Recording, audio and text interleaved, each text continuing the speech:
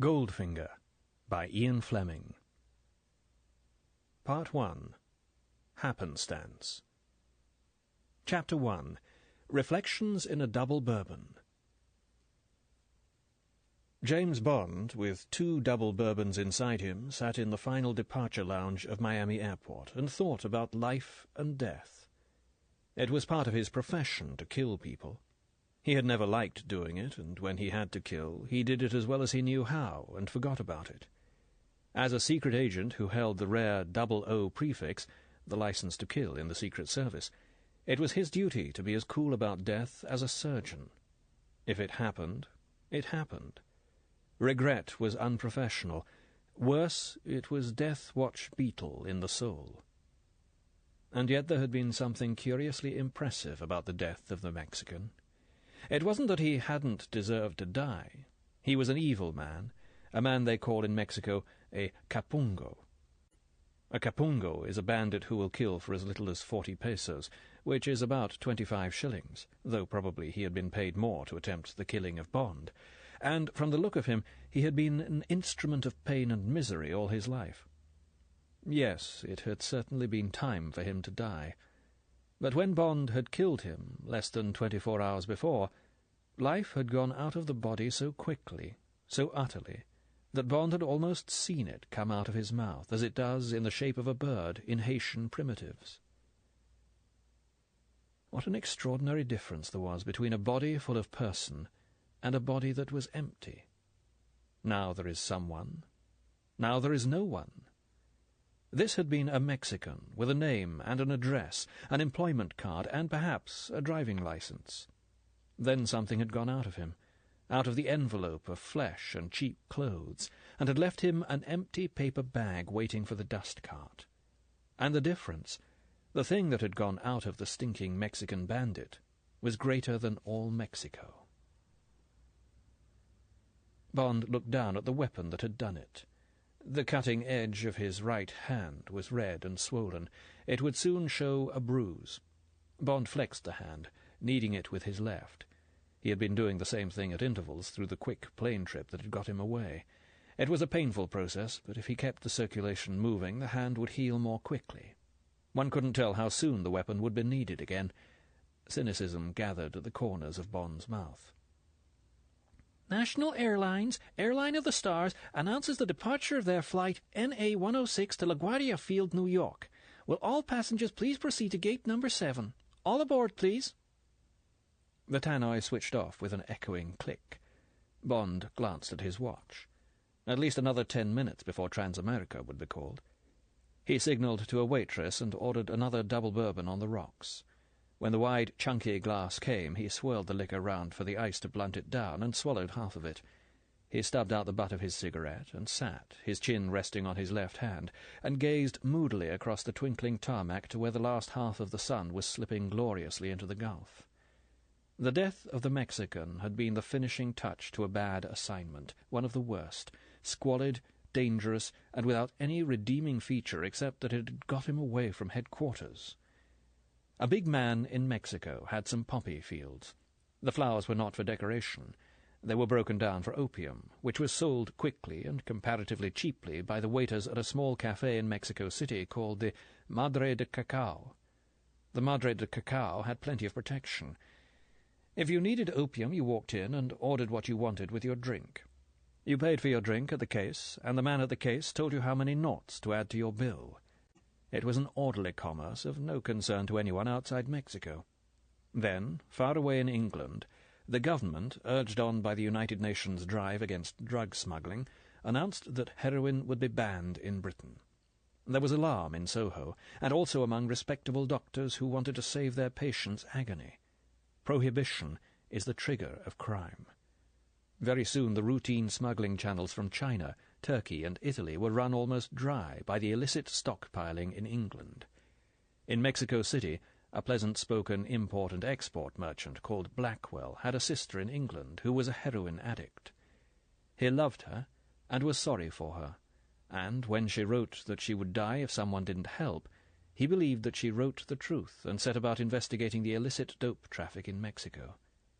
In due course, through friends and friends of friends, he got to the Madre de Cacao, and on from there to the big Mexican grower. In the process he came to know about the economics of the trade, and he decided that if he could make a fortune, and at the same time help suffering humanity, he had found the secret of life. Blackwell's business was in fertilizers. He had a warehouse and a small plant, and a staff of 3 for soil testing and plant research. It was easy to persuade the big Mexican that behind this respectable front Blackwell's team could busy itself extracting heroin from opium. Carriage to England was swiftly arranged by the Mexican. For the equivalent of £1,000 a trip, every month one of the diplomatic couriers of the Ministry of Foreign Affairs carried an extra suitcase to London. The price was reasonable. The contents of the suitcase, after the Mexican had deposited it at the Victoria Station left luggage office, and had mailed the ticket to a man called Schwab, care of Books and Picks Limited, WC1, were worth £20,000. Unfortunately, Schwab was a bad man, unconcerned with suffering humanity. He had the idea that if American juvenile delinquents could consume millions of dollars' worth of heroin every year, so could their teddy boy and girl cousins. In 2 rooms in Pimlico, his staff watered the heroin with stomach powder and sent it on its way to the dance halls and amusement arcades. Schwab had already made a fortune when the CID Ghost Squad got on to him. Scotland Yard decided to let him make a little more money while they investigated the source of his supply. They put a close tail on Schwab, and in due course were led to Victoria Station and thence to the Mexican courier. At that stage, since a foreign country was concerned, the Secret Service had to be called in, and Bond was ordered to find out where the courier got his supplies and to destroy the channel at source. Bond did as he was told. He flew to Mexico City and quickly got to the Madre de Cacao. Thence, posing as a buyer for the London traffic, he got back to the big Mexican. The Mexican received him amiably and referred him to Blackwell. Bond had rather taken to Blackwell. He knew nothing about Blackwell's sister, but the man was obviously an amateur, and his bitterness about the heroin ban in England rang true. Bond broke into his warehouse one night and left a thermite bomb. He then went and sat in a cafe a mile away and watched the flames leap above the horizon of rooftops and listened to the silver cascade of the fire brigade bells. The next morning he telephoned Blackwell. He stretched a handkerchief across the mouthpiece and spoke through it. "Sorry you lost your business last night. I'm afraid your insurance won't cover those stocks of soil you were researching." "Who's that? Who's speaking?" "I'm from England. That stuff of yours has killed quite a lot of young people over there, damaged a lot of others. Santos won't be coming to England any more with his diplomatic bag. Schwab will be in jail by tonight. That fellow Bond you've been seeing, he won't get out of the net either. The police are after him now." Frightened words came back down the line. "All right, but just don't do it again. Stick to fertilizers." Bond hung up. Blackwell wouldn't have had the wits. It was obviously the big Mexican who had seen through the false trail. Bond had taken the precaution to move his hotel, but that night, as he walked home after a last drink at the Copacabana, a man suddenly stood in his way. The man wore a dirty white linen suit and a chauffeur's white cap that was too big for his head. There were deep blue shadows under Aztec cheekbones. In one corner of the slash of a mouth there was a toothpick, and in the other a cigarette. The eyes were bright pinpricks of marijuana. "You like a woman? Make a jig-a-jig?" "No." "Coloured girl? A fine jungle tale?" "No." "Maybe pictures?" The gesture of the hand slipping into the coat was so well known to Bond, so full of old dangers, that when the hand flashed out and the long silver finger went for his throat, Bond was on balance and ready for it. Almost automatically, Bond went into the parry defence against underhand thrust out of the book. His right arm cut across, his body swivelling with it. The 2 forearms met midway between the 2 bodies, banging the Mexican's knife arm off target and opening his guard for a crashing short-arm chin jab with Bond's left. Bond's stiff, locked wrist had not travelled far, perhaps 2 feet, but the heel of his palm, with fingers spread for rigidity, had come up and under the man's chin with terrific force. The blow almost lifted the man off the sidewalk.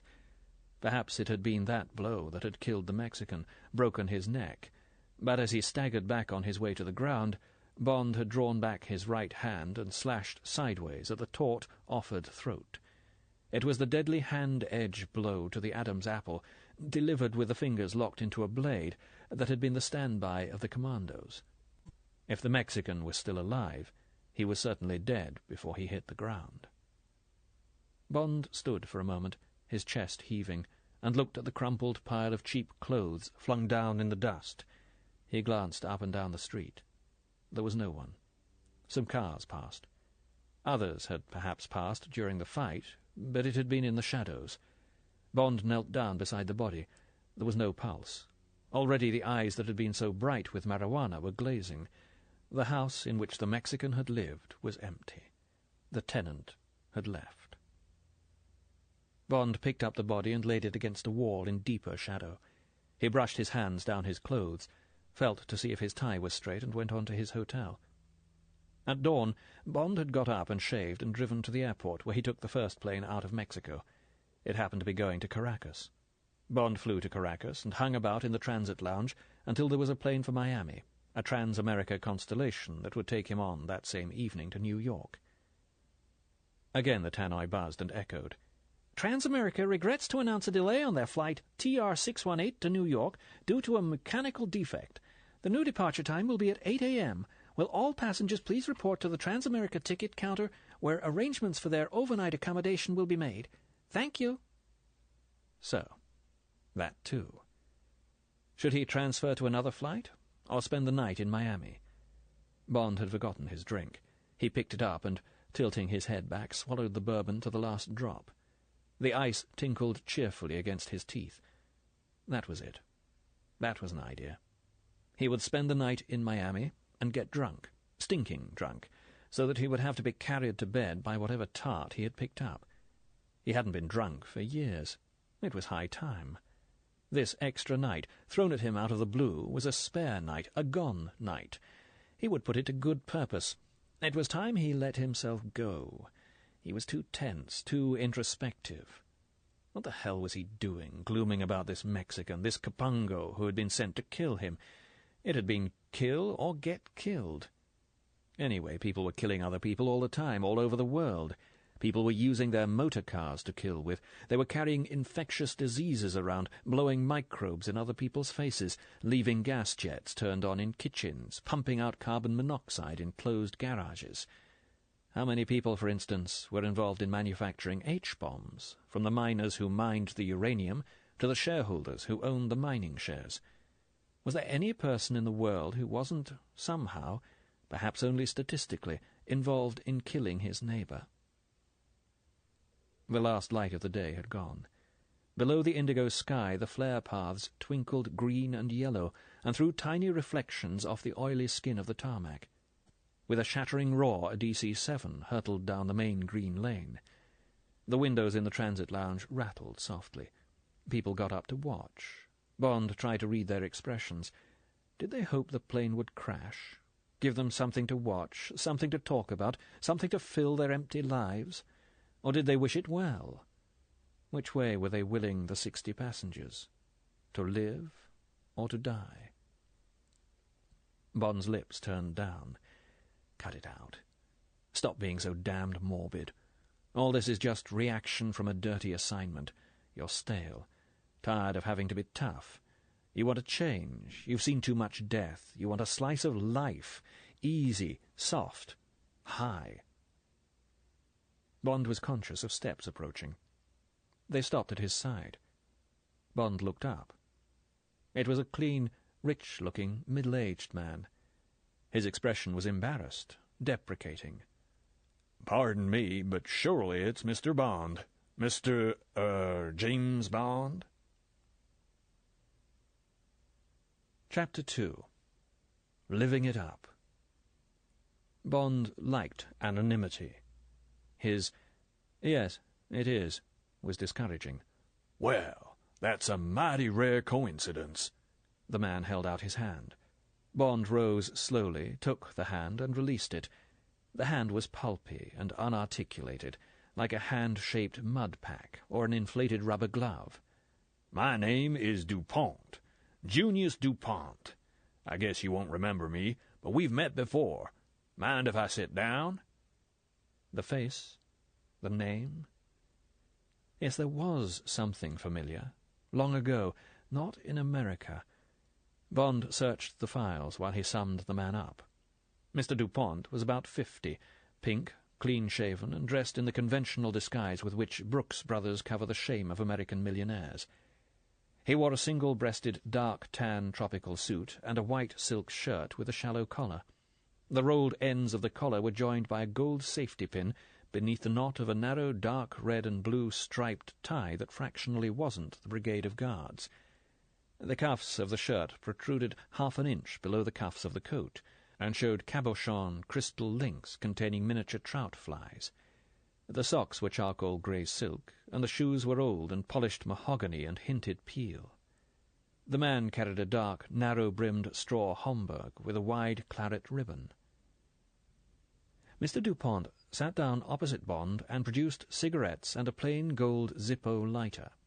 Bond noticed that he was sweating slightly. He decided that Mr. Dupont was what he appeared to be, a very rich American, mildly embarrassed. He knew he had seen him before, but he had no idea where or when. "Smoke?" "Thank you." It was a parliament. Bond affected not to notice the offered lighter. He disliked held-out lighters. He picked up his own and lit the cigarette. "France, 51, Royal Les Yeux." Mr. Dupont looked eagerly at Bond. "That casino. Ethel, that's Mrs. Dupont, and me were next to you at the table the night you had the big game with the Frenchman." Bond's memory raced back. Yes, of course. The Duponts had been numbers 4 and 5 at the baccarat table. Bond had been 6. They had seemed harmless people. He had been glad to have such a solid bulwark on his left on that fantastic night when he had broken Le Chiffre. Now Bond saw it all again, the bright pool of light on the green baize, the pink crab hands across the table scuttling out for the cards. He smelled the smoke and the harsh tang of his own sweat. That had been a night. Bond looked across at Mr. Dupont and smiled at the memory. "Yes, of course I remember. Sorry I was slow. But that was quite a night. I wasn't thinking of much except my cards." Mr. Dupont grinned back, happy and relieved. "Why, gosh, Mr. Bond, of course I understand, and I do hope you'll pardon me for butting in. You see—" He snapped his fingers for a waitress. "But we must have a drink to celebrate. What'll you have?" "Thanks. Bourbon on the rocks." "And Dimple Haig and water." The waitress went away. Mr. Dupont leant forward, beaming. A whiff of soap or aftershave lotion came across the table. Lantheric? "I knew it was you, as soon as I saw you sitting there. But I thought to myself, Junius, you don't often make an error over a face, but let's just go make sure. Well, I was flying Trans-American tonight, and when they announced the delay, I watched your expression, and if you'll pardon me, Mr. Bond, it was pretty clear from the look on your face that you had been flying Trans-American too." He waited for Bond to nod. He hurried on. "So I ran down to the ticket counter and had me a look at the passenger list. Sure enough, there it was, J. Bond." Mr. Dupont sat back, pleased with his cleverness. The drinks came. He raised his glass. "Your very good health, sir. This sure is my lucky day." Bond smiled noncommittally and drank. Mr. Dupont leant forward again. He looked round. There was nobody at the nearby tables. Nevertheless, he lowered his voice. "I guess you'll be saying to yourself, well, it's nice to see Junius Dupont again, but what's the score? Why is he so particularly happy at seeing me on just this night?" Mr. Dupont raised his eyebrows as if acting Bond's part for him. Bond put on a face of polite inquiry. Mr. Dupont leant still farther across the table. "Now, I hope you'll forgive me, Mr. Bond. It's not like me to pry into other people's affairs, but after that game at Royale, I did hear that you were not only a grand card player, but also that you were, how shall I put it, that you were a sort of, investigator. You know, kind of intelligence operative." Mr. Dupont's indiscretion had made him go very red in the face. He sat back and took out a handkerchief and wiped his forehead. He looked anxiously at Bond. Bond shrugged his shoulders. The grey-blue eyes that looked into Mr. Dupont's eyes, which had turned hard and watchful despite his embarrassment, held a mixture of candour, irony, and self-deprecation. "I used to dabble in that kind of thing. Hangover from the war. One still thought it was fun playing Red Indians, but there's no future in it in peacetime." "Quiet. Quiet." Mr. Dupont made a throwaway gesture with the hand that held the cigarette. His eyes evaded Bond's as he put the next question, waited for the next lie. Bond thought, there's a wolf in this Brooks Brothers clothing. This is a shrewd man. "And now you've settled down?" Mr. Dupont smiled paternally. "What did you choose, if you'll pardon the question?" "Import and export. I'm with Universal. Perhaps you've come across them." Mr. Dupont continued to play the game. Universal. Let me see. Why, yes, sure, I've heard of them. Can't say I've ever done business with them, but I guess it's never too late." He chuckled fatly. "I've got quite a heap of interests all over the place. Only stuff I can honestly say I'm not interested in is chemicals. Maybe it's my misfortune, Mr. Bond, but I'm not one of the chemical Duponts." Bond decided that the man was quite satisfied with the particular brand of Dupont he happened to be. He made no comment. He glanced at his watch to hurry Mr. Dupont's play of the hand. He made a note to handle his own cards carefully. Mr. Dupont had a nice, pink, kindly baby face, with a puckered, rather feminine, turned-down mouth. He looked as harmless as any of the middle-aged Americans with cameras who stand outside Buckingham Palace. But Bond sensed many tough, sharp qualities behind the fuddy-duddy facade. Mr. Dupont's sensitive eye caught Bond's glance at his watch. He consulted his own. "My, oh my! 7 o'clock, and here I've been talking away without coming to the point. Now, see here, Mr. Bond, I've got me a problem on which I'd greatly appreciate your guidance. If you can spare me the time, and if you were counting on stopping over in Miami tonight, I'd reckon it a real favor if you'd allow me to be your host." Mr. Dupont held up his hand. "Now, I think I can promise to make you comfortable. So happens I own a piece of the Floridiana. Maybe you heard we opened around Christmas time. Doing a great business, I'm happy to say. Really pushing that little old fountain blue." Mr. Dupont laughed indulgently. "That's what we call the Fontainebleau down here. Now, what do you say, Mr. Bond? You shall have the best suite, even if it means putting some good-paying customers out on the sidewalk. And you be doing me a real favor." Mr. Dupont looked imploring. Bond had already decided to accept, blind. Whatever Mr. Dupont's problem, blackmail, gangsters, women, it would be some typical form of rich man's worry. Here was a slice of the easy life he had been asking for. Take it. Bond started to say something politely deprecating. Mr. Dupont interrupted. "Please, please, Mr. Bond, and believe me, I'm grateful, very grateful indeed." He snapped his fingers for the waitress. When she came, he turned away from Bond and settled the bill out of Bond's sight.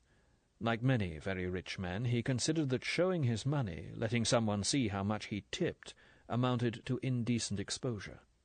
He thrust his roll back into his trousers pocket — the hip pocket is not the place among the rich — and took Bond by the arm. He sensed Bond's resistance to the contact and removed his hand. They went down the stairs to the main hall. "Now, let's just straighten out your reservation."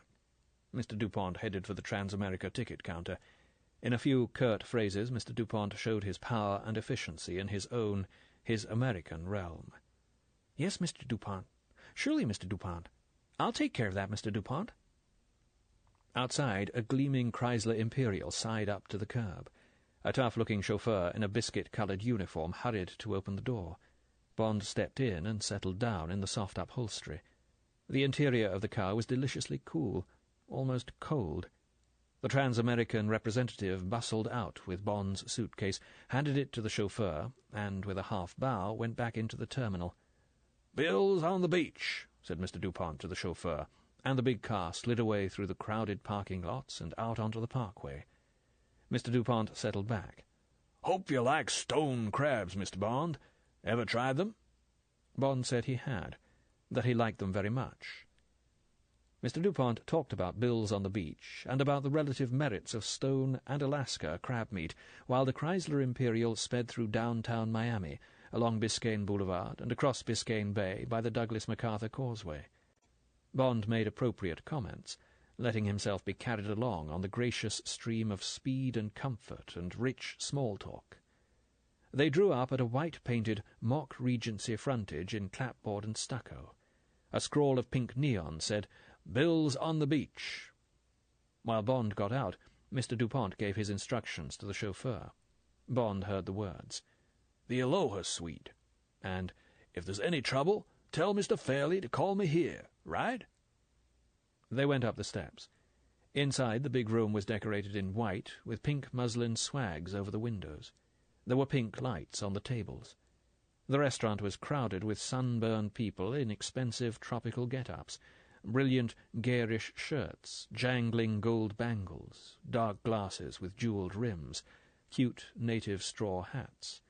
There was a confusion of scents. The wry smell of bodies that had been all day in the sun came through.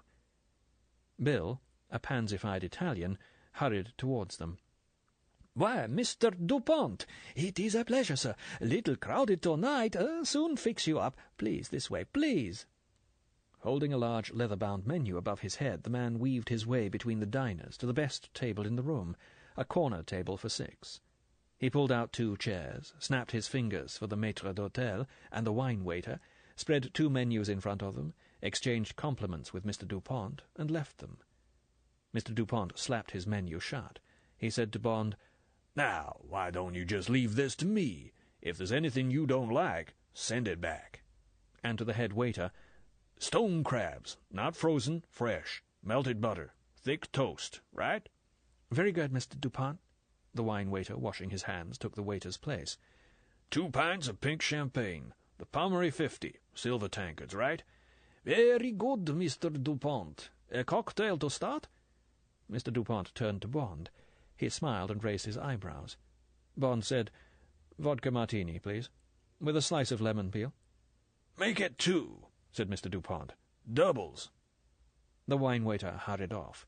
Mr. Dupont sat back and produced his cigarettes and lighter. He looked round the room, answered 1 or 2 waves with a smile and a lift of the hand, and glanced at the neighbouring tables. He edged his chair nearer to Bond's. "Can't help the noise, I'm afraid," he said apologetically. "Only come here for the crabs. They're out of this world. Hope you're not allergic to them. Once brought a girl here and fed her crabs, and her lips swelled up like cycle tires." Bond was amused at the change in Mr. Dupont. This racy talk, the authority of manner once Mr. Dupont thought he had got Bond on the hook, on his payroll. He was a different man from the shy, embarrassed suitor who had solicited Bond at the airport. What did Mr. Dupont want from Bond? It would be coming any minute now. The proposition. Bond said, "I haven't got any allergies." "Good, good." There was a pause. Mr. Dupont snapped the lid of his lighter up and down several times. He realized he was making an irritating noise and pushed it away from him. He made up his mind.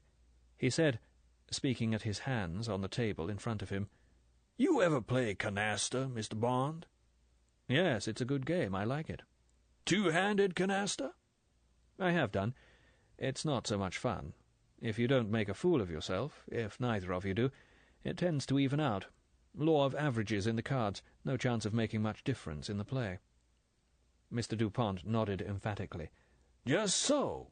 That's what I've said to myself. Over 100 games or so, 2 equal players will end up equal. Not such a good game as gin or Oklahoma, but in a way that's just what I like about it. You pass the time, you handle plenty of cards, you have your ups and downs, no one gets hurt, right?" Bond nodded. The martinis came. Mr. Dupont said to the wine-waiter, "Bring 2 more in 10 minutes." They drank. Mr. Dupont turned and faced Bond. His face was petulant, crumpled. He said, "What would you say, Mr. Bond, if I told you I'd lost $25,000 in a week playing two-handed canasta?" Bond was about to reply. Mr. Dupont held up his hand. "And mark you, I'm a good card player. Member of the Regency Club. Play a lot with people like Charlie Gorin, Johnny Crawford. At bridge, that is. But what I mean, I know my way around at the card table." Mr. Dupont probed Bond's eyes. "If you've been playing with the same man all the time, you've been cheated." "Exactly." Mr. Dupont slapped the tablecloth. He sat back. "Exactly. That's what I said to myself after I lost. Lost for 4 whole days. So I said to myself, this bastard is cheating me, and by golly, I'll find out how he does it and have him hounded out of Miami. So I doubled the stakes and then doubled them again. He was quite happy about it, and I watched every card he played, every movement. Nothing. Not a hint or a sign. Cards not marked. New pack whenever I wanted one. My own cards. Never looked at my hand. Couldn't, as I always sat dead opposite him, no kibitzer to tip him off. And he just went on winning and winning. Won again this morning, and again this afternoon.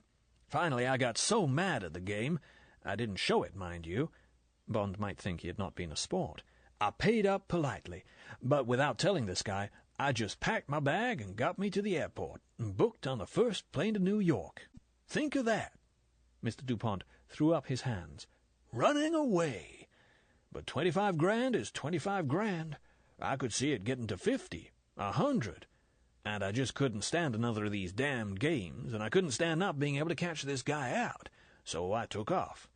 What do you think of that? Me, Junius Dupont, throwing in the towel because I couldn't take the licking any more. Bond grunted sympathetically. The second round of drinks came. Bond was mildly interested. He was always interested in anything to do with cards. He could see the scene, the two men playing, and the one man quietly shuffling and dealing away and marking up his score, while the other was always throwing his cards into the middle of the table with a gesture of controlled disgust. Mr. Dupont was obviously being cheated. How? Bond said, 25,000's a lot of money. What stakes were you playing? Mr. Dupont looked sheepish. Quarter a point, then 50 cents, then $1. Pretty high, I guess, with the games averaging around 2,000 points. Even at a quarter, that makes $500 a game. At $1 a point, if you go on losing, it's murder. You must have won sometimes. Oh, sure, but somehow, just as I'd got the SOB all set for a killing, he put down as many of his cards as he could meld. Got out of the bag. Sure, I won some small change, but only when he needed 120 to go down, and I'd got all the wild cards. But you know how it is with canasta. You have to discard right. You lay traps to make the other guy hand you the pack. Well, darn it, he seemed to be psychic. Whenever I laid a trap, he'd dodge it, and almost every time he laid one for me, I'd fall into it. As for giving me the pack, why, he'd choose the damnedest cards when he was pushed, discard singletons, aces, God knows what, and always get away with it. It was just as if he knew every card in my hand. Any mirrors in the room? Heck, no, he always played outdoors. He said he wanted to get himself a sunburn. Certainly did that, red as a lobster. He'd only play in the mornings and afternoons. Said if he played in the evening, he couldn't get to sleep. Who is this man, anyway? What's his name? Goldfinger. First name? Auric. That means golden, doesn't it? He certainly is that. Got flaming red hair. Nationality? You won't believe it, but he's a Britisher, domiciled in Nassau. You'd think he'd be a Jew from the name, but he doesn't look it. We're restricted at the Floridiana. Wouldn't have got in if he had been. Nassavian passport. Age 42, unmarried. Profession, broker. Got all this from his passport. Had me a peek via the house detective when I started to play with him. What sort of broker? Dupont smiled grimly. I asked him. He said, "Oh, anything that comes along." Evasive sort of fellow. Clams up if you ask him a direct question. Talks away quite pleasantly about nothing at all. What's he worth? "Ha!" said Mr. Dupont explosively. "That's the damnedest thing. He's loaded, but loaded. I got my bank to check with Nassau. He's lousy with it. Millionaires are a dime a dozen in Nassau, but he's rated either first or second among them. Seems he keeps his money in gold bars. Shifts them around the world a lot to get the benefit of changes in the gold price. Acts like a damn federal bank. Doesn't trust currencies. Can't say he's wrong in that. Seeing how he's one of the richest men in the world, there must be something to his system. But the point is, if he's as rich as that, what the hell does he want to take a lousy 25 grand off me for?" A bustle of waiters round their table saved Bond having to think up a reply. With ceremony, a wide silver dish of crabs, big ones, their shells and claws broken, was placed in the middle of the table.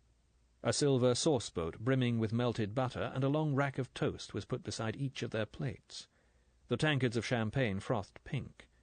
Finally, with an oily smirk, the head waiter came behind their chairs and, in turn, tied round their necks long white silken bibs that reached down to the lap.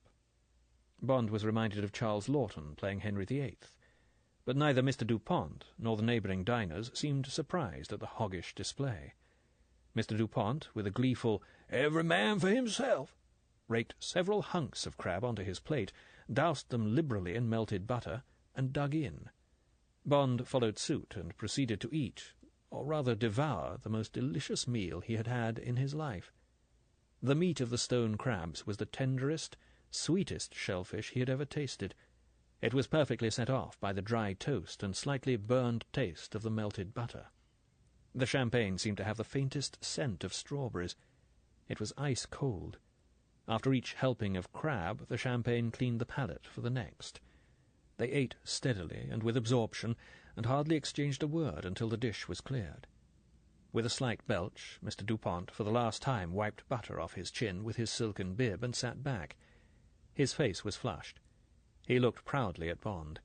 He said reverently, "Mr. Bond, I doubt if anywhere in the world a man has eaten as good a dinner as that tonight. What do you say?" Bond thought, "I asked for the easy life, the rich life. How do I like it? How do I like eating like a pig and hearing remarks like that?" Suddenly the idea of ever having another meal like this, or indeed any other meal with Mr. Dupont, revolted him. He felt momentarily ashamed of his disgust. He had asked, and it had been given. It was the Puritan in him that couldn't take it.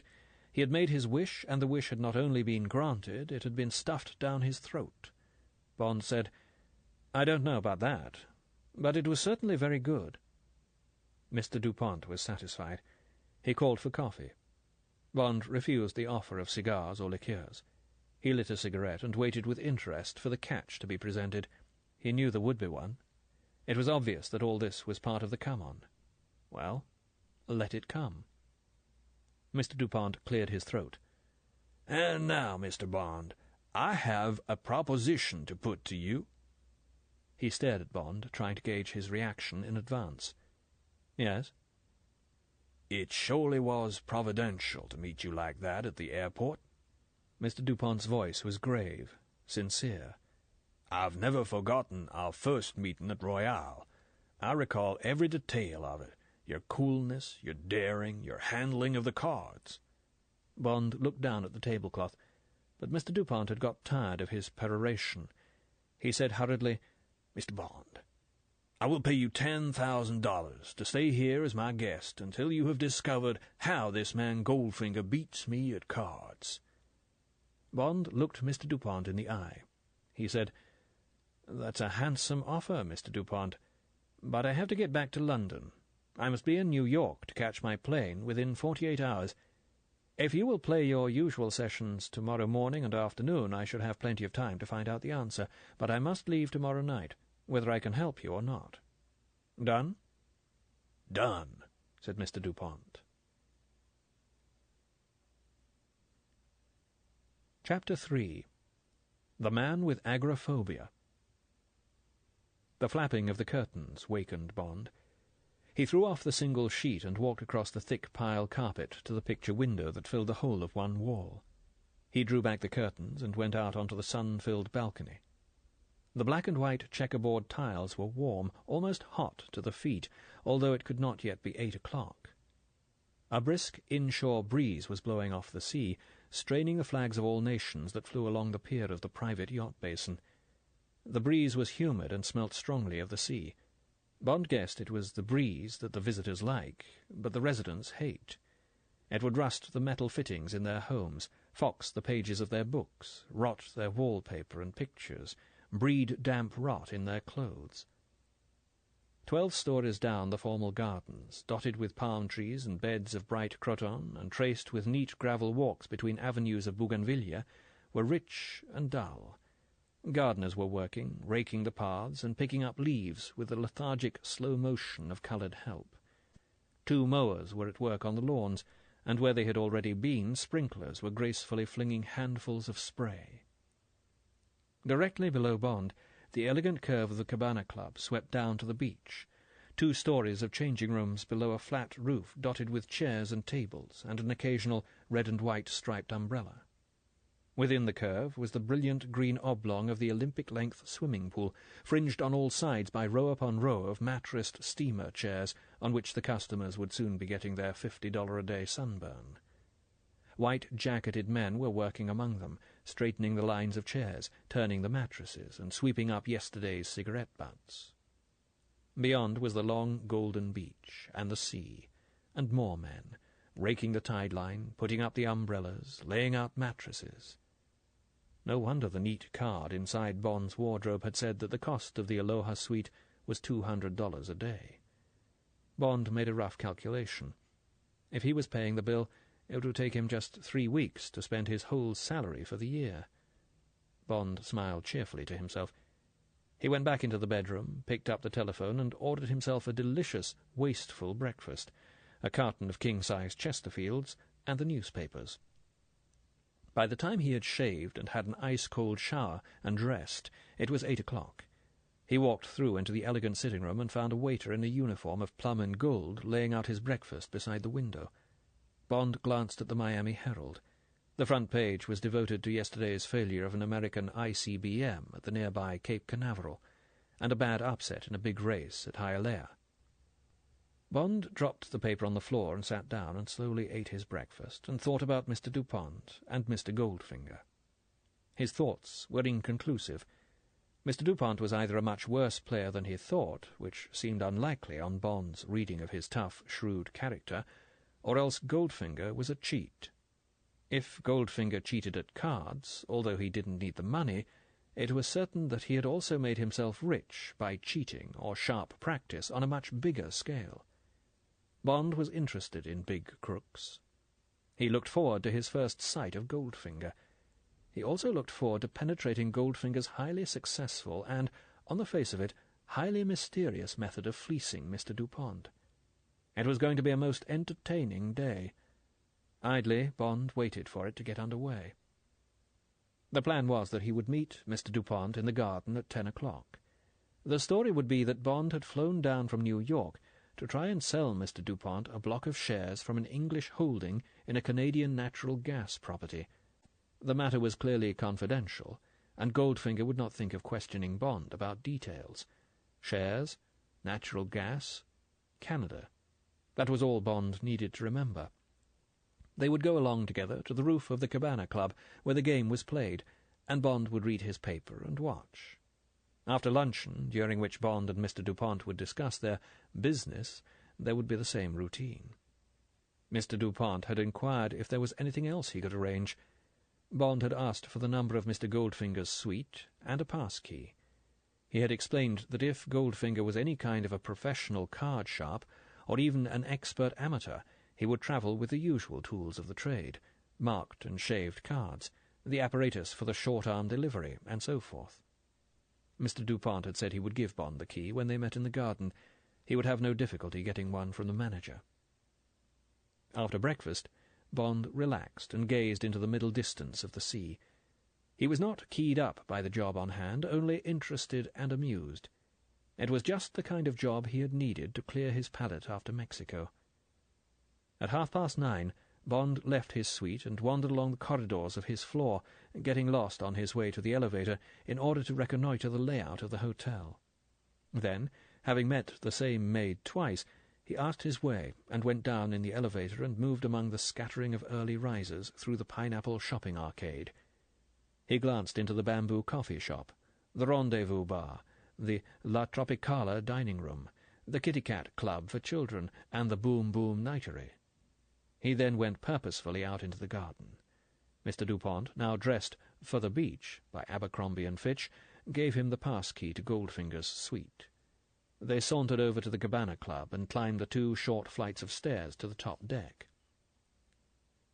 Bond's first view of Mr. Goldfinger was startling. At the far corner of the roof, just below the cliff of the hotel, a man was lying back with his legs up on a steamer chair. He was wearing nothing but a yellow satin bikini slip, dark glasses, and a pair of wide tin wings under his chin. The wings, which appeared to fit round his neck, stretched out across his shoulders and beyond them, and then curved up slightly to rounded tips. Bond said, "What the hell's he wearing round his neck?" "You never seen one of those?" Mr. Dupont was surprised. "That's a gadget to help your tan. Polished tin. Reflects the sun up under your chin and behind the ears, the bits that wouldn't normally catch the sun." "Well, well," said Bond. When they were a few yards from the reclining figure, Mr. Dupont called out cheerfully, in what seemed to Bond an over-loud voice, "Hi there!" Mr. Goldfinger did not stir. Mr. Dupont said in his normal voice, "He's very deaf." They were now at Mr. Goldfinger's feet. Mr. Dupont repeated his hail. Mr. Goldfinger sat up sharply. He removed his dark glasses. "Why, hello there." He unhitched the wings from round his neck, put them carefully on the ground beside him, and got heavily to his feet. He looked at Bond with slow, inquiring eyes. "Like you to meet Mr. Bond, James Bond, friend of mine from New York, countryman of yours. Come down to try and talk me into a bit of business." Mr. Goldfinger held out a hand. "Pleased to meet you, Mr. Bomb." Bond took the hand. It was hard and dry. There was the briefest pressure, and it was withdrawn. For an instant Mr. Goldfinger's pale, china-blue eyes opened wide and stared hard at Bond. They stared right through his face to the back of his skull. Then the lids drooped, the shutter closed over the X-ray, and Mr. Goldfinger took the exposed plate and slipped it away in his filing system. "So, no game today?" The voice was flat, colourless. The words were more of a statement than a question. "What do you mean, no game?" shouted Mr. Dupont boisterously. "You weren't thinking I'd let you hang on to my money? Got to get it back, or I shan't be able to leave this darned hotel." Mr. Dupont chuckled richly. "I'll tell Sam to fix the table. James here says he doesn't know much about cards, and he'd like to learn the game. That right, James?" He turned to Bond. "Sure you'll be all right with your paper and the sunshine?" "I'd be glad of the rest," said Bond. "Been travelling too much." Again the eyes bored into Bond, and then drooped. "I'll get some clothes on. I had intended to have a golf lesson this afternoon from Mr. Armour at the Boca Raton, but cards have priority among my hobbies. My tendency to uncock the wrists too early with the mid-irons will have to wait." The eyes rested incuriously on Bond. "You play golf, Mr. Bomb?" Bond raised his voice. "Occasionally, when I'm in England." "And where do you play?" "Huntercombe." "Ah, a pleasant little course. I have recently joined the Royal St. Mark's. Sandwich is close to one of my business interests. You know it?" "I have played there." "What is your handicap?" 9. "That is a coincidence. So is mine. We must have a game one day." Mr. Goldfinger bent down and picked up his tin wings. He said to Mr. Dupont, "I will be with you in 5 minutes." He walked slowly off towards the stairs. Bond was amused. This social sniffing at him had been done with just the right casual touch of the tycoon who didn't really care if Bond was alive or dead, but, since he was there and alive, might as well place him in an approximate category. Mr. Dupont gave instructions to a steward in a white coat. 2 others were already setting up a card table. Bond walked to the rail that surrounded the roof and looked down into the garden, reflecting on Mr. Goldfinger. He was impressed. Mr. Goldfinger was one of the most relaxed men Bond had ever met. It showed in the economy of his movement, of his speech, of his expressions. Mr. Goldfinger wasted no effort, yet there was something coiled, compressed in the immobility of the man. When Goldfinger had stood up, the first thing that had struck Bond was that everything was out of proportion. Goldfinger was short, not more than 5 feet tall, and on top of the thick body and blunt peasant legs was set almost directly into the shoulders a huge and it seemed exactly round head. It was as if Goldfinger had been put together with bits of other people's bodies. Nothing seemed to belong. Perhaps, Bond thought, it was to conceal his ugliness that Goldfinger made such a fetish of sunburn. Without the red-brown camouflage, the pale body would be grotesque. The face, under the cliff of crew-cut carroty hair, was as startling, without being as ugly, as the body. It was moon-shaped, without being moon-like. The forehead was fine and high, and the thin, sandy brows were level above the large, light-blue eyes, fringed with pale lashes. The nose was fleshily aquiline, between high cheekbones and cheeks that were more muscular than fat. The mouth was thin and dead straight, but beautifully drawn. The chin and jaws were firm and glinted with health. To sum up, thought Bond, it was the face of a thinker, perhaps a scientist, who was ruthless, sensual, stoical, and tough. An odd combination. What else could he guess? Bond always mistrusted short men. They grew up from childhood with an inferiority complex. All their lives they would strive to be big, bigger than the others who had teased them as a child. Napoleon had been short, and Hitler. It was the short men that caused all the trouble in the world. And what about a misshapen short man with red hair and a bizarre face? That might add up to a really formidable misfit. One could certainly feel the repressions. There was a powerhouse of vitality humming in the man that suggested that if one stuck an electric bulb into Goldfinger's mouth, it would light up. Bond smiled at the thought. Into what channels did Goldfinger release his vital force? Into getting rich? Into sex? Into power? Probably into all three. What could his history be? Today he might be an Englishman. What had he been born? Not a Jew, though there might be Jewish blood in him. Not a Latin or anything farther south. Not a Slav. Perhaps a German. No, a Balt. That's where he would have come from, one of the old Baltic provinces. Probably got away to escape the Russians. Goldfinger would have been warned, or his parents had smelled trouble and they had got him out in time. And what had happened then? How had he worked his way up to being one of the richest men in the world? One day it might be interesting to find out. For the time being, it would be enough to find out how he won at cards. "All set?" Mr. Dupont called to Goldfinger, who was coming across the roof towards the card table. With his clothes on, a comfortably fitting dark blue suit, a white shirt open at the neck, Goldfinger cut an almost passable figure. But there was no disguise for the great brown and red football of a head, and the flesh-coloured hearing aid plugged into the left ear was not an improvement. Mr. Dupont sat with his back to the hotel. Goldfinger took the seat opposite and cut the cards. Dupont won the cut, pushed the other pack over to Goldfinger, tapped them to show they were already shuffled, and he couldn't bother to cut, and Goldfinger began the deal. Bond sauntered over and took a chair at Mr. Dupont's elbow. He sat back, relaxed. He made a show of folding his paper to the sports page, and watched the deal. Somehow Bond had expected it, but this was no card sharp. Goldfinger dealt quickly and efficiently, but with no hint of the mechanic's grip, those vital 3 fingers curled round the long edge of the cards, and the index finger at the outside short upper edge, the grip that means you are armed for dealing bottoms or seconds. And he wore no signet ring for pricking the cards, no surgical tape round a finger for marking them. Mr. Dupont turned to Bond. "Deal of 15 cards," he commented. "You draw 2 and discard 1. Otherwise straight Regency rules. No monkey business with the red trays counting 1, 3, 5, 8, or any of that European stuff." Mr. Dupont picked up his cards. Bond noticed that he sorted them expertly, not grading them according to value from left to right, or holding his wild cards, of which he had 2 at the left, a pattern that might help a watchful opponent. Mr. Dupont concentrated his good cards in the centre of his hand, with the singletons and broken melds on either side. The game began. Mr. Dupont drew first, a miraculous pair of wild cards. His face betrayed nothing. He discarded casually.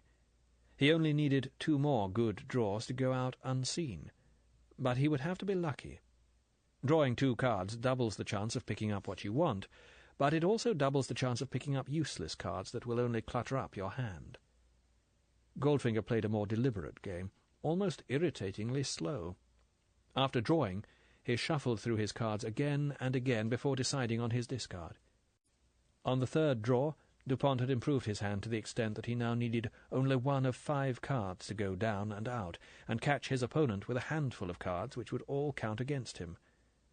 As if Goldfinger knew the danger he was in, he went down for 50, and proceeded to make a canaster with 3 wild cards and 4 5s. He also got rid of some more melds, and ended with only 4 cards in his hand. In any other circumstances, it would have been ridiculously bad play. As it was, he had made some 400 points instead of losing over 100, for on the next draw Mr. Dupont filled his hand, and, with most of the edge taken off his triumph by Goldfinger's escape, went down unseen with the necessary 2 canasters.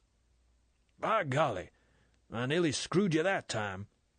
Mr. Dupont's voice had an edge of exasperation. "What in hell told you to cut and run?" Goldfinger said indifferently, "I smelled trouble." He added up his points, announced them, and jotted them down, waiting for Mr. Dupont to do the same. Then he cut the cards and sat back and regarded Bond with polite interest. "Will you be staying long, Mr. Baum?" Bond smiled. "It's Bond. B-O-N-D. No, I have to go back to New York tonight." "How sad." Goldfinger's mouth pursed in polite regret. He turned back to the cards, and the game went on. Bond picked up his paper and gazed unseeing at the baseball scores, while he listened to the quiet routine of the game. Goldfinger won that hand, and the next, and the next. He won the game. There was a difference of 1,500 points, $1,500 to Goldfinger. "There goes again." It was the plaintive voice of Mr. Dupont. Bond put down his paper. "Does he usually win?" "Usually?" The word was a snort.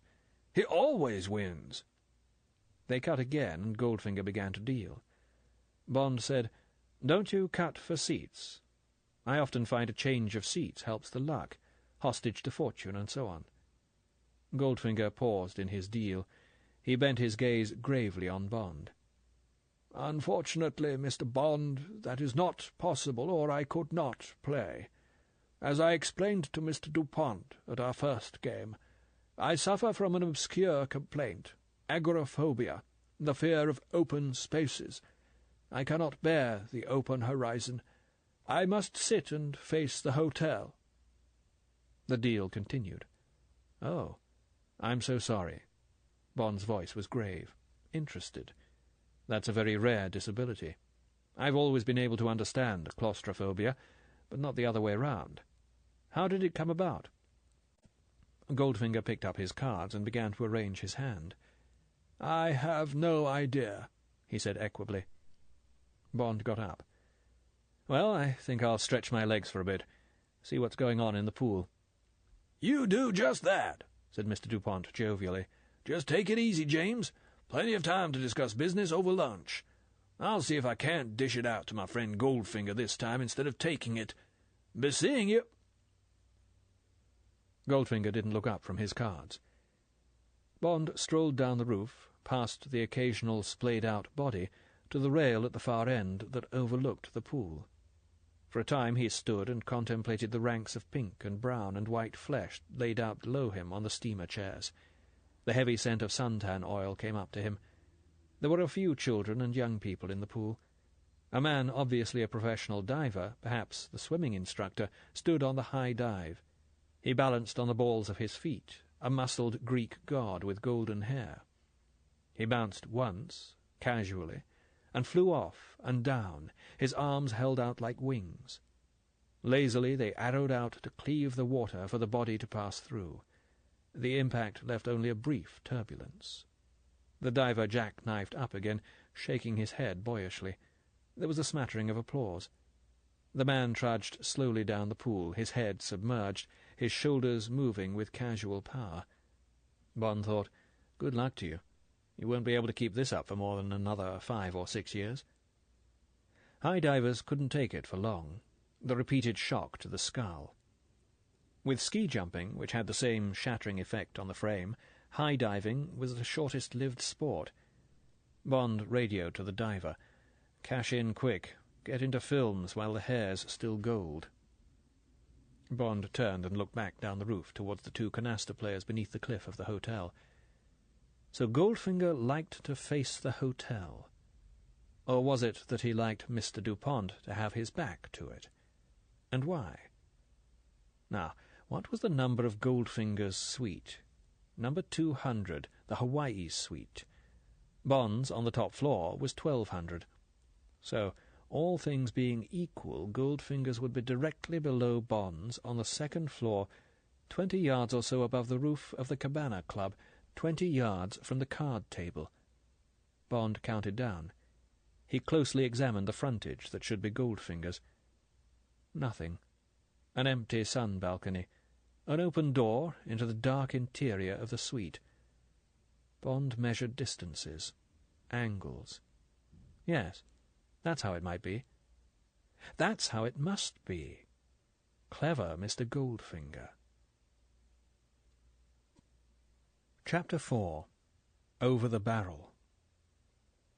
After luncheon, the traditional shrimp cocktail, native snapper with a minute paper cup of tartar sauce, roast prime ribs of beef au jus, and pineapple surprise, it was time for the siesta before meeting Goldfinger at 3 o'clock for the afternoon session.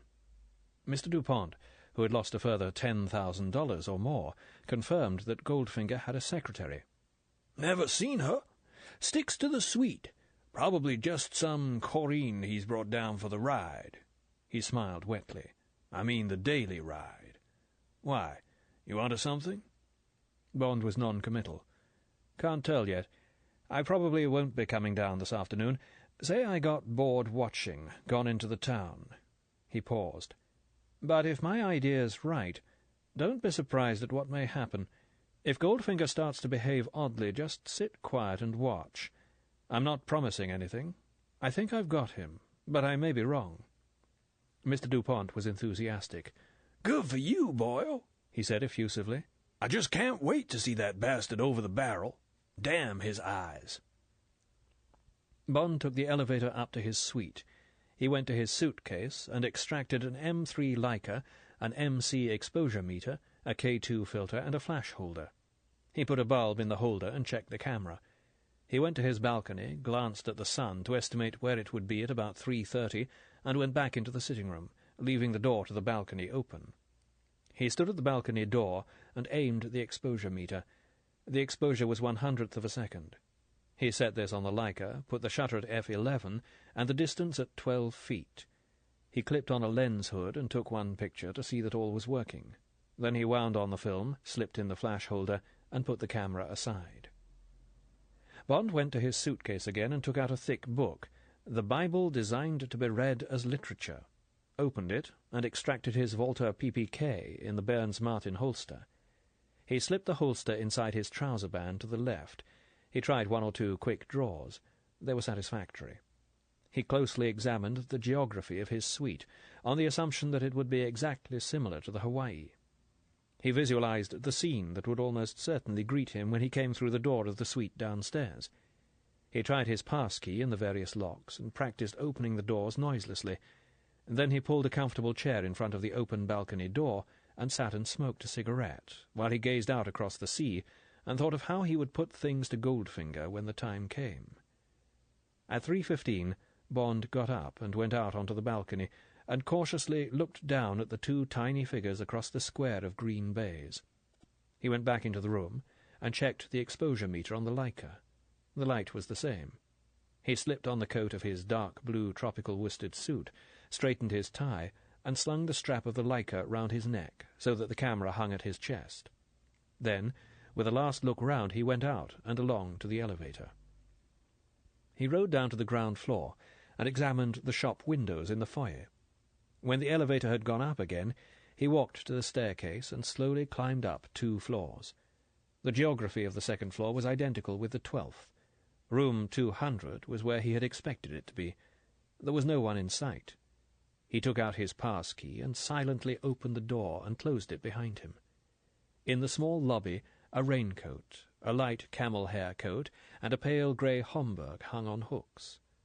Bond took his Leica firmly in his right hand, held it up close to his face, and gently tried the door to the sitting-room. It was not locked. Bond eased it open.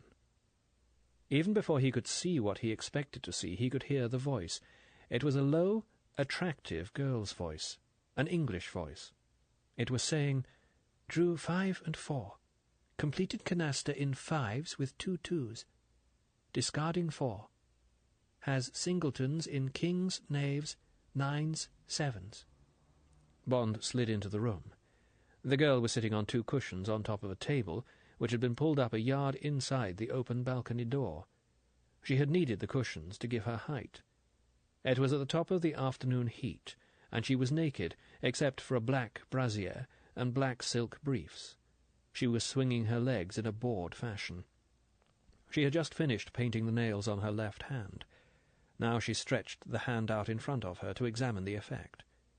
She brought the hand back close to her lips and blew on the nails. Her right hand reached sideways and put the brush back in the Revlon bottle on the table beside her. A few inches from her eyes were the eyepieces of a powerful-looking pair of binoculars, supported on a tripod whose feet reached down between her sunburned legs to the floor. Jutting out from below the binoculars was a microphone from which wires led to a box about the size of a portable record player under the table. Other wires ran from the box to a gleaming indoor aerial on the sideboard against the wall. The briefs tightened as she leant forward again and put her eyes to the binoculars. Drew a queen and a king. Meld of queens. Can meld kings with a joker. Discarding 7. She switched off the microphone. While she was concentrating, Bond stepped swiftly across the floor until he was almost behind her. There was a chair. He stood on it, praying it wouldn't squeak. Now he had the height to get the whole scene in focus. He put his eye to the viewfinder. Yes, there it was, all in line, the girl's head, the edge of the binoculars, the microphone, and 20 yards below the 2 men at the table, with Mr. Dupont's hand of cards held in front of him. Bond could distinguish the reds and the blacks. He pressed the button. The sharp explosion of the bulb and the blinding flash of light forced a quick scream out of the girl. She swivelled round. Bond stepped down off the chair. "Good afternoon." "Who are you? What do you want?" The girl's hand was up to her mouth. Her eyes screamed at him. "I've got what I want. Don't worry, it's all over now. And my name's Bond. James Bond." Bond put his camera carefully down on the chair and came and stood in the radius of her scent. She was very beautiful. She had the palest blonde hair. It fell heavily to her shoulders, unfashionably long. Her eyes were deep blue against a lightly sunburned skin, and her mouth was bold and generous, and would have a lovely smile. She stood up and took her hand away from her mouth. She was tall, perhaps 5'10", and her arms and legs looked firm as if she might be a swimmer. Her breasts thrust against the black silk of the brassiere. Some of the fear had gone out of her eyes. She said in a low voice, "What are you going to do?" "Nothing to you. I may tease Goldfinger a bit. Move over like a good girl and let me have a look." Bond took the girl's place and looked through the glasses. The game was going on normally. Goldfinger showed no sign that his communications had broken down. "Doesn't he mind not getting the signals? Will he stop playing?"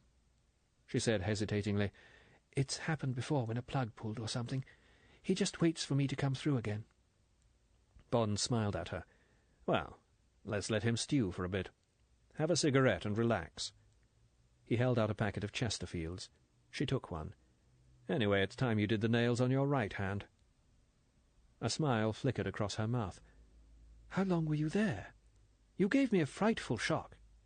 "Not long, and I'm sorry about the shock. Goldfinger's been giving poor old Mr. Dupont shocks for a whole week." "Yes," she said doubtfully. "I suppose it's really rather mean. But he's very rich, isn't he?" "Oh, yes. I shouldn't lose any sleep over Mr. Dupont. But Goldfinger might choose someone who can't afford it. Anyway, he's a zillionaire himself. Why does he do it? He's crawling with money." This book is continued on Goldfinger by Ian Fleming, continued. Disc 2. A smile flickered across her mouth. "How long were you there? You gave me a frightful shock." "Not long, and I'm sorry about the shock. Goldfinger's been giving poor old Mr. Dupont shocks for a whole week." "Yes," she said doubtfully. "I suppose it's really rather mean. But he's very rich, isn't he?" "Oh, yes. I shouldn't lose any sleep over Mr. Dupont. But Goldfinger might choose someone who can't afford it. Anyway, he's a zillionaire himself. Why does he do it? He's crawling with money." Animation flooded back into her face. "I know. I simply can't understand him. It's a sort of mania with him making money. He can't leave it alone. I've asked him why, and all he says is that one's a fool not to make money when the odds are right. He's always going on about the same thing, getting the odds right. When he talked me into doing this," she waved her cigarette at the binoculars, "and I asked him why on earth he bothered, took these stupid risks, all he said was, 'That's the second lesson. When the odds aren't right, make them right.'" Bond said, "Well, it's lucky for him I'm not Pinkerton's, or the Miami Police Department." The girl shrugged her shoulders. "Oh, that wouldn't worry him. He'd just buy you off. He can buy anyone off. No one can resist gold." "What do you mean?" She said indifferently, "He always carries $1 million worth of gold about with him, except when he's going through the customs. Then he just carries a belt full of gold coins round his stomach. Otherwise it's in thin sheets in the bottom and sides of his suitcases. They're really gold suitcases, covered with leather." "They must weigh a ton."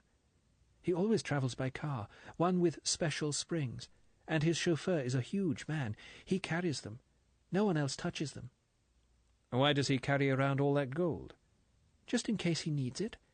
He knows that gold will buy him anything he wants. It's all 24 carat. And anyway, he loves gold, really loves it, like people love jewels or stamps or, well," she smiled, "women." Bond smiled back. "Does he love you?" She blushed and said indignantly, "Certainly not." Then more reasonably, "Of course you can think anything you like, but really he doesn't. I mean, I think he likes people to think that that it's a question of love and all that, you know. He's not very prepossessing, and I suppose it's a question of, well, of vanity or something." "Yes, I see. So you're just a kind of secretary." "Companion," she corrected him. "I don't have to type or anything." She suddenly put her hand up to her mouth. "Oh, but I shouldn't be telling you all this. You won't tell him, will you? He'd fire me." Fright came into her eyes. "Or something. I don't know what he'd do. He's the sort of man who might do anything." "Of course I won't tell. But this can't be much of a life for you. Why do you do it?" She said tartly, £100 a week and all this." She waved at the room. "Doesn't grow on trees. I save up. When I've saved enough, I shall go." Bond wondered if Goldfinger would let her. Wouldn't she know too much? He looked at the beautiful face, the splendid, unself-conscious body. She might not suspect it, but for his money she was in very bad trouble with this man. The girl was fidgeting. Now she said with an embarrassed laugh, "I don't think I'm very properly dressed. Can't I go and put something on over these?" Bond wasn't sure he could trust her. It wasn't he who was paying the £100 a week. He said airily, "You look fine. Just as respectable as those hundreds of people round the pool. Anyway," he stretched, "it's about time to light a fire under Mr. Goldfinger." Bond had been glancing down at the game from time to time. It seemed to be proceeding normally. Bond bent again to the binoculars. Already Mr. Dupont seemed to be a new man. His gestures were expansive. The half-profile of his pink face was full of animation. While Bond watched, he took a fistful of cards out of his hand and spread them down, a pure canaster in kings. Bond tilted the binoculars up an inch. The big red-brown moon face was impassive, uninterested. Mr. Goldfinger was waiting patiently for the odds to adjust themselves back in his favour. While Bond watched, he put up a hand to the hearing aid, pushing the amplifier more firmly into his ear, ready for the signals to come through again. Bond stepped back. "Neat little machine," he commented. "What are you transmitting on?" "He told me, but I can't remember." She screwed up her eyes. 170-somethings. Would it be mega-somethings? Megacycles. Might be. But I'd be surprised if he doesn't get a lot of taxicabs and police messages mixed up with your talk. Must have fiendish concentration. Bond grinned. Now then, all set? It's time to pull the rug away. Suddenly she reached out and put a hand on his sleeve. There was a claddagh ring on the middle finger, 2 gold hands clasped round a gold heart. There were tears in her voice. "Must you? Can't you leave him alone? I don't know what he'll do to me. Please." She hesitated. She was blushing furiously. "And I like you. It's a long time since I've seen someone like you. Couldn't you just stay here for a little more?" She looked down at the ground. "If only you'd leave him alone, I'd do—" The words came out in a rush. "I'd do anything." Bond smiled. He took the girl's hand off his arm and squeezed it. "Sorry. I'm being paid to do this job, and I must do it. Anyway," his voice went flat, "I want to do it. It's time someone cut Mr. Goldfinger down to size. Ready?" Without waiting for an answer, he bent to the binoculars. They were still focused on Goldfinger. Bond cleared his throat. He watched the big face carefully. His hand felt for the microphone switch and pressed it down. There must have been a whisper of static in the deaf aid. Goldfinger's expression didn't alter, but he slowly raised his face to heaven and then down again, as if in benediction. Bond spoke softly, menacingly, into the microphone. "Now hear me, Goldfinger." He paused. Not a flicker of expression, but Goldfinger bent his head a fraction as if listening. He studied his cards intently, his hands quite still. "This is James Bond speaking. Remember me? The game's finished, and it's time to pay. I have a photograph of the whole setup. Blonde, binoculars, microphone, and you and your hearing aid. This photograph will not go to the FBI and Scotland Yard so long as you obey me exactly. Nod your head if you understand." The face was still expressionless. Slowly the big round head bent forward and then straightened itself. "Put your cards down face upwards on the table." The hands went down. They opened, and the cards slid off the fingers onto the table. "Take out your checkbook and write a check to cash for $50,000. That is made up as follows: 35 you've taken from Mr. Dupont, 10 for my fee, the extra 5 for wasting so much of Mr. Dupont's valuable time."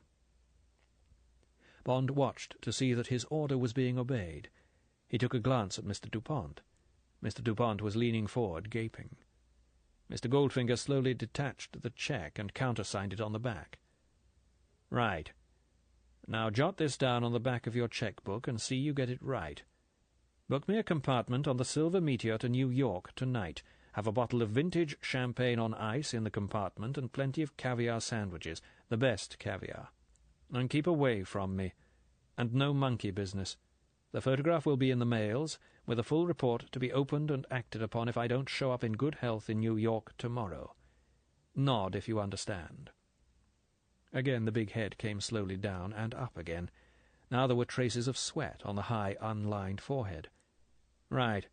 Now hand the check across to Mr. Dupont and say, 'I apologize humbly. I have been cheating you.' Then you can go." Bond watched the hand go across and drop the check in front of Mr. Dupont. The mouth opened and spoke. The eyes were placid, slow. Goldfinger had relaxed. It was only money. He had paid his way out. "Just a moment, Goldfinger. You're not through yet." Bond glanced up at the girl. She was looking at him strangely. There was misery and fear, but also a look of submissiveness, of longing. "What's your name?" "Jill Masterton." Goldfinger had stood up, was turning away. Bond said sharply, "Stop." Goldfinger stopped in mid-stride. Now his eyes looked up at the balcony. They had opened wide as when Bond had first met him. Their hard, level, X-ray gaze seemed to find the lenses of the binoculars, travel down them and through Bond's eyes to the back of his skull. They seemed to say, "I shall remember this, Mr. Bond." Bond said softly, "I'd forgotten. One last thing. I shall be taking a hostage for the ride to New York. Miss Masterton. See that she's at the train. Oh, and make that compartment a drawing-room. That's all. Chapter 5. Night Duty. It was a week later.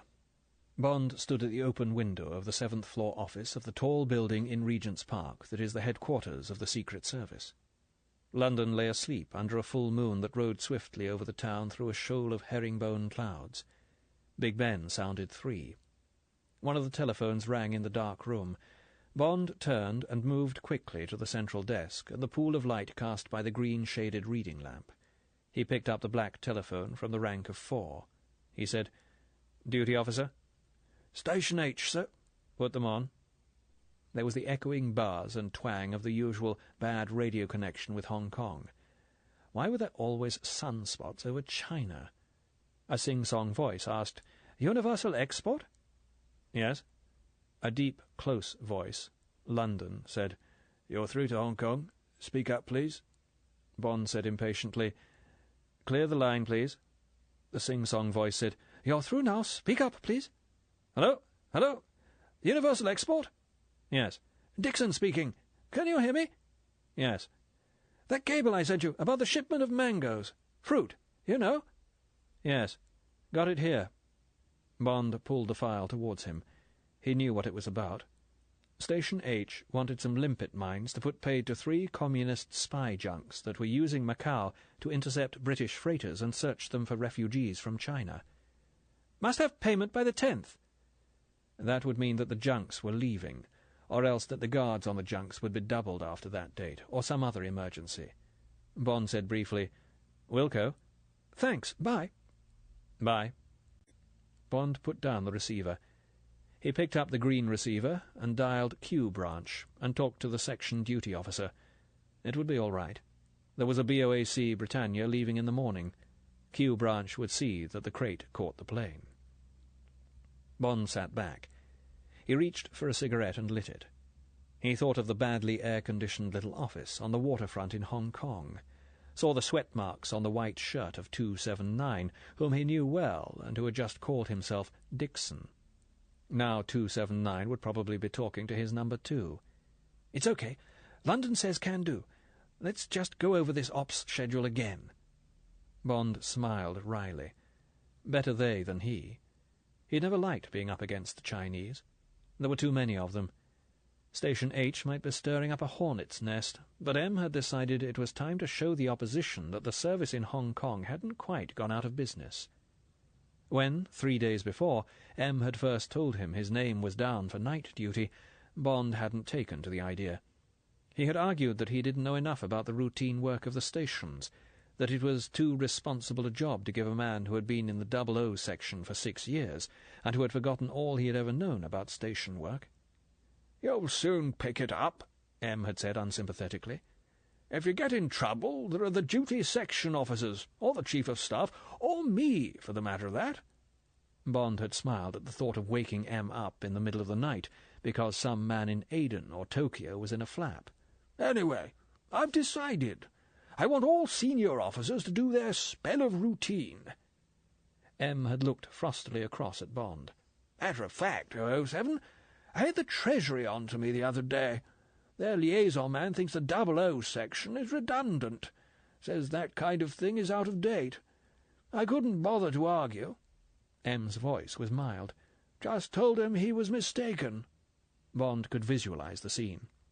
"However, won't do any harm for you to have some extra duties now you're back in London. Keep you from getting stale." And Bond wasn't minding it. He was halfway through his first week, and so far it had just been a question of common sense, or passing routine problems on down to the sections. He rather liked the peaceful room, and knowing everybody's secrets, and being occasionally fed coffee and sandwiches by one of the pretty girls from the canteen. On the first night the girl had brought him tea. Bond had looked at her severely. "I don't drink tea. I hate it. It's mud. Moreover, it's one of the main reasons for the downfall of the British Empire. Be a good girl and make me some coffee." The girl had giggled and scurried off to spread Bond's dictum in the canteen. From then on he had got his coffee. The expression, "a cup of mud," was seeping through the building. A second reason why Bond enjoyed the long vacuum of night duty was that it gave him time to get on with a project he had been toying with for more than a year, a handbook of all secret methods of unarmed combat. It was to be called Stay Alive. It would contain the best of all that had been written on the subject by the secret services of the world. Bond had told no one of the project, but he hoped that, if he could finish it, M would allow it to be added to the short list of service manuals which contained the tricks and techniques of secret intelligence. Bond had borrowed the original textbooks, or, where necessary, translations from records. Most of the books had been captured from enemy agents or organizations. Some had been presented to M by sister services such as OSS, CIA, and the Deuxième. Now Bond drew towards him a particular prize, a translation of the manual entitled simply Defense, issued to operatives of SMERSH, the Soviet Organization of Vengeance and Death. That night he was halfway through Chapter 2, whose title, freely translated, was Come Along and Restraint Holds. Now he went back to the book and read for half an hour through the sections dealing with the conventional wrist come-along, arm lock come-along, forearm lock, head hold, and use of neck pressure points. After half an hour, Bond thrust the typescript away from him. He got up and went across to the window and stood looking out. There was a nauseating toughness in the blunt prose the Russians used. It had brought on another of the attacks of revulsion to which Bond had succumbed 10 days before at Miami Airport. What was wrong with him? Couldn't he take it any more? Was he going soft, or was he only stale? Bond stood for a while, watching the moon riding, careering through the clouds. Then he shrugged his shoulders and went back to his desk. He decided that he was as fed up with the variations of violent physical behavior as a psychoanalyst must become with the mental aberrations of his patients. Bond read again the passage that had revolted him. A drunken woman can also usually be handled by using the thumb and forefinger to grab the lower lip. By pinching hard and twisting as the pull is made, the woman will come along. Bond grunted. The obscene delicacy of that thumb and forefinger. Bond lit a cigarette and stared into the filament of the desk light, switching his mind to other things, wishing that a signal would come in, or the telephone ring. Another 5 hours to go before the 9 o'clock report to the Chief of Staff, or to M, if M happened to come in early. There was something nagging at his mind, something he had wanted to check on when he had the time. What was it? What had triggered off the reminder? Yes, that was it. Forefinger. Goldfinger. He would see if records had anything on the man. Bond picked up the green telephone and dialed records. "Doesn't ring a bell, sir." "I'll check and call you back." Bond put down the receiver. It had been a wonderful trip up in the train. They had eaten the sandwiches and drunk the champagne, and then, to the rhythm of the giant diesels pounding out the miles, they had made long, slow love in the narrow berth. It had been as if the girl was starved of physical love. She had woken him twice more in the night with soft, demanding caresses, saying nothing, just reaching for his hard, lean body. The next day she had twice pulled down the roller blinds to shut out the hard light, and had taken him by the hand and said, "Love me, James," as if she was a child asking for a sweet. Even now Bond could hear the quick silver poem of the level crossing bells, the wail of the big wind horn out front, and the quiet outside clamour at the stations when they lay and waited for the sensual gallop of the wheels to begin again. Jill Masterton had said that Goldfinger had been relaxed, indifferent over his defeat. He had told the girl to tell Bond that he would be over in England in a week's time, and would like to have that game of golf at Sandwich. Nothing else. No threats, no curses. He had said he would expect the girl back by the next train. Jill had told Bond she would go. Bond had argued with her, but she was not frightened of Goldfinger. What could he do to her? And it was a good job. Bond had decided to give her the $10,000 Mr. Dupont had shuffled into his hand with a stammer of thanks and congratulations. Bond made her take the money. "I don't want it," Bond had said. "Wouldn't know what to do with it. Anyway, keep it as mad money in case you want to get away in a hurry. It ought to be $1 million. I shall never forget last night and today." Bond had taken her to the station and had kissed her once hard on the lips and had gone away. It hadn't been love, but a quotation had come into Bond's mind as his cab moved out of Pennsylvania Station. Some love is fire, some love is rust, but the finest, cleanest love is lust. Neither had had regrets. Had they committed a sin? If so, which one? A sin against chastity? Bond smiled to himself. There was a quotation for that, too, and from a saint. St. Augustine. "O Lord, give me chastity, but don't give it yet." The green telephone rang. "3 Goldfingers, sir, but 2 of them are dead. The third's a Russian post office in Geneva. Got a hairdressing business. Slips the messages into the right-hand coat pocket when he brushes the customers down. He lost a leg at Stalingrad. Any good, sir? There's plenty more on him." "No, thanks. That couldn't be my man." "We could put a trace through CID records in the morning. Got a picture, sir?"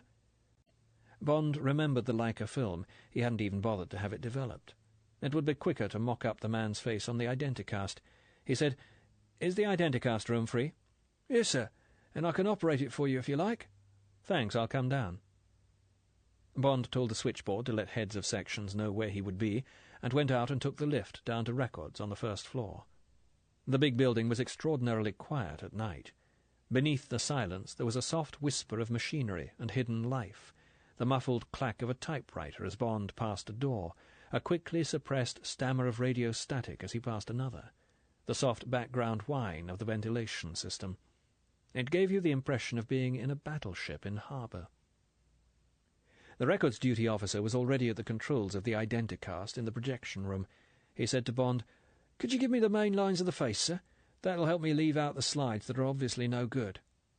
Bond did so and sat back and watched the lighted screen. The Identicast is a machine for building up an approximate picture of a suspect, or of someone who has perhaps only been glimpsed in a street, or a train, or in a passing car. It works on the magic lantern principle. The operator flashes on the screen various head shapes and sizes. When one is recognized, it stays on the screen. Then various haircuts are shown, and then all the other features follow, and are chosen one by one, different shapes of eyes, noses, chins, mouths, eyebrows, cheeks, ears. In the end there is the whole picture of a face, as near as the scanner can remember it, and it is photographed and put on record. It took some time to put together Goldfinger's extraordinary face, but the final result was an approximate likeness in monochrome. Bond dictated 1 or 2 notes about the sunburn, the colour of the hair, and the expression of the eyes, and the job was done. "Would like to beat that on the dark night," commented the man from records. "I'll put it through to CID when they come on duty. You should get the answer by lunchtime." Bond went back to the 7th floor. On the other side of the world it was around midnight. Eastern stations were closing down. There was a flurry of signals that had to be dealt with, the night's log to be written up, and then it was 8 o'clock. Bond telephoned the canteen for his breakfast. He had just finished it when there came the harsh purr of the red telephone. M. Why the hell had he got in half an hour early? "Yes, sir?" "Come up to my office, 007. I want to have a word before you go off duty." "Sir." Bond put the telephone back. He slipped on his coat and ran a hand through his hair, told the switchboard where he would be, took the night log, and went up in the lift to the 8th and top floor. Neither the desirable Miss Moneypenny nor the Chief of Staff was on duty. Bond knocked on M's door and went in. "Sit down, 007. M was going through the pipe-lighting routine. He looked pink and well scrubbed. The lined sailor's face above the stiff white collar and loosely tied spotted bow tie was damnably brisk and cheerful. Bond was conscious of the black stubble on his own chin and of the all-night look of his skin and clothes. He sharpened his mind. "Quiet night?" M had got his pipe going. His hard, healthy eyes regarded Bond attentively. "Pretty quiet, sir. Station H." M raised his left hand an inch or two. "Never mind. I'll read all about it in the log. Here, I'll take it." Bond handed over the top-secret folder. M put it to one side. He smiled one of his rare, rather sardonic, bitten-off smiles. "Things change, 007. I'm taking you off night duty for the present." Bond's answering smile was taut. He felt the quickening of the pulse he had so often experienced in this room. M had got something for him. He said, "I was just getting into it, sir." "Quite. Have plenty of opportunity later on. Something's come up. Odd business. Not really your line of country, except for one particular angle, which—" M jerked his pipe sideways in a throwaway gesture— "may not be an angle at all." Bond sat back. He said nothing, waiting. "Had dinner with the governor of the bank last night. One's always hearing something new. At least, all this was new to me.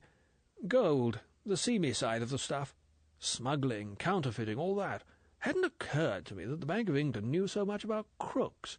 Suppose it's part of the bank's job to protect our currency." M jerked his eyebrows up. "Know anything about gold?" "No, sir." "Well, you will by this afternoon. You've got an appointment with a man called Colonel Smithers at the bank at 4 o'clock. That give you enough time to get some sleep?" "Yes, sir." "Good. Seems that this man Smithers is head of the bank's research department. From what the governor told me, that's nothing more or less than a spy system. First time I knew they had one. Just shows what watertight compartments we all work in. Anyway, Smithers and his chaps keep an eye out for anything fishy in the banking world, particularly any monkeying about with our currency and bullion reserves and what not. There was that business the other day of the Italians who were counterfeiting sovereigns, making them out of real gold, right carats and all that. But apparently a sovereign, or a French Napoleon, is worth much more than its melted-down value in gold. Don't ask me why. Smithers can tell you that, if you're interested. Anyway, the bank went after these people with a whole battery of lawyers. It wasn't technically a criminal offence, and after losing in the Italian courts, they finally nailed them in Switzerland. You probably read about it. Then there was that business of dollar balances in Beirut. Made quite a stir in the papers. Couldn't understand it myself. Some crack in the fence we put round our currency. The wide city boys had found it. Well, it's Smithers' job to smell out that kind of racket. The reason the governor told me all this is because for years, almost since the war apparently, Smithers has had a bee in his bonnet about some big gold leak out of England. Mostly deduction, plus some kind of instinct. Smithers admits he's got damned little to go on, but he's impressed the governor enough for him to get permission from the PM to call us in." M broke off. He looked quizzically at Bond. "Ever wondered who are the richest men in England?" "No, sir." "Well, have a guess. Or rather, put it like this. Who are the richest Englishmen?" Bond searched his mind. There were a lot of men who sounded rich, or who were made to sound rich by the newspapers, but who really had it, liquid, in the bank? He had to say something. He said hesitatingly, "Well, sir, there's Sassoon. Then that shipping man who keeps to himself, Ellerman. They say Lord Cowdray is very rich. There are the bankers, Rothschilds, Barings, Hambros. There was Williamson, the diamond man, Oppenheimer in South Africa. Some of the dukes may still have a lot of money." Bond's voice trailed away. Not bad at all. But you've missed out the joker in the pack. Man I'd never thought of until the governor brought up his name. He's the richest of the lot. Man called Goldfinger. Auric Goldfinger." Bond couldn't help himself. He laughed sharply. "What's the matter?" M's voice was testy. "What the hell is there to laugh about?" "I'm sorry, sir." Bond got hold of himself. "The truth is, only last night I was building his face up on the Identicast." He glanced at his watch. In a strangled voice he said, "Be on its way to CID records. Asked for a trace on him." M was getting angry. "What the hell's all this about? Stop behaving like a bloody schoolboy." Bond said soberly, "Well, sir, it's like this." Bond told the story, leaving nothing out. M's face cleared. He listened with all his attention, leaning forward across the desk. When Bond had finished, M sat back in his chair. He said, Well, on a diminishing scale. He put his hands behind his head and gazed for minutes at the ceiling. Bond could feel the laughter coming on again. How would the CID word the resounding snub he would get in the course of the day? He was brought sharply back to earth by M's next words. "By the way, what happened to that $10,000? "Gave it to the girl, sir." "Really? Why not to the White Cross?" The White Cross Fund was for the families of Secret Service men and women who were killed on duty. "Sorry, sir." Bond was not prepared to argue that one. Humph. M had never approved of Bond's womanizing. It was anathema to his Victorian soul. He decided to let it pass. He said, "Well, that's all for now, 007. You'll be hearing all about it this afternoon. Funny about Goldfinger. Odd chap. Seen him once or twice at Blades. He plays bridge there when he's in England. He's the chap the Bank of England's after." M paused. He looked mildly across the table at Bond. "As from this moment, so are you." Chapter 6. Talk of Gold. Bond walked up the steps and through the fine bronze portals and into the spacious, softly echoing entrance hall of the Bank of England, and looked around him. Under his feet glittered the brilliant golden patterns of the Boris Anrep mosaics. Beyond, through 25 feet high arched windows, green grass and geraniums blazed in the central courtyard. To right and left were spacious vistas of polished Hopton wood stone. Over all hung the neutral smell of air-conditioned air and the heavy, grave atmosphere of immense riches. One of the athletic-looking, pink frock-coated commissionaires came up to him. "Yes, sir." "Colonel Smithers?" "Commander Bond, sir." "This way, please." The commissionaire moved off to the right, between the pillars. The bronze doors of a discreetly hidden lift stood open. The lift rose a few feet to the first floor. Now there was a long, panelled corridor ending in a tall Adam window. The floor was close carpeted in beige Wilton.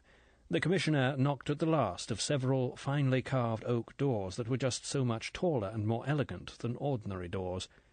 A grey-haired woman was sitting at a desk. She looked as if she had once taken a double first. The walls of the room were lined with grey metal filing cabinets. The woman had been writing on a quarto pad of yellow memorandum paper.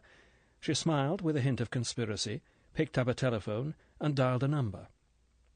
"Commander Bond is here." She put the telephone back and stood up. "Will you come this way?" She crossed the room to a door covered with green baize and held it open for Bond to go through. Colonel Smithers had risen from his desk. He said gravely, "Nice of you to have come. Won't you sit down?" Bond took the chair. "Smoke?" Colonel Smithers pushed forward a silver box of senior service, and himself sat down and began to fill a pipe. Bond took a cigarette and lit it. Colonel Smithers looked exactly like someone who would be called Colonel Smithers. He had obviously been a colonel, probably on the staff, and he had the smooth, polished, basically serious mien that fitted his name. But for his horn-rimmed glasses he might have been an efficient, not very well-fed courtier in a royal household. Bond felt boredom gathering in the corners of the room. He said encouragingly, "It seems that you are to tell me all about gold." "So I understand. I had a note from the governor. I gather I need keep nothing from you. Of course, you understand," Colonel Smithers looked over Bond's right shoulder, "that most of what I shall have to say will be confidential." The eyes swept quickly across Bond's face. Bond's face was stony. Colonel Smithers felt the silence that Bond had intended he should feel. He looked up, saw that he had put his foot in it, and tried to make amends. "Obviously, I needn't have mentioned the point. A man with your training—" Bond said, "We all think our own secrets are the only ones that matter. You're probably right to remind me. Other people's secrets are never quite as important as one's own. But you needn't worry. I shall discuss things with my chief, but with no one else." Quite. Nice of you to take it that way. In the bank one gets into the habit of being over-discreet. Now then." Colonel Smithers scurried for cover into his subject. "This business of gold, I take it it's not a matter you've thought about a great deal?" "I know it when I see it." "Aha, yes. Well, now, the great thing to remember about gold is that it's the most valuable and most easily marketable commodity in the world. You can go to any town in the world, almost to any village, and hand over a piece of gold and get goods or services in exchange. Right?" Colonel Smithers's voice had taken on a new briskness. His eyes were alight. He had his lecture pat. Bond sat back. He was prepared to listen to anyone who was master of his subject, any subject. "And the next thing to remember," Colonel Smithers held up his pipe in warning, is that gold is virtually untraceable. Sovereigns have no serial numbers. If gold bars have mint marks stamped on them, the marks can be shaved off, or the bar can be melted down and made into a new bar. That makes it almost impossible to check on the whereabouts of gold, or its origins, or its movements round the world. In England, for instance, we at the bank can only count the gold in our own vaults, in the vaults of other banks, and at the mint, and make a rough guess at the amounts held by the jewellery trade and the pawnbroking fraternity. Why are you so anxious to know how much gold there is in England? Because gold and currencies backed by gold are the foundation of our international credit. We can only tell what the true strength of the pound is, and other countries can only tell it, by knowing the amount of valuta we have behind our currency. And my main job, Mr. Bond," Colonel Smithers's bland eyes had become unexpectedly sharp, "is to watch for any leakage of gold out of England, out of anywhere in the sterling area. And when I spot a leakage, an escape of gold towards some country where it can be exchanged more profitably than at our official buying price, it is my job to put the CID Gold Squad onto the fugitive gold and try to get it back into our vaults, plug the leak, and arrest the people responsible. And the trouble is, Mr. Bond," Colonel Smithers gave a forlorn shrug of the shoulders, "that gold attracts the biggest, the most ingenious criminals. They are very hard indeed to catch." "Isn't all this only a temporary phase? Why should this shortage of gold go on? They seem to be digging it out of Africa fast enough. Isn't there enough to go round? Isn't it just like any other black market that disappears when the supplies are stepped up, like the penicillin traffic after the war?" "I'm afraid not, Mr. Bond. It isn't quite as easy as that. The population of the world is increasing at the rate of 5,400 every hour of the day. A small percentage of those people become gold hoarders, people who are frightened of currencies, who like to bury some sovereigns in the garden or under the bed. Another percentage needs gold fillings for their teeth. Others need gold-rimmed spectacles, jewellery, engagement rings. All these new people will be taking tons of gold off the market every year. New industries need gold wire, gold plating, amalgams of gold. Gold has extraordinary properties which are being put to new uses every day. It is brilliant, malleable, ductile, almost unalterable, and more dense than any of the common metals except platinum. There's no end to its uses, but it has two defects. It isn't hard enough. It wears out quickly, leaves itself on the linings of our pockets and in the sweat of our skins. Every year the world's stock is invisibly reduced by friction. I said that gold has two defects." Colonel Smithers looked sad. "The other, and by far the major defect, is that it is the talisman of fear. Fear, Mr. Bond, takes gold out of circulation and hoards it against the evil day. In a period of history when every tomorrow may be the evil day, it is fair enough to say that a fat proportion of the gold that is dug out of one corner of the earth is at once buried again in another corner." Bond smiled at Colonel Smithers's eloquence. This man lived gold, thought gold, dreamed gold. Well, it was an interesting subject. He might just as well wallow in the stuff. In the days when Bond had been after the diamond smugglers, he had had first to educate himself in the fascination, the myth of the stones. He said, "What else ought I to know before we get down to your immediate problem?" "You're not bored? Well, you were suggesting that gold production was so vast nowadays that it ought to take care of all these various consumers. Unfortunately, that is not so. In fact, the gold content of the world is being worked out. You may think that large areas of the world have still to be explored for gold. You would be mistaken.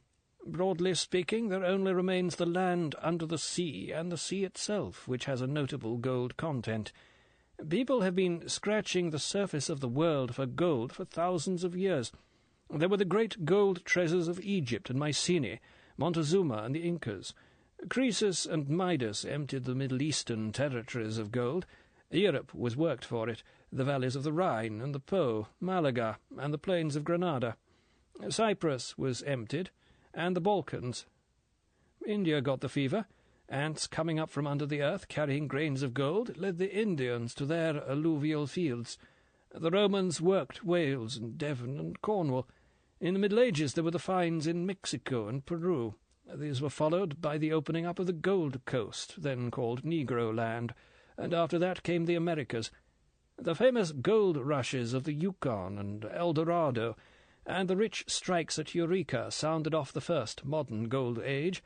Meanwhile, in Australia, Bendigo and Ballarat had come into production, and the Russian deposits at Lena and in the Urals were making Russia the largest gold producer in the world in the middle of the 19th century.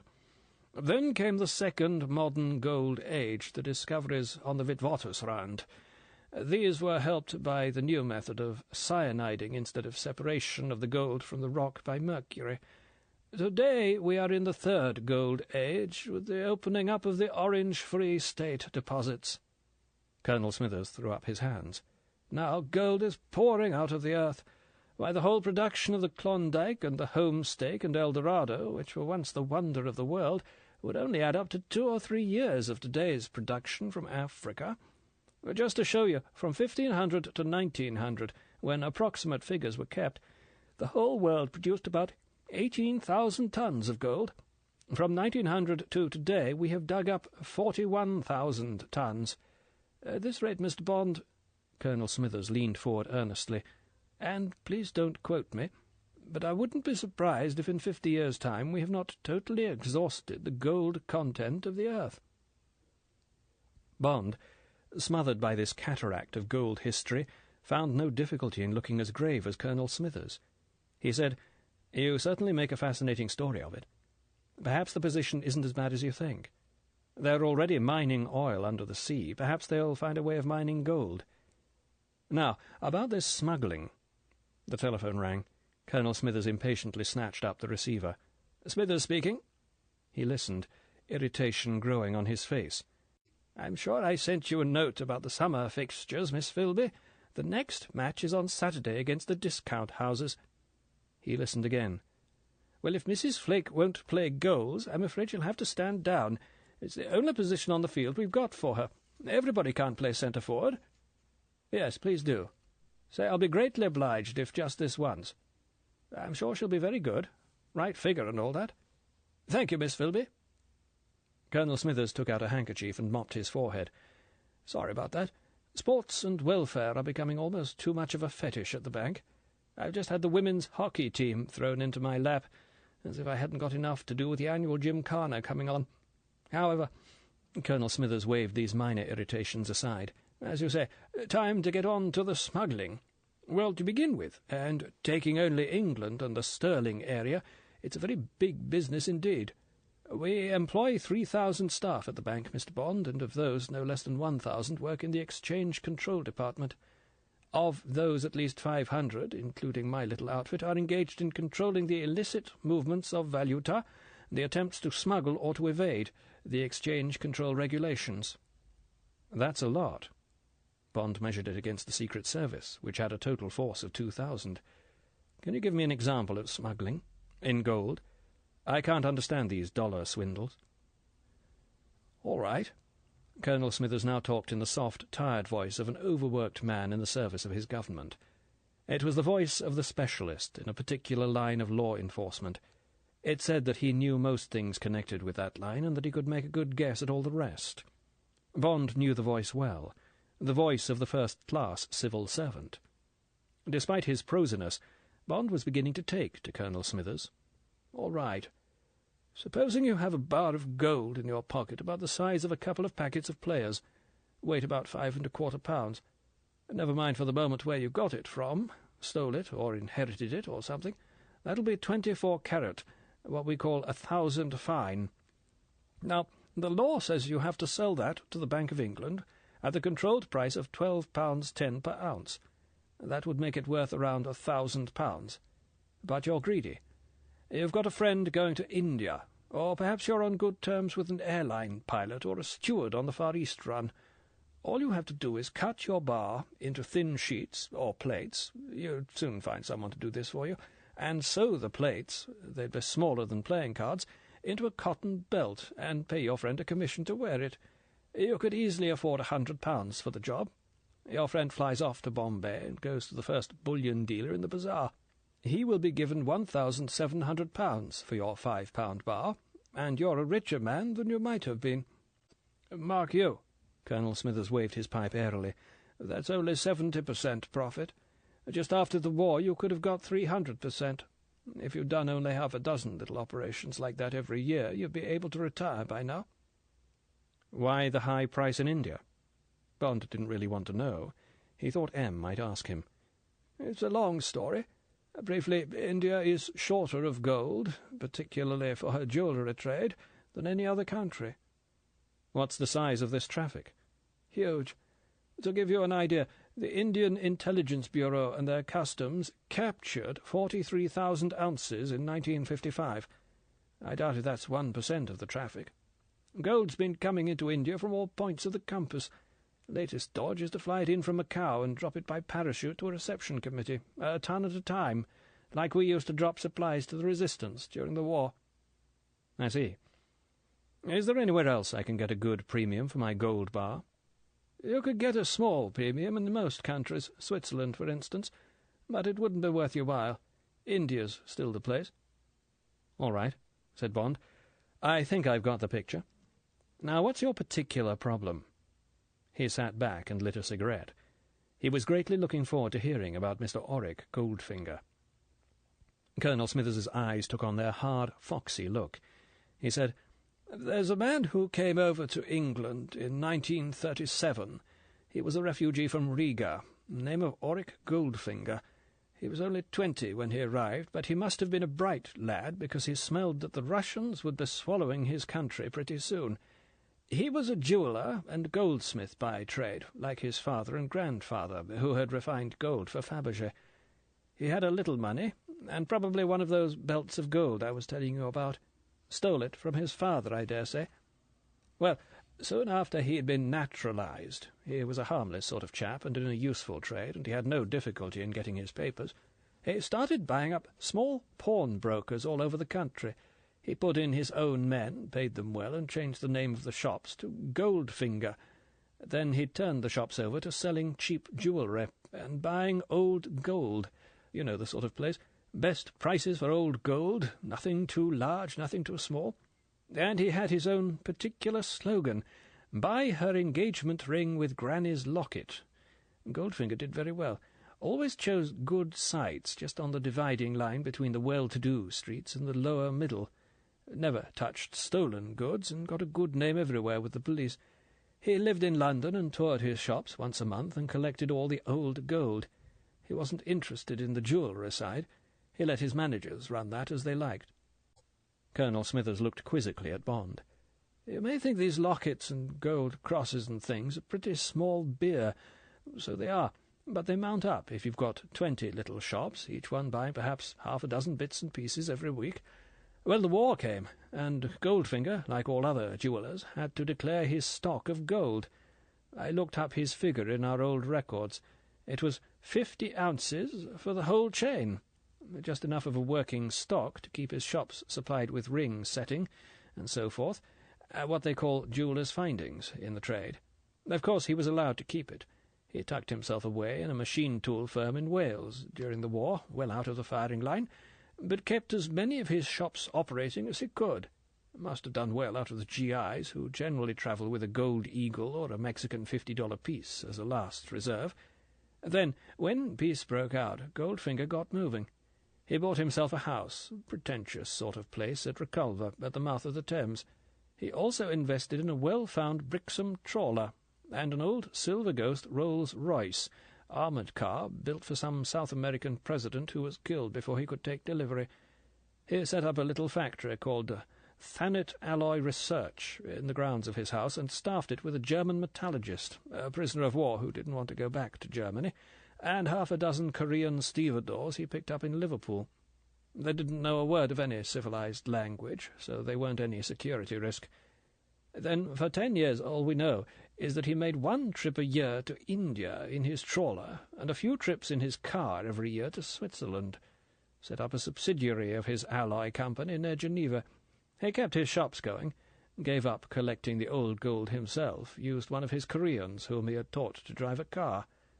All right, perhaps Mr. Goldfinger is not a very honest man, but he behaves himself and keeps in well with the police, and with much more blatant fiddling going on all over the country, nobody paid him any attention." Colonel Smithers broke off.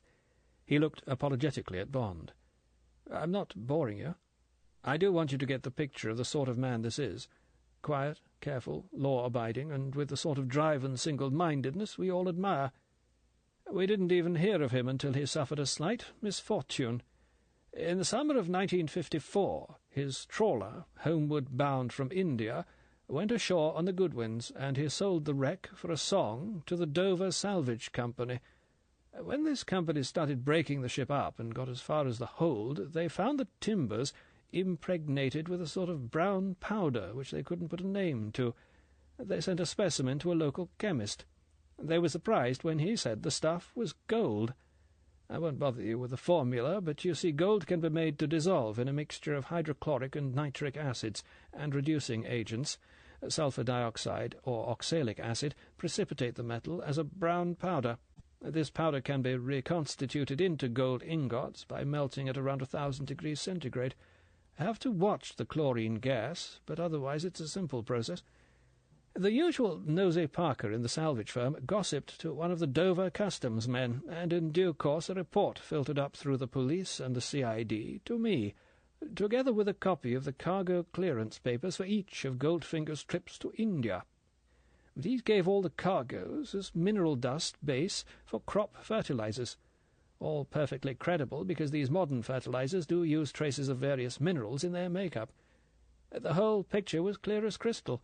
Goldfinger had been refining down his old gold, precipitating it into this brown powder, and shipping it to India as fertilizer. But could we pin it on him? We could not. Had a quiet look at his bank balance and tax returns. £20,000 at Barclays and Ramsgate. Income tax and super tax paid promptly each year.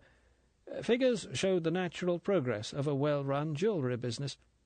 We dressed a couple of the gold squad up and sent them down to knock on the door of Mr. Goldfinger's factory at Reculver. "Sorry, sir. Routine inspection for the small engineering section of the Ministry of Labour. We have to make sure the factory acts are being observed for safety and health." "Come in, come in." Mr. Goldfinger positively welcomed them. "Mark you, he may have been tipped off by his bank manager or someone, but that factory was entirely devoted to designing a cheap alloy for jewellers' findings, trying out unusual metals like aluminium and tin instead of the usual copper and nickel and palladium that are used in gold alloys. There were traces of gold about, of course, and furnaces to heat up to 2,000 degrees and so forth. But after all, Goldfinger was a jeweller and a smelter in a small way, and all this was perfectly above board. The gold squad retired discomfited. Our legal department decided the brown dust in the trawler's timbers was not enough to prosecute on without supporting evidence, and that was more or less that. Except, Colonel Smithers slowly wagged the stem of his pipe, that I kept the file open and started sniffing around the banks of the world. Colonel Smithers paused. The rumble of the city came through the half-open window high up in the wall behind his chair. Bond glanced surreptitiously at his watch. 5 o'clock. Colonel Smithers got up from his chair. He placed both hands palm downwards on the desk and leant forward. "It took me 5 years, Mr. Bond, to find out that Mr. Goldfinger, in ready money, is the richest man in England. In Zurich, in Nassau, in Panama, in New York, he has £20 million worth of gold bars on safe deposit. And those bars, Mr. Bond, are not mint bars. They don't carry any official marks of origin whatsoever. They're bars that Mr. Goldfinger has melted himself. I flew to Nassau and had a look at the £5 million worth or so he holds there in the vaults of the Royal Bank of Canada. Oddly enough, like all artists, he couldn't refrain from signing his handiwork. It needs a microscope to see it, but somewhere, on each Goldfinger bar, a minute letter Z has been scratched in the metal. And that gold, or most of it, belongs to England. The bank can do nothing about it, so we are asking you to bring Mr. Goldfinger to book, Mr. Bond, and get that gold back. You know about the currency crisis and the high bank rate? Of course.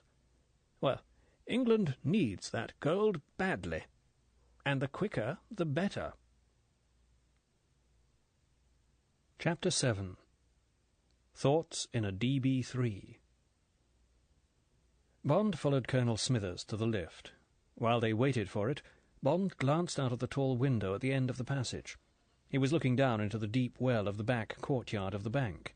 A trim, chocolate-brown lorry with no owner's name had come into the courtyard through the triple steel gates. Square cardboard boxes were being unloaded from it and put onto a short conveyor belt that disappeared into the bowels of the bank. Colonel Smithers came over. "Fivers," he commented. "Just up from our printing works at Loughton." The lift came and they got in. Bond said, "I'm not very impressed by the new ones. They look like any other country's money. The old ones were the most beautiful money in the world." They walked across the entrance hall, now dimly lit and deserted. Colonel Smithers said, "As a matter of fact, I agree with you. Trouble was that those Reichsbank forgeries during the war were a darn sight too good. When the Russians captured Berlin, amongst the loot they got hold of the plates. We asked the Narodny Bank for them, but they refused to give them up. We and the Treasury decided it was just too dangerous. At any moment, if Moscow had been inclined, they could have started a major raid on our currency. We had to withdraw the old fivers.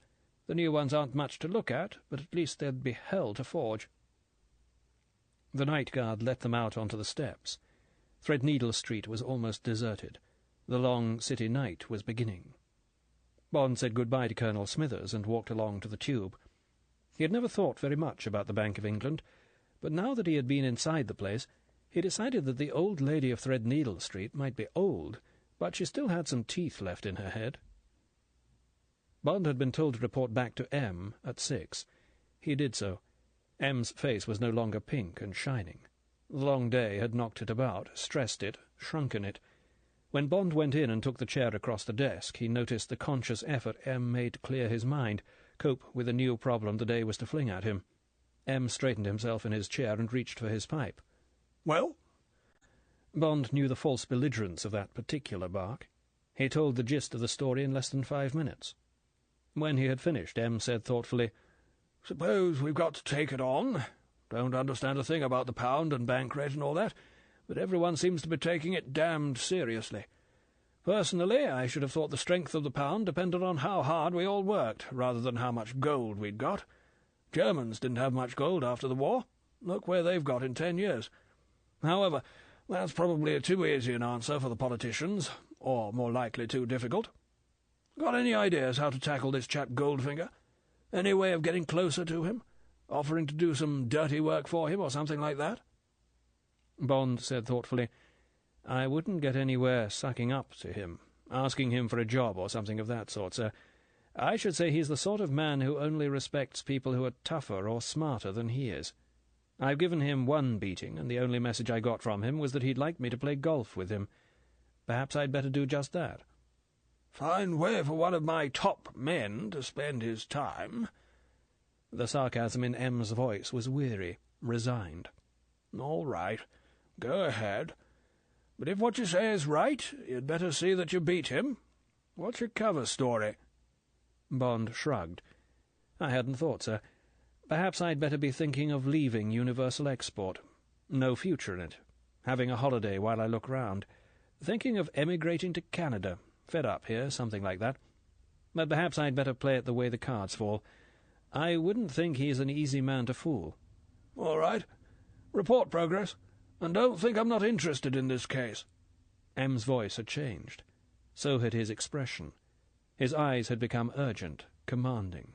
"Now, I'll give you one piece of information the bank didn't give you. It just happens that I also know what Mr. Goldfinger's gold bars look like. As a matter of fact, I was handling one today, scratched Z and all. It had come in with that haul we made last week when the Redland Resident Director's office caught fire in Tangier. You'll have seen the signals. Well, that's the 20th of these particular gold bars that have come our way since the war." Bond interrupted. "But that Tangier bar was out of the Smash safe." "Exactly. I've checked. All the other 19 bars with a scratched Z have been taken from Smash operatives." M paused. He said mildly, "Do you know 007? I wouldn't be at all surprised if Goldfinger doesn't turn out to be the foreign banker, the treasurer, so to speak, of Smash." James Bond flung the DB3 through the last mile of straight and did a racing change down into third, and then into second for the short hill before the inevitable traffic crawl through Rochester. Leashed in by the velvet claw of the front discs, the engine muttered its protest with a mild back popple from the twin exhausts. Bond went up into third again, beat the lights at the bottom of the hill, and slid resignedly up to the back of the queue that would crawl on for a quarter of an hour, if he was lucky, through the sprawl of Rochester and Chatham. Bond settled back into second and let the car idle. He reached for the wide gunmetal case of Moreland cigarettes on the neighbouring bucket seat, fumbled for one and lit it from the dashboard. He had chosen the A2 in preference to the A20 to Sandwich because he wanted to take a quick look at Goldfinger land, Reculver and those melancholy forsaken reaches of the Thames which Goldfinger had chosen for his parish. He would then cross the Isle of Thanet to Ramsgate and leave his bag at the Channel Packet, have an early lunch, and be off to Sandwich. The car was from the pool. Bond had been offered the Aston Martin or a Jaguar 3.4. He had taken the DB3. Either of the cars would have suited his cover, a well-to-do, rather adventurous young man with a taste for the good, the fast things of life. But the DB3 had the advantage of an up-to-date triptyque, an inconspicuous colour, battleship grey, and certain extras which might or might not come in handy. These included switches to alter the type and colour of Bond's front and rear lights if he was following, or being followed at night, reinforced steel bumpers fore and aft in case he needed to ram, a long-barrelled Colt 45 in a trick compartment under the driver's seat, a radio pickup tuned to receive an apparatus called the Homer, and plenty of concealed space that would fox most customs men.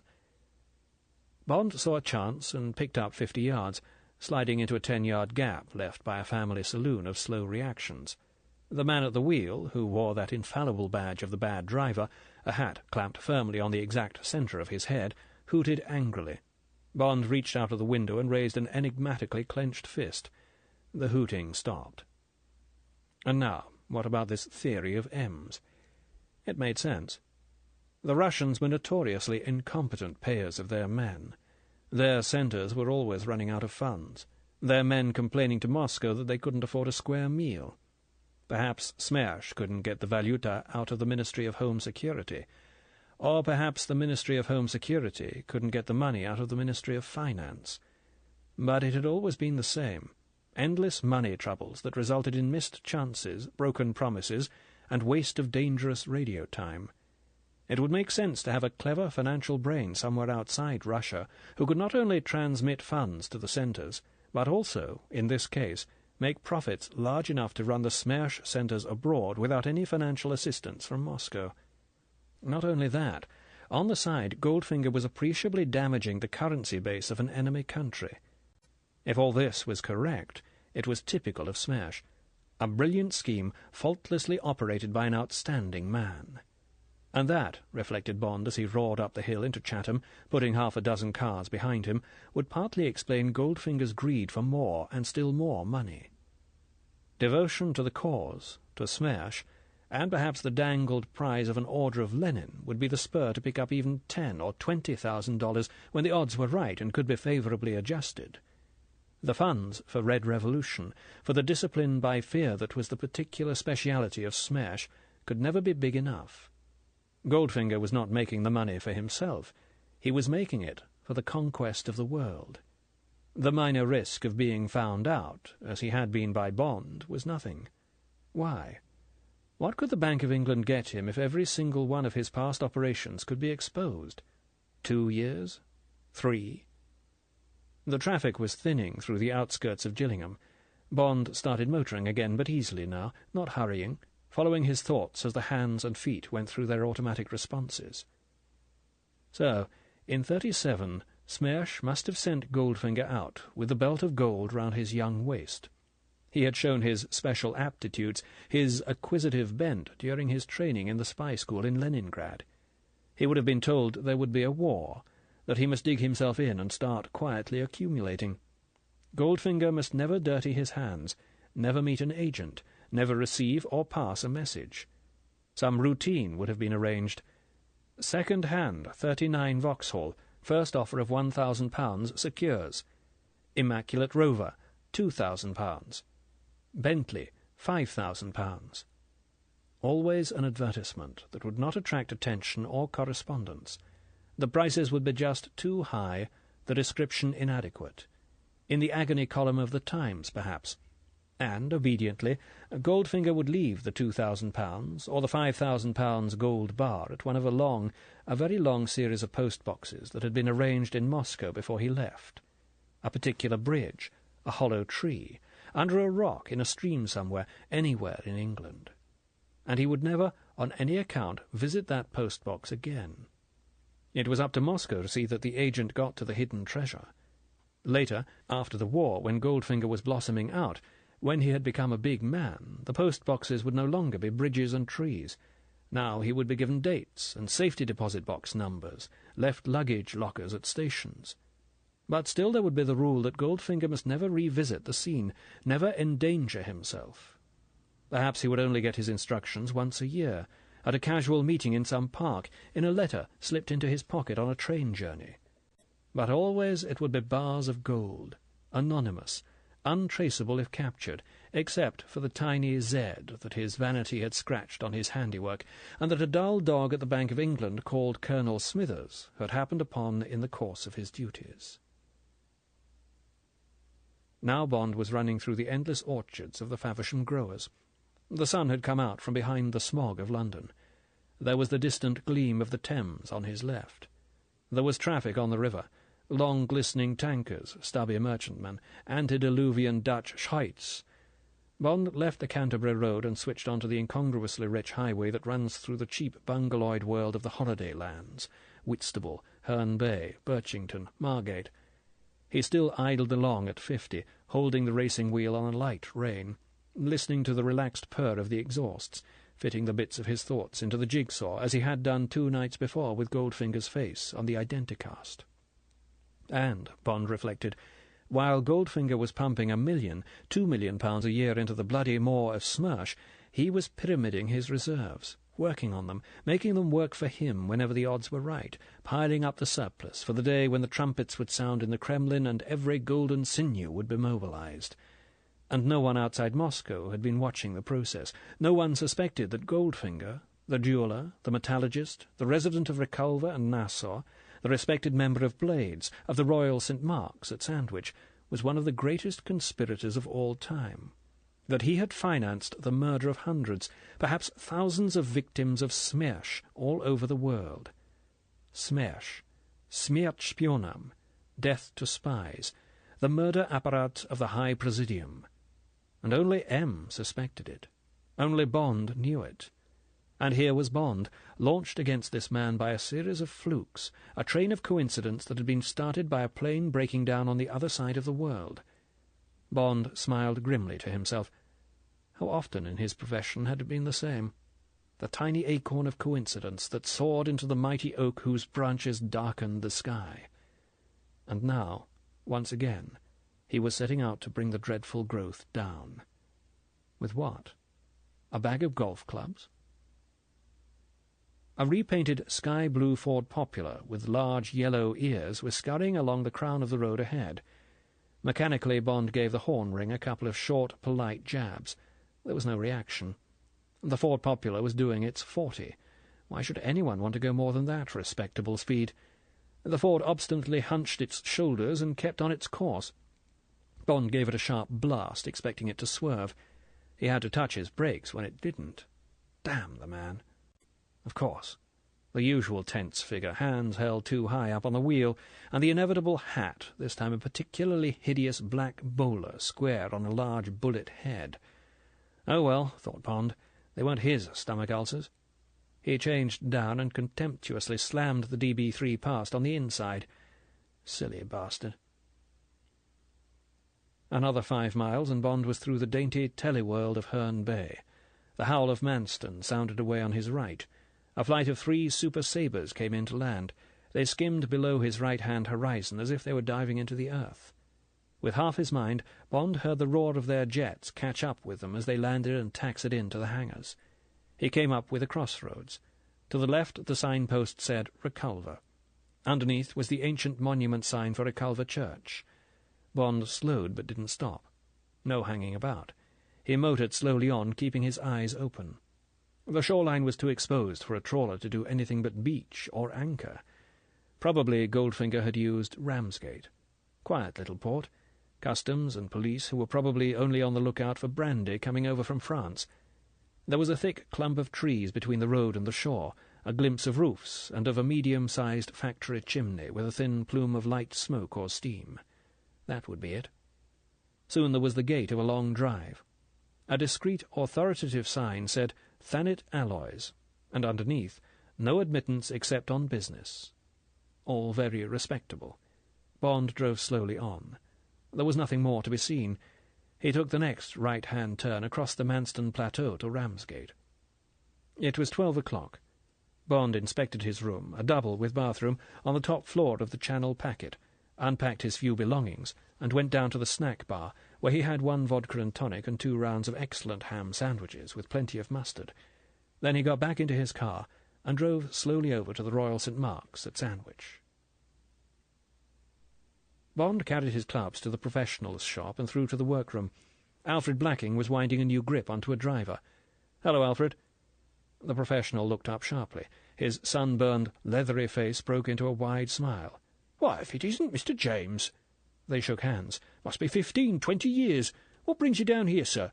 Someone was telling me only the other day that you were in the diplomatic or something. Always abroad. Well, I never. Still the same flat swing, sir?" Alfred Blacking joined his hands and gave a low, flat sweep. "Afraid so, Alfred. Never had time to get myself out of it. How's Mrs. Blacking and Cecil?" "Can't complain, sir. Cecil was runner-up in the Kent Championship last year. Should win it this year if he can only get out of the shop and onto the course a bit more." This book is continued on Disc 3, Goldfinger, by Ian Fleming, continued. Disc 3. "Why, if it isn't Mr. James!" They shook hands. "Must be 15, 20 years. What brings you down here, sir? Someone was telling me only the other day that you were in the diplomatic or something. Always abroad. Well, I never. Still the same flat swing, sir?" Alfred Blacking joined his hands and gave a low, flat sweep. "Afraid so, Alfred. Never had time to get myself out of it. How's Mrs. Blacking and Cecil?" "Can't complain, sir. Cecil was runner-up in the Kent Championship last year. Should win it this year if he can only get out of the shop and onto the course a bit more." Bond propped his clubs up against the wall. It was good to be back. Everything was just the same. There had been a time in his teens when he had played 2 rounds a day, every day of the week, at St. Mark's. Blacking had always wanted to take him in hand. "A bit of practice, Mr. James, and you'd be scratch. No fooling. You really would. What do you want to hang around at 6 for? It's all there except for that flat swing and wanting to hit the ball out of sight when there's no point in it. And you've got the temperament. A couple of years, perhaps only 1, and I'd have you in the amateur." But something had told Bond that there wasn't going to be a great deal of golf in his life, and if he liked the game he'd better forget about lessons and just play as much of it as he could. Yes, it would be about 20 years since he had played his last round on St. Mark's. He'd never been back, even when there had been that bloody affair of the Moonraker at Kingsdown, 10 miles down the coast. Perhaps it had been sentimentality. Since St. Mark's, Bond had got in a good deal of weekend golf when he was at headquarters, but always on the courses round London, Huntercombe, Swinley, Sunningdale, the Berkshire. Bond's handicap had gone up to 9, but he was a real 9. Had to be with the games he chose to play, the 10-pound Nassau's with the tough, cheery men who were always so anxious to stand you a couple of double kummels after lunch. "Any chance of a game, Alfred?" The professional glanced through his back window at the parking space round the tall flagpole. He shook his head. "Doesn't look too good, sir. Don't get many players in the middle of the week at this time of year."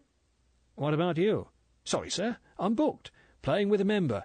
It's a regular thing, every day at 2 o'clock. And the trouble is that Cecil's gone over to Prince's to get in some practice for the championship. What a dashed nuisance." Alfred never used a stronger oath. "It would happen like that. How long are you staying, sir?" "Not long. Never mind. I'll knock a ball round with a caddy. Who's this chap you're playing with?" "A Mr. Goldfinger, sir." Alfred looked discouraging. "Oh, Goldfinger. I know the chap. Met him the other day in America." "You did, sir?" Alfred obviously found it difficult to believe that anyone knew Mr. Goldfinger. He watched Bond's face carefully for any further reaction. "Any good?" "So, sir. Pretty useful off 9. Must take his game damned seriously if he plays with you every day." "Well, yes, sir." The professional's face had the expression Bond remembered so well. It meant that Blacking had an unfavourable view of a particular member, but that he was too good a servant of the club to pass it on. Bond smiled. He said, "You haven't changed, Alfred. What you mean is that no one else will play with him. Remember Farquharson, slowest player in England. I remember you going round and round with him 20 years ago. Come on, what's the matter with Goldfinger?" The professional laughed. He said, "It's you that hasn't changed, Mr. James. You always were dashed inquisitive." He came a step closer and lowered his voice. "The truth is, sir, some members think Mr. Goldfinger is just a little bit hot. You know, sir, improves his lie and so forth." The professional took the driver he was holding, took up a stance, gazed towards an imaginary hole, and banged the head of the club up and down on the floor as if addressing an imaginary ball. "Let me see now. Is this a brassy lie? What do you think, Caddy?" Alfred Blacking chuckled. "Well, of course, by the time he's finished hammering the ground behind the ball's been raised an inch, and it is a brassy lie."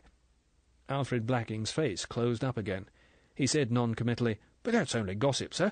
I've never seen anything. Quiet spoken, gentlemen. He's got a place at Reculver. Used to come here a lot. But for the last few years he's only been coming to England for a few weeks at a time.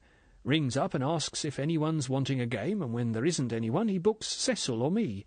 Rang up this morning and asked if there was anyone about. There's sometimes a stranger drops in." Alfred Blacking looked quizzically at Bond. "I suppose you wouldn't care to take him on this afternoon? It'd look odd, you being here and short of a game, and you knowing him and all. He might think I'd been trying to keep him to myself or something. That wouldn't do." "Nonsense, Alfred. And you've got your living to make. Why don't we play a 3-ball? "He won't play them, sir. Says they're too slow, and I agree with him. And don't you worry about my fee. There's a lot of work to do in the shop, and I'll be glad of an afternoon to get down to it." Alfred Blacking glanced at his watch. "He'll be along any minute now. I've got a caddy for you. Remember Hawker?" Alfred Blacking laughed indulgently. "Still the same old Hawker. He'll be another that'll be glad to see you down here again." Bond said, "Well, thanks, Alfred. I'd be interested to see how this chap plays. But why not leave it like this? Say I've dropped in to get a club made up. Old member, used to play here before the war, and I need a new number forward anyway. Your old one has started to give at the seams a bit. Just be casual. Don't say you've told me he's about. I'll stay in the shop, so it'll give him a chance to take his choice without offending me.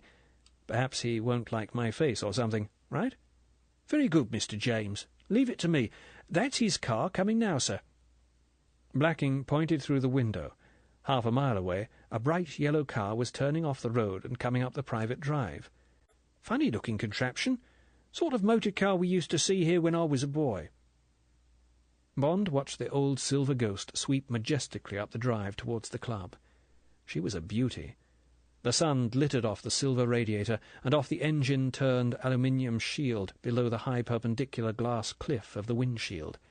The luggage rail on the roof of the heavy coach-built limousine body, so ugly 20 years ago, so strangely beautiful today, was polished brass, as were the 2 Lucas king-of-the-road headlamps that stared so haughtily down the road ahead, and the wide mouth of the old boa constrictor bulb horn. The whole car, except for a black roof and black carrosserie lines and curved panels below the windows, was primrose yellow. It crossed Bond's mind that the South American president might have had it copied from the famous yellow fleet in which Lord Lonsdale had driven to the Derby and Ascot. And now? In the driver's seat sat a figure in a cafe-au-lait dust coat and cap, his big round face obscured by black-rimmed driving goggles. Beside him was a squat figure in black, with a bowler hat placed firmly on the middle of his head. The 2 figures stared straight in front of them with a curious immobility. It was almost as if they were driving a hearse. The car was coming closer. The 6 pairs of eyes, the eyes of the 2 men and the great twin orbs of the car, seemed to be looking straight through the little window and into Bond's eyes. Instinctively, Bond took a few paces back into the dark recesses of the workroom. He noticed the movement and smiled to himself. He picked up somebody's putter and bent down and thoughtfully addressed a knot in the wooden floor. Part 2. Coincidence. Chapter 8. All to play for. "Good afternoon, Blacking. All set?" The voice was casual, authoritative. "I see there's a car outside. Not somebody looking for a game, I suppose?" "I'm not sure, sir. It's an old member come back to have a club made up. Would you like me to ask him, sir?" "Who is it? What's his name?" Bond smiled grimly. He pricked his ears. He wanted to catch every inflection. "Mr. Bond, sir." There was a pause. "Bond?" The voice had not changed. It was politely interested. "Met a fellow called Bond the other day. What's his first name?" "James, sir." "Oh, yes." Now the pause was longer. "Does he know I'm here?" Bond could sense Goldfinger's antennae, probing the situation. "He's in the workshop, sir. May have seen your car drive up." Bond thought, Alfred's never told a lie in his life. He's not going to start now. "Might be an idea." Now Goldfinger's voice unbent. He wanted something from Alfred Blacking, some information. "What sort of a game does this chap play? What's his handicap?" "Used to be quite useful when he was a boy, sir. Haven't seen his game since then." Bond could feel the man weighing it all up. Bond smelled that the bait was going to be taken. He reached into his bag and pulled out his driver and started rubbing down the grip with a block of shellac. Might as well look busy. A board in the shop creaked. Bond honed away industriously, his back to the open door. "I think we've met before." The voice from the doorway was low, neutral. Bond looked quickly over his shoulder. "My God, you made me jump." "Why?" Recognition dawned. "It's Goldfinger. He hoped he wasn't overplaying it. He said with a hint of dislike or mistrust, "Where have you sprung from?" "I told you I played down here, remember?" Goldfinger was looking at him shrewdly. Now the eyes opened wide. The X-ray gaze pierced through to the back of Bond's skull. "No." "Did not Miss Masterton give you my message?" "No, what was it?" "I said I would be over here, and that I would like a game of golf with you." "Oh, well." Bond's voice was coldly polite. "We must do that some day." "I was playing with the professional. I will play with you instead." Goldfinger was stating a fact. There was no doubt that Goldfinger was hooked. Now Bond must play hard to get. "Why not some other time? I've come to order a club. Anyway, I'm not in practice. There probably isn't a caddy." Bond was being as rude as he could. Obviously the last thing he wanted to do was play with Goldfinger. "I also haven't played for some time." Bloody liar, thought Bond. "Ordering a club will not take a moment." Goldfinger turned back into the shop. "Blacking, have you got a caddy for Mr. Bond?" "Yes, sir." "Then that is arranged." Bond wearily thrust his driver back into his bag. Well, all right then. He thought of a final way of putting Goldfinger off. He said roughly, "But I warn you, I like playing for money. I can't be bothered to knock a ball round just for the fun of it." Bond felt pleased with the character he was building up for himself. Was there a glint of triumph quickly concealed in Goldfinger's pale eyes? He said indifferently, "That suits me. Anything you like. Off handicap, of course. I think you said you're 9. "Yes." Goldfinger said carefully. "Where, may I ask?" "Huntercombe." Bond was also 9 at Sunningdale. Huntercombe was an easier course. 9 at Huntercombe wouldn't frighten Goldfinger. "And I also am 9. Here, up on the board. So it's a level game, right?" Bond shrugged. "You'll be too good for me." "I doubt it. However," Goldfinger was offhand, "tell you what I'll do. That bit of money you removed from me in Miami, remember? The big figure was 10. I like a gamble. It will be good for me to have a try. I will play you double or quits for that." Bond said indifferently, "That's too much." Then, as if he thought better of it, thought he might win, he said, with just the right amount of craft mixed with reluctance, "Of course you can say that was found money. I won't miss it if it goes again. Oh, well, all right. Easy come, easy go. Level match. $10,000 it is." Goldfinger turned away. He said, and there was a sudden sweetness in the flat voice, "That's all arranged then, Mr. Blacking. Many thanks. Put your fee down on my account. Very sorry we shall be missing our game. Now, let me pay the caddy fees." Alfred Blacking came into the workroom and picked up Bond's clubs. He looked very directly at Bond. He said, "Remember what I told you, sir?" One eye closed and opened again. "I mean about that flat swing of yours. It needs watching, all the time." Bond smiled at him. Alfred had long ears. He might not have caught the figure, but he knew that somehow this was to be a key game. "Thanks, Alfred. I won't forget. 4 penfolds, with hearts on them, and a dozen teas. I won't be a minute." Bond walked through the shop and out to his car. The bowler-hatted man was polishing the metalwork of the rolls with a cloth. Bond felt, rather than saw him stop and watch Bond take out his zip bag and go into the clubhouse. The man had a square, flat, yellow face. One of the Koreans? Bond paid his green fee to Hampton, the steward, and went into the changing-room. It was just the same tacky smell of old shoes and socks, and last summer's sweat. Why was it a tradition of the most famous golf clubs that their standard of hygiene should be that of a Victorian private school? Bond changed his socks and put on the battered old pair of nailed Saxons. He took off the coat of his yellowing black-and-white houndstooth suit and pulled on a faded black wind-cheater. Cigarettes? Lighter? He was ready to go. Bond walked slowly out, preparing his mind for the game. On purpose he had needled this man into a high, tough match, so that Goldfinger's respect for him should be increased, and Goldfinger's view of Bond, that he was the type of ruthless, hard adventurer who might be very useful to Goldfinger, would be confirmed. Bond had thought that perhaps £100 Nassau would be the form, but $10,000... There had probably never been such a high singles game in history, except in the finals of American championships, or in the big amateur Calcutta sweeps, where it was the backers rather than the players who had the money on. Goldfinger's private accounting must have taken a nasty dent. He wouldn't have liked that. He would be aching to get some of his money back. When Bond had talked about playing high, Goldfinger had seen his chance. So be it. But one thing was certain. For 100 reasons, Bond could not afford to lose. He turned into the shop and picked up the balls and tees from Alfred Blacking. "Hawker's got the club, sir."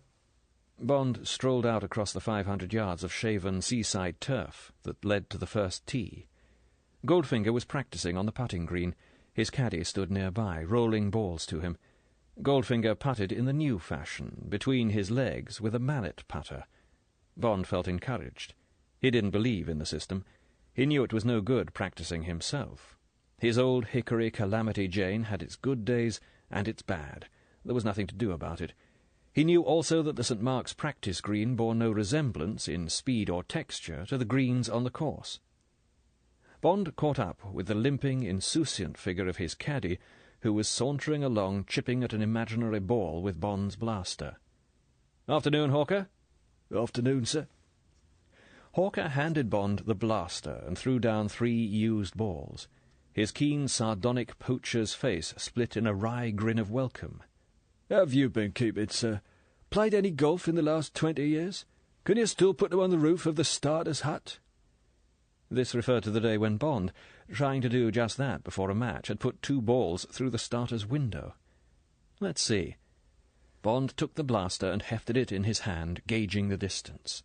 The tap of the balls on the practice green had ceased. Bond addressed the ball, swung quickly, lifted his head, and shanked the ball almost at right angles. He tried again. This time it was a dunch. A foot of turf flew up. The ball went 10 yards. Bond turned to Hawker, who was looking his most sardonic. "It's all right, Hawker. Those were for show. Now then, one for you." He stepped up to the 3rd ball, took his club back slowly, and whipped the club head through. The ball soared 100 feet, paused elegantly, dropped 80 feet onto the thatched roof of the starter's hut, and bounced down. Bond handed back the club. Hawker's eyes were thoughtful, amused. He said nothing. He pulled out the driver and handed it to Bond. They walked together to the first tee, talking about Hawker's family. Goldfinger joined them, relaxed, impassive. Bond greeted Goldfinger's caddy, an obsequious, talkative man called Fawkes, whom Bond had never liked. Bond glanced at Goldfinger's clubs. They were a brand-new set of American Ben Hogans, with smart St. Mark's leather covers for the woods. The bag was one of the stitched black leather holdalls favoured by American pros. The clubs were in individual cardboard tubes for easy extraction. It was a pretentious outfit, but the best. "Toss for honour?" Goldfinger flicked a coin. Tails. It was heads. Goldfinger took out his driver and unpeeled a new ball. He said, "Dunlop 65. Number 1. Always use the same ball. What's yours?" "Penfold. Hearts." Goldfinger looked keenly at Bond. "Strict rules of golf?" "Naturally." "Right." Goldfinger walked onto the tee and teed up. He took one or two careful, concentrated practice swings. It was a type of swing Bond knew well, the grooved, mechanical, repeating swing of someone who had studied the game with great care, read all the books, and spent £5,000 on the finest pro teachers. It would be a good, scoring swing which might not collapse under pressure. Bond envied it. Goldfinger took up his stance, waggled gracefully, took his club head back in a wide, slow arc, and, with his eyes glued to the ball, broke his wrists correctly. He brought the club head mechanically, effortlessly down and through the ball, and into a rather artificial copybook finish. The ball went straight and true about 200 yards down the fairway. It was an excellent, uninspiring shot. Bond knew that Goldfinger would be capable of repeating the same swing with different clubs again and again round the 18 holes. Bond took his place, gave himself a lowish tee, addressed the ball with careful enmity, and with a flat racket player's swing in which there was just too much wrist for safety, lashed the ball away. It was a fine attacking drive that landed past Goldfinger's ball and rolled on 50 yards, but it had had a shade of draw and ended on the edge of the left-hand rough. There were two good drives. As Bond handed his club to Hawker and strolled off in the wake of the more impatient Goldfinger, he smelled the sweet smell of the beginning of a knock-down-and-drag-out game of golf on a beautiful day in May, with the larks singing over the greatest seaside course in the world. The first hole of the Royal St. Mark's is 450 yards long. 450 yards of undulating fairway, with one central bunker to trap a miss-hit second shot, and a chain of bunkers guarding 3/4 of the green to trap a well-hit one. You can slip through the unguarded quarter, but the fairway slopes to the right there, and you're more likely to end up with a nasty first chip of the day out of the rough. Goldfinger was well placed to try for this opening. Bond watched him take what was probably a spoon, make his two practice swings, and address the ball. Many unlikely people play golf, including people who are blind, people who have only one arm, or even no legs, and people often wear bizarre clothes to the game. Other golfers don't think them odd, for there are no rules of appearance or dress at golf. That is one of its minor pleasures. But Goldfinger had made an attempt to look smart at golf, and that is the only way of dressing that is incongruous on a links. Everything matched in a blaze of rust-coloured tweed, from the buttoned golfer's cap centred on the huge flaming red hair to the brilliantly polished, almost orange shoes. The +4 suit was too well cut, and the +4s themselves had been pressed down the sides. The stockings were of a matching heather mixture and had green garter tabs. It was as if Goldfinger had gone to his tailor and said, "Dress me for golf, you know, like they wear in Scotland." Social errors made no impression on Bond, and for the matter of that he rarely noticed them. With Goldfinger it was different. Everything about the man had grated on Bond's teeth from the first moment he had seen him. The assertive blatancy of his clothes was just part of the malevolent animal magnetism that had affected Bond from the beginning. Goldfinger executed his mechanical, faultless swing. The ball flew true, but just failed to make the slope, and curled off to the right to finish pin-high off the green in a short rough. Easy 5. A good chip could turn it into a 4, but it would have to be a good one. Bond walked over to his ball. It was lying cocked up just off the fairway. Bond took his number forward. Now for the all-air route, a soaring shot that would carry the cross bunkers and give him 2 putts for a 4. Bond remembered the dictum of the pros, it's never too early to start winning. He took it easy, determined not to press for the long but comfortable carry. As soon as Bond had hit the shot, he knew it wouldn't do. The difference between a good golf shot and a bad one is the same as the difference between a beautiful and a plain woman, a matter of millimetres. In this case, the club face had gone through just that 1 millimetre too low under the ball. The arc of flight was high and soft, no legs. Why the hell hadn't he taken a spoon or 2 iron off that lie? The ball hit the lip of the far bunker and fell back. Now it was the blaster, and fighting for a half. Bond never worried too long about his bad or stupid shots. He put them behind him and thought of the next. He came up with the bunker, took his blaster, and measured the distance to the pin, 20 yards. The ball was lying well back. Should he splash it out with a wide stance and an outside-in swing, or should he blast it and take plenty of sand? For safety's sake, he would blast it out. Bond went down into the bunker. Head down and follow well through. The easiest shot in golf. Try and put it dead. The wish, halfway down his backswing, hurried the hands in front of the club head. The loft was killed, and there was the ball rolling back off the face. Get it out, you bloody fool, and hole a long putt. Now Bond took too much sand. He was out, but barely on the green. Goldfinger bent to his chip and kept his head down until the ball was halfway to the hole. The ball stopped 3 inches from the pin. Without waiting to be given the putt, Goldfinger turned his back on Bond and walked off towards the second tee. Bond picked up his ball and took his driver from Hawker. What does he say his handicap is, sir? 9. It's a level match. Have to do better than that, though. Ought to have taken my spoon for the second. Hawker said encouragingly, It's early days yet, sir. Bond knew it wasn't. It was always too early to start losing. Chapter 9. The Cup and the Lip. Goldfinger had already teed up. Bond walked slowly behind him, followed by Hawker. Bond stood and leant on his driver. He said, I thought you said we would be playing the strict rules of golf, but I'll give you that putt. This makes you 1 up. Goldfinger nodded curtly. He went through his practice routine and hit his usual excellent, safe drive. The second hole is a 370-yard dogleg to the left, with deep cross bunkers daring you to take the tiger's line. But there was a light, helping breeze. For Goldfinger it would now be a 5-iron for his second. Bond decided to try and make it easier for himself and only have a wedge for the green. He laid his ears back and hit the ball hard and straight for the bunkers. The breeze got under the slight draw and winged the ball on and over. The ball pitched and disappeared down into the gully just short of the green. A 4. Chance of a 3. Goldfinger strode off without comment. Bond lengthened his stride and caught up. How's the agoraphobia? Doesn't all this wide-open space bother it? No. Goldfinger deviated to the right. He glanced at the distant, half-hidden flag, planning his second shot. He took his 5-iron and hit a good, careful shot which took a bad kick short of the green and ran down into the thick grass to the left. Bond knew that territory. Goldfinger would be lucky to get down in 2.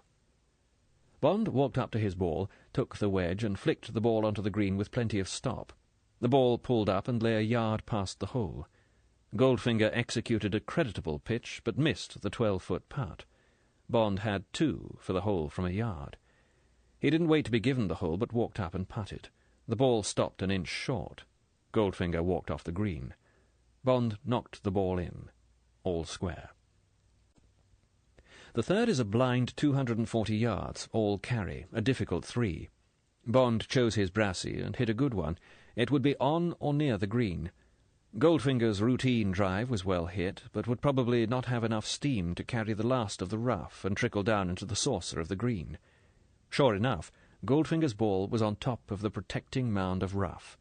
He had a nasty cuppy lie, with a tuft just behind the ball. Goldfinger stood and looked at the lie. He seemed to make up his mind. He stepped past his ball to take a club from the caddy. His left foot came down just behind the ball, flattening the tuft. Goldfinger could now take his putter. He did so and trickled the ball down the bank towards the hole. It stopped 3 feet short. Bond frowned. The only remedy against a cheat at golf is not to play with him again, but that was no good in this match.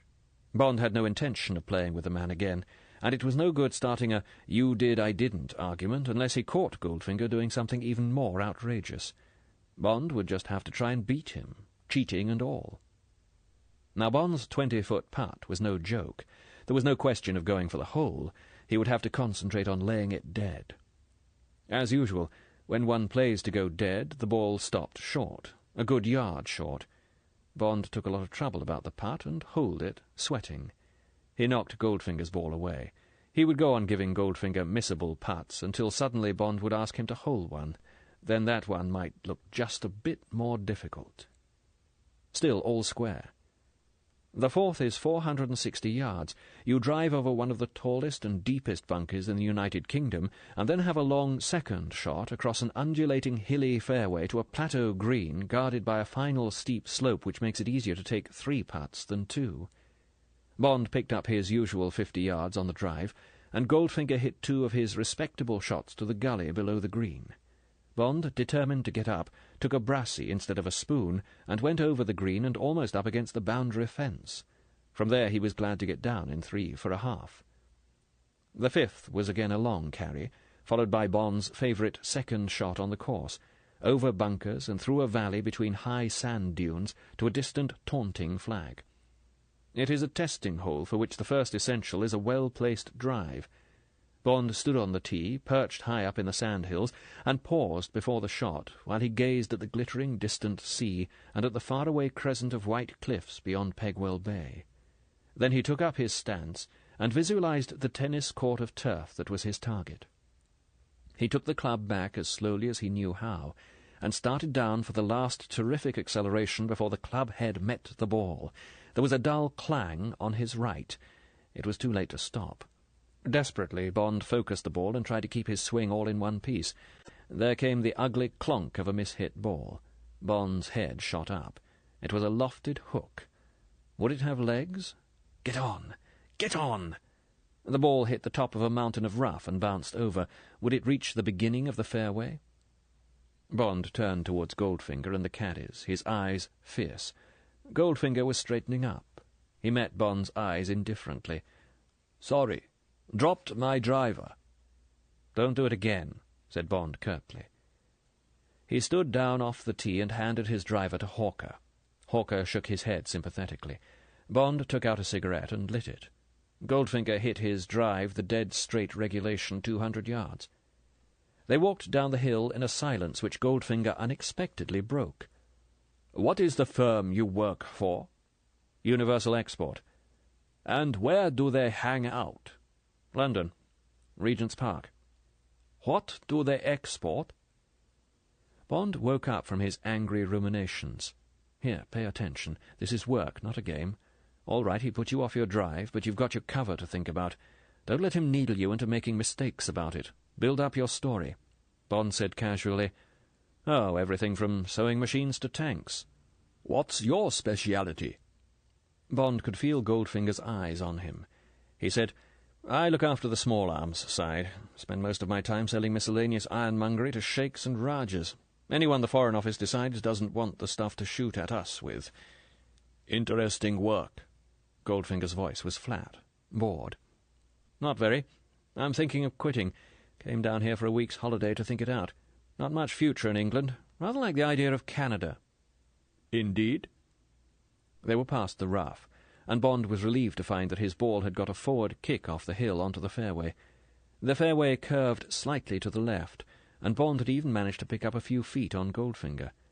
It was Goldfinger to play. Goldfinger took out his spoon. It wasn't going for the green, but only to get over the bunkers and through the valley. Bond waited for the usual safe shot. He looked at his own lie. Yes, he could take his brassey. There came the wooden thud of a miss-hit. Goldfinger's ball hit off the heel, sped along the ground and into the stony wastes of Hell Bunker, the widest bunker and the only unkempt one, because of the pebbles, on the course. For once Homer had nodded, or rather lifted his head. Perhaps his mind had been half on what Bond had told him. Good show. But Goldfinger might still get down in 3 more. Bond took out his brassey. He couldn't afford to play safe. He addressed the ball, seeing in his mind's eye its 88mm trajectory through the valley and then the 2 or 3 bounces that would take it on to the green. He laid off a bit to the right to allow for his draw. Now. There came a soft clinking away to his right. Bond stood away from his ball. Goldfinger had his back to Bond. He was gazing out to sea, wrapped in its contemplation, while his right hand played, unconsciously, with the money in his pocket. Bond smiled grimly. He said, "Could you stop shifting bullion till after my shot?" Goldfinger didn't turn round or answer. The noise stopped. Bond turned back to his shot, desperately trying to clear his mind again. Now the brassy was too much of a risk. It needed too good a shot. He handed it to Hawker and took his spoon and banged the ball safely through the valley. It ran on well and stopped on the apron. A 5, perhaps a 4. Goldfinger got well out of the bunker and put his chip dead. Bond putted too hard and missed the one back. Still all square. The 6th, appropriately called the Virgin, is a famous short hole in the world of golf.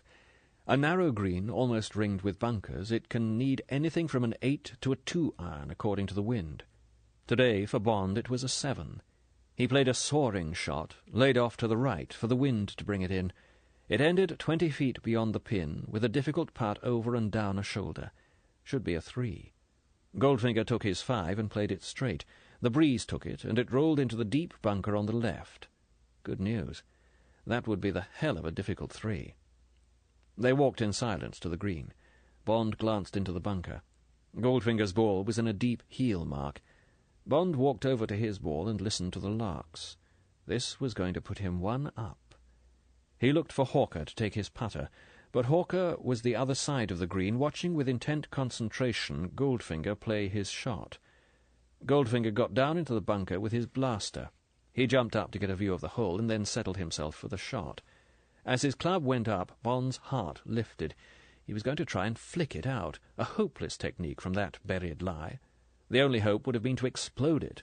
Down came the club, smoothly, without hurry. With hardly a handful of sand, the ball curved up out of the deep bunker, bounced once, and lay dead. Bond swallowed. Blast his eyes! How the hell had Goldfinger managed that? Now, out of sour grapes, Bond must try for his 2. He went for it, missed the hole by an inch, and rolled a good yard past. Hell and damnation! Bond walked slowly up to the putt, knocking Goldfinger's ball away. Come on, you bloody fool. But the spectre of the big swing, from an almost certain 1 up to a possible 1 down, made Bond wish the ball into the hole instead of tapping it in. The coaxed ball, lacking decision, slid past the lip. 1 down.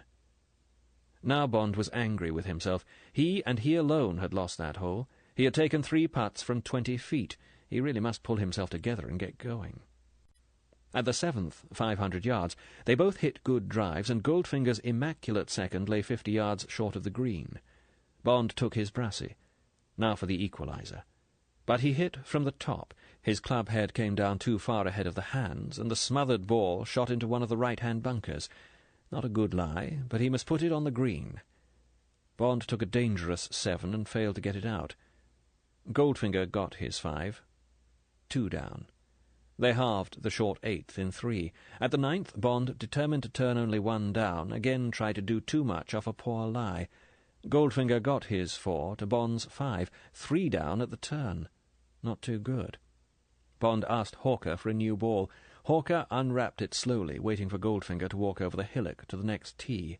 Hawker said softly, "You saw what he did at the Virgin, sir?" "Yes, damn him. It was an amazing shot." Hawker was surprised. "Ah, you didn't see what he did in the bunker, sir?" "No, what? I was too far away." The other 2 were out of sight over the rise.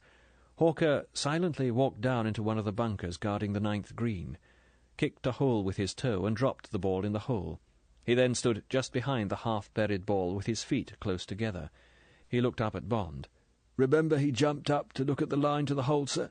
"Yes." "Just watch this, sir."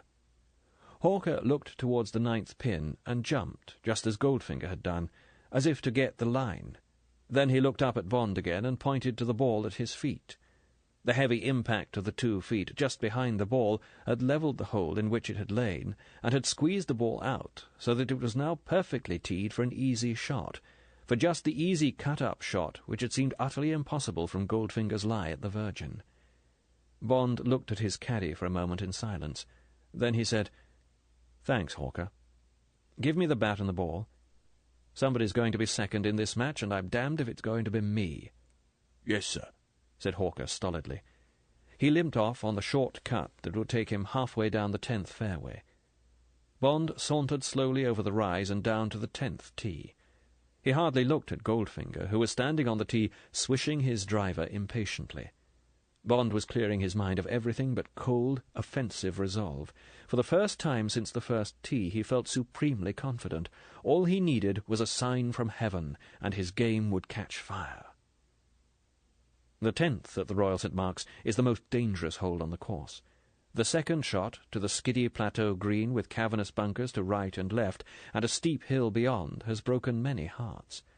Bond remembered that Philip Scruton, out in 4 under 4s in the Gold Bowl, had taken a 14 at this hole, 7 of them ping-pong shots from one bunker to another, to and fro across the green. Bond knew that Goldfinger would play his second to the apron, or short of it, and be glad to get a 5. Bond must go for it, and get his 4. 2 good drives, and sure enough, Goldfinger well up on the apron with his second, a possible 4. Bond took his 7, laid off plenty for the breeze, and fired the ball off into the sky. At first he thought he had laid off too much, but then the ball began to float to the left. It pitched and stopped dead in the soft sand blown onto the green from the right-hand bunker. A nasty 15-foot putt. Bond would now be glad to get a half. Sure enough, Goldfinger putted up to within a yard. That, thought Bond as he squared up to his putt, he will have to hole. He hit his own putt fairly smartly to get it through the powdering of sand, and was horrified to see it going like lightning across the skiddy green. God, he was going to have not a yard, but a 2-yard putt back. But suddenly, as if drawn by a magnet, the ball swerved straight for the hole, hit the back of the tin, bounced up, and fell into the cup with an audible rattle. The sign from heaven. Bond went up to Hawker, winked at him, and took his driver.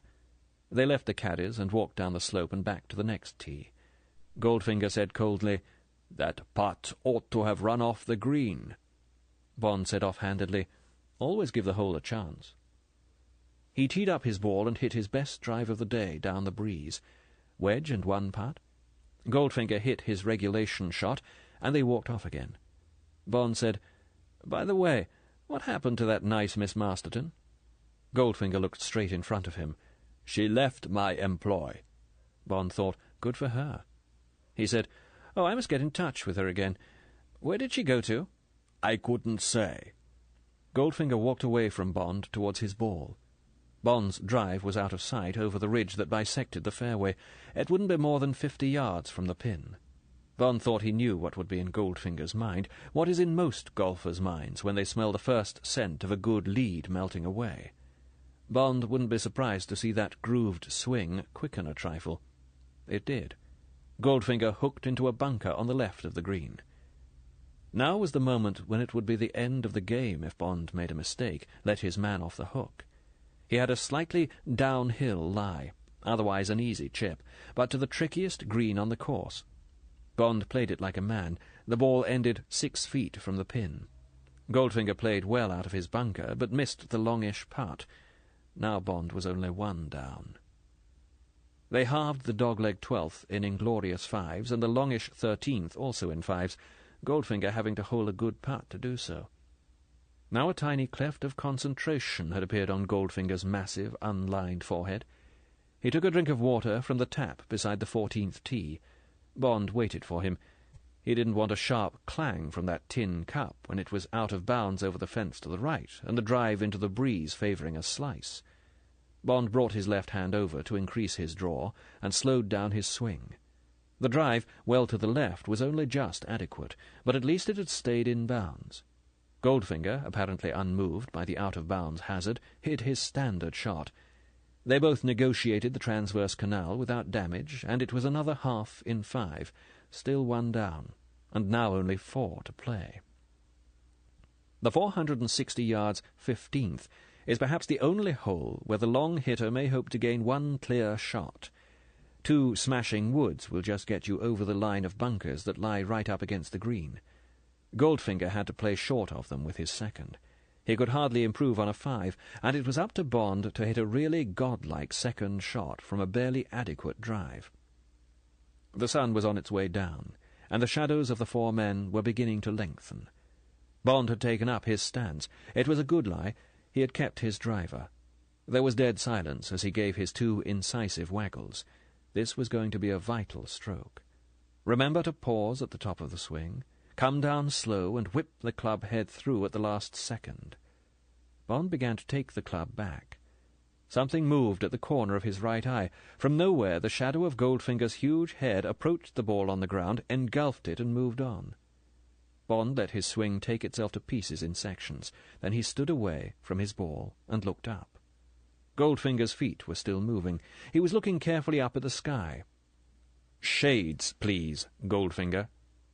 Bond's voice was furiously controlled. Goldfinger stopped and looked slowly at Bond. The eyebrows were raised a fraction in inquiry. He moved back and stood still, saying nothing. Bond went back to his ball. "Now then, relax. To hell with Goldfinger. Slam that ball onto the green. Just stand still and hit it." There was a moment when the world stood still. Then somehow Bond did hit it, on a low trajectory that mounted gracefully to carry the distant surf of the bunkers. The ball hit the bank below the green, bounced high with the impact, and rolled out of sight into the saucer round the pin. Hawker came up and took the driver out of Bond's hand. They walked on together. Hawker said seriously, "That's one of the finest shots I've seen in 30 years. He lowered his voice. "I thought he'd fixed you then, sir." "He damn nearly did, Hawker. It was Alfred Blacking that hit that ball, not me." Bond took out his cigarettes, gave one to Hawker, and lit his own. He said quietly, "All square and 3 to play. We've got to watch those next 3 holes. Know what I mean?"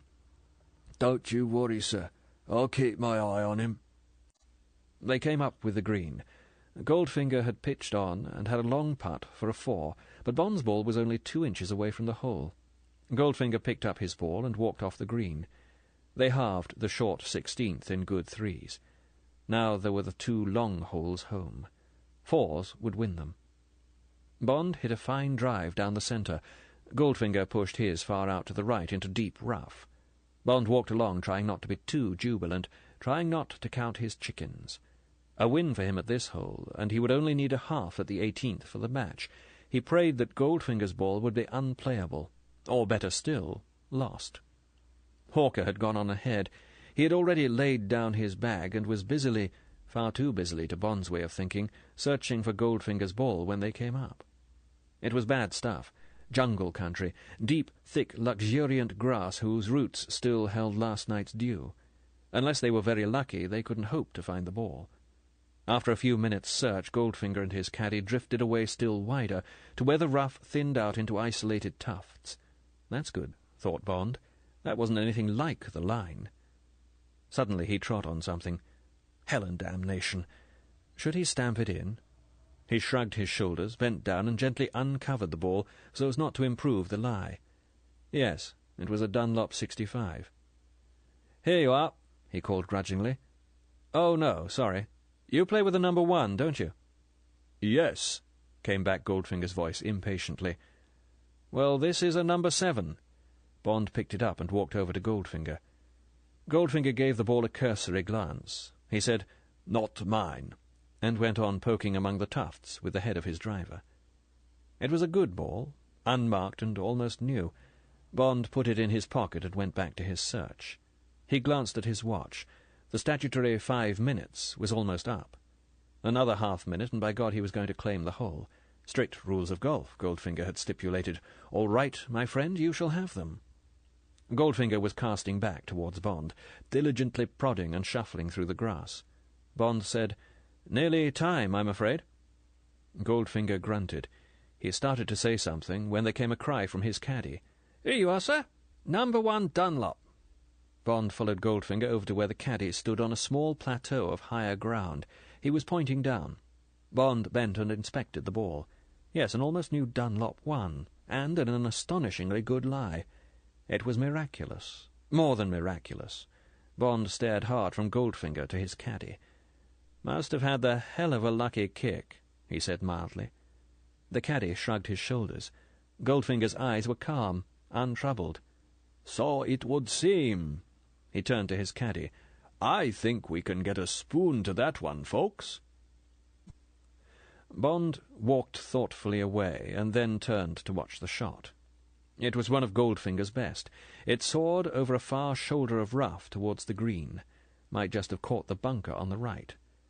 Bond walked on to where Hawker, a long blade of grass dangling from his wry lips, was standing on the fairway watching the shot finish. Bond smiled bitterly at him. He said in a controlled voice, "Is my good friend in the bunker, or is the bastard on the green?" "Green, sir," said Hawker unemotionally. Bond went up to his ball. Now things had got tough again. Once more he was fighting for a half after having a certain win in his pocket. He glanced towards the pin, gauging the distance. This was a tricky one. He said, 5 or 6? "The 6 should do it, sir. Nice firm shot." Hawker handed him the club. "Now then, clear your mind. Keep it slow and deliberate. It's an easy shot. Just punch it, so that it's got plenty of zip to get up the bank and onto the green. Stand still and head down." Click. The ball, hit with a slightly closed face, went off on just the medium trajectory Bond had wanted. It pitched below the bank. It was perfect.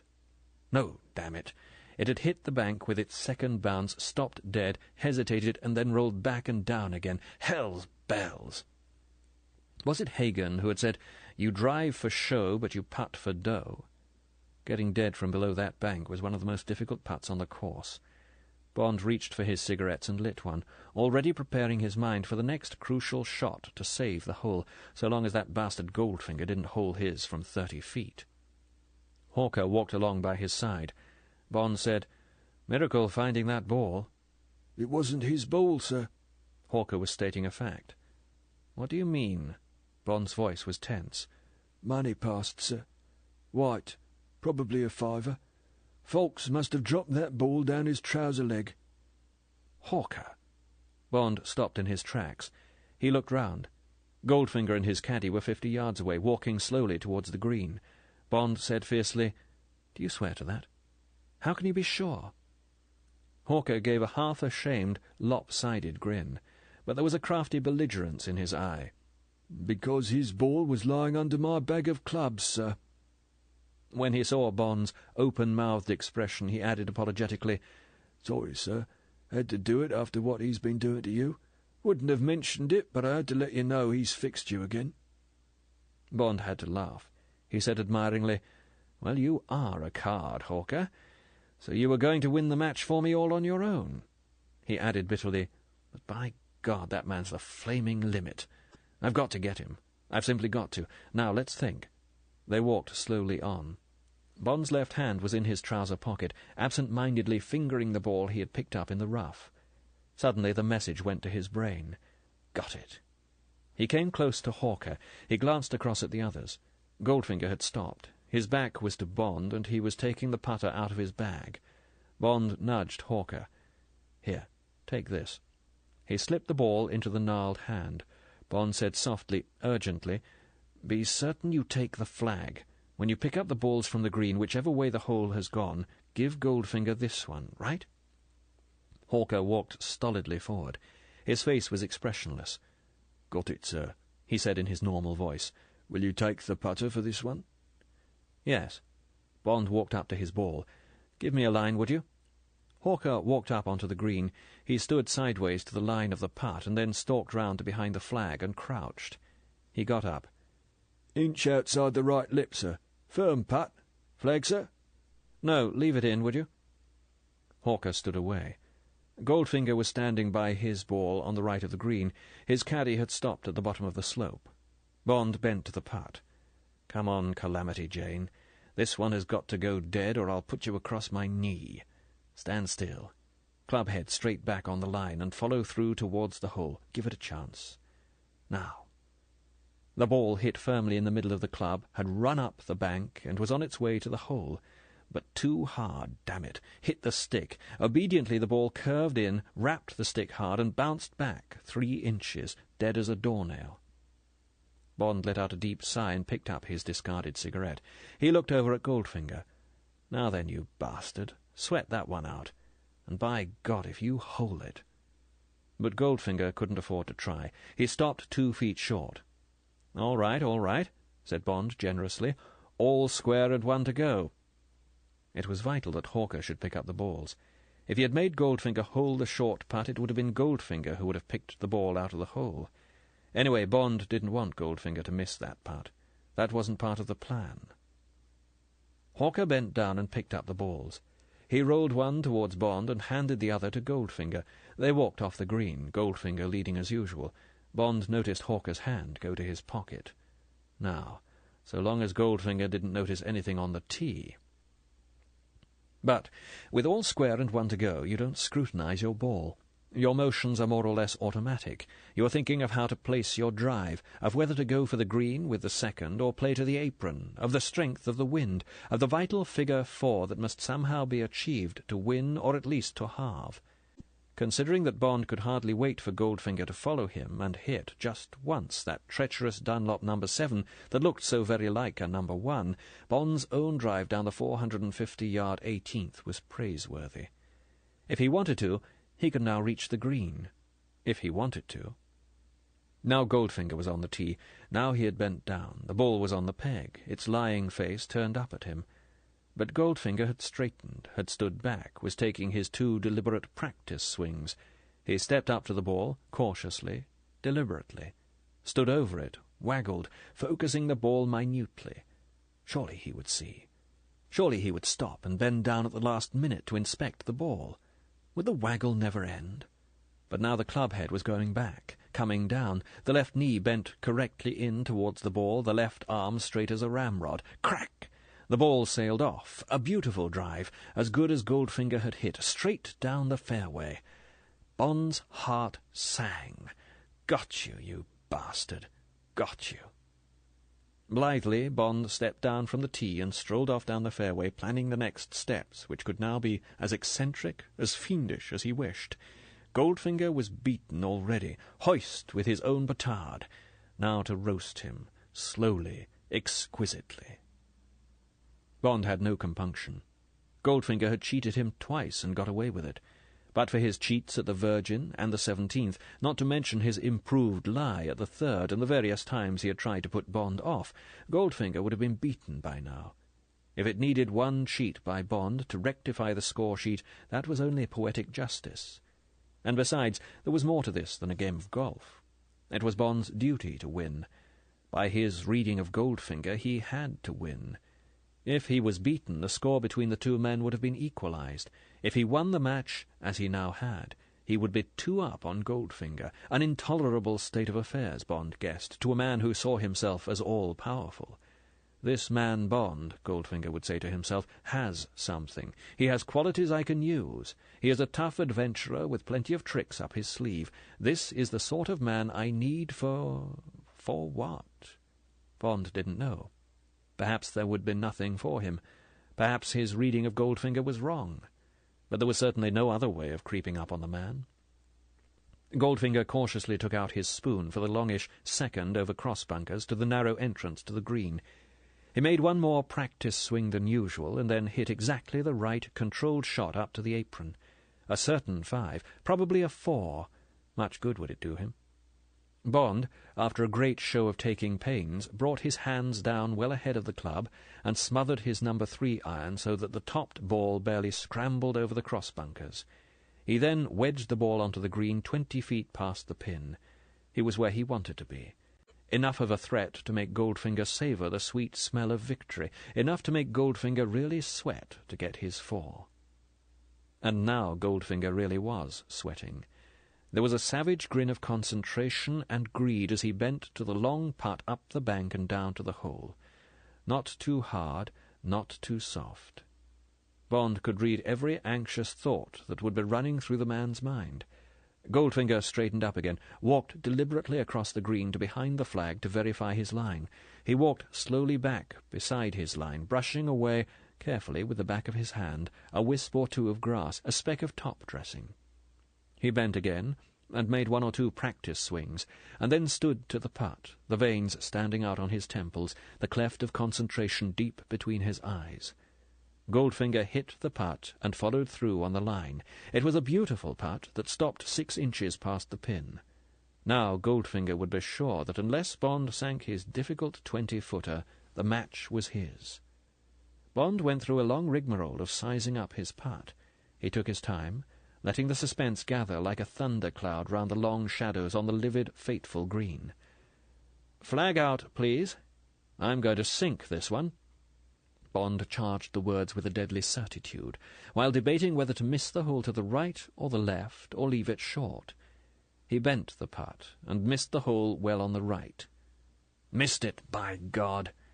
Bond put bitterness and rage into his voice. He walked over to the hole and picked up the 2 balls, keeping them in full view. Goldfinger came up. His face was glistening with triumph. "Well, thanks for the game. Seems I was just too good for you after all." "You're a good 9 handicap," said Bond with just sufficient sourness. He glanced at the balls in his hand to pick out Goldfinger's and hand it to him. He gave a start of surprise. "Hello." He looked sharply at Goldfinger. "You play a number 1 Dunlop, don't you?" "Yes, of course." A sixth sense of disaster wiped the triumph off Goldfinger's face. "What is it? What's the matter?" "Well," said Bond apologetically, "afraid you've been playing with the wrong ball. Here's my Penfold Hearts, and this is a number 7 Dunlop." He handed both balls to Goldfinger. Goldfinger tore them off his palm and examined them feverishly. Slowly the colour flooded over Goldfinger's face. He stood, his mouth working, looking from the balls to Bond and back to the balls. Bond said softly, "Too bad we were playing to the rules. Afraid that means you lose the hole. And, of course, the match." Bond's eyes observed Goldfinger impassively. But... This was what Bond had been looking forward to. The cup dashed from the lips. He stood and waited, saying nothing. Rage suddenly burst Goldfinger's usually relaxed face like a bomb. "It was a Dunlop 7 you found in the rough. It was your caddy that gave me this ball, on the 17th green. He gave me the wrong ball on purpose. The damned cheat—" "Here, steady on," said Bond mildly. "You'll get a slander action on your hands if you aren't careful. Hawker, did you give Mr. Goldfinger the wrong ball by mistake or anything?" "No, sir." Hawker's face was stolid. He said indifferently, "If you want my opinion, sir, the mistake may have been made at the 17th, when the gentleman found his ball pretty far off the line we'd all marked it on. A 7 looks very much like a 1. I'd say that's what happened, sir. It would have been a miracle for the gentleman's ball to have ended up as wide as where it was found." "Tommy rot!" Goldfinger gave a snort of disgust. He turned angrily on Bond. "You saw that was a number 1 my caddy found." Bond shook his head doubtfully. "I didn't really look closely, I'm afraid. However," Bond's voice became brisk, businesslike, "it's really the job of the player to make certain he's using the right ball, isn't it? I can't see that anyone else can be blamed if you tee the wrong ball up and play 3 shots with it. Anyway," he started walking off the green, "many thanks for the match. We must have it again one day." Goldfinger, lit with glory by the setting sun, but with a long black shadow tied to his heels, followed Bond slowly, his eyes fixed thoughtfully on Bond's back. Chapter 10. Up at the Grange. There are some rich men who use their riches like a club. Bond, luxuriating in his bath, thought that Goldfinger was one of them. He was the kind of man who thought he could flatten the world with his money, bludgeoning aside annoyances and opposition with his heavy wad. He had thought to break Bond's nerve by playing him for $10,000, a flea bite to him, but obviously a small fortune to Bond. In most circumstances he might have succeeded. It needs an iron nerve to wait for it on your swing, to keep your head down on the short putts when big money hangs on every shot, over 18 long holes. The pros, playing for their own bread and butter and for their families, know the cold breath of the poorhouse on the back of their necks as they come to the 18th tee all square. That is why they lead careful lives, not smoking or drinking, and why the one that wins is usually the one with the least imagination. But in Bond's case, Goldfinger could not have known that high tension was Bond's natural way of life, and that pressure and danger relaxed him. And he could not have known that Bond wanted to play Goldfinger for the highest possible stakes, and that he would have the funds of the Secret Service behind him if he lost. Goldfinger, so used to manipulating others, had been blind to the manipulation for once being practised upon himself. Or had he been? Thoughtfully, Bond got out of the bath and dried himself. That powerful dynamo inside the big round head would be humming at this very moment, wondering about Bond, knowing he had been out-cheated, asking itself how it came about that twice Bond had appeared out of the blue and twice queered his pitch. Had Bond played his cards right? Had he made himself appear an interesting challenge, or would Goldfinger's sensitive nose smell a threat? In the latter case there would be no follow-up by Goldfinger, and Bond would have to bow out of the case and leave it to M to devise a new approach. How soon would he know if the big fish was hooked? This one would take plenty of time sniffing the bait. It would be good to have just one small bite to tell him he had chosen the right lure. There was a knock on the door of his bedroom. Bond wrapped the towel round him and walked through. He opened the door. It was the hall porter. "Yes?" "Telephone message from a Mr. Goldfinger, sir. His compliments, and would you care to come to his house for dinner tonight? It's the Grange over at Reculver, sir. 6:30 for drinks beforehand, and not to bother to dress." "Please thank Mr. Goldfinger, and say I shall be delighted." Bond shut the door and walked across to the open window, and stood looking out across the quiet evening sea. Well, well. Talk of the devil, Bond smiled to himself, and then go and sup with him. What was that about a long spoon? At 6 o'clock, Bond went down to the bar and had a large vodka and tonic with a slice of lemon peel. The bar was empty, save for a group of American Air Force officers from Manston. They were drinking whiskey and water and talking baseball. Bond wondered if they had spent the day toting a hydrogen bomb round the skies over Kent, over the 4 little dots in the dunes that had been his match with Goldfinger. He thought wryly, not too much of that whiskey, cousins, paid for his drink, and left. He motored slowly over to Reculver, savouring the evening, and the drink inside him, and the quiet bubble of the twin exhausts. This was going to be an interesting dinner-party. Now was the moment to sell himself to Goldfinger. If he put a foot wrong, he was out, and the pitch would have been badly queered for his successor. He was unarmed. It would be fatal for Goldfinger to smell that kind of rat. He felt a moment's qualm, but that was going too fast. No state of war had been declared, the opposite, if anything. When they had parted at the golf club, Goldfinger had been cordial in a rather forced, oily fashion. He had inquired where he should send Bond's winnings, and Bond had given him the address of Universal Export.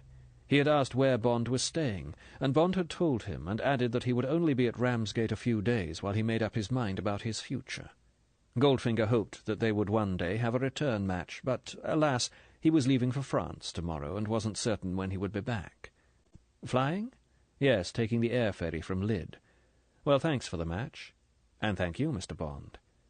The eyes had given Bond one last X-ray treatment, as if fixing him for a last time in Goldfinger's filing system, and then the big yellow car had sighed away. Bond had had a good look at the chauffeur. He was a chunky, flat-faced Japanese, or more probably Korean, with a wild, almost mad glare in dramatically slanting eyes that belonged in a Japanese film rather than in a Rolls-Royce on a sunny afternoon in Kent. He had the snout-like upper lip that sometimes goes with a cleft palate, but he said nothing, and Bond had no opportunity of knowing whether his guess was right. In his tight, almost bursting black suit and farcical bowler hat, he looked rather like a Japanese wrestler on his day off. But he was not a figure to make one smile. If one had been inclined to smile, a touch of the sinister, the unexplained in the tight, shining, patent-leather black shoes that were almost dancing pumps, and in the heavy black leather driving gloves, would have changed one's mind. There was something vaguely familiar to Bond in the man's silhouette. It was when the car drove away, and Bond had a glimpse of the head from the rear that he remembered. Those were the head and shoulders and bowler hat of the driver of the sky-blue Ford Popular that had so obstinately hugged the crown of the Herne Bay Road at about 12 o'clock that morning. Where had he been coming from? What errand had he been on? Bond remembered something Colonel Smithers had said. Could this have been the Korean who now travelled the country, collecting the old gold from the chain of Goldfinger jewellery shops? Had the boot of the innocent, scurrying little saloon been stuffed with the week's takings of presentation watches, signet rings, lockets, gold crosses? As he watched the high, primrose-yellow silhouette of the Silver Ghost disappearing towards Sandwich, Bond thought the answer was yes. Bond turned off the main road into the drive and followed it down between high Victorian evergreens to the gravel sweep in front of just the sort of house that would be called the Grange, a heavy, ugly, turn-of-the-century mansion with a glass-enclosed portico and sun-parlour, whose smell of trapped sunshine, rubber plants, and dead flies came to Bond in his imagination before he had switched off the engine. Bond got slowly out of the car and stood looking at the house. Its blank, well-washed eyes stared back at him. The house had a background noise, a heavy, rhythmic pant like a huge animal with a rather quick pulse. Bond assumed it came from the factory, whose plumed chimney reared up like a giant cautionary finger from the high conifers to the right, where the stabling and garages would normally be. The quiet, watchful facade of the house seemed to be waiting for Bond to do something, make some offensive move to which there would be a quick reply. Bond shrugged his shoulders to lighten his thoughts, and went up the steps to the opaque glass-panelled door and pressed the bell. There was no noise of it ringing, but the door slowly opened. The Korean chauffeur still had his bowler hat on. He looked without interest at Bond. He stood motionless, his left hand on the inside doorknob, and his outstretched right pointing like a signpost into the dark hall of the house. Bond walked past him, vanquishing a desire either to stamp on his neat black feet or hit him very hard indeed in the centre of his tightly buttoned black stomach. This Korean matched up with what he had always heard about Koreans.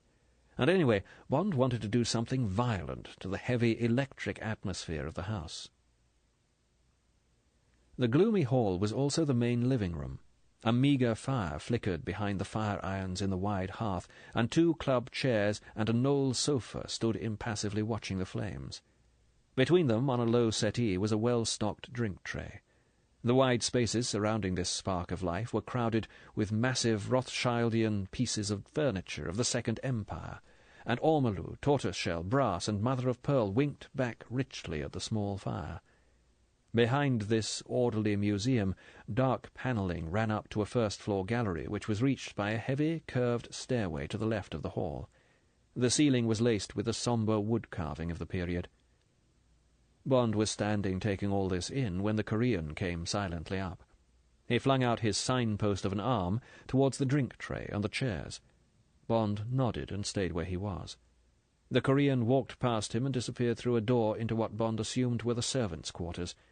The silence, helped by the slow iron tick of a massively decorated grandfather clock, gathered and crept nearer. Bond walked over and stood with his back to the poor fire. He stared offensively back at the room. What a dump! What a bloody awful deathly place to live in! How could one live in this rich, heavy morgue amongst the conifers and evergreens, when 100 yards away there was light and air and wide horizons? Bond took out a cigarette and lit it. What did Goldfinger do for enjoyment, for fun, for sex? Perhaps he didn't need these things. Perhaps the pursuit of gold slaked all his thirsts. Somewhere in the distance a telephone rang. The bell shrilled twice and stopped. There was the murmur of a voice, then steps echoed down a passage, and a door under the stairway opened. Goldfinger came through and quietly closed the door behind him. He was wearing a plum-coloured velvet dinner jacket. He came slowly across the polished wood floor. He didn't hold out his hand. He said, smiling with his mouth, "It was kind of you to come at such short notice, Mr. Bond. You were alone, and so was I, and it occurred to me that we might discuss the price of corn." This book is continued on Disc 4, Goldfinger, by Ian Fleming, continued. Disc 4. Goldfinger came through and quietly closed the door behind him. He was wearing a plum-coloured velvet dinner jacket. He came slowly across the polished wood floor. He didn't hold out his hand. He said, smiling with his mouth, "It was kind of you to come at such short notice, Mr. Bond. You were alone, and so was I, and it occurred to me that we might discuss the price of corn." It was the sort of remark that rich men make to each other. Bond was amused at being made a temporary member of the club. He said, "I was delighted to get the invitation. I was already bored with worrying over my problems. Ramsgate hasn't much to offer." "No. And now I have an apology to make. I have had a telephone call. One of my staff, I employ Koreans, by the way, has had some minor trouble with the Margate police, and I must go over and straighten it out. Some incident at the fun fair, I understand. These people get easily overexcited. My chauffeur will drive me, and we should not be more than half an hour. Meanwhile, I fear I must leave you to your own devices. Please help yourself to drinks. There are magazines to read. Will you forgive me? Not more than half an hour, I assure you." "That's quite all right." Bond felt there was something fishy in this. He couldn't put his finger on what it was. "Well then, au revoir." Goldfinger went to the front door. "But I must give you some light. It's really very dark in here." Goldfinger brushed his hand down a wall plate of switches, and suddenly lights blazed all over the hall, from standard lamps, wall brackets, and 4 clusters in the ceiling. Now the room was as bright as a film studio. That was an extraordinary transformation. Bond, half dazzled, watched Goldfinger open the front door and stride out. In a minute he heard the sound of a car, but not the rolls, rev up noisily, change gear, and go off fast down the drive. On an instinct, Bond walked over to the front door and opened it. The drive was empty. In the distance he saw the lights of the car turn left-handed on the main road and make off in the direction of Margate. He turned back into the house and closed the door. He stood still, listening. The silence, except for the heavy clock tick, was complete. He walked across to the service door and opened it. A long, dark passage disappeared towards the back of the house. Bond bent forward, all his senses alert. Silence. Dead silence. Bond shut the door and looked thoughtfully round the brilliantly lit hall. He had been left alone in Goldfinger's house, alone with its secrets. Why? Bond walked over to the drink tray and poured himself a strong gin and tonic. There certainly had been a telephone call, but it could easily have been an arranged call from the factory. The story of the servant was plausible, and it was reasonable that Goldfinger should go himself to bail the man out and take his chauffeur with him. Goldfinger had twice mentioned that Bond would be alone for half an hour, during which he would be left to his own devices. This could be innocent, or it could be an invitation for Bond to show his hand, commit some indiscretion. Was somebody watching him? How many of these Koreans were there, and what were they doing? Bond glanced at his watch. 5 minutes had gone. He made up his mind. Trap or no trap, this was too good a chance to miss. He would have a quick look round, but an innocent one, with some sort of a cover story to explain why he had left the hall. Where should he begin? A look at the factory. His story? That his car had given trouble on the way over, choked petrol feed probably, and that he had gone to see if there was a mechanic who could give him a hand. Flimsy, but it would do. Bond downed his drink and went purposefully to the service door and walked through. There was a light switch. He turned on the light and walked swiftly down a long passage. It ended with a blank wall and 2 doors to right and left. He listened for an instant at the left-hand one and heard muffled kitchen noises. He opened the right-hand door and found himself in the paved garage yard he might have expected. The only odd thing about it was that it was brilliantly lit by arc lights. The long wall of the factory occupied the far side, and now the rhythmic engine thump was very loud. There was a plain wooden door low down in the wall opposite. Bond walked across the yard to it, looking around him with casual interest. The door was unlocked. He opened it with discretion and walked through, leaving the door ajar. He found himself in a small empty office, lit by one naked bulb hanging from the ceiling. There was a desk with papers on it, a time clock, a couple of filing cabinets, and a telephone. Another door led from the office into the main factory space, and there was a window beside the door for keeping an eye on the workmen. It would be the foreman's office. Bond walked to the window and looked through. Bond didn't know what he had expected, but there seemed to be the usual accoutrement of a small metal-working business. Facing him were the open mouths of 2 blast furnaces, their fires now drawn. Beside these stood a row of kilns for the molten metal, of which sheets of different sizes and colours stood against the wall nearby. There was the polished steel table of a circular saw, a diamond saw, presumably, for cutting the sheets, and to the left, in the shadows, a big oil engine connected to a generator pounded away, making power.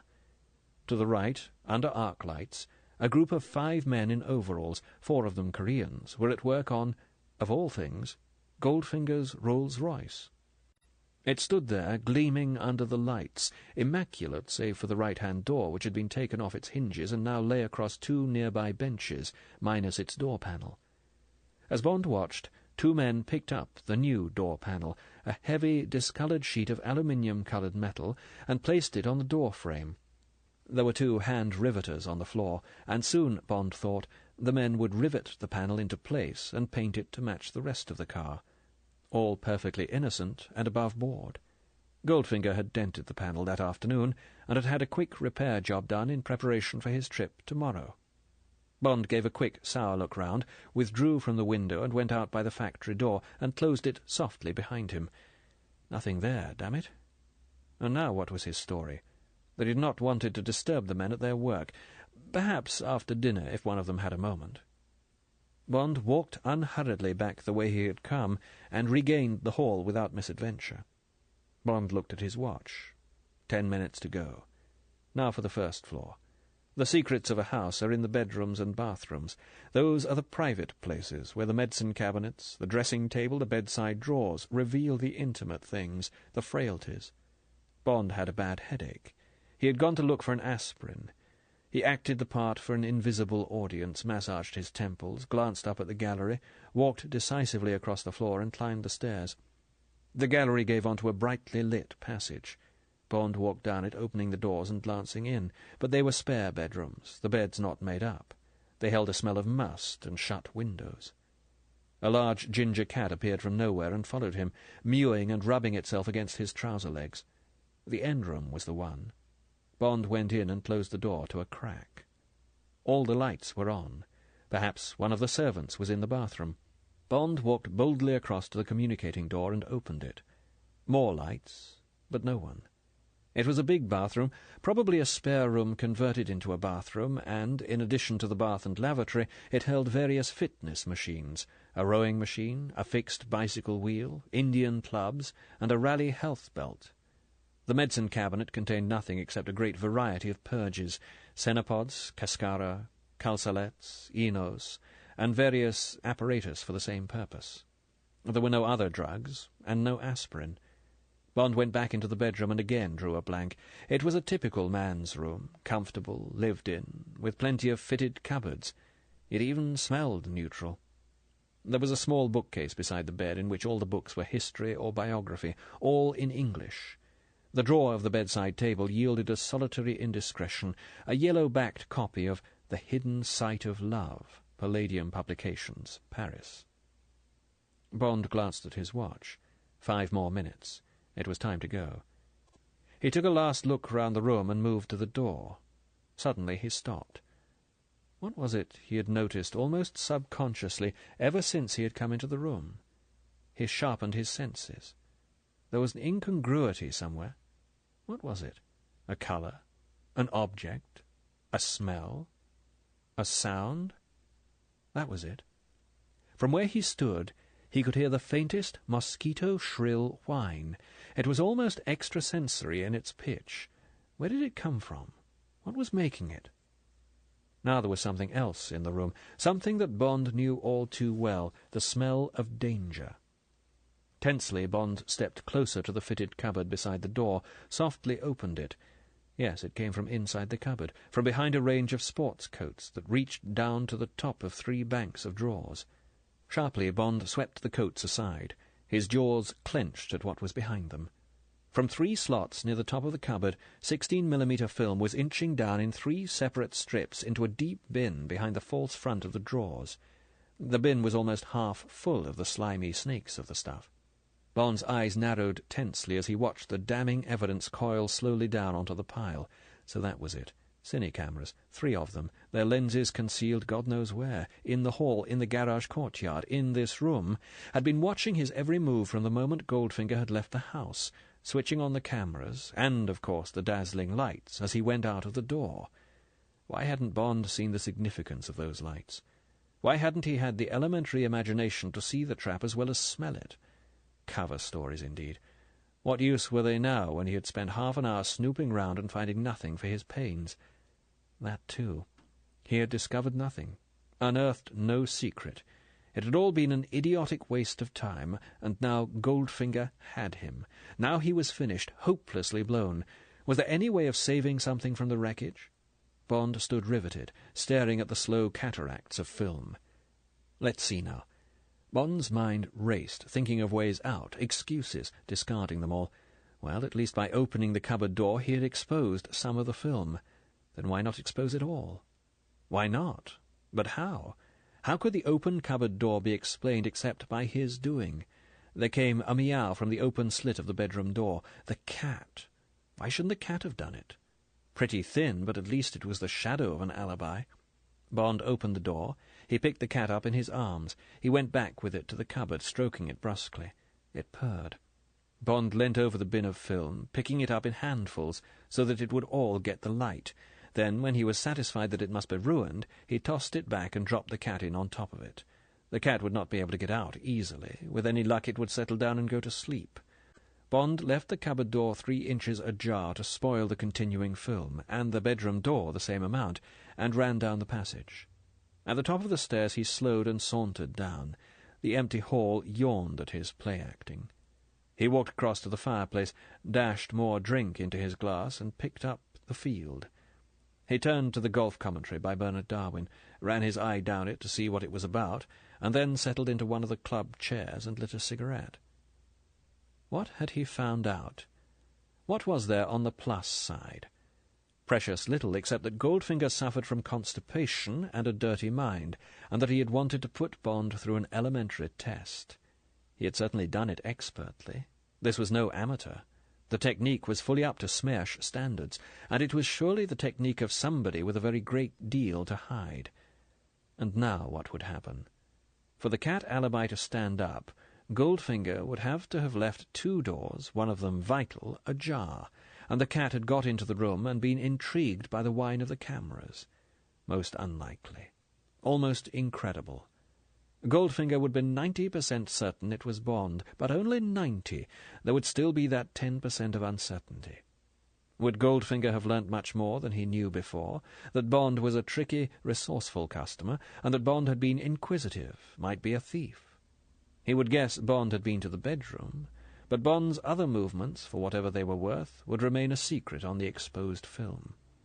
Bond got up and took a handful of other magazines and threw them down beside his chair. The only thing for him to do was brazen it out and make a note for the future, if there was to be a future, that he had better wake his ideas up and not make any more mistakes. There wouldn't be enough ginger cats in the world to help him out of one more tight spot like the one he was in. There had been no noise of a car coming down the drive, not a sound from the door, but Bond felt the evening breeze on his neck, and he knew that Goldfinger had come back into the room. Chapter 11. The Odd Job Man. Bond threw down The Field and stood up. The front door closed noisily. Bond turned. "Hello." His face registered polite surprise. "Didn't hear you arrive. How did it go?" Goldfinger's expression was equally bland. They might have been old friends, neighbours in the country, who were accustomed to drop in on each other for a drink.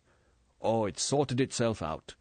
My chap had had a row in a pub with some American Air Force men who had called him a bloody Jap. I explained to the police that Koreans don't like being called Japs. They let him off with a caution. Terribly sorry to have been so long. Hope you weren't bored.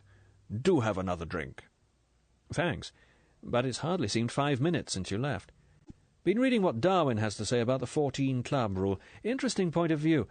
Bond launched into a detailed review of the article, adding his own comments on the rule. Goldfinger stood patiently until it was over. He said, "Yes, it's a complicated business. Of course you play rather a different game from me, more workmanlike. With my kind of swing, I find I need all the clubs I'm allowed. Well, I'll just go up and wash, and then we'll have dinner. Shan't be a moment." Bond busied himself noisily with pouring another drink, sat down and picked up Country Life.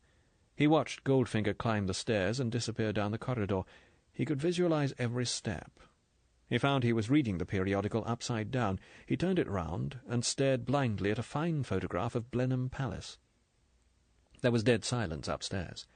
Then a distant lavatory chain was pulled, and a door clicked shut. Bond reached for his drink, took a deep swallow, and put the glass down beside his chair. Goldfinger was coming down the stairs. Bond turned the pages of Country Life and flicked ash off his cigarette into the grate.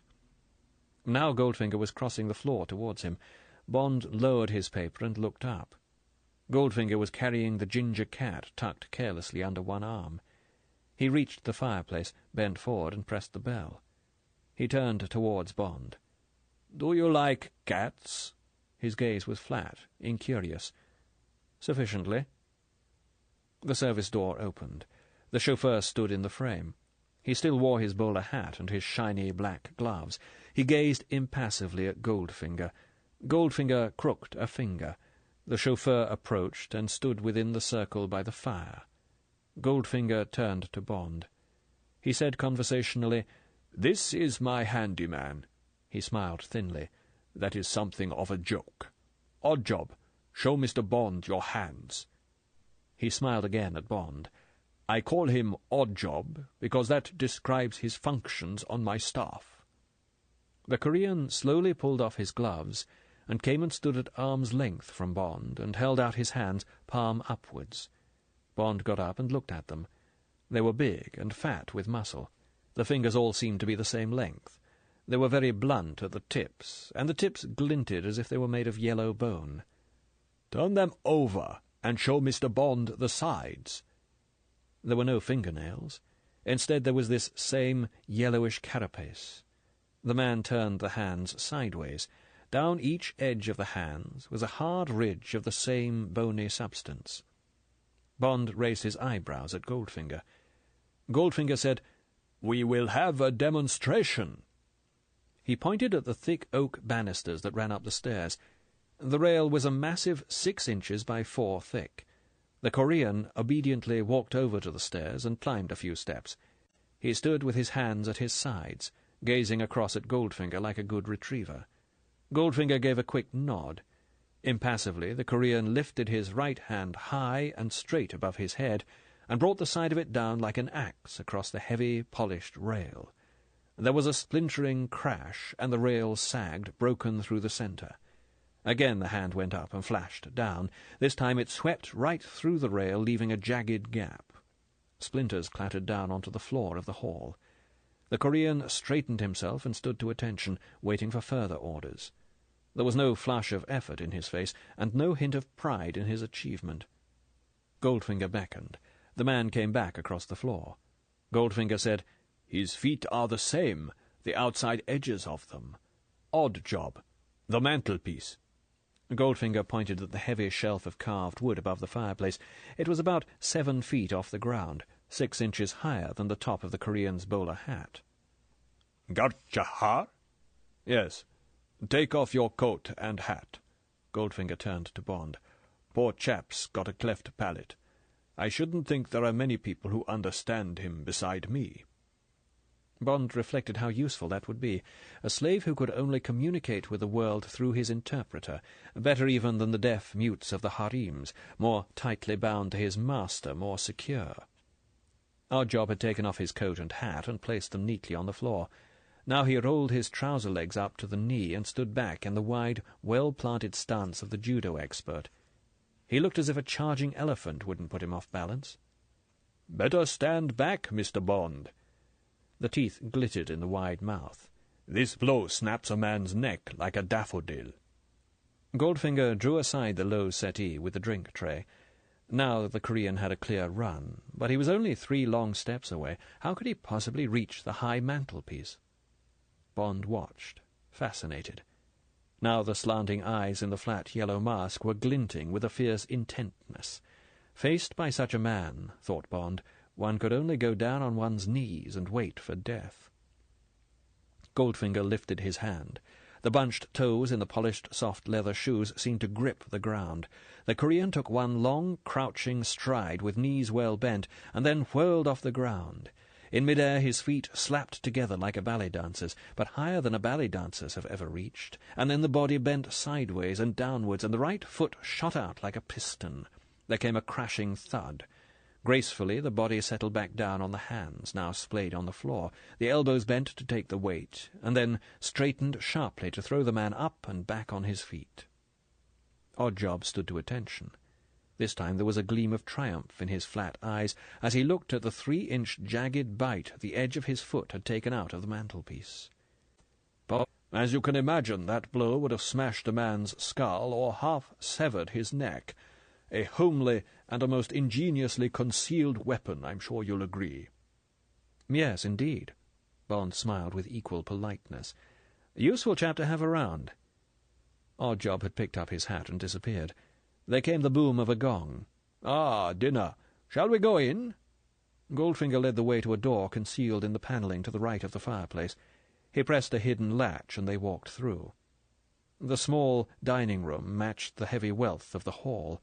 It was brilliantly lit from a central chandelier, and by candles on a round table that glittered with silver and glass. They sat down opposite each other. 2 yellow-faced servants in white mess jackets brought dishes from a loaded serving table. The first course was some curried mess with rice. Goldfinger noticed Bond's hesitation. He gave a dry chuckle. "It's all right, Mr. Bond. Shrimp, not the cat." Ah. Bond's expression was non-committal. "Please try the Moselle. I hope it will be to your taste. It is a Peaseporter Goldtröpfchen, 53. Help yourself. These people are as likely to pour it into your plate as your glass." There was a slim bottle in an ice bucket in front of Bond. He poured some of the wine and tasted it. It was nectar and ice-cold. Bond congratulated his host. Goldfinger gave a curt nod. "I don't myself drink or smoke, Mr. Bond. Smoking I find the most ridiculous of all the varieties of human behaviour, and practically the only one that is entirely against nature. Can you imagine a cow or any animal taking a mouthful of smouldering straw, then breathing in the smoke and blowing it out through his nostrils? Pah!" Goldfinger showed a rare trace of emotion. "It is a vile practice. As for drinking, I am something of a chemist, and I have yet to find a liquor that is free from traces of a number of poisons, some of them deadly, such as fusel oil, acetic acid, ethyl acetate, acetaldehyde, and furfural. A quantity of some of these poisons taken neat would kill you. In the small amounts you find in a bottle of liquor, they produce various ill effects, most of which are lightly written off as a hangover." Goldfinger paused with a forkful of curried shrimp halfway to his mouth. "Since you are a drinker, Mr. Bond, I will give you one word of good advice. Never drink so-called Napoleon brandy, particularly when it is described as aged in the wood. That particular potion contains more of the poisons I have mentioned than any other liquor I have analyzed. Old bourbon comes next." Goldfinger closed his animadversions with a mouthful of shrimp. "Thank you. I'll remember. Perhaps for those reasons I have recently taken to vodka. They tell me its filtration through activated charcoal is a help." Bond, dredging this piece of expertise out of dim recollections of something he had read, was rather proud of having been able to return Goldfinger's powerful serve. Goldfinger glanced at him sharply. "You seem to understand something of these matters. Have you studied chemistry?" "Only dabbled in it." It was time to move on. "I was very impressed by that chauffeur of yours. Where did he learn that fantastic combat stuff? Where did it come from? Is that what the Koreans use?" Goldfinger patted his mouth with his napkin. He snapped his fingers. The 2 men cleared away the plates and brought roast duckling and a bottle of Mouton Rothschild 1947 for Bond. When they had withdrawn into immobility at each end of the serving table, Goldfinger said, "Have you ever heard of karate?" "No? Well, that man is one of the 3 in the world who have achieved the black belt in karate. Karate is a branch of judo, but it is to judo what a Spandau is to a catapult." "I could see that." "The demonstration was an elementary one. Mr. Bond, Goldfinger held up the drumstick he had been gnawing. "I can tell you that if Oddjob had used the appropriate single blow on any one of 7 points on your body, you would now be dead." Goldfinger bit at the side of the drumstick with relish. Bond said seriously, "That's interesting. I only know 5 ways of killing Oddjob with 1 blow." Goldfinger seemed not to hear the comment. He put down his drumstick and took a deep draught of water. He sat back and spoke while Bond went on eating the excellent food. "Karate, Mr. Bond, is based on the theory that the human body possesses 5 striking surfaces and 37 vulnerable spots. Vulnerable, that is, to an expert in karate, whose fingertips, the side of the hands, and the feet are hardened into layers of corn, which is far stronger and more flexible than bone. Every day of his life, Mr. Bond, Oddjob spends 1 hour hitting either sacks of unpolished rice or a strong post whose top is wound many times round with thick rope. He then spends another hour at physical training, which is more that of a ballet school than of a gymnasium." "When does he practice tossing the bowler hat?" Bond had no intention of succumbing to this psychological warfare. Goldfinger frowned at the interruption. "I have never inquired," he said without humour, "but I think you can take it that Oddjob keeps his eye in at all his skills. However, you're asking where karate originated. It originated in China, where wandering Buddhist priests became an easy prey for footpads and bandits. Their religion did not allow them to carry weapons, so they developed their own form of unarmed combat. The inhabitants of Okinawa refined the art to its present form when the Japanese forbade them to carry weapons. They developed the 5 striking surfaces of the human body, the fist, the edge of the hand, the fingertips, the ball of the foot, and the elbows, and toughened them until they were enveloped in layers of corn. There is no follow-through in a karate blow. The entire body is stiffened at the moment of impact, with the emphasis on the hips, and then instantly relaxed so that balance is never lost. It is astonishing what Oddjob can do. I have seen him hit a brick wall with his entire force and not hurt his hand. He can split 3 half-inch thick boards piled one upon the other with 1 blow of his hand. You have seen what he can do with his foot." Bond took a deep draught of the delicious claret. "All this must be rather hard on your furniture." Goldfinger shrugged. "I have no more use for this house. I thought a demonstration would amuse you. I hope you agree that Oddjob earned his cat." The X-ray eyes blazed briefly across the table. "Does he train on cats?" "He regards them as a great delicacy. He acquired the taste during a famine in his country when he was young." Bond thought it was time to delve rather more deeply. "Why do you need such a man? He can't be very good company."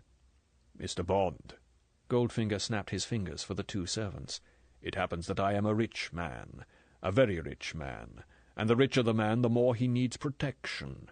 The ordinary bodyguard or detective is usually a retired policeman. Such men are valueless. Their reactions are slow, their methods old-fashioned, and they are open to bribery. Moreover, they have a respect for human life. That is no good if I wish to stay alive. The Koreans have no such feelings. That is why the Japanese employed them as guards for their prison camps during the war. They are the cruelest, most ruthless people in the world. My own staff are hand-picked for these qualities. They have served me well. I have no complaints, nor have they. They are well paid and well fed and housed. When they want women, street women are brought down from London, well remunerated for their services, and sent back. The women are not much to look at, but they are white, and that is all the Koreans ask, to submit the white race to the grossest indignities. There are sometimes accidents, but—" The pale eyes gazed blankly down the table. "Money is an effective winding-sheet." Bond smiled. "You like the aphorism? It is my own." An excellent cheese soufflé came and was followed by coffee. They ate in silence, both apparently comfortable and relaxed by these confidences. Bond certainly was. Goldfinger, obviously by design, was letting his hair down, not farther than his shoulders, but he was showing Bond one of his private faces, presumably the one to which he thought Bond would respond, the ruthlessly efficient, cold-blooded tycoon. Perhaps, after all, Bond's spying in the house, which Goldfinger must at least presume, had revealed something about Bond that Goldfinger was pleased to know. That Bond had a crooked side to him, that he wasn't a gentleman in more than appearance. Now there should be more probing, and then, with luck, the proposition would follow. Bond sat back and lit a cigarette. He said, "That's a beautiful car you've got. Must be about the last of the series. About 1925, wasn't it? 2 blocks of 3 cylinders with 2 plugs for each cylinder, one set fired from the mag and the other from the coil." "You are correct. But in other respects I have had to introduce some modifications.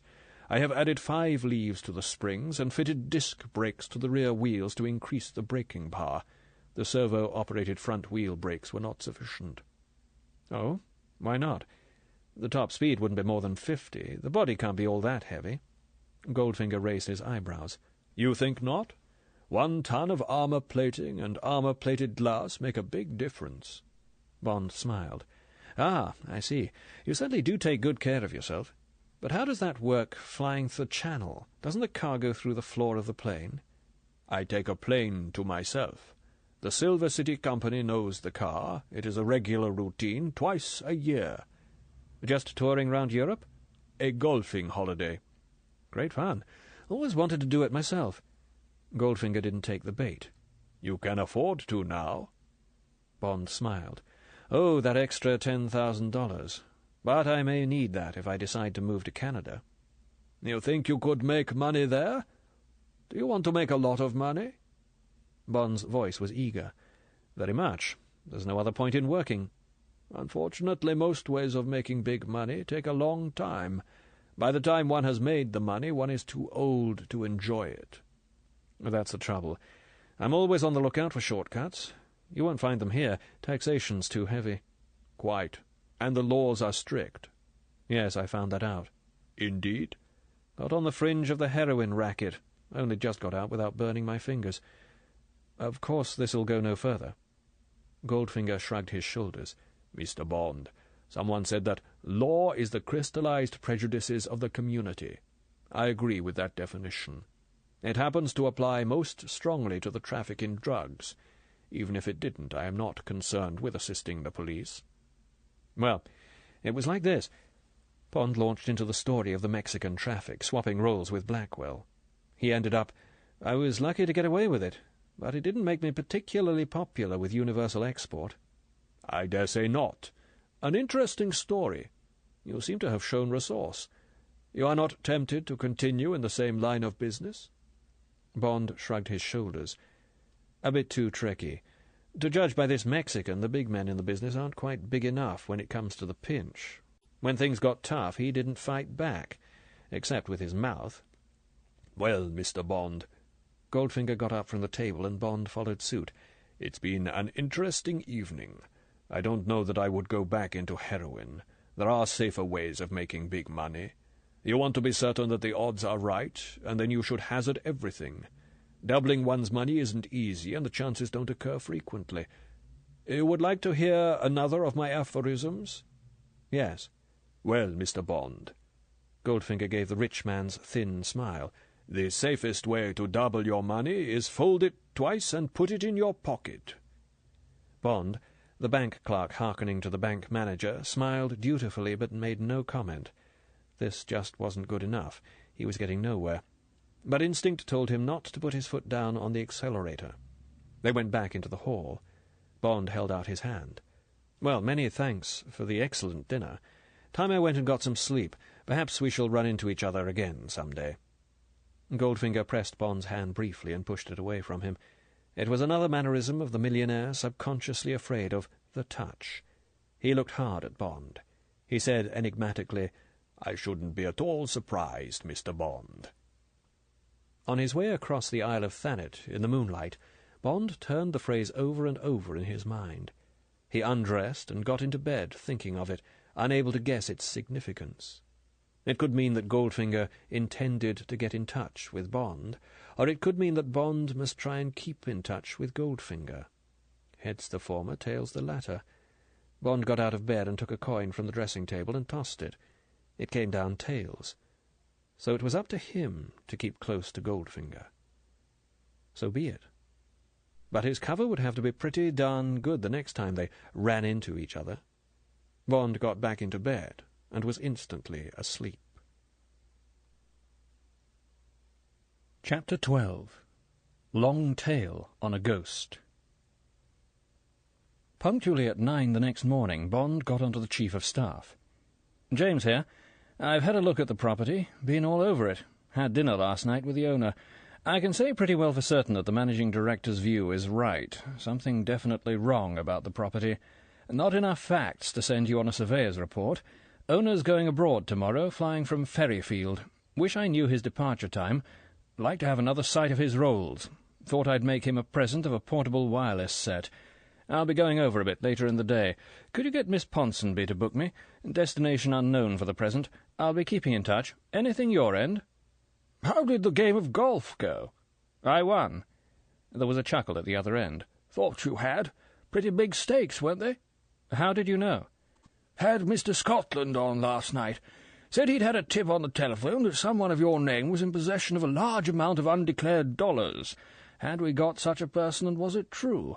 Chap wasn't very senior and didn't know about Universal.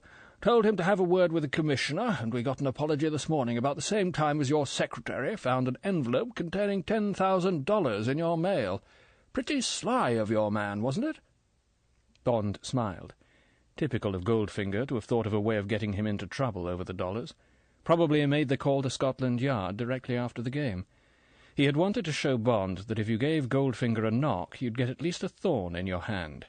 But the Universal export cover seemed to have stuck. Bond said, "That's pretty hot. The Twister. You might tell the managing director that this time it goes to the White Cross. Can you fix the other things?" "Of course. Call you back in a few minutes. But watch your step abroad and call us at once if you get bored and need company. So long." "Bye." Bond put down the receiver. He got up and set about packing his bag. He could see the scene in the Chief of Staff's office as the conversation was played back off the tape, while the Chief of Staff translated the call to Miss Moneypenny. "Says he agrees that Goldfinger's up to something big, but he can't make out what. G is flying this morning with his rolls from Ferryfield. 007 wants to follow. Let's say 2 hours later to let G get well away on the other side. Fix the reservation, would you? He wants us to have a word with Customs, so that he can take a good look at the rolls and plant a homer in the boot. Fix that too, please. He'll keep in touch through stations in case he needs help." And so forth. It was an efficient machine. Bond finished packing, and when the London call came giving him his various clearances, he went downstairs, paid his bill, and got quickly out of Ramsgate onto the Canterbury Road. London had said that Goldfinger was booked on a special flight leaving at 12. Bond got to Ferryfield by 11, made himself known to the Chief Passport Control and the customs officers who were expecting him, had his car taken out of sight into an empty hangar, and sat and smoked and talked minor shop with the passport men. They thought he was from Scotland Yard. He let them go on thinking it. No, he said, Goldfinger was all right. It was possible that one of his servants was trying to smuggle something out of the country. Rather confidential. If Bond could just be left alone with the car for 10 minutes... He wanted to have a look at the toolkit. Would the customs give the rest of the rolls their grade A going over for hidden compartments? They'd be glad to do so. At 11:45, one of the customs men put his head round the door. He winked at Bond. "Coming in now. Chauffeur on board. Going to ask both to board the plane before the car. Tell them it's something to do with the weight distribution. Not so phony as it sounds. We know this old crate. She's armour-plated. Weighs about 3 tons. Call you when we're ready." "Thanks." The room emptied. Bond took the fragile little parcel out of his pocket. It contained a dry-cell battery wired to a small vacuum tube. He ran his eye over the wiring and put the apparatus back in his coat pocket and waited. At 11:55 the door opened. The officer beckoned. "No trouble. They're on the plane." The huge, gleaming silver ghost stood in the customs bay out of sight of the plane. The only other car was a dove-grey Triumph TR3 convertible with its hood down. Bond went to the back of the rolls. The customs men had unscrewed the plate of the spare tool compartment. Bond pulled out the tray of tools and made a show of minutely examining them and the tray. He knelt down. Under cover of rummaging at the sides of the compartment, he slipped the battery and tube into the back of it. He replaced the tool tray. It fitted all right. He stood up and brushed his hands together. "Negative," he said to the customs officer. The officer fitted the plate on and screwed it down with a square key. He stood up. "Nothing funny about the chassis or the bodywork. Plenty of room in the frame and upholstery, but we couldn't get at them without doing a major job. All right to go." "Yes, and thanks." Bond walked back into the office. He heard the quick, solid whine of the old self-starter. A minute later the car came out of the bay and idled superbly over to the loading ramp. Bond stood at the back of the office and watched it being eased up the ramp. The big jaws of the Bristol freighter clanged shut. The chocks were jerked away, and the dispatcher raised a thumb.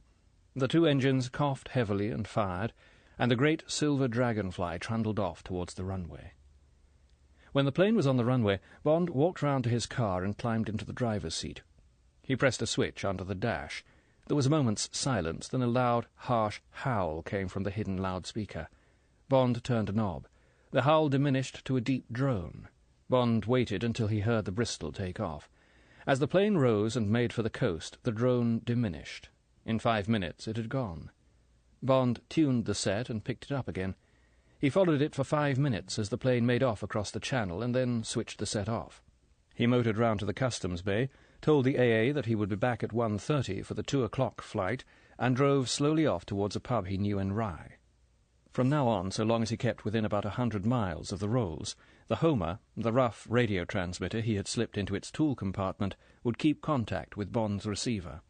All he had to do was watch the decibels and not allow the noise to fade. It was a simple form of direction-finding which allowed one car to put a long tail on another and keep in touch without any danger of being spotted.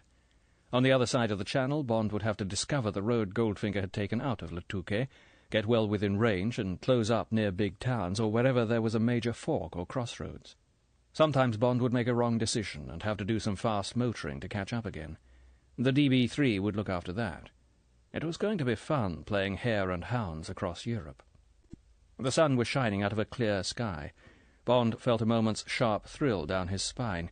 He smiled to himself, a hard, cold, cruel smile.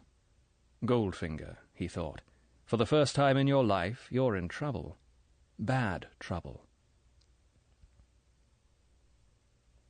There is always an agent cycliste at the dangerous crossroads where Le Touquet's quiet N38 meets the oily turbulence of the major N1.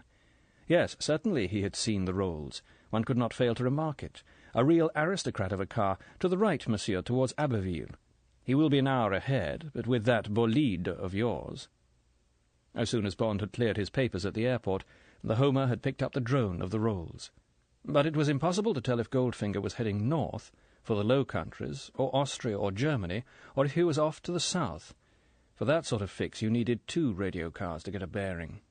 Bond raised a hand to the agent and gave his engine the gun. He would have to close up fast. Goldfinger would be through Abbeville and would already have taken the major fork onto N1 for Paris or N28 for Rouen. A lot of time and distance would be wasted if Bond made the wrong guess. Bond swept along the badly cambered road. He took no chances, but covered the 43 kilometres to Abbeville in a quarter of an hour. The drone of the Homer was loud. Goldfinger couldn't be more than 20 miles ahead, but which way at the fork? On a guess, Bond took the Paris road. He beat the car along. For a time there was little change in the voice of the Homer. Bond could be right or wrong. Then, imperceptibly, the drone began to fade. Blast! Turn back or press on fast and take one of the secondary roads across to Rouen and catch up with him there. Bond hated turning back. 10 kilometres short of Beauvais, he turned right. For a time it was bad going, but then he was on to the fast N30 and could afford to drift into Rouen, led on by the beckoning voice of his pickup. He stopped on the outskirts of the town and listened with one ear while consulting his Michelin. By the waxing drone he could tell that he had got ahead of Goldfinger. But now there was another vital fork, not quite so easy to retrieve if Bond guessed wrong again. Either Goldfinger would take the Alençon-Le Mans Tour route to the south, or he meant to move southeast, missing Paris, by way of Évreux, Chartres, and Orléans. Bond couldn't afford to get closer to the centre of Rouen, and perhaps catch a glimpse of the Rolls and of the way it would take. He would have to wait until the Homer went on the wane, and then make his own guess. It was a quarter of an hour later before Bond could be sure that the Rolls was well past. This time he again took the left leg of the fork. He thrust the pedal into the floor and hurried. Yes, this time the drone was merging into a howl. Bond was on the track. He slowed to 40, tuned down his receiver to a whisper, and idled along, wondering where Goldfinger was heading for. 5 o'clock. 6. 7. The sun set in Bond's driving mirror, and still the Rolls sped on. They were through Dreux and Chartres, and onto the long, straight 50-mile stretch into Orléans. If that was to be the night stop, the Rolls wouldn't have done badly at all, over 250 miles in something over 6 hours. Goldfinger was certainly no slouch when it came to motoring. He must be keeping the old Silver Ghost at maximum outside the towns. Bond began to close up. There were rear lights ahead, dim ones. Bond had his fog lights on. He switched on the marshals. It was some little sports car. Bond closed up. MG, Triumph, Austin Healey. It was a pale grey Triumph two-seater with the hood up. Bond blinked his lights and swept past. Now there was the glare of another car ahead. Bond doused his headlamps and drove on the fogs. The other car was a mile down the road. Bond crept up on it. At a quarter of a mile he flashed the marshals on and off for a quick look. Yes, it was the Rolls. Bond dropped back to a mile and stayed there, vaguely noticing the dim lights of the TR-3 in his mirror. On the outskirts of Orléans, Bond pulled into the side of the road. The Triumph growled casually past. Bond had never cared for Orléans. It was a priest and myth-ridden town without charm or gaiety. It was content to live off Joan of Arc and give the visitor a hard, holy glare while it took his money. Bond consulted his Michelin. Goldfinger would stop at 5-star hotels and eat fillets of sole and roast chicken. It would be the arcades for him, perhaps the Moderne. Bond would have liked to stay outside the town and sleep on the banks of the Loire in the excellent Auberge de la Montespan, his belly full of quenelle de brochet. He would have to stick closer to his fox. He decided on the Hôtel de la Gare and dinner at the station buffet. When in doubt, Bond always chose the station hotels. They were adequate. There was plenty of room to park the car, and it was better than even chances that the Buffet de la Gare would be excellent. And at the station one could hear the heartbeat of the town. The night sounds of the trains were full of its tragedy and romance. The drone on the receiver had stayed constant for 10 minutes. Bond noted his way to the 3 hotels and cautiously crept into the town. He went down to the river and along the lighted quay. He had been right. The Rolls was outside the arcades.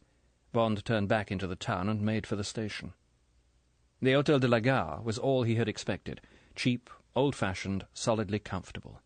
Bond had a hot bath, went back to his car to make sure the Rolls hadn't moved, and walked into the station restaurant and ate one of his favourite meals, 2 œufs cocottes à la crème, a large sole meunière. Orléans was close enough to the sea. The fish of the Loire are inclined to be muddy, and an adequate camembert. He drank a well-iced pint of Rosé d'Anjou and had a Hennessy's 3-star with his coffee. At 10:30 he left the restaurant, checked on the Rolls, and walked the virtuous streets for an hour. One more check on the Rolls, and bed. At 6 o'clock the next morning the Rolls hadn't moved.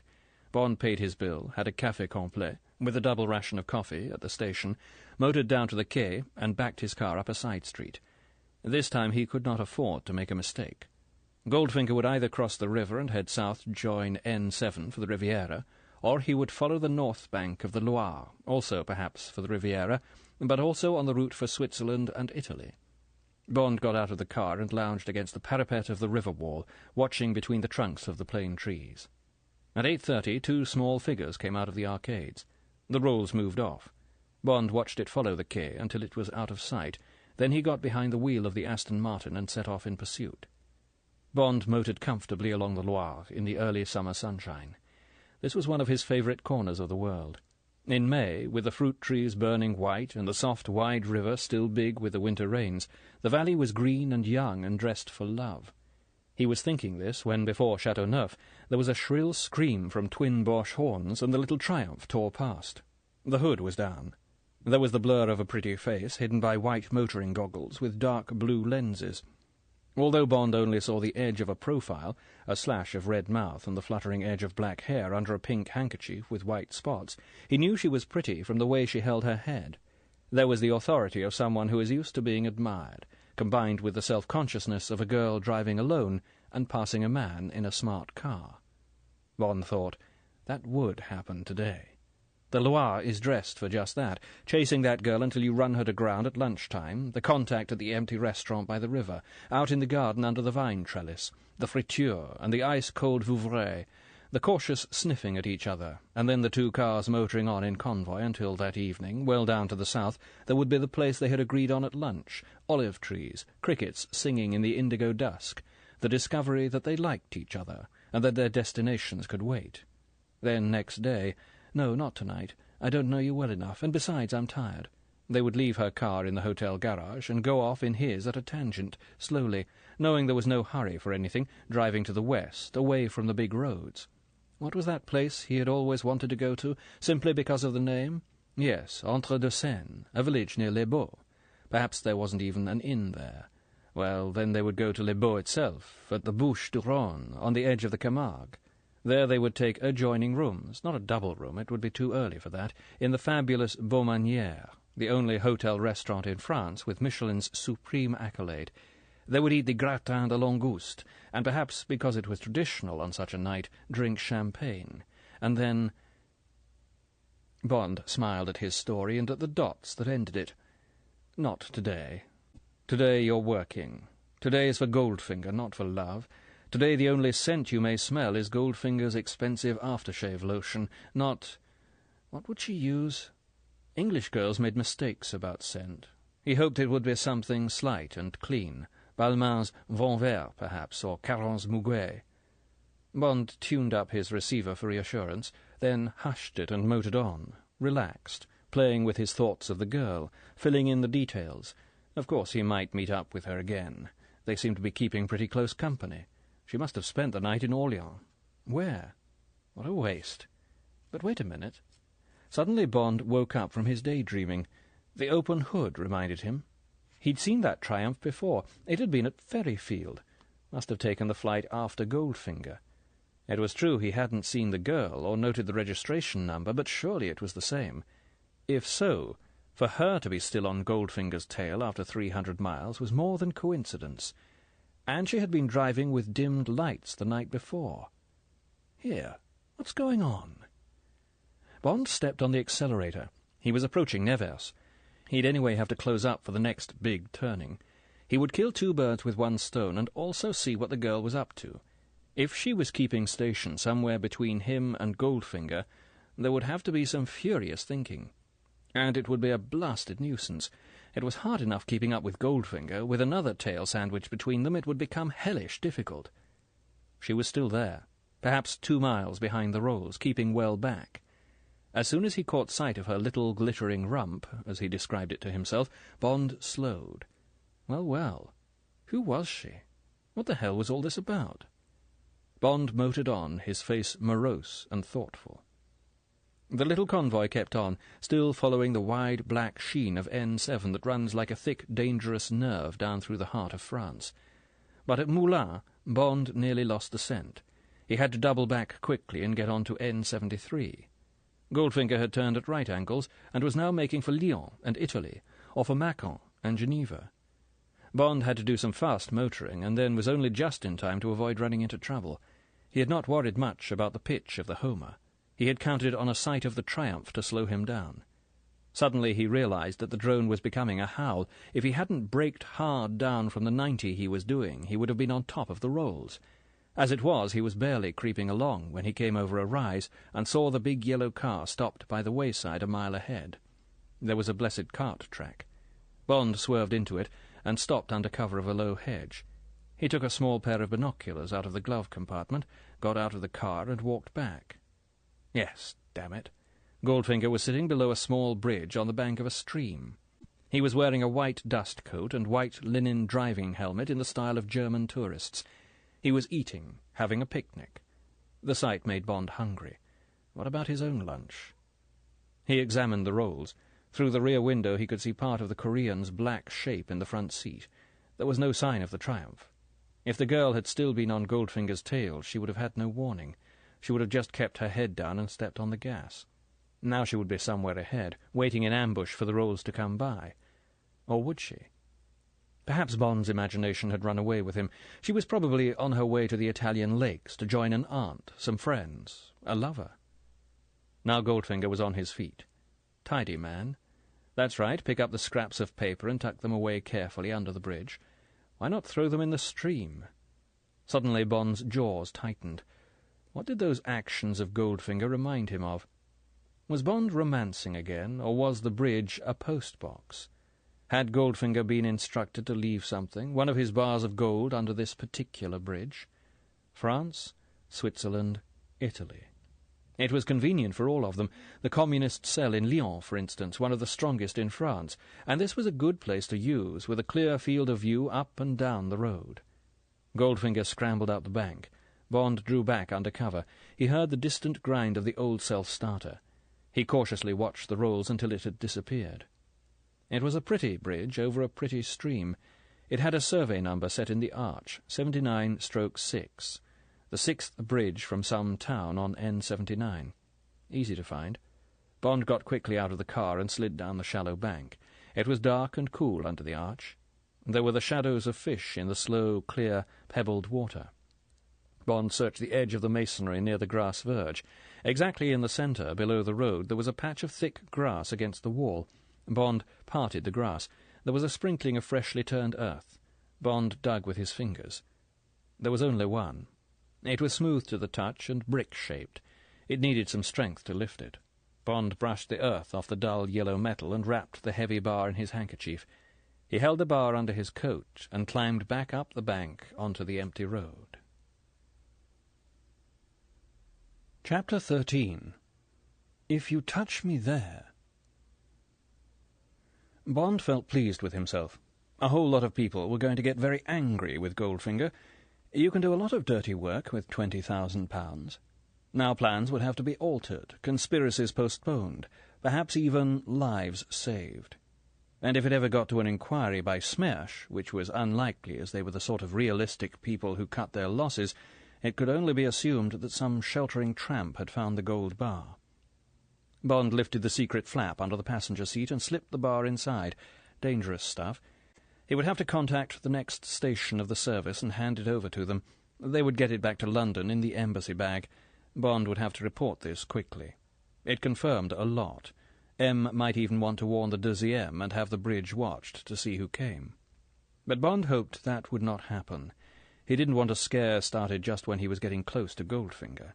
He wanted the skies over Goldfinger to be blue and clear. Bond got moving. Now there were other things to think about.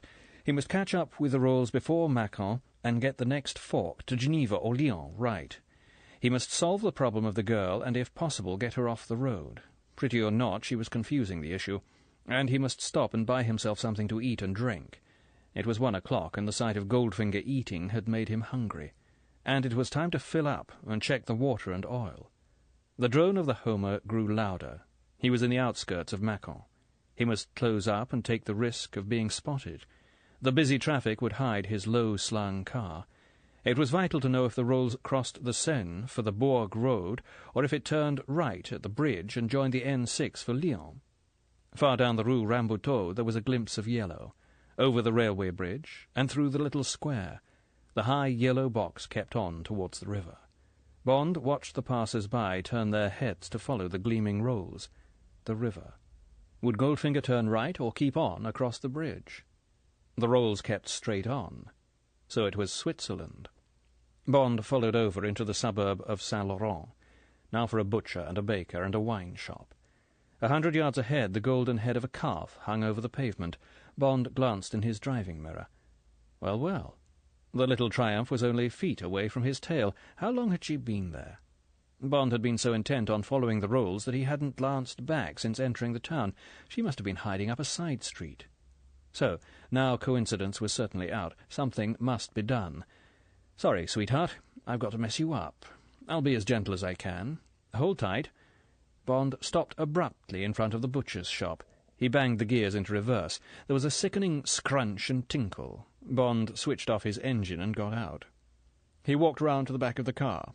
The girl, her face tense with anger, had one beautiful silken leg on the road. There was an indiscreet glimpse of white thigh. The girl stripped off her goggles and stood legs braced and arms akimbo. The beautiful mouth was taut with anger. The Aston Martin's rear bumper was locked into the wreckage of the Triumph's lamps and radiator grille. Bond said amiably, "If you touch me there again, you'll have to marry me." The words were hardly out of his mouth before the open palm cracked across his face. Bond put up a hand and rubbed his cheek. Now there was quite a crowd. There was a murmur of approval and ribaldry. "Allez, la gosse! Maintenant le knock-out!" The girl's rage had not dissipated with the blow. "You bloody fool! What the hell do you think you're doing?" Bond thought, if only pretty girls were always angry, they would be beautiful. He said, "Your brakes can't be up to much." My brakes? What the hell do you mean? You reversed into me. Gears slipped. I didn't know you were so close. It was time to calm her down. I'm most frightfully sorry. I'll pay for all the repairs and everything. It really is bad luck. Let's see what the damage is. Try and back away. Doesn't look as if our bumpers have overridden. Bond put a foot on the Triumph's bumpers and rocked. Don't you dare touch my car. Leave it alone. Angrily the girl climbed back into the driver's seat. She pressed the self-starter. The engine fired. Metal clanged under the bonnet. She switched off and leant out. There you are, you idiot! You've smashed the fan! Bond had hoped he had. He got into his own car and eased it away from the Triumph. Bits of the Triumph, released by Bond's bumper, tinkled onto the road. He got out again. The crowd had thinned. There was a man in a mechanic's overalls. He volunteered to call a breakdown van and went off to do so. Bond walked over to the Triumph. The girl had got out and was waiting for him. Her expression had changed. Now she was more composed. Bond noticed that her eyes, which were dark blue, watched his face carefully. Bond said, "It really won't be too bad. Probably knocked the fan out of alignment. They'll put temporary headlamps in the sockets and straighten up the chrome. You'll be off again by tomorrow morning.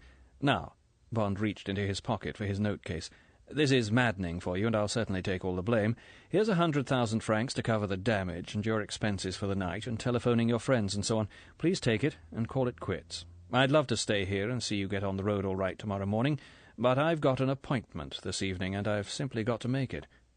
No. The one word was cool, definite. The girl put her hands behind her back and waited. But what was it she wanted? The police? Have him charged with dangerous driving? "I've got an appointment this evening, too. I've got to make it. I've got to get to Geneva. Will you please take me there? It's not far, only about 100 miles. We could do it in 2 hours in that." She gestured at the DB3. "Will you? Please?" There was a desperate urgency in the voice. No cajolery, no threats, only a blazing need. For the first time Bond examined her as more than a pretty girl who perhaps— they were the only explanations Bond had found to fit the facts— wanted to be picked up by Goldfinger, or had a blackmail on him. But she didn't look capable of either of these things.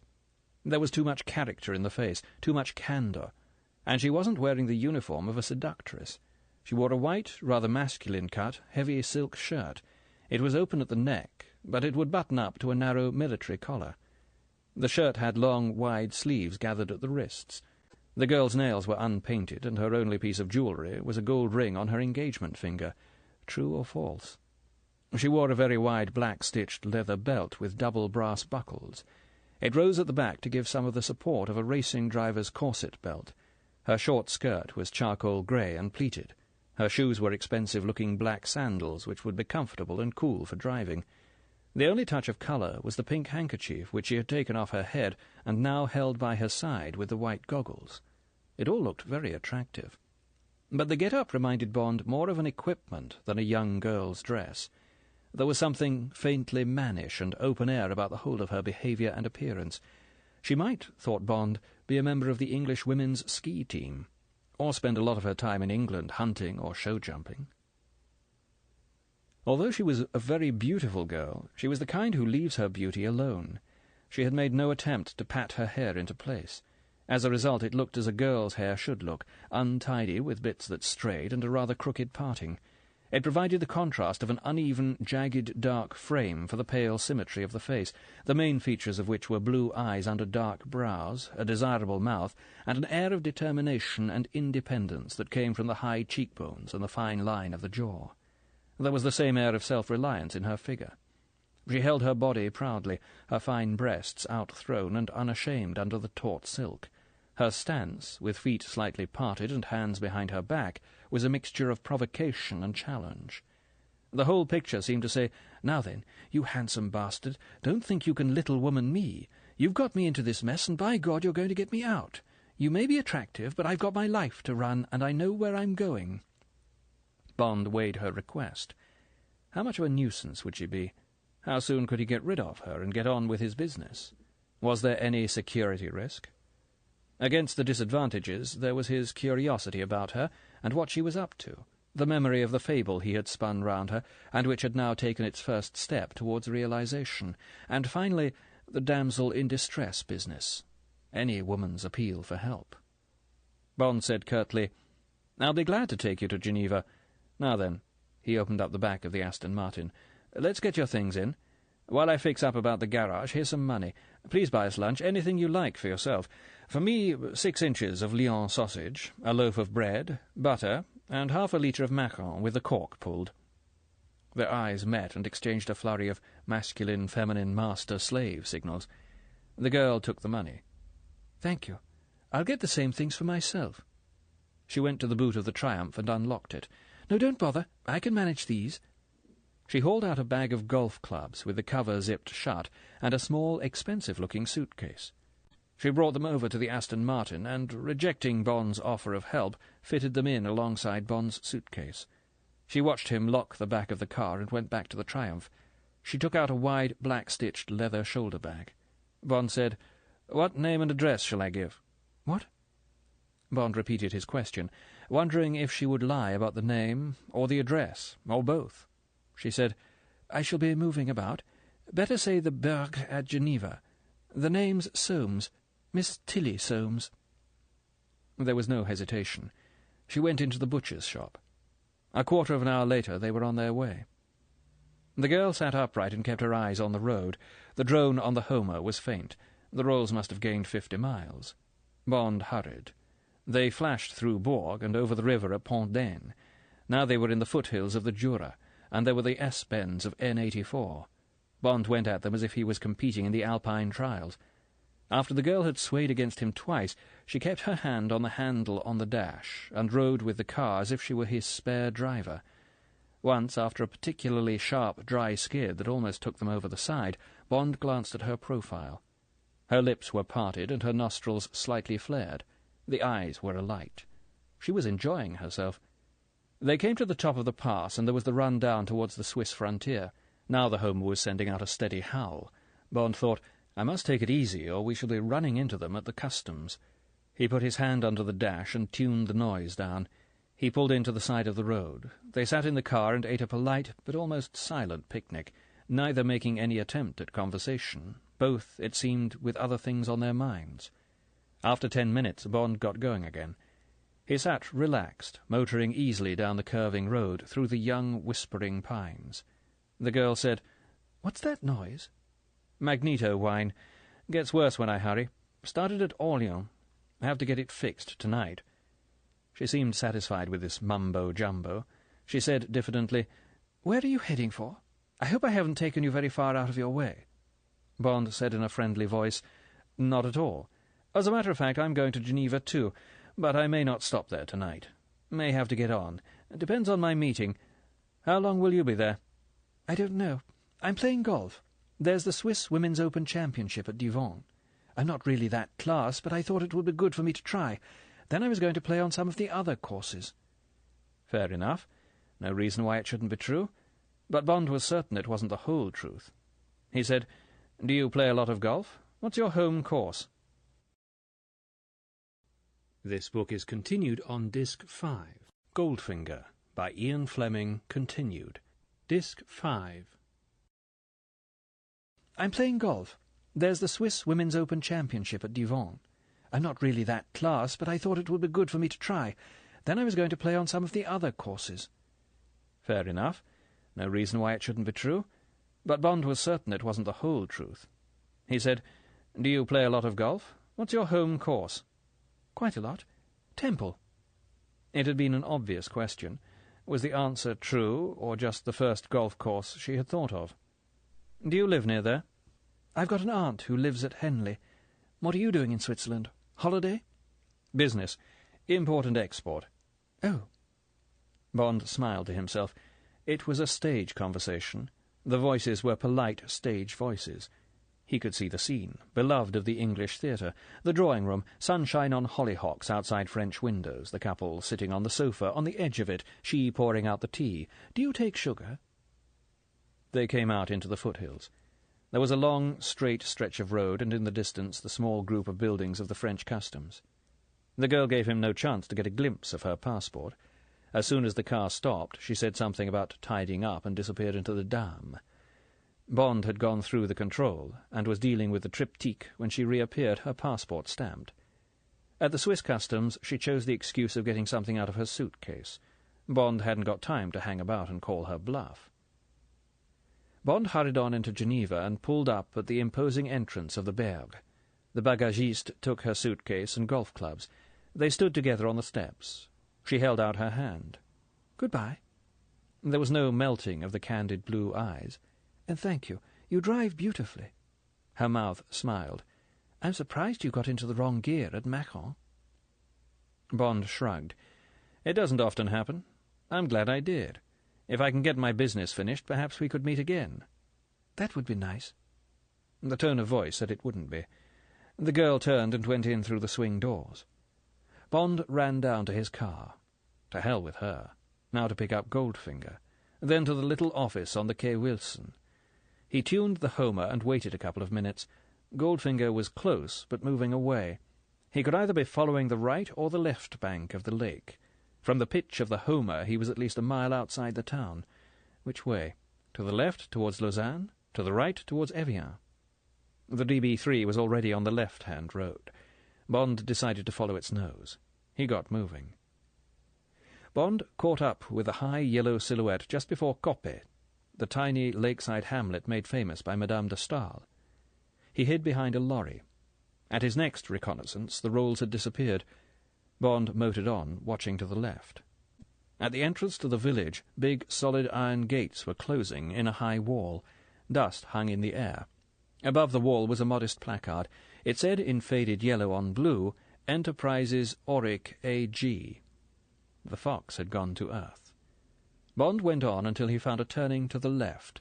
He followed this until there was a lane which led back through the vineyards to the woods behind Coppet and to the chateau of Madame de Stael. Bond stopped among the trees. Now he should be directly above the Enterprises Auric. He took his binoculars, got out, and followed a footpath down towards the village. Soon on his right was a spiked iron railing. There was rolled barbed wire along its top. 100 yards lower down the hill, the railing merged into a high stone wall. Bond walked slowly back up the path, looking for the secret entrance the children of Coppet would have made to get at the chestnut trees. He found it. 2 bars of the railing widened to allow a small boy through. Bond stood on the lower railing with all his weight, widened the gap by another couple of inches, and wormed his way through. Bond walked warily through the trees, watching each step for dead branches. The trees thinned. There were glimpses of a huddle of low buildings behind a small manoir. Bond picked the thick trunk of a fir tree and got behind it. Now he was looking down on the buildings. The nearest was about 100 yards away. There was an open courtyard. In the middle of the courtyard stood the dusty silver ghost. Bond took out the binoculars and examined everything minutely. The house was a well-proportioned square block of old red brick with a slate roof. It consisted of 2 stories and an attic floor. It would probably contain 4 bedrooms and 2 principal rooms. The walls were partly covered by a very old wisteria in full bloom. It was an attractive house. In his mind's eye Bond could see the white painted panelling inside. He smelled the sweet, musty, sunshiny smell of the rooms. The back door gave onto the wide, paved courtyard in which stood the rolls. The courtyard was open on Bond's side, but closed on the other 2 sides by single-story corrugated iron workshops. A tall zinc chimney rose from the angle of the 2 workshops. The chimney was topped by a zinc cowl. On top of the zinc cowl was the revolving square mouth of what looked to Bond like a Decca radar scanner you see on the bridges of most ships. The apparatus whirled steadily round. Bond couldn't imagine what purpose it served on the roof of this little factory among the trees. Suddenly the silence and immobility of the peaceful scene were broken. It was as if Bond had put a penny in the slot of a diorama on Brighton Pier. Somewhere a tinny clock struck 5. At the signal, the back door of the house opened and Goldfinger came out, still dressed in his white linen motoring coat but without the helmet. He was followed by a nondescript, obsequious little man with a toothbrush moustache and horn-rimmed spectacles. Goldfinger looked pleased. He went up to the rolls and patted its bonnet. The other man laughed politely. He took a whistle out of his waistcoat pocket and blew it. A door in the right-hand workshop opened, and 4 workmen in blue overalls filed out and walked over to the car.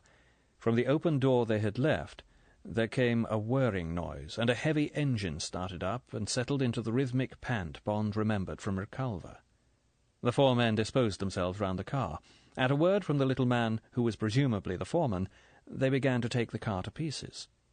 By the time they had lifted the 4 doors off their hinges, removed the bonnet cover from the engine, and had set about the rivets on one of the mudguards, it was clear that they were methodically stripping the car of its armour plating.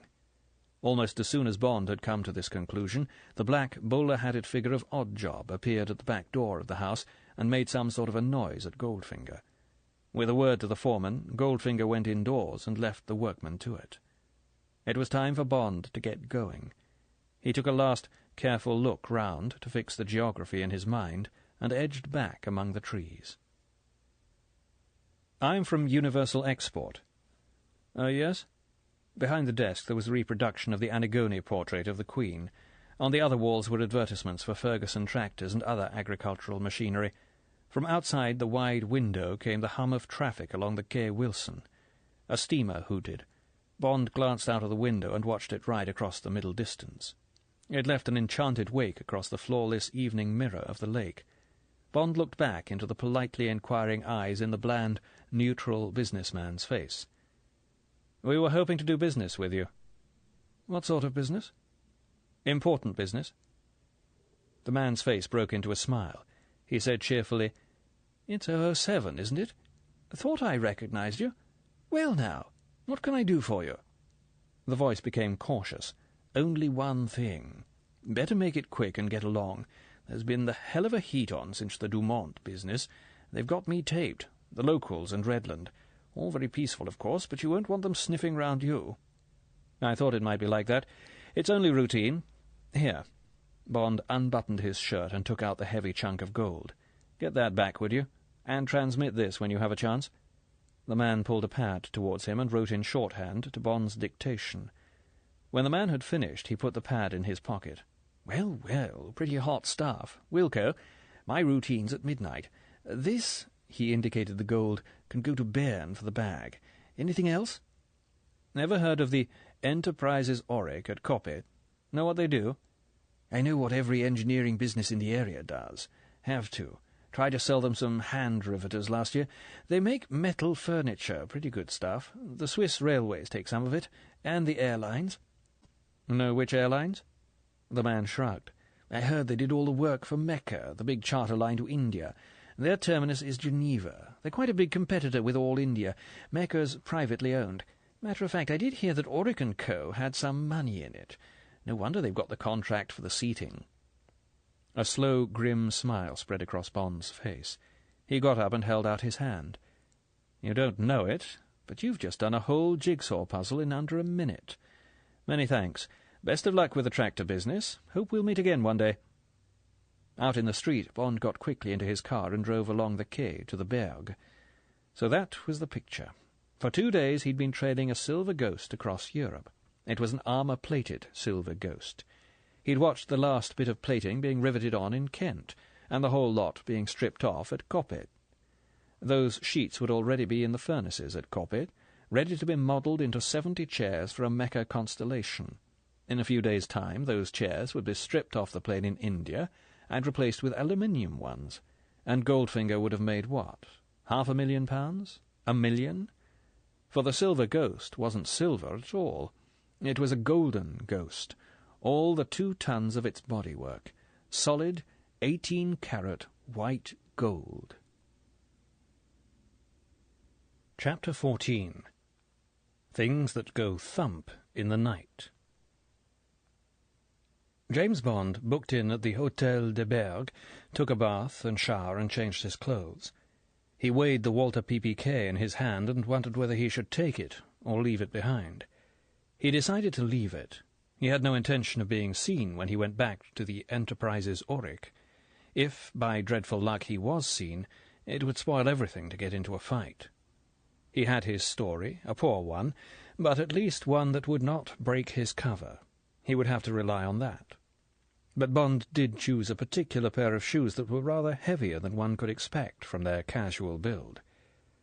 At the desk he asked if Miss Soames was in. He was not surprised when the receptionist said they had no Miss Soames staying in the hotel. The only question was whether she had left the hotel when Bond was out of sight, or had registered under another name. Bond motored across the beautiful Pont du Mont Blanc, and along the brightly lit quay to the Bavaria, a modest Alsatian brasserie that had been the rendezvous of the great in the days of the League of Nations. He sat by the window and drank Enzian, washed down with pale Lowenbrau.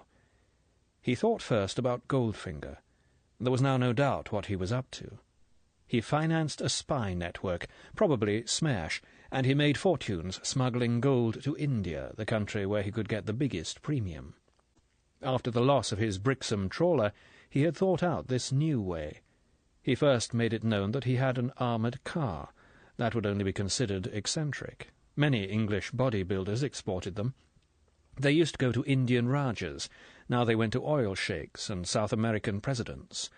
Goldfinger had chosen a Silver Ghost because, with his modifications, the chassis was strong enough, the riveting was already a feature of the bodywork, and there was the largest possible area of metal sheeting. Perhaps Goldfinger had run it abroad once or twice to get Ferryfield used to it. Then, on the next trip, he took off the armour plating in his works at Reculver. He substituted 18-carat white gold. Its alloy of nickel and silver would be strong enough. The colour of the metal would not betray him if he got in a smash, or if the bodywork was scratched. Then off to Switzerland, and to the little factory. The workmen would have been as carefully picked as the ones at Reculver. They would take off the plates and mould them into aircraft seats, which would then be upholstered and installed in Mecca Airlines, run presumably by some stooge of Goldfinger's who got a cut on each gold run. On these runs, once, twice, 3 times a year, the plane would accept only light freight and a few passengers. At Bombay or Calcutta the plane would need an overhaul, be re-equipped. It would go to the Mecca hangar and have new seats fitted. The old ones, the gold ones, would go to the bullion brokers. Goldfinger would get his sterling credit in Nassau or wherever he chose. He would have made his 100 or 200% profit, and could start the cycle all over again from the "we buy old gold" shops in Britain to Reculver, Geneva, Bombay. Yes, thought Bond, gazing out across the glistening, starlit lake, that's how it would be. A top-notch smuggling circuit with a minimum risk and maximum profit. How Goldfinger must smile as he pressed the bulb of the old boa constrictor horn and swept past the admiring policemen of 3 countries. It certainly seemed to have the answer, the philosopher's stone, the finger of gold. If he hadn't been such an unpleasant man, if he wasn't doing all this to sustain the trigger finger of Smash, Bond would have felt admiration for this monumental trickster, whose operations were so big that they worried even the Bank of England. As it was, Bond only wanted to destroy Goldfinger, seize his gold, get him behind bars. Goldfinger's gold lust was too strong, too ruthless, too dangerous to be allowed the run of the world. It was 8 o'clock. The Enzian, the fire-water distilled from gentian that is responsible for Switzerland's chronic alcoholism, was beginning to warm Bond's stomach and melt his tensions. He ordered another double, and with it a choucroute and a carafe of fondant. And what about the girl, this pretty authoritarian joker that had suddenly been faced in the deal? What in hell was she about? What about this golf story?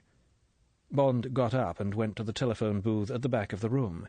He got on to the Journal de Genève, and through to the sports editor. The man was helpful, but surprised at Bond's question.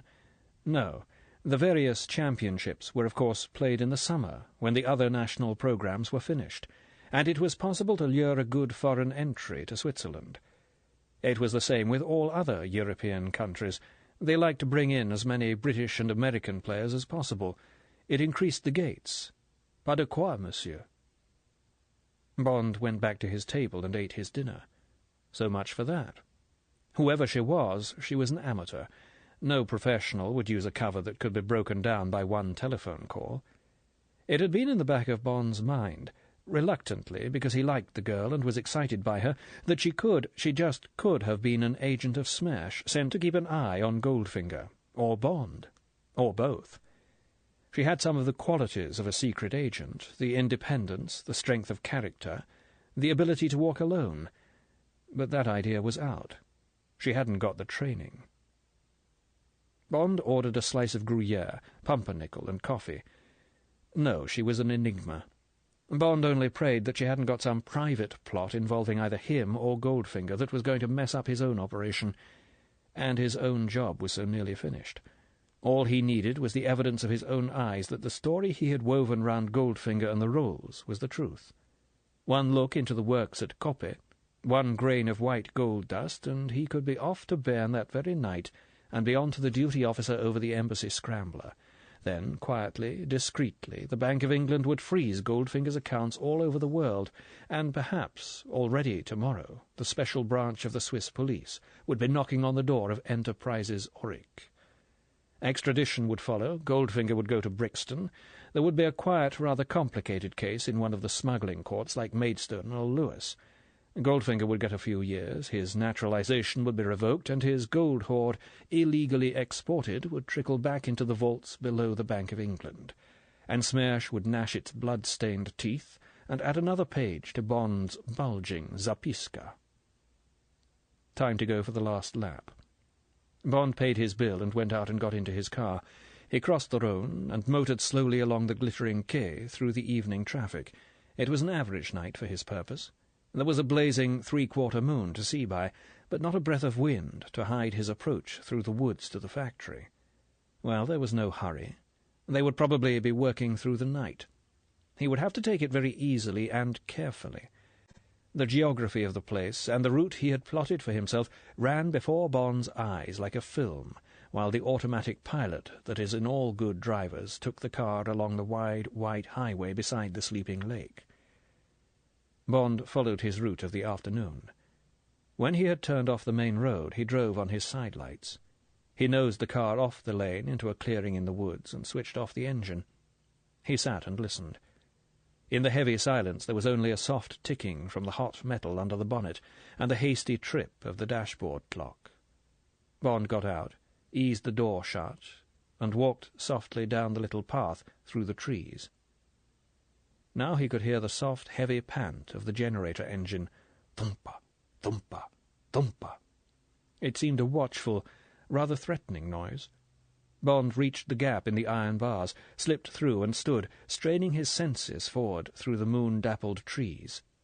Thumpa, thumpa, thumpa. The great iron puffs were on top of him, inside his brain. Bond felt the skin-crawling tickle at the groin that dates from one's first game of hide-and-seek in the dark. He smiled to himself at the animal danger signal. What primeval chord had been struck by this innocent engine noise coming out of the tall zinc chimney? The breath of a dinosaur in its cave? Bond tightened his muscles and crept forward foot by foot, moving small branches carefully out of his way, placing each step as cautiously as if he was going through a minefield. The trees were thinning. Soon he would be up with the big sheltering trunk he had used before. He looked for it, and then stood frozen, his pulse racing. Below the trunk of his tree, spread-eagled on the ground, was a body. Bond opened his mouth wide and breathed slowly in and out to release the tension. Softly he wiped his sweating palms down his trousers. He dropped slowly to his hands and knees and stared forward. His eyes widened like camera lenses. The body under the tree moved, shifted cautiously to a new position. A breath of wind whispered in the tops of the trees. The moonbeams danced quickly across the body and then were still. There was a glimpse of thick black hair, black sweater, narrow black slacks, and something else, a straight gleam of metal along the ground. It began beneath the clump of black hair and ran past the trunk of the trees into the grass. Bond slowly, wearily bent his head and looked at the ground between his spread hands. It was the girl, Tilly. She was watching the buildings below. She had a rifle that must have been among the innocent golf clubs, ready to fire on them. Damn and blast the silly bitch! Bond slowly relaxed. It didn't matter who she was or what she was up to. He measured the distance, planned each stride, the trajectory of the final spring, left hand to her neck, right to the gun. Now! Bond's chest skidded over the hump of the buttocks and thudded into the small of the girl's back. The impact emptied the breath out of her with a soft grunt. The fingers of Bond's left hand flew to the throat and found the carotid artery. His right hand was on the waist of the rifle's stock. He prized the fingers away, felt that the safety catch was on, and reached the rifle far to one side. Bond eased the weight of his chest off the girl's back and moved his fingers away from her neck. He closed them softly over her mouth. Beneath him he felt the body heave, the lungs labouring for breath. She was still out. Carefully Bond gathered the two hands behind the girl's back and held them with his right. Beneath him the buttocks began to squirm, the legs jerked. Bond pinned the legs to the ground with his stomach and thighs, noting the strong muscles bunched under him. Now the breath was rasping through his fingers. Teeth gnawed at his hand. Bond inched carefully forwards along the girl. He got his mouth through her hair to her ear. He whispered urgently, "Tilly, for Christ's sake, stay still. This is me, Bond. I'm a friend. This is vital, something you don't know about. Will you stay still and listen?" The teeth stopped reaching for his fingers. The body relaxed and lay soft under his. After a time, the head nodded once. Bond slid off her. He lay beside her, still holding her hands prisoned behind her back. He whispered, "Get your breath. But tell me, were you after Goldfinger?" The pale face glanced sideways and away. The girl whispered fiercely into the ground, "I was going to kill him." Some girl Goldfinger had put in the family way. Bond let go her hands. She brought them up and rested her head on them. Her whole body shuddered with exhaustion and released nerves. The shoulders began to shake softly. Bond reached out a hand and smoothed her hair, quietly, rhythmically.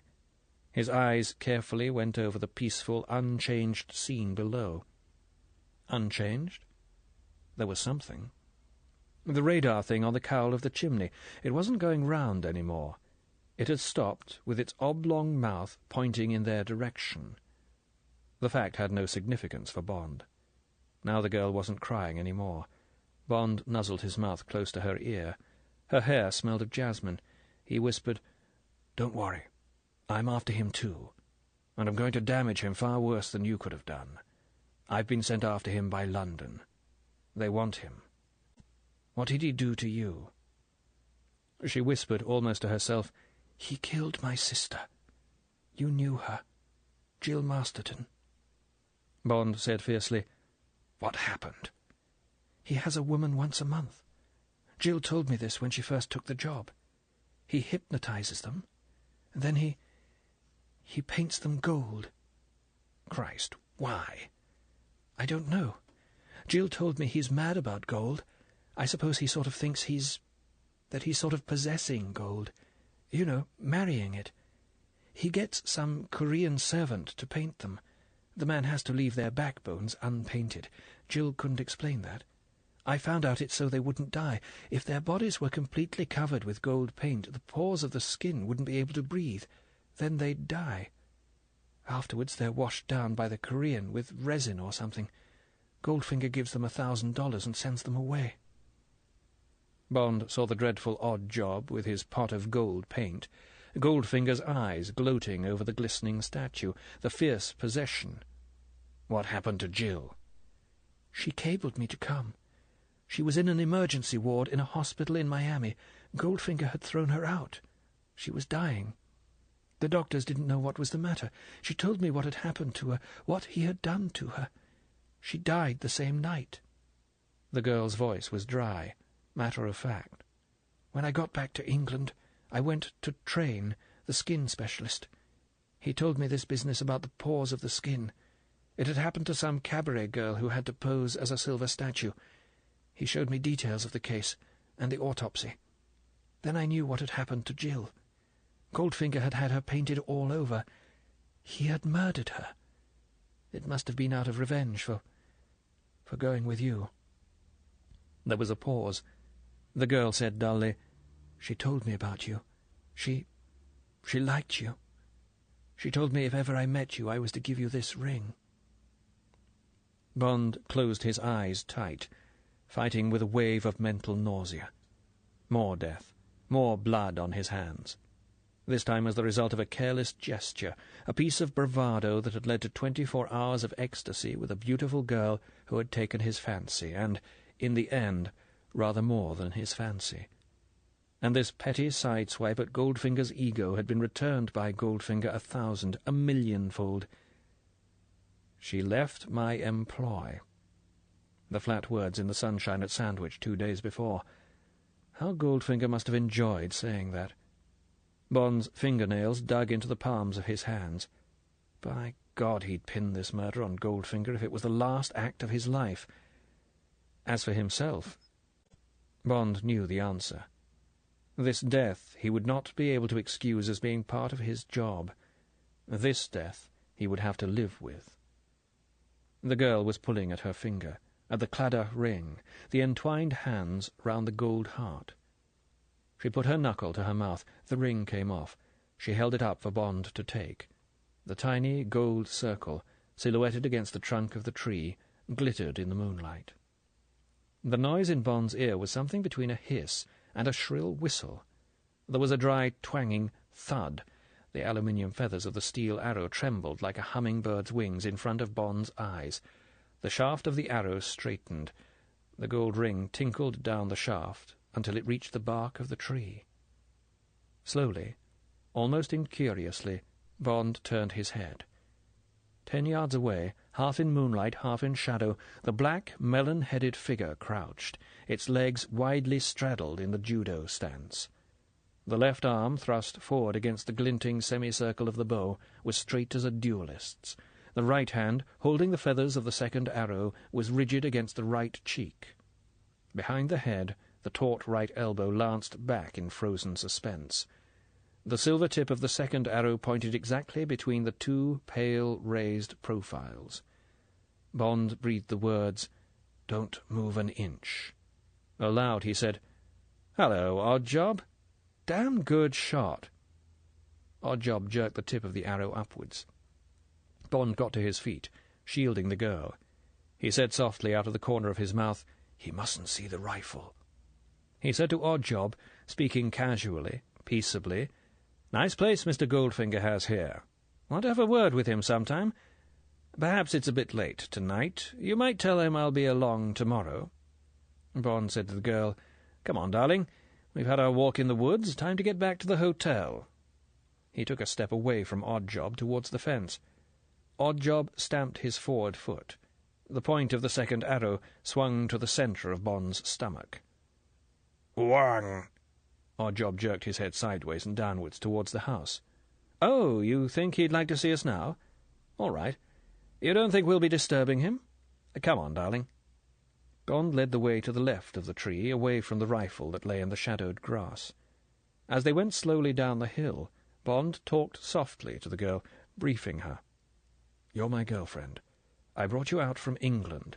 Seem surprised and interested by our little adventure. We're in a tough spot. Don't try any tricks." Bond jerked back his head. "This man's a killer." The girl said angrily, "If only you hadn't interfered." "Same to you," said Bond shortly. He took it back. "I'm sorry, Tilly. Didn't mean that. But I don't think you could have got away with it." "I had my plans. I'd have been over the frontier by midnight." Bond didn't answer. Something had caught his eye. On top of the tall chimney, the oblong mouth of the radar thing was revolving again.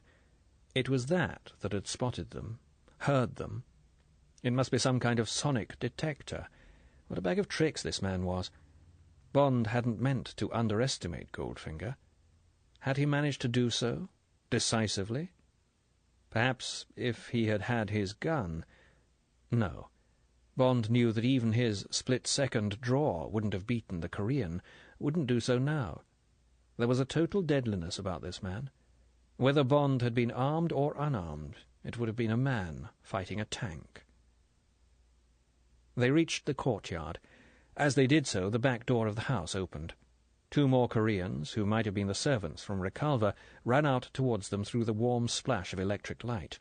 They carried ugly-looking polished sticks. "Stop!" Both men wore the savage, empty grin that men from Station J, who had been in Japanese prison camps, had described to Bond. "We search. No trouble, or—" The man who had spoken cut the air with a whistling lash of his stick. "Hands up!" Bond put his hands slowly up. He said to the girl, "Don't react, whatever they do." Oddjob came forward and stood menacingly, watching the search.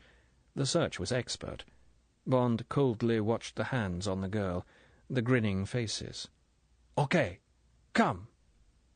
They were herded through the open door and along a stone-flagged passage to the narrow entrance hall at the front of the house. The house smelled as Bond had imagined it would, musty and fragrant and summery. There were white-panelled doors. Oddjob knocked on one of them. "Yes?" Oddjob opened the door. They were prodded through. Goldfinger sat at a big desk. It was neatly encumbered with important-looking papers. The desk was flanked by grey metal filing cabinets. Beside the desk, within reach of Goldfinger's hand, stood a short-wave wireless set on a low table. There was an operator's keyboard and a machine that ticked busily and looked like a barograph. Bond guessed that this had something to do with the detector that had intercepted them. Goldfinger wore his purple velvet smoking jacket over an open-necked white silk shirt. The open neck showed a tuft of orange chest hair. He sat very erect in a high-backed chair. He hardly glanced at the girl. The big china-blue eyes were fixed on Bond. They showed no surprise. They held no expression, except a piercing hardness. Bond blustered. "Look here, Goldfinger. What the hell's all this about? You put the police onto me over that $10,000, and I got on your tracks with my girlfriend here, Miss Soames. I've come to find out what the hell you mean by it. We climbed the fence. I know it's trespassing, but I wanted to catch you before you moved on somewhere else. Then this ape of yours came along and damn near killed one of us with his bow and arrow. 2 more of your bloody Koreans held us up and searched us. What the hell's going on? If you can't give me a civil answer and full apologies, I'll put the police on you." Goldfinger's flat, hard stare didn't flicker. He might not have heard Bond's angry gentleman's outburst. The finely chiselled lips parted. He said, "Mr. Bond, they have a saying in Chicago. Once is happenstance, twice is coincidence, the third time it's enemy action. Miami, Sandwich, and now Geneva. I propose to wring the truth out of you." Goldfinger's eyes slid slowly past Bond's head. "Oddjob? The pressure room." Part 3. Enemy Action. Chapter 15. The Pressure Room. Bond's reaction was automatic. There was no reason behind it. He took one quick step forward and hurled himself across the desk at Goldfinger. His body, launched in a shallow dive, hit the top of the desk and ploughed through the litter of papers.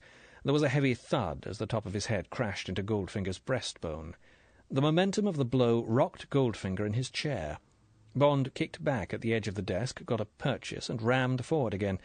As the chair toppled backwards and the 2 bodies went down in the splintering woodwork, Bond's fingers got to the throat and his thumbs went into its base and downwards with every ounce of his force. Then the whole house fell on Bond. A bulk of timber hit him at the base of the neck, and he rolled sluggishly off Goldfinger onto the floor and lay still. The vortex of light through which Bond was whirling slowly flattened into a disk, a yellow moon, and then into a burning cyclops eye. Something was written round the fiery eyeball. It was a message, an important message for him. He must read it. Carefully, one by one, Bond spelled out the tiny letters. The message said, "Société Anonyme Mazda." What was its significance? A hard bolt of water hit Bond in the face. The water stung his eyes and filled his mouth. He retched desperately and tried to move. He couldn't. His eyes cleared and his brain. There was a throbbing pain at the back of his neck. He was staring up into a big enamelled light bowl with one powerful bulb. He was on some sort of a table, and his wrists and ankles were bound to its edges. He felt with his fingers. He felt polished metal. A voice, Goldfinger's voice, flat, uninterested, said, "Now we can begin." Bond turned his head towards the voice. His eyes were dazzled by the light. He squeezed them hard and opened them. Goldfinger was sitting in a canvas chair. He had taken off his jacket and was in his shirt-sleeves. There were red marks round the base of his throat. On a folding table beside him were various tools and metal instruments, and a control panel. On the other side of the table Tilly Masterton sat in another chair.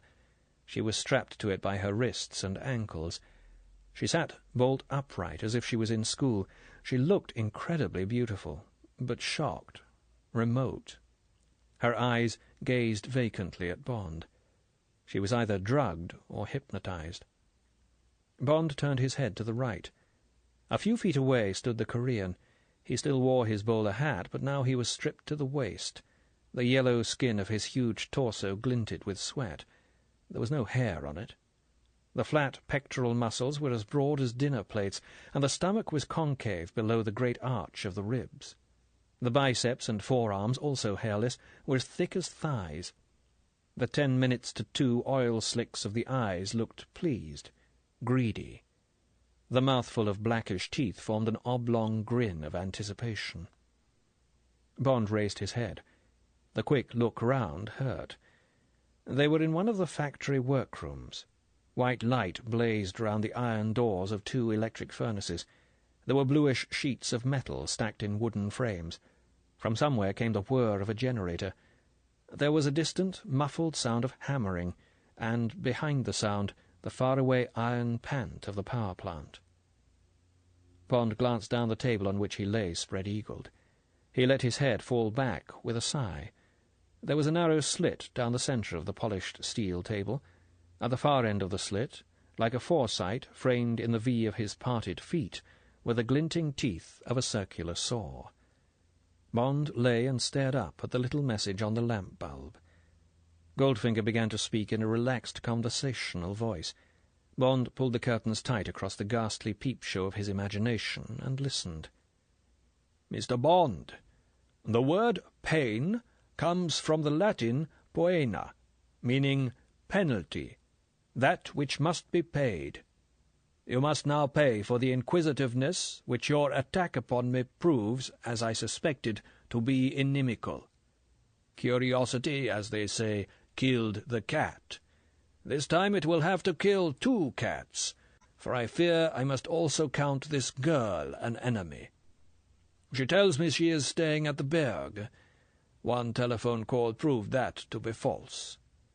Oddjob was sent to where you were both hidden, and recovered her rifle, and also a ring which it happens that I recognize. Under hypnotism the rest came out. This girl came here to kill me. Perhaps you did too. You have both failed. Now must come the poena. Mr. Bond." The voice was weary, bored.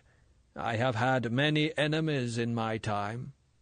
I am very successful and immensely rich, and riches, if I may inflict another of my aphorisms upon you, may not make you friends, but they greatly increase the class and variety of your enemies."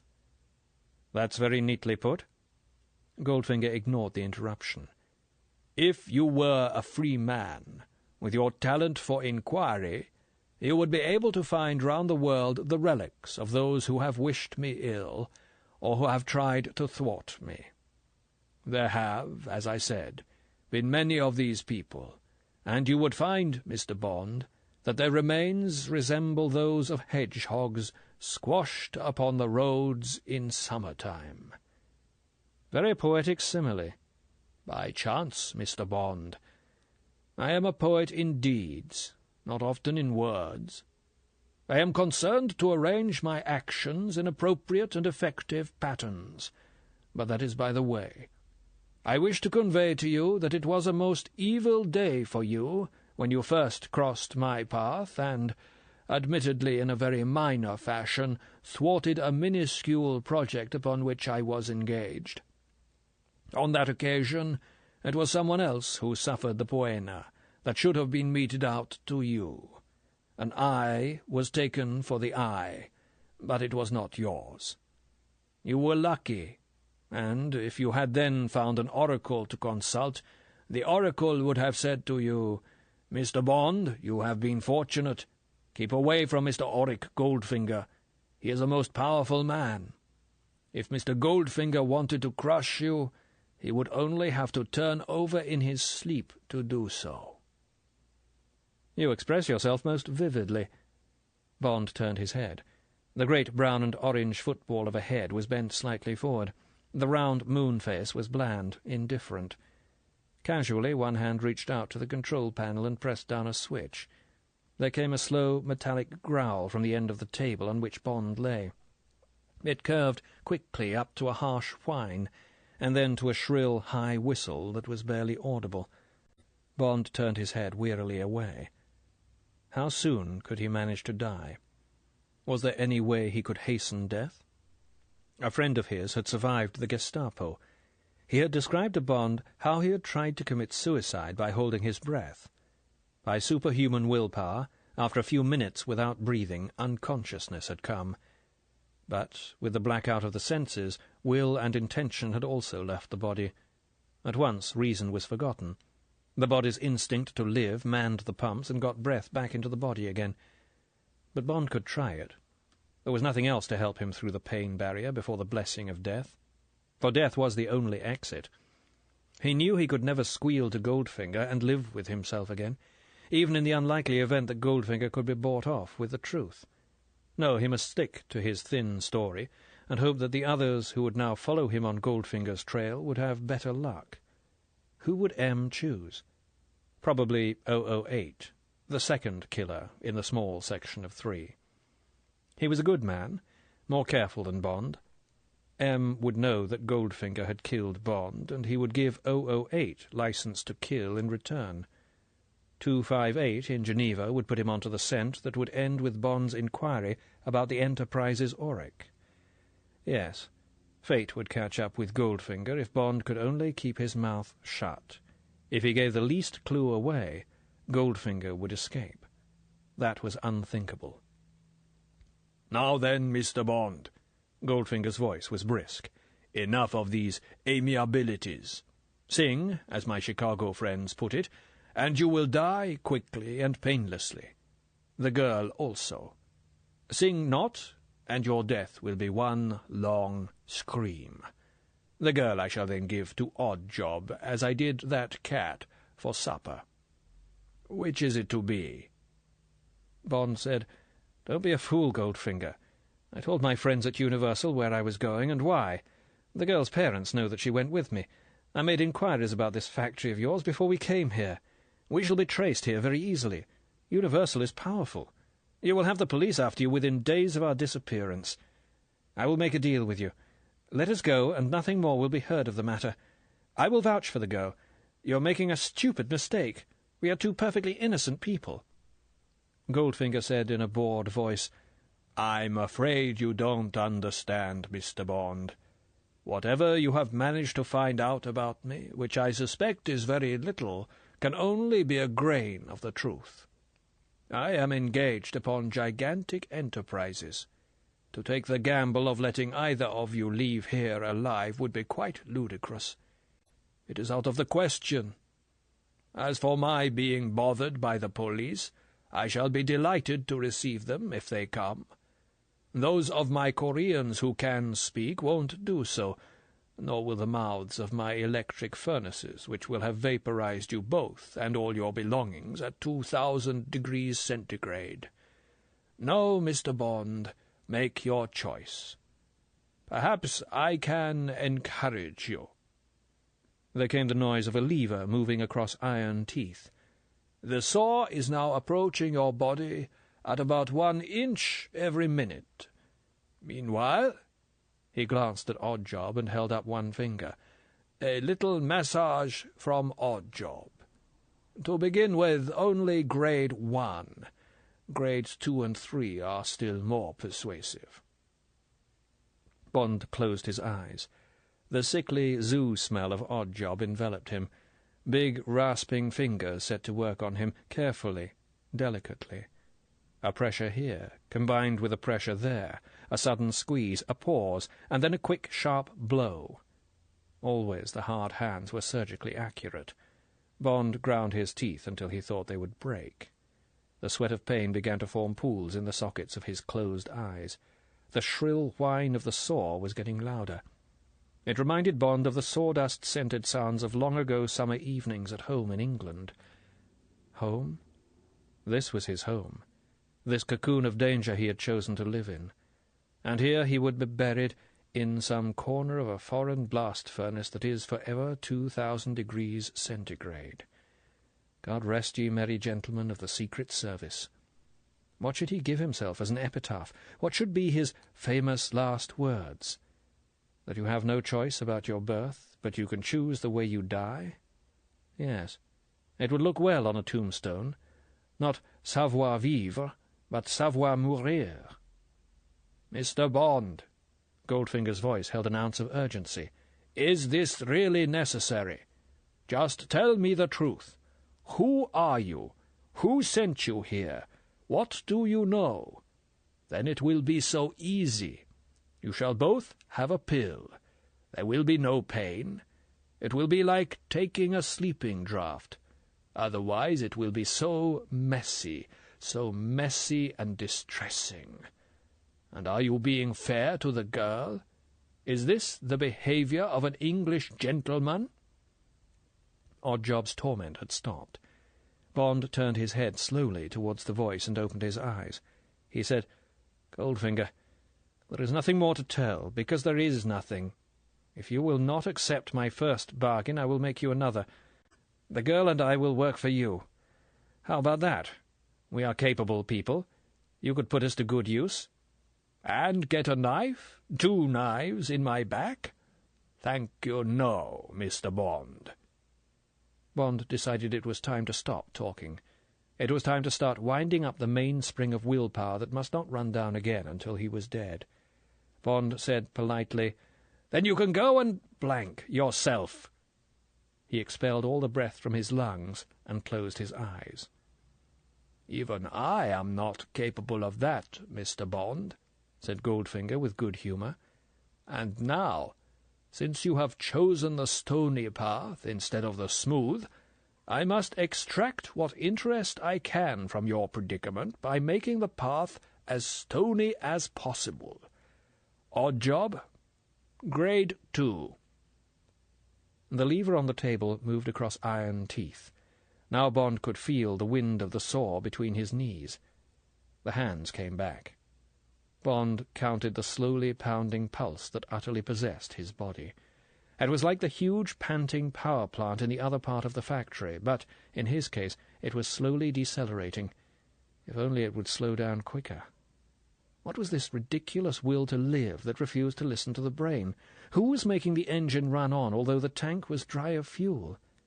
But he must empty his mind of thought, as well as his body of oxygen. He must become a vacuum, a deep hole of unconsciousness. Still the light burned red through his eyelids. Still he could feel the bursting pressure in his temples. Still the slow drum of life beat in his ears. A scream tried to force its way through the clamped teeth. "Die, damn you, die! Die, damn you, die! Damn you, die! Damn you, die! Damn you, die!" Chapter 16. The Last and the Biggest. The wings of a dove, the heavenly choir. Hark the herald angels sing. What else ought he to remember about paradise? It was all so exactly like what he had been told in the nursery, this sensation of flying, the darkness, the drone of 1,000,000 harps. He really must try and remember the dope about the place. Let's see now. One got to the pearly gates. A deep, fatherly voice said, almost in his ear, "This is your captain speaking." Well, well, who was this? St. Peter? "We are coming in to land now. Will you please fasten your seat-belts and extinguish your cigarettes? Thank you." There must be a whole lot of them, going up together. Would Tilly be on the same trip? Bond squirmed with embarrassment. How would he introduce her to the others? To Vesper, for instance? And when it came to the point, which would he like the best? But perhaps it would be a big place with countries and towns. There was probably no more reason why he should run into one of his former girlfriends here than there had been on Earth. But still, there were a lot of people he'd better avoid until he got settled in and found out the form. Perhaps, with so much love about, these things wouldn't matter. Perhaps one just loved all the girls one met. Tricky business. With these unworthy thoughts in his mind, Bond relapsed into unconsciousness. The next thing he knew was a gentle sensation of swaying. He opened his eyes. The sun blinded them. He closed them again. A voice above and behind his head said, "Watch it, Bud. That ramp's steeper than it looks." Almost immediately there was a heavy jolt. A surly voice in front said, "Jesus, you're telling me. Why in hell can't they put down rubber?" Bond thought angrily, "That's a fine way to talk up here, just because I'm new and they think no one's listening." There was the bang of a swing door. Something hit Bond sharply on a protruding elbow. He shouted, "Hey!" and tried to reach his elbow and rub it, but his hands wouldn't move. "What do you know? Hey, Sam, better call the doc. This one's come round." "Sure. Here, put him alongside the other." Bond felt himself being lowered. It was cooler now. He opened his eyes. A big, round Brooklyn face was bent over his. The eyes met his and smiled. The metal supports of the stretcher touched the ground. The man said, "How you feelin', mister?" "Where am I?" Now there was panic in Bond's voice. He tried to rise, but couldn't. He felt the sweat break out on his body. God, was this still part of the old life? At the thought of it, a wave of grief poured through his body. Tears burned his eyes and trickled down his cheeks. Hey, take it easy, mister. You're okay. This is Idlewild, New York. You're in America now. No more troubles, see?" The man straightened up. He thought Bond was a refugee from somewhere. "Sam, get moving. This guy's in shock." Okay. The two voices receded, mumbling anxiously. Bond found he could move his head. He looked round. He was in a white-painted ward, presumably something to do with the health department of the airport. There was a row of tidy beds. Sun poured down from high windows, but it was cool, air-conditioned. He was on a stretcher on the floor. There was another one next to it. He strained his head sideways. It was Tilly. She was unconscious. Her pale face, framed in the black hair, pointed at the ceiling. The door at the end of the ward sighed open. A doctor in a white coat stood and held it. Goldfinger, looking brisk, cheerful, walked swiftly down between the beds. He was followed by Oddjob. Bond wearily closed his eyes. Christ, so that was the score. Feet gathered round his stretcher. Goldfinger said breezily, "Well, they certainly look in good shape, Doctor? That's one of the blessings of having enough money. When one's friends or one's staff are ill, one can get them the very best medical attention. Nervous breakdowns, both of them, and in the same week. Would you believe it? But I blame myself for working them both too hard. Now it's my duty to get them back on their feet again. Dr. Foch, he's the best man in Geneva, by the way, was quite definite. He said, 'They need rest, Mr. Goldfinger. Rest, and again rest.' He gave them sedatives, and now they're on their way to the Harkness Pavilion at the Presbyterian." Goldfinger chuckled fatly. "Sow and you shall reap, Doctor? When I gave the Harkness $1 million worth of X-ray equipment, I certainly never expected anything back. But now I only had to put through a call, and they got 2 fine rooms waiting for them. Now then," there was a rustle of notes, "thank you for all your help with immigration. Fortunately, they both had valid visas, and I think immigration was satisfied that Mr. Auric Goldfinger was a sufficient guarantee that neither of them wants to overthrow the United States government by force. What?" "Yes, indeed, and thank you, Mr. Goldfinger. Anything I can do. I understand you have a private ambulance waiting outside." Bond opened his eyes and looked at where the doctor's voice came from. He saw a pleasant, serious young man with rimless glasses and a crew cut. Bond said quietly and with desperate sincerity, "Doctor, there is absolutely nothing wrong with me or this girl. We have been drugged and brought here against our will. Neither of us works or has ever worked for Goldfinger. I am warning you that we have been kidnapped. I demand to see the Chief of Immigration. I have friends in Washington and New York. They will vouch for me. I beg of you to believe me." Bond held the man's eyes in his, willing him to believe. The doctor looked worried. He turned to Goldfinger. Goldfinger shook his head, discreetly so that Bond would not be insulted. A surreptitious hand went up and tapped the side of his head away from Bond. Goldfinger raised helpless eyebrows. "You see what I mean, Doctor. It's been like this for days. Total nervous prostration combined with persecution mania. Dr. Foch said they often go together. It may need weeks at the Harkness. But I'm going to pull him round if it's the last thing I do. It's the shock of these unfamiliar surroundings. Perhaps a shot of intraval sodium?" The doctor bent to his black bag. "I guess you're right, Mr. Goldfinger. So long as Harkness is looking after the case." There came the tinkle of instruments. Goldfinger said, "It's terribly sad to see a man break down so utterly. A man who has been one of my best assistants." He bent a sweet, fatherly smile on Bond. There was a catch in his voice. "You'll be all right, James. Just relax and have a nice sleep. I was afraid the flight might be too much for you. Just relax and leave everything to me." Bond felt the swab on his arm. He heaved. Against his will, a shower of curses poured from his lips. Then he felt the needle and opened his mouth and screamed while the doctor knelt beside him and delicately, patiently, wiped away the sweat from his forehead. Now it was a grey painted box of a room. There were no windows. Light came from a single bowl lamp inset in the centre of the ceiling. Round the lamp were concentric slits in the plaster, and there was the neutral smell and faint hum of air conditioning. Bond found he could sit up. He did so. He felt drowsy, but well. He suddenly realized that he was ravenously hungry and thirsty. When had he last had a meal? 2, 3 days ago? He put his feet down on the floor. He was naked. He examined his body. Oddjob had been careful. There was no sign of damage, save for the group of needle marks on his right forearm. He got up, conquering dizziness, and took a few steps in the room. He had been lying on a ship's-type bunk with drawers under it. The only other furniture in the room was a plain deal table and an upright wooden chair. Everything was clean, functional, Spartan. Bond knelt to the drawers under the bunk and opened them. They contained all the contents of his suitcase, except his watch and the gun. Even the rather heavy shoes he had been wearing on his expedition to Enterprise's Auric were there. He twisted one of the heels and pulled. The broad, double-sided knife slid smoothly out of its scabbard in the sole. With the fingers wrapped round the locked heel, it made a workmanlike stabbing dagger. Bond verified that the other shoe held its knife, and clicked the heels back into position. He pulled out some clothes and put them on. He found his cigarette case and lighter and lit a cigarette. There were 2 doors, of which one had a handle. He opened this one.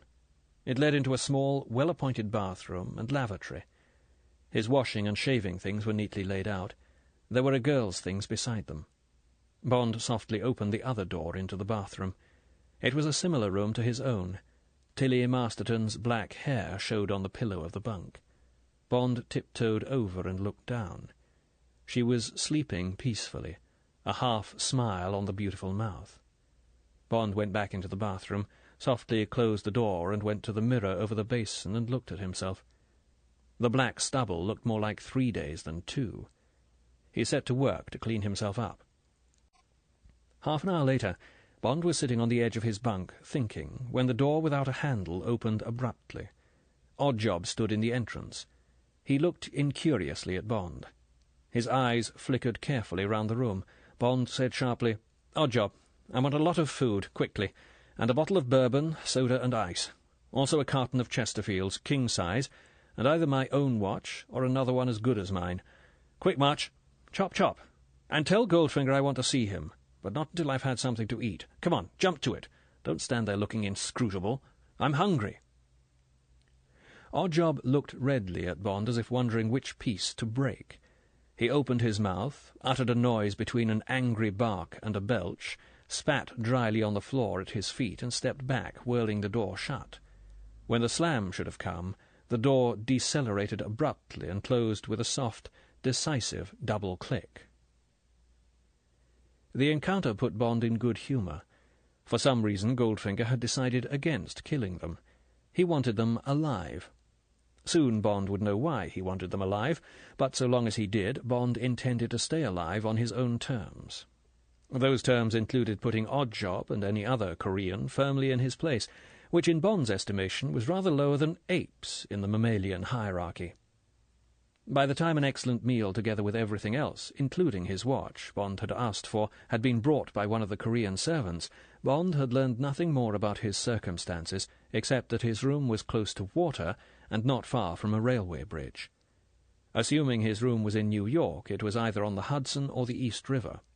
The railway was electric and sounded like a subway, but Bond's New York geography was not good enough to place it. His watch had stopped. When he asked the time, he got no answer. Bond had eaten all the food on the tray and was smoking and sipping a solid bourbon and soda when the door opened. Goldfinger came in alone. He was wearing a regulation businessman's clothes and looked relaxed and cheerful. He closed the door behind him and stood with his back to it. He looked searchingly at Bond. Bond smoked and looked politely back. Goldfinger said, "Good morning, Mr. Bond. I see you are yourself again. I hope you prefer being here to being dead. So as to save you the trouble of asking a lot of conventional questions, I will tell you where you are and what has happened to you. I will then put to you a proposition to which I require an unequivocal reply.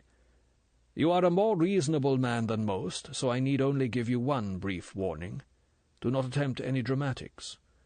Do not attack me with a knife or a fork or that bottle. If you do, I shall shoot you with this." A small-caliber pistol grew like a black thumb out of Goldfinger's right fist. He put the hand with the gun back in his pocket. "I very seldom use these things. When I have had to, I have never needed more than one .25 caliber bullet to kill. I shoot at the right eye, Mr. Bond, and I never miss." Bond said, "Don't worry, I'm not as accurate as that with a bourbon bottle." He hitched up the knee of his trousers and put one leg across the other. He sat relaxed. "Go ahead." "Mr. Bond," Goldfinger's voice was amiable, "I am an expert in many other materials beside metals, and I have a keen appreciation of everything that is 1,000 fine, as we say of the purest gold. In comparison with that degree of purity, of value, human material is of a very low grade indeed. But occasionally one comes across a piece of this stuff that can at least be put to the lower forms of use. Oddjob is an example of what I mean. Simple, unrefined clay, capable of limited exploitation. At the last moment, my hand hesitated to destroy a utensil with the durability I observed in yourself. I may have made a mistake in staying my hand. In any case, I shall take the fullest steps to protect myself from the consequences of my impulse. It was something you said that saved your life. You suggested that you and Miss Masterton would work for me. Normally I would have no use for either of you, but it just happens that I am on the brink of a certain enterprise in which the services of both of you could be of a certain minimal assistance. So I took the gamble. I gave you both the necessary sedatives. Your bills were paid, and your things fetched from the Berg, where Miss Masterton turned out to be registered under her real name. I sent a cable in your name to Universal Export. You had been offered employment in Canada. You were flying over to explore the prospects. You were taking Miss Masterton as your secretary. You would write further details. A clumsy cable, but it will serve for the short period I require your services." "It won't," thought Bond, "unless you included in the text one of the innocent phrases that would tell M that the cable was authentic. By now the service would know he was working under enemy control. Wheels would be turning very fast indeed." "And in case you think, Mr. Bond, that my precautions were inadequate, that you will be traced, let me tell you that I am no longer in the least interested about your true identity, nor the strength and resources of your employers. You and Miss Masterton have utterly disappeared, Mr. Bond. So have I. So have all my staff. The airport will refer inquiries to the Harkness Pavilion at the Presbyterian Hospital. The hospital will never have heard of Mr. Goldfinger nor of his patients. The FBI and the CIA have no record of me, for I have no criminal history. No doubt the immigration authorities will have details of my comings and goings over the years, but these will not be helpful. As for my present whereabouts and yours, Mr. Bond, we are now in the warehouse of the High-Speed Trucking Corporation, a formerly respectable concern which I own through nominees and which has been equipped most thoroughly as the secret headquarters for the enterprise of which I spoke.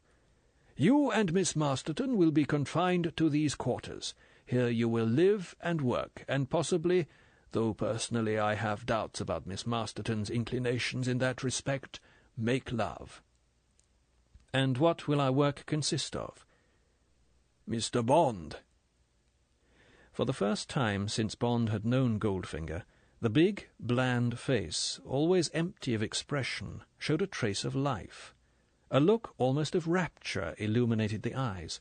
The finely chiselled lips pursed into a thin, beatic curve. Mr. Bond, all my life I have been in love. I have been in love with gold. I love its colour, its brilliance, its divine heaviness. I love the texture of gold, that soft sliminess that I have learnt to gauge so accurately by touch that I can estimate the fineness of a bar to within 1 carat. And I love the warm tang it exudes when I melt it down into a true golden syrup. But above all, Mr. Bond, I love the power that gold alone gives to its owner, the magic of controlling energy, exacting labour, fulfilling one's every wish and whim, and, when need be, purchasing bodies, minds, even souls. Yes, Mr. Bond, I have worked all my life for gold, and in return gold has worked for me and for those enterprises that I have espoused. I ask you, Goldfinger gazed earnestly at Bond, is there any other substance on earth that so rewards its owner? Many people have become rich and powerful without possessing an ounce of the stuff. But I see your point. How much have you managed to collect, and what do you do with it? I own about £20 million worth, about as much as a small country.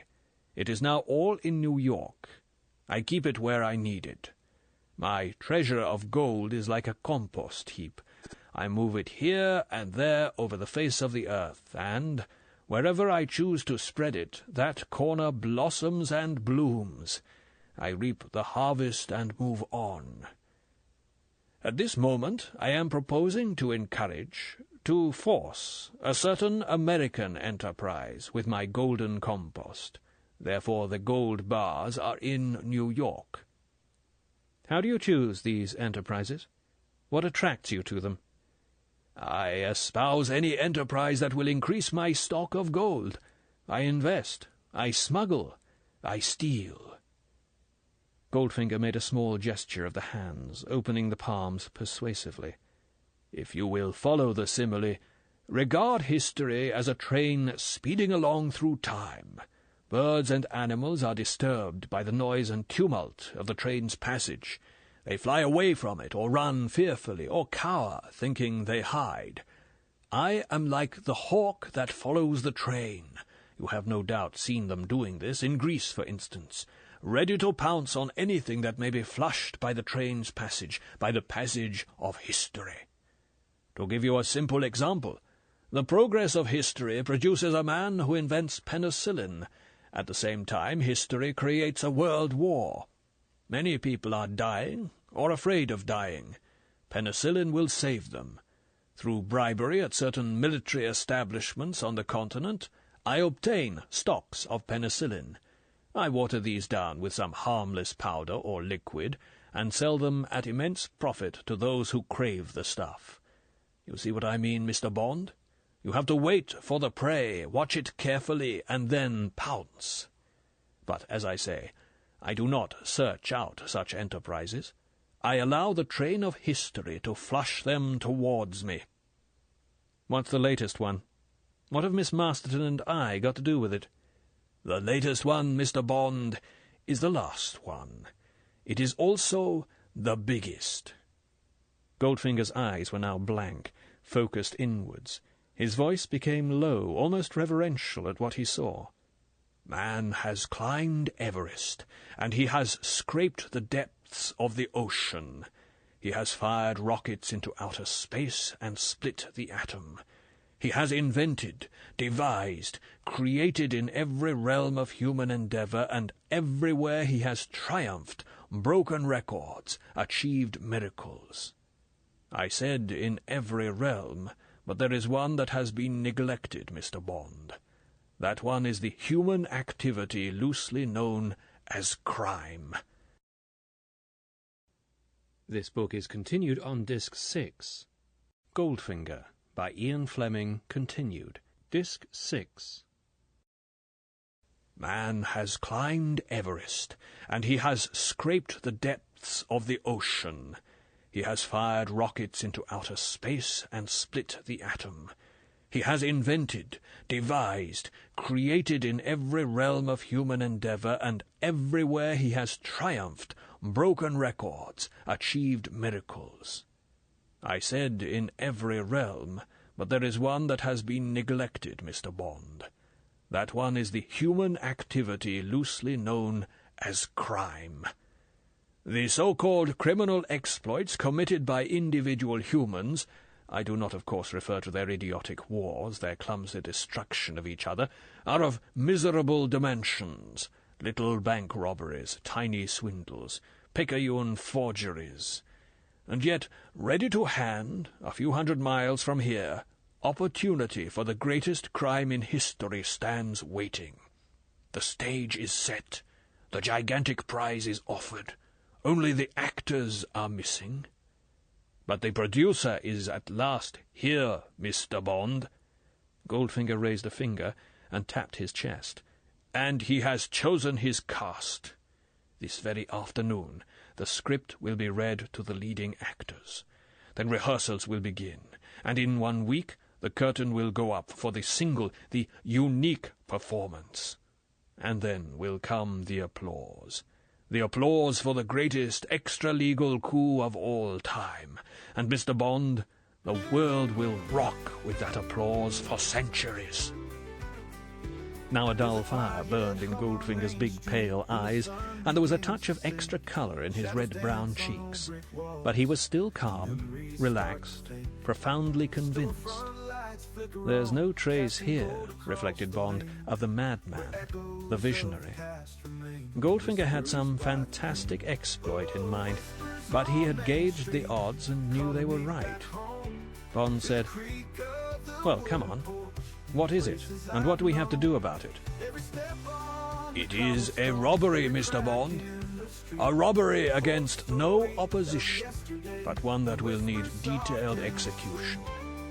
There will be much paperwork, many administrative details to supervise. I was going to do this myself, until you offered your services. Now you will do it, with Miss Masterton as your secretary. You have already been partly remunerated for this work with your life. When the operation is successfully completed, you will receive £1 million in gold. Miss Masterton will receive $500,000. Bond said enthusiastically, "Now you're talking. What are we going to do? Rob the end of the rainbow?" "Yes," Goldfinger nodded. "That is exactly what we are going to do. We are going to burgle $15 billion worth of gold bullion, approximately half the supply of mined gold in the world. We are going, Mr. Bond, to take Fort Knox." Chapter 17. Hood's Congress. Fort Knox? Bond shook his head seriously. Isn't that rather a tall order for 2 men and a girl? Goldfinger shrugged impatiently. "Please put away your sense of humour for 1 week, Mr. Bond. Then laugh as much as you please. I shall have under my command approximately 100 men and women. These people will be hand-picked from the 6 most powerful gangster groups in the United States. This force will amount to the toughest and most compact fighting unit that has ever been assembled in peacetime. All right. How many men guard the vault at Fort Knox? Goldfinger slowly shook his head. He knocked once on the door behind him. The door flicked open. Oddjob stood on the threshold, crouching, alert. When he saw that the meeting was still peaceful, he straightened himself and waited. Goldfinger said, "You will have many questions to ask, Mr. Bond. They will all be answered this afternoon, beginning at 2:30. It is now exactly 12 o'clock." Bond glanced at his watch and adjusted it. "You and Miss Masterton will attend the meeting at which the proposition will be put to the heads of the 6 organizations I have mentioned. No doubt these people will ask the same questions as occur to you. Everything will be explained. Afterwards you will settle down to detailed work with Miss Masterton. Ask for what you want. Oddjob will see to your welfare and also be on permanent guard. Do not be obstreperous, or you will instantly be killed. And do not waste time trying to escape or to contact the outside world. I have hired your services, and I shall require every ounce of them. Is that a bargain?" Bond said dryly, "I've always wanted to be a millionaire." Goldfinger didn't look at him. He looked at his fingernails. Then he gave Bond one last hard glance and went out and shut the door behind him. Bond sat and gazed at the closed door. He brusquely ran both hands through his hair and down over his face. He said, "Well, well," aloud to the empty room, got up and walked through the bathroom to the girl's bedroom. He knocked on the door. "Who is it?" "Me. Are you visible?" "Yes." The voice was unenthusiastic. "Come in." She was sitting on the edge of the bed, pulling on a shoe. She was wearing the things Bond had first seen her in. She looked cool and collected and unsurprised by her surroundings. She looked up at Bond. Her eyes were aloof, disdainful. She said coldly, precisely, "You've got us into this. Get us out." Bond said amiably, "I may be able to. I got us out of our graves." "After getting us into them?" Bond looked thoughtfully at the girl. He decided it would be ungallant to spank her, so to speak, on an empty stomach. He said, "This won't get us anywhere. We're in this together whether we like it or not. What do you want for breakfast or lunch? It's 12:15. I've eaten. I'll order yours and then come back and tell you the score. There's only one way out of here, and Oddjob, that Korean ape, is guarding it. Now then, breakfast or lunch?" She unbent an inch. "Thank you. Scrambled eggs and coffee, please, and toast and marmalade." "Cigarettes?" "No, thank you. I don't smoke." Bond went back to his room and knocked on the door. It opened an inch. Bond said, "All right, Oddjob. I'm not going to kill you yet." The door opened farther. Oddjob's face was impassive. Bond gave the order. The door closed. Bond poured himself a bourbon and soda. He sat on the edge of the bed and wondered how he was going to get the girl on his side. From the beginning she had resented him. Was that only because of her sister? Why had Goldfinger made that cryptic remark about her inclinations?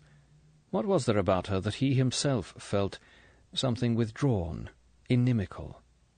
She was beautiful, physically desirable, but there was a cold, hard centre to her that Bond couldn't understand or define. Oh well, the main thing was to get her to go along, otherwise life in prison would be intolerable. Bond went back into her room. He left both doors open so that he could hear. She was still sitting on the bed, wrapped in a coiled immobility. She watched Bond carefully. Bond leaned against the jamb of the door. He took a long pull at his whisky. He said, looking her in the eye, "You'd better know that I'm from Scotland Yard." The euphemism would serve. "We're after this man Goldfinger. He doesn't mind. He thinks no one can find us for at least a week. He's probably right. He saved our lives because he wants us to work for him on a crime. It's big business. pretty scatterbrained. But there's a lot of planning and paperwork. We've got to look after that side. Can you do shorthand and typing?" "Yes." Her eyes were alight. "What's the crime?" Bond told her. He said, "Of course it all sounds ridiculous, and I dare say a few questions and answers will show these gangsters, if they don't show Goldfinger, that the whole thing's impossible. But I don't know. Goldfinger's an extraordinary man. From what I know about him, he never moves unless the odds are right, and I don't think he's mad, at least not madder than other kinds of geniuses, scientists and so on. And there's no doubt he's a genius in his particular field." "So what are you going to do about it?" Bond lowered his voice. He said, "What are we going to do about it, you mean? We are going to play along, and to the hilt. No shirking, and no funny business. We're going to be greedy for the money, and we're going to give him absolutely top-notch service. Apart from saving our lives, which mean less than nothing to him, it's the only hope we, or rather I, because that's my line of country, can have of a chance to queer his pitch." "How are you going to do that?" "I haven't the faintest idea. Something may turn up." "And you expect me to go along with you?" "Why not? Any other suggestions?" She pursed her lips obstinately. "Why should I do what you say?" Bond sighed. "There's no point in being a suffragette about this. It's either that or get yourself killed after breakfast. It's up to you." The mouth turned down with distaste. She shrugged her shoulders. She said ungraciously, "Oh, all right then." Suddenly her eyes flared. "Only don't ever touch me, or I shall kill you." There came the click of Bond's bedroom door. Bond looked mildly down at Tilly Masterton. "The challenge is attractive. But don't worry. I won't take it up." He turned and strolled out of the room. One of the Koreans passed him, carrying the girl's breakfast. In his room, another Korean had brought in a typist's desk and chair, and a Remington portable. He arranged them in the corner away from the bed. Oddjob was standing in the doorway. He held out a sheet of paper. Bond went up to him and took it. It was a foolscap memo sheet. The writing, with a ballpoint, was neat, careful, legible, undistinguished. It said, "Prepare 10 copies of this agenda. Meeting held under the chairmanship of Mr. Gold. Secretaries J. Bond, Miss Tilly Masterton. Present, Helmut M. Springer, The Purple Gang, Detroit. Jed Midnight, Shadow Syndicate, Miami and Havana. Billy the Grinner Ring, The Machine, Chicago. Jack Strap, The Spangled Mob, Las Vegas. Mr. Solo, Unione Siciliano.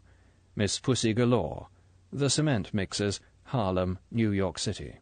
Agenda, a project with the code name Operation Grand Slam.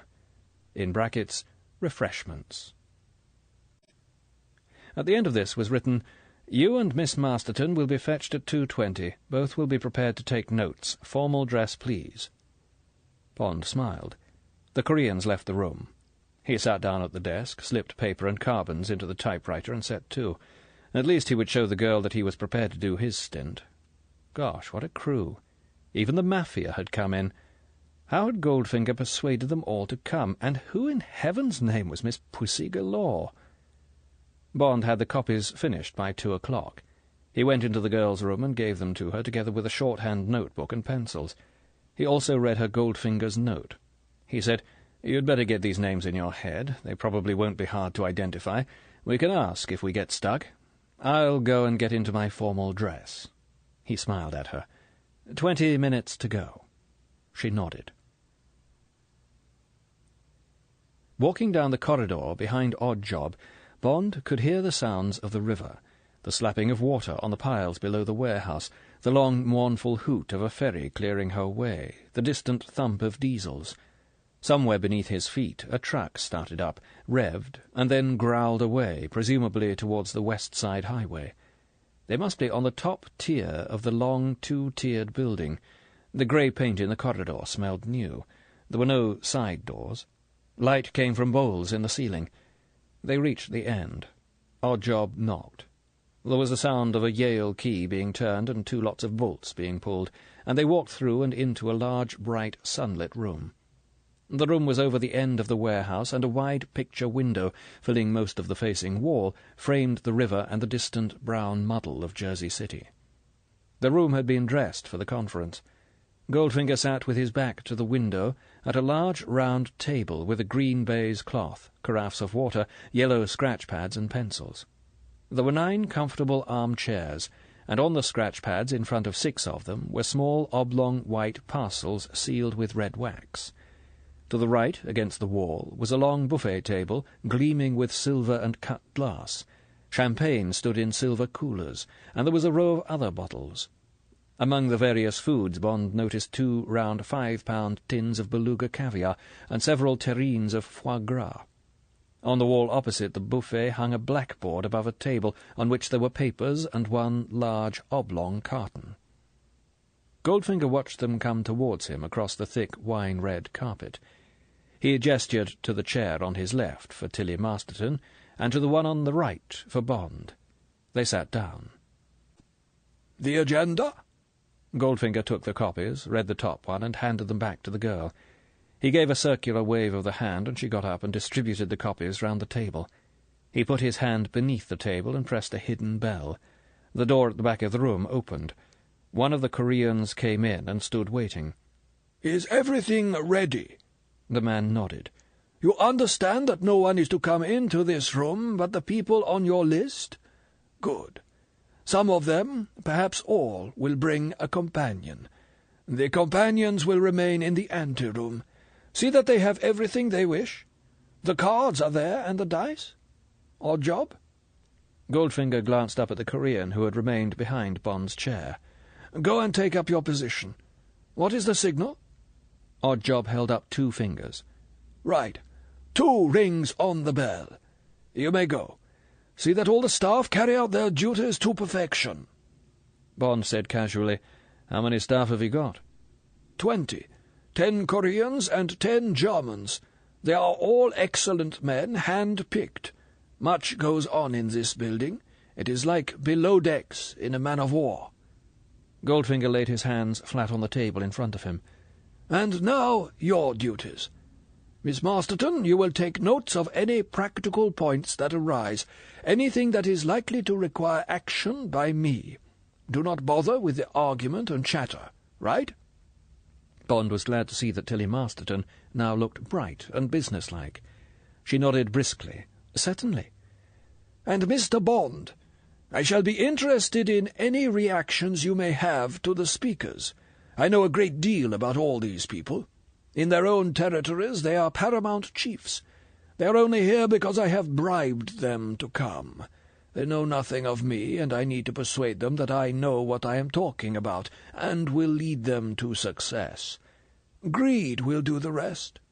But there may be 1 or more who wish to back out. They will probably reveal themselves. In their cases I have made special arrangements. But there may be doubtful ones. During the talk you will scribble with your pencil on this agenda. Casually you will note with a plus or a minus sign opposite the names whether you consider each one for or against the project. I shall be able to see what sign you have made. Your views may be useful. And do not forget, Mr. Bond, that 1 traitor among them, 1 backslider, and we could quickly find ourselves either dead or in prison for life." "Who is this Pussy Galore from Harlem?" "She is the only woman who runs a gang in America. It is a gang of women. I shall need some women for this operation. She is entirely reliable. She was a trapeze artist. She had a team. It was called Pussy Galore and her Abrocats." Goldfinger did not smile. "The team was unsuccessful, so she trained them as burglars, cat burglars. It grew into a gang of outstanding ruthlessness. It is a lesbian organization which now calls itself the Cement Mixers. Even the big American gangs respect them. She is a remarkable woman." A buzzer sounded very softly beneath the table. Goldfinger straightened himself. The door at the end of the room opened briskly, and 5 men came in. Goldfinger rose in his chair and ducked his head in welcome. He said, "My name is Gold. Will you please be seated?" There was a careful murmur. Silently the men closed round the table, pulled out chairs, and sat down. 5 pairs of eyes looked coldly, warily at Goldfinger. Goldfinger sat down. He said quietly, "Gentlemen, in the parcels before you, you will find one 24-carat gold bar, value $15,000. I thank you for the courtesy of your attendance. The agenda is self-explanatory. Perhaps, while we wait for Miss Galore, I could run through your names for the information of my secretaries, Mr. Bond here and Miss Masterton. No notes will be made of this meeting, except on action you may wish me to take, and I can assure you there are no microphones.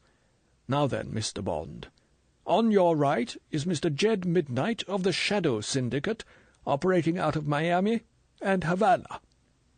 Mr. Midnight was a big, good-living man with a jovial face, but slow, careful eyes. He wore a light blue tropical suit over a white silk shirt ornamented with small green palm trees. The complicated gold watch on his wrist must have weighed nearly half a pound. He smiled tautly at Bond and said, "How do?" Then we have Mr. Billy Ring, who controls the famous Chicago Machine. Bond thought he had never seen anyone who was less of a Billy. It was a face out of a nightmare, and, as the face turned towards Bond, it knew it was, and watched Bond for his reactions. It was a pale, pear-shaped baby face, with downy skin and a soft thatch of straw-coloured hair, but the eyes, which should have been pale blue, were a tawny brown. The whites showed all round the pupils and gave a mesmeric quality to the hard, thoughtful stare, unsoftened by a tick in the right eyelid which made the right eye wink with the heartbeat. At some early stage in Mr. Ring's career, someone had cut off Mr. Ring's lower lip. Perhaps he had talked too much, and this had given him a permanent false smile like the grin of a Halloween pumpkin. He was about 40 years old. Bond summed him up as a merciless killer. Bond smiled cheerfully into the hard stare of Mr. Ring's left eye, and looked past him at the man Goldfinger introduced as Mr. Helmut Springer, of the Detroit Purple Gang. Mr. Springer had the glazed eyes of someone who is either very rich or very dead. The eyes were pale blue, opaque glass marbles which briefly recognized Bond, and then turned inwards again in complete absorption with self. The rest of Mr. Springer was a man of distinction, casually pinstriped, Hathaway-shirted, aqua velvet. He gave the impression of someone who found himself in the wrong company, a first-class ticket-holder in a third-class compartment, a man from the stalls who has been shown by mistake to a seat in the pit. Mr. Midnight put his hand up to his mouth and said softly, for Bond's benefit, "Don't be taken in by the Duke. My friend Helmut was the man who put the piqué shirt on the hood. Daughter goes to Vassar, but it's protection money that pays for her hockey sticks." Bond nodded his thanks. "And Mr. Solo, of the Unione Siciliano." Mr. Solo had a dark, heavy face, gloomy with the knowledge of much guilt and many sins. His thick, horn-rimmed spectacles helioed briefly in Bond's direction, and then bent again to the business of cleaning Mr. Solo's nails with a pocket-knife. He was a big, chunky man, half boxer, half head waiter, and it was quite impossible to tell what was on his mind or where his strength lay. But there is only one head of the Mafia in America, and if Mr. Solo had the job, thought Bond, he had got it by strength out of terror. It would be by the exercise of both that he kept it. "Howdy." Mr. Jack Strapp of the Spangled Mob had the synthetic charm of a front-man for the Las Vegas casinos, but Bond guessed he had inherited from the late-lamented brothers Spang, thanks to other qualities. He was an expansive, showily dressed man of about 50. He was coming to the end of a cigar. He smoked it as if he was eating it, munching hungrily. From time to time he turned his head sideways and discreetly spat a scrap of it out onto the carpet behind him. Behind this compulsive smoking there would be a lot of tension. Mr. Strapp had quick conjurer's eyes. He seemed to know that his eyes frightened people, because now, presumably not wanting to frighten Bond, he gave them charm by crinkling them at the corners. The door at the back of the room opened. A woman in a black masculine cut suit with a high coffee-coloured lace jabot stood in the doorway. She walked slowly, unself-consciously down the room and stood behind the empty chair. Goldfinger had got to his feet. She examined him carefully and then ran her eyes round the table. She said a collective, bored "Hi," and sat down. Mr. Strap said, "Hi, Pussy," and the others, except Mr. Springer, who merely bowed, made careful sounds of welcome. Goldfinger said, "Good afternoon, Miss Galore. We have just been through the formality of introductions. The agenda is before you, together with the $15,000 gold bar I asked you to accept to meet the expense and inconvenience of attending this meeting." Miss Galore reached for her parcel and opened it. She weighed the gleaming yellow brick in her hand. She gave Goldfinger a direct, suspicious look. "All the way through?" "All the way through." Miss Galore held his eyes. She said, "Pardon my asking," with the curt tone of a hard woman shopper at the sales. Bond liked the look of her. He felt the sexual challenge all beautiful lesbians have for men. He was amused by the uncompromising attitude that said to Goldfinger and to the room, "All men are bastards and cheats. Don't try any masculine hocus on me. I don't go for it. I'm in a separate league." Bond thought she would be in her early 30s. She had pale Rupert Brooke good looks, with high cheekbones and a beautiful jawline. She had the only violet eyes Bond had ever seen. They were the true deep violet of a pansy, and they looked candidly out at the world from beneath straight black brows. Her hair, which was as black as Tilly Masterton's, was worn in an untidy urchin cut.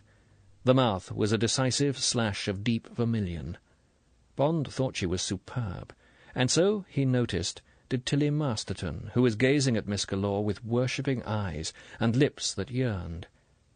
Bond decided that all was now clear to him about Tilly Masterton. Goldfinger said, "And now I must introduce myself. My name is not Gold. My credentials are as follows. By various operations, most of them illegitimate, I have made a large sum of money in 20 years. That sum now stands at $60 million. A respectful humming went round the table. My operations have, for the most part, been confined to Europe, but you may be interested to know that I founded and subsequently disposed of the Golden Poppy distributors who operated out of Hong Kong." Mr. Jack Strap whistled softly. "The Happy Landings Travel Agency, which some of you may have employed in emergency, was organized and owned by me until I disbanded it." Mr. Helmut Springer screwed a rimless monocle into one glazed eye, so that he could examine Goldfinger more closely. "I mention these minor concerns to show you that, although you may not know me, I have, in the past, acted at many removes on, I believe, all your behalves." "Well, what do you know?" muttered Mr. Jed Midnight, with something like awe in his voice. "That, gentlemen and, madam, is how I knew of you, and how I came to invite here tonight what I have learned through my own experience to be the aristocracy, if I may so describe it, of American crime." Bond was impressed. Goldfinger had, in 3 minutes flat, got the meeting on his side. Now everyone was looking towards Goldfinger with profound attention. Even Miss Pussy Galore's eyes were rapt. Bond knew nothing about the Golden Poppy distributors or the Happy Landings agency, but they must have run like clockwork from the expressions on their former customers' faces. Now everyone was hanging on Goldfinger's words as if he was Einstein. Goldfinger's face showed no emotion. He made a throwaway gesture of his right hand. He said flatly, "I have mentioned 2 projects of mine that were successful. They were small. There have been many others of a higher caliber. Not one of them has failed, and so far as I know, my name is on the police files of no country. I say this to show you that I thoroughly understand our profession. And now, gentlemen and madam, I propose to offer you partnership in an undertaking that will assuredly place in each of your treasuries within 1 week the sum of $1 billion. Mr. Goldfinger held up his hand. "We have different views in Europe and America as to what constitutes the arithmetical expression, $1 billion. I use the word in the sense of 1,000 million. Do I make myself clear? Chapter 18. Crime de la Crime. A tug hooted on the river. Another answered. A flurry of engine noises receded. Mr. Jed Midnight, on Bond's right, cleared his throat. He said emphatically, "Mr. Gold, or whatever your name is, don't you worry about definitions. $1 billion is a lot of money, whichever way you say it. Keep talking." Mr. Solo raised slow black eyes and looked across the table at Goldfinger. He said, "It's very much money, yes. But how much your cut, mister?" $5 billion. Jack Strapp from Las Vegas gave a short, boisterous laugh. "Listen, fellas, what's a few billion between friends? If Mr. Whosis can lead me to $1 billion, I'd be glad to slip him a fin, or even maybe a mega-fin for his trouble. Don't let's be small-minded about this, huh?" Mr. Helmut Springer tapped his monocle on the gold brick in front of him. Everyone looked towards him. "Mr. Gold." It was the grave voice of the family lawyer. "These are big figures you mention. As I understand it, a total of some $11 billion is involved." Mr. Goldfinger said with precision, "The exact figure will be nearer 15 billion. For convenience, I referred only to the amounts I thought it would be possible for us to carry away." A sharp, excited giggle came from Mr. Billy Ring. Quite, Mr. Gold." Mr. Springer screwed his monocle back into his eye to observe Goldfinger's reactions. "But quantities of bullion or currency to that amount are to be found gathered together in only 3 depositories in the United States. They are the Federal Mint in Washington, the Federal Reserve Bank in New York City, and Fort Knox in Kentucky. Do you intend that we should, knock off one of these? And if so, which?" "Fort Knox." Amidst the chorus of groans, Mr. Midnight said resignedly, "Mister, I never met any guy outside Hollywood that had what you've got.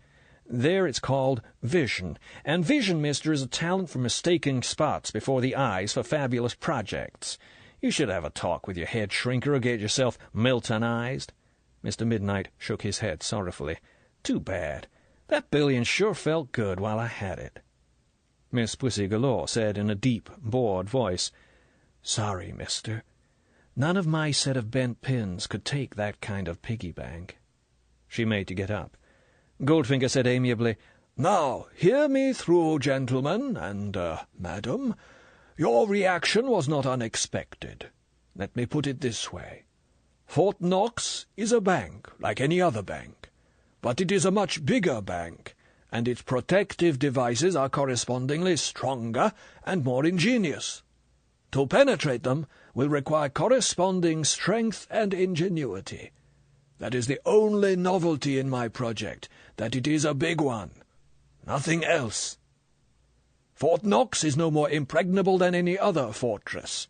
No doubt we all thought the Brink organization was unbeatable, until half a dozen determined men robbed a Brink armored car of $1 million back in 1950. It is impossible to escape from Sing Sing, and yet men have found ways of escaping from it. No, gentlemen. Fort Knox is a myth like other myths. Shall I proceed to the plan?" Billy Ring hissed through his teeth, like a Japanese when he talked. He said harshly, "Listen, Seamus, maybe you didn't know it, but the 3rd Armored is located at Fort Knox.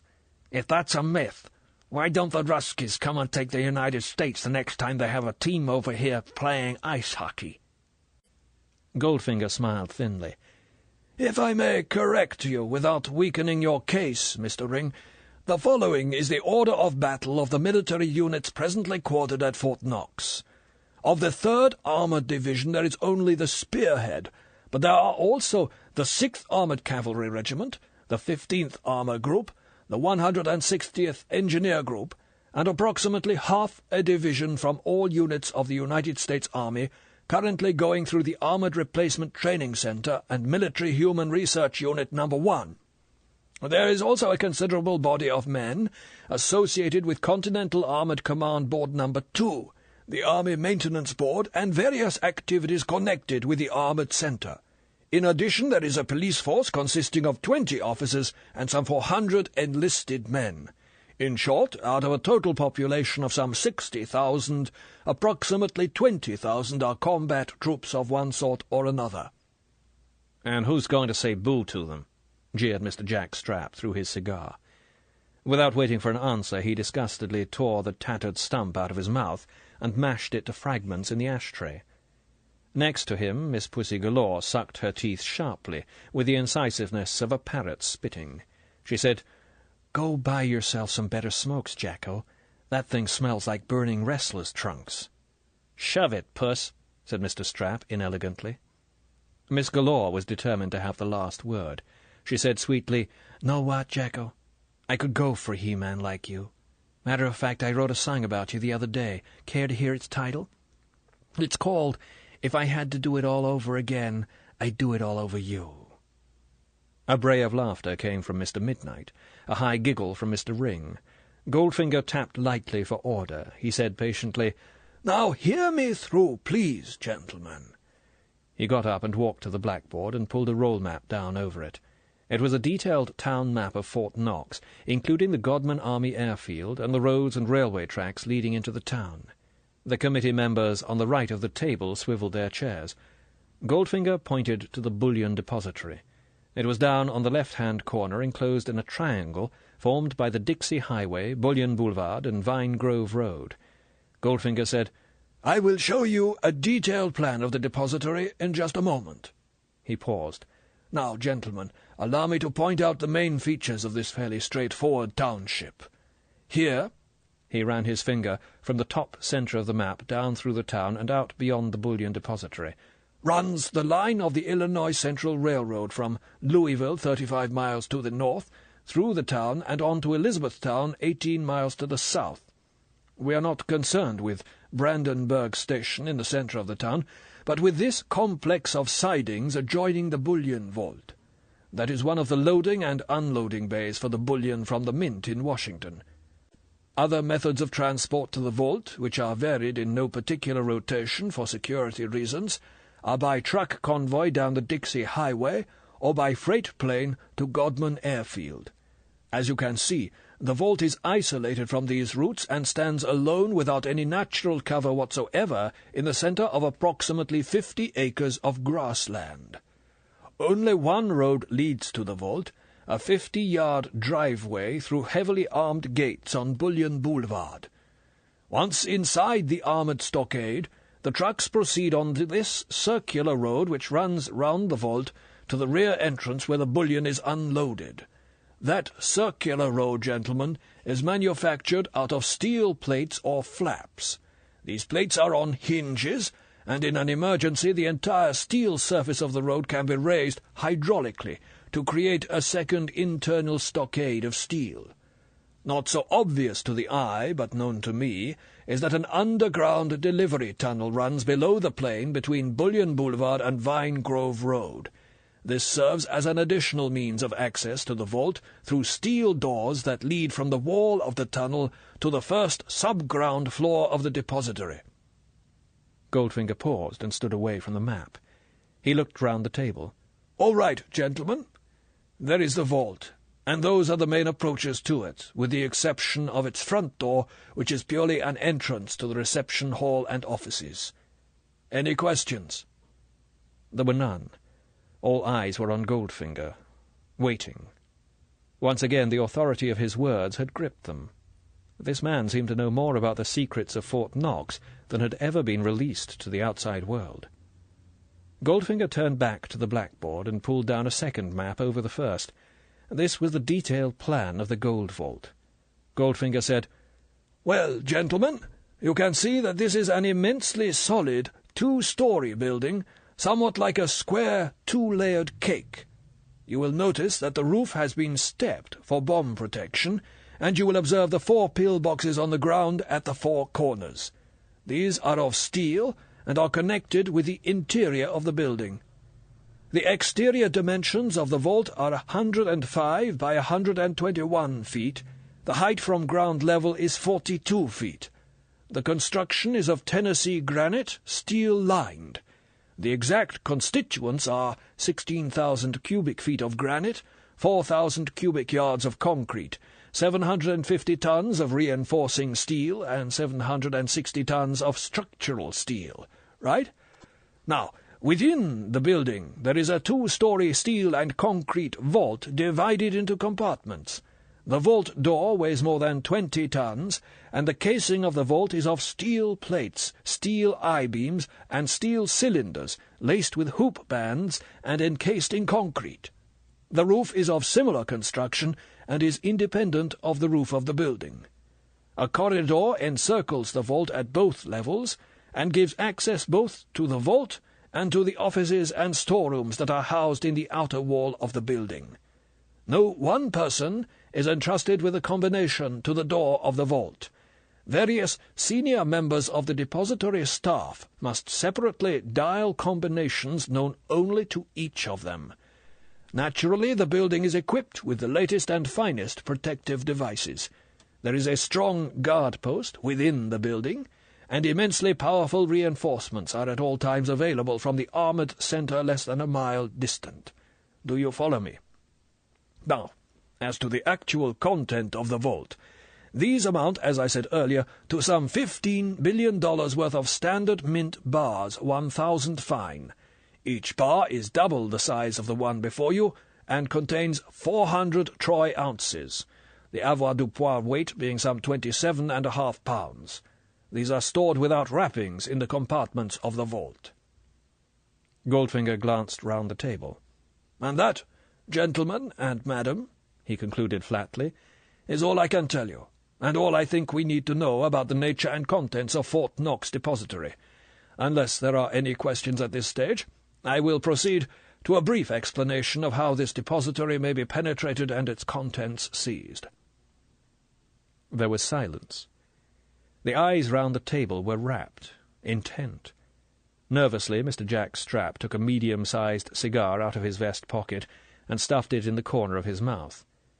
Pussy Galore said sternly, "If you set fire to that thing, I swear I'll KO you with my gold brick." She took a threatening hold of the bar. "Take it easy, kid," said Mr. Strapp out of the corner of his mouth. Mr. Jed Midnight commented derisively, "Mister, if you can heist that joint, you got yourself a summon cum laude. Go ahead and tell. This is either a bust or the crime de la crime." Goldfinger said indifferently, "Very well, gentlemen. You shall hear the plan." He paused and looked carefully round the table and into each pair of eyes in turn. "But I hope you understand that total security must now prevail. What I have said so far, if repeated, would be taken for the maunderings of a lunatic. What I am about to say will involve all of us in the greatest peacetime conspiracy in the history of the United States. May I take it that we are all bound by an oath of absolute secrecy?" Almost instinctively, Bond watched the eyes of Mr. Helmut Springer from Detroit. While affirmatives in various tones of voice came from the others, Mr. Springer veiled his eyes. His portentous, "You'll have my solemn word," rang hollow. To Bond the candour was as false as a second-hand motor salesman. Casually he drew a short, straight minus line beside Mr. Springer's name on the agenda. "Very well, then." Goldfinger returned to his seat at the table. He sat down, picked up his pencil, and began talking to it in a thoughtful, conversational voice. "First, and in some ways most difficult, is the question of disposal. $1 billion of gold bullion weighs approximately 1,000 tons. To transport this amount would require 100 10-ton trucks, or some 20 six-wheel heavy industry road transporters. I recommend the latter vehicles. I have a list of the charter companies who hire out this type of vehicle, and I recommend that if we are to be partners, you should proceed immediately after this meeting to contracting with the relevant companies in your territories. For obvious reasons you will all wish to engage your own drivers, and this I must leave in your hands. No doubt," Mr. Goldfinger allowed himself the ghost of a smile, "the Teamsters' Union will prove a fruitful source for reliable men. And you will perhaps consider recruiting ex-drivers from the Negro Red Ball Express that served the American armies during the war. However, these are details requiring exact planning and coordination. There will also be a traffic control problem, and no doubt you will make arrangements among yourselves for sharing out the available roads. Transport aircraft will be a subsidiary source of mobility, and arrangements will be made to keep open the north-south runway on the Godman airfield. Your subsequent disposal of the bullion will, of course, be your own affair. For my part," Goldfinger looked coolly round the table, "I shall initially be using the railroad, and, since I have a bulkier transport problem, I trust you will allow me to reserve this means of egress for my own." Goldfinger did not wait for comment. He continued in an even tone, "Compared with this problem of transport, the other arrangements will be relatively simple. To begin with, on D-1, I propose to put the entire population, military and civilian, of Fort Knox temporarily out of action. Exact arrangements have been made and only await my signal. Briefly, the town is supplied with all drinking and other water supplies by 2 wells and 2 filter plants yielding just under 7 million gallons per day. These are under the control of the post engineer. This gentleman has been pleased to accept a visit from the superintendent and deputy superintendent of the Tokyo Municipal Waterworks, who wish to study the workings of a plant of this size for installation in a new suburb planned for the environs of Tokyo. The post-engineer has been much flattered by this request, and the Japanese gentleman will be accorded all facilities. These 2 gentlemen, who are, of course, members of my staff, will be carrying on their persons relatively small quantities of a highly concentrated opiate devised by the German chemical warfare experts for just this purpose during the last war. This substance disseminates rapidly through a volume of water of this magnitude, and, in its consequent highly diluted form, has the effect of instant but temporary narcosis of any person drinking half a tumbler of the infected water. The symptoms are a deep and instant sleep, from which the victim awakens much refreshed in approximately 3 days. Gentlemen," Goldfinger held out one hand palm upwards, "in the month of June in Kentucky, I consider it out of the question that a single resident is able to go through 24 hours without consuming half a glass of water. There may perhaps be a handful of confirmed alcoholics on their feet on D-Day, but I anticipate that we shall enter a town in which virtually the entire population has fallen into a deep sleep where they stand." What was that fairy tale? Miss Galore's eyes were shining with a vision. "Puss in Boots," said Mr. Jack Strapp in a surly voice. "Go ahead, mister. This is good. How do we get into the town?" "We come in," said Goldfinger, "on a special train that will have left New York City on the night of D-1. There will be approximately 100 of us, and we shall be attired as Red Cross workers. Miss Galore will, I hope, provide the necessary contingent of nurses. It is to fill this minor but important role that she has been invited to this meeting." Miss Galore said enthusiastically, "We'll go, Roger. Over and out. My girls will look sweet in starch. What do you say, Jacko?" She leant sideways and nudged Mr. Strapp in the ribs. "I'd say they'd look better in cement overcoats," said Mr. Strapp impatiently. "Why do you have to keep on butting in for? Keep going, mister." "At Louisville, 35 miles from Fort Knox, I myself and an assistant will ask to be allowed to ride in the leading diesel. We shall have delicate instruments. We shall say that it will be necessary for us to sample the air as we approach Fort Knox, for by this time news of the mysterious affliction that has struck down the inhabitants will have reached the outer world, and there is likely to be some panic in the surrounding area, and indeed in the country as a whole. Rescue planes may be expected to approach shortly after our arrival at dawn, and an early task will be to man the control tower at Godman Airfield, declare the base closed, and reroute all planes to Louisville. But, to go back for a moment, shortly after leaving Louisville, my assistant and I will dispose of the driver and fireman by as humane methods as are possible." "I bet," thought Bond. and I shall personally bring the train— I may say that I have the requisite knowledge of these locomotives— through Fort Knox to the bullion sidings alongside the depository." Goldfinger paused. He looked with slow, grave eyes round the circle. Satisfied with what he saw, he continued in the same even tone. "By this time, gentlemen and madam, your transport convoys should be arriving. The traffic controller will dispose them in the neighbourhood of the depository according to a pre-arranged plan. The airport staff will proceed by truck to Godman Airfield and take over, and we shall enter the depository, paying no heed to the sleeping bodies with which the landscape will be, decorated. Right?" Mr. Solo's dark eyes burned across the table. He said softly, "Sure, is right so far. Now, maybe you—" He blew out his cheeks and gave a quick hard puff towards Goldfinger. "Like this? And the 20-ton door he fall down. Yes?" "Yes," said Goldfinger equably. "Almost exactly like that." He rose and went to the table under the blackboard, lifted up the big ungainly carton and carried it carefully back and placed it on the table in front of him. It seemed to be very heavy. He sat down and continued. "While 10 of my trained assistants are making preparations for the vault to be opened, stretcher teams will enter the depository and remove to safety as many of the inmates as can be located." Bond thought he noticed a treacherous purr underlying Goldfinger's next words. "I am sure you will all agree, gentlemen and madam, that all unnecessary loss of life should be avoided. Thus far I hope you notice that there have been no casualties, with the exception of 2 employees of the Illinois Central Railroad who have received sore heads." Goldfinger didn't wait for comment, but went on.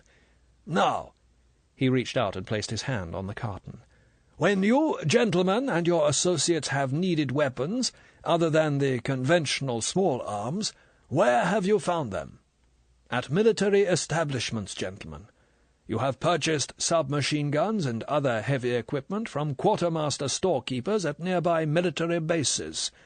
You have achieved this by the use of pressure, blackmail, or money. I have done the same. Only one weapon would be powerful enough to blast open the bullion vault at Fort Knox, and I obtained one, after much seeking, from a certain Allied military base in Germany. It cost me exactly $1 million. This, gentlemen, is an atomic warhead designed for use with a Corporal Intermediate-Range Guided Missile." "Jesus Christ!" Jed Midnight's hands reached for the edge of the table beside Bond and gripped it. All the faces round the table were pale. Bond could feel the skin taut over his own tensed jaw. To break his tension, he reached inside his coat pocket for the Chesterfields and lit one. He slowly blew out the flame and put the lighter back in his pocket. God almighty, what had he gotten himself into? Bond looked back down the vista of his knowledge of Goldfinger. The first meeting with the naked brown body on the roof of the Floridiana Cabana Club, the casual way he had rapped Goldfinger's knuckles, the interview with M, the meeting at the bank at which it had been a question of tracking down a gold smuggler, admittedly a big one, and one who worked for the Russians, but still only a man-sized criminal, someone Bond had taken trouble to beat at golf, and then had pursued coolly, efficiently, but still as only one more quarry like so many others. And now it was not a rabbit in the rabbit-hole, not even a fox. It was a king cobra, the biggest, most deadly inhabitant of the world. Bond sighed wearily. Once more into the breach, dear friends. This time it really was St. George and the dragon. And St. George had better get a move on and do something before the dragon hatched the little dragon's egg he was now nesting so confidently. Bond smiled tautly. Do what? What in God's name was there he could do? Goldfinger held up his hand. "Gentlemen and madam, believe me, this object is an entirely harmless lump of machinery. It is not armed. If I hit it with a hammer, it would not explode. Nothing can make it explode until it is armed, and that will not happen until the day." Mr. Billy Ring's pale face was shiny with sweat. The words trembled slightly as they hissed out through the false grin. "Mister, what—" What about this thing they call, fallout?" "Fallout will be minimal, Mr. Ring, and extremely localized. This is the latest model, the so-called clean atomic bomb. But protection suits will be issued to the squad that first enters the ruins of the building. They will form the first in the human chain that will remove the gold and pass it to the waiting trucks." "Flying debris, mister? Chunks of concrete and steel and so forth?" Mr. Midnight's voice came from somewhere in his stomach. "We shall take shelter behind the outer steel stockade of the depository, Mr. Midnight. All personnel will wear earplugs. There may be minor damage to some of the trucks, but that hazard must be accepted." "The sleeping guys?" Mr. Solo's eyes were greedy. "Maybe they just sleeps a little longer." Mr. Solo obviously didn't worry too much about the sleeping guys. "We shall move as many as possible to safety. We must, I am afraid, accept minor damage to the town. I estimate that casualties among the population will approximately equal 3 days' toll on the roads of Fort Knox. Our operation will merely serve to keep road accident statistics at a steady level." "Damn nice of us." Mr. Midnight's nerves had now recovered. "Any more questions?" Goldfinger's voice was bland. He had read out the figures, estimated the prospects for the business. Now it was time to put the meeting to the vote. "Details remain to be worked out exactly, in that my staff here," he turned first to Bond and then to Miss Masterton, "will be assisting me. This room will be our operations room, to which you will all have access by day or by night. The code word for the project is Operation Grand Slam, which will always be used in referring to the project. May I suggest that those of you who wish to participate should brief one and only one of your most trusted lieutenants. Other staff can be trained for their functions as if this were a run-of-the-mill bank robbery. On D-1, a slightly wider briefing of staff will be necessary. I know I can rely on you, gentlemen and madam, if you decide to participate, to treat this whole project as an operation of war. Inefficiency or insecurity will, of course, have to be dealt with decisively. And now, gentlemen and madam, I will ask you to reply on behalf of your respective organizations. Which of you wishes to enter this race? The prize is gigantic. The risks are minimal. Mr. Midnight?" Goldfinger turned his head an inch to the right. Bond saw the wide-open X-ray gaze devour his neighbour. "Yes?" There was a pause. "Or no?"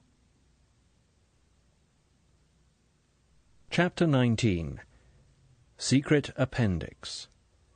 "Mr. Gold," Jed Midnight pronounced sonorously, "you are undoubtedly the greatest thing in crime since Cain invented murder and used it on Abel." He paused, and added emphatically, "I shall count it an honor to be associated with you in this enterprise." "Thank you, Mr. Midnight. And you, Mr. Ring." Bond was doubtful about Mr. Billy Ring. He had scrawled pluses against all the names except Ring and Helmut Springer. To Mr. Ring he had allotted a naught, to Springer a minus sign. He had come to his conclusions by watching eyes, mouths, hands. But nothing had been betrayed by the grinner's unwavering false smile. The wink in his right eye had been as steady on the pulse beat as a metronome, and he had kept his hands below the table. Now Billy Ring brought his hands up from below the table and formed a cat's cradle with them on the green baize in front of him. For a moment he watched the two thumbs twirling, then he raised his nightmare face to Goldfinger's. The tick in his right eye had stopped. The 2 rows of teeth began to operate like a ventriloquist's dummy. "Mister," he found difficulty with his B's, M's, and P's, and produced them by bringing his upper lip down over his teeth like a horse does when it takes sugar out of your hand. "Long time now, my friends and I been back in legal. What I mean, the old days of leaving corpses strewn all over the landscape went out with the 40s. Me and my associates, we do all right with the girls, the hemp, and the racetrack. And when we're short, there's our good friends, the unions, to slip us the odd fin.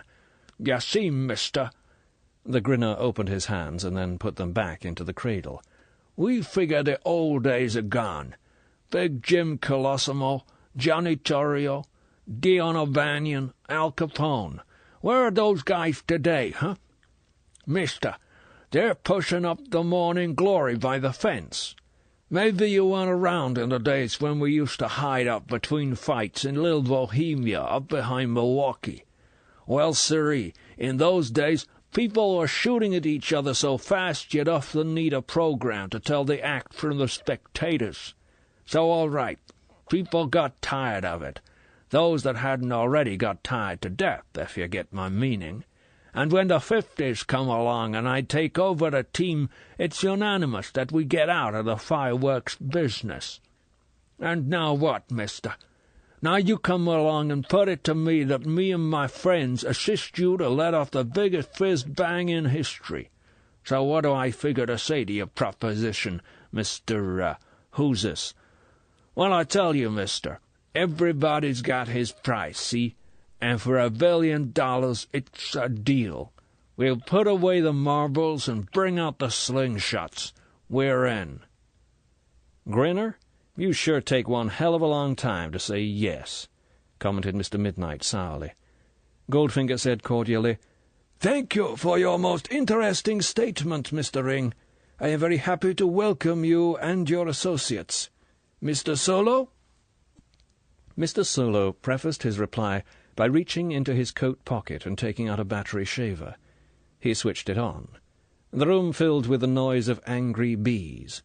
Mr. Solo leant his head back and began running the machine thoughtfully up the right side of his face, while his up-tilted eyes sought decision in the ceiling.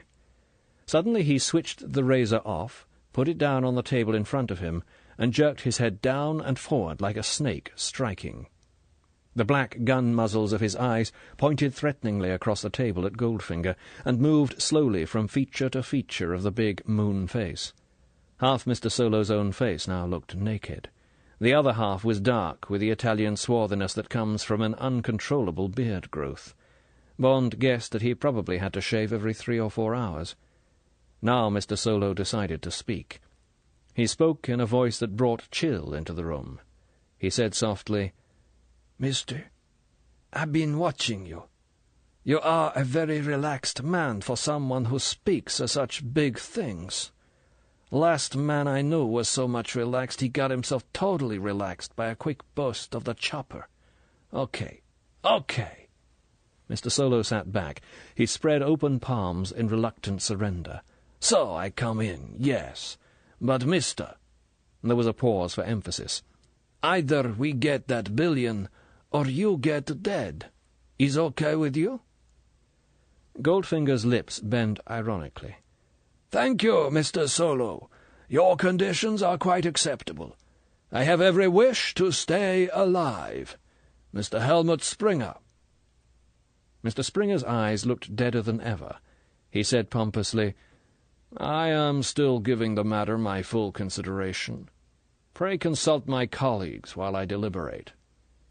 Mr. Midnight commented impatiently, Same old hell. Waits for what he calls inspiration. He's guided. Messages from the Almighty on the angel's wavelength. I guess he hasn't heard a human voice in 20 years. And Mr. Strap? Mr. Jack Strap crinkled his eyes at Goldfinger. He said smoothly, Mister, I figure you know the odds, and you surely pay the best, since one of our machines at Vegas got the trots and gave continuous jackpots. I guess if we provide the muscles and the guns, this caper'll pay off. You can count me in. Mr. Strap turned off the charm. His eyes, now frightening again, turned, with Goldfinger's, to Miss Pussy Galore. Miss Galore veiled her violet eyes so as not to have to look at either of them.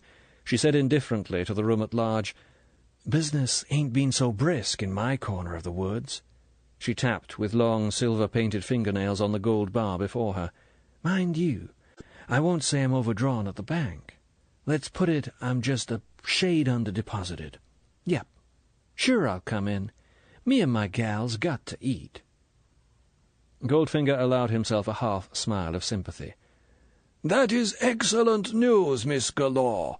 And now, he turned to face across the table, Mr. Springer, might we ask if you have made up your mind? Slowly Mr. Springer rose to his feet. He gave the controlled yawn of an opera-goer. He followed the yawn with a small belch. He took out a fine linen handkerchief and patted his lips. His glazed eyes moved round the table and finally rested on Goldfinger. Slowly his head moved from side to side, as if he was trying to exercise fibrositis in his neck muscles. He said gravely, like a bank manager refusing a loan, "Mr. Gold, I fear your proposal would not find favour with my colleagues in Detroit." He gave a little bow which included everyone. "It only remains for me to thank you for a most interesting occasion. Good afternoon, gentlemen and madam." In the chilly silence, Mr. Springer tucked his handkerchief carefully into the left-hand cuff of his immaculate pinstripe, turned and walked softly to the door, and let himself out. The door closed with a sharp click. Bond noticed Goldfinger's hand slip casually below the table. He guessed that Oddjob was getting his signal. Signal for what? Mr. Midnight said nastily, "Glad he's out. He's strictly a four-ulcer man. Now then." He got up briskly and turned to Bond. "How about a little drink?" They all rose and gathered round the buffet. Bond found himself between Miss Pussy Galore and Tilly Masterton. He offered them champagne. Miss Galore looked at him coldly and said, "Move over, handsome. Us girls want to talk secrets, don't we, Yummy?"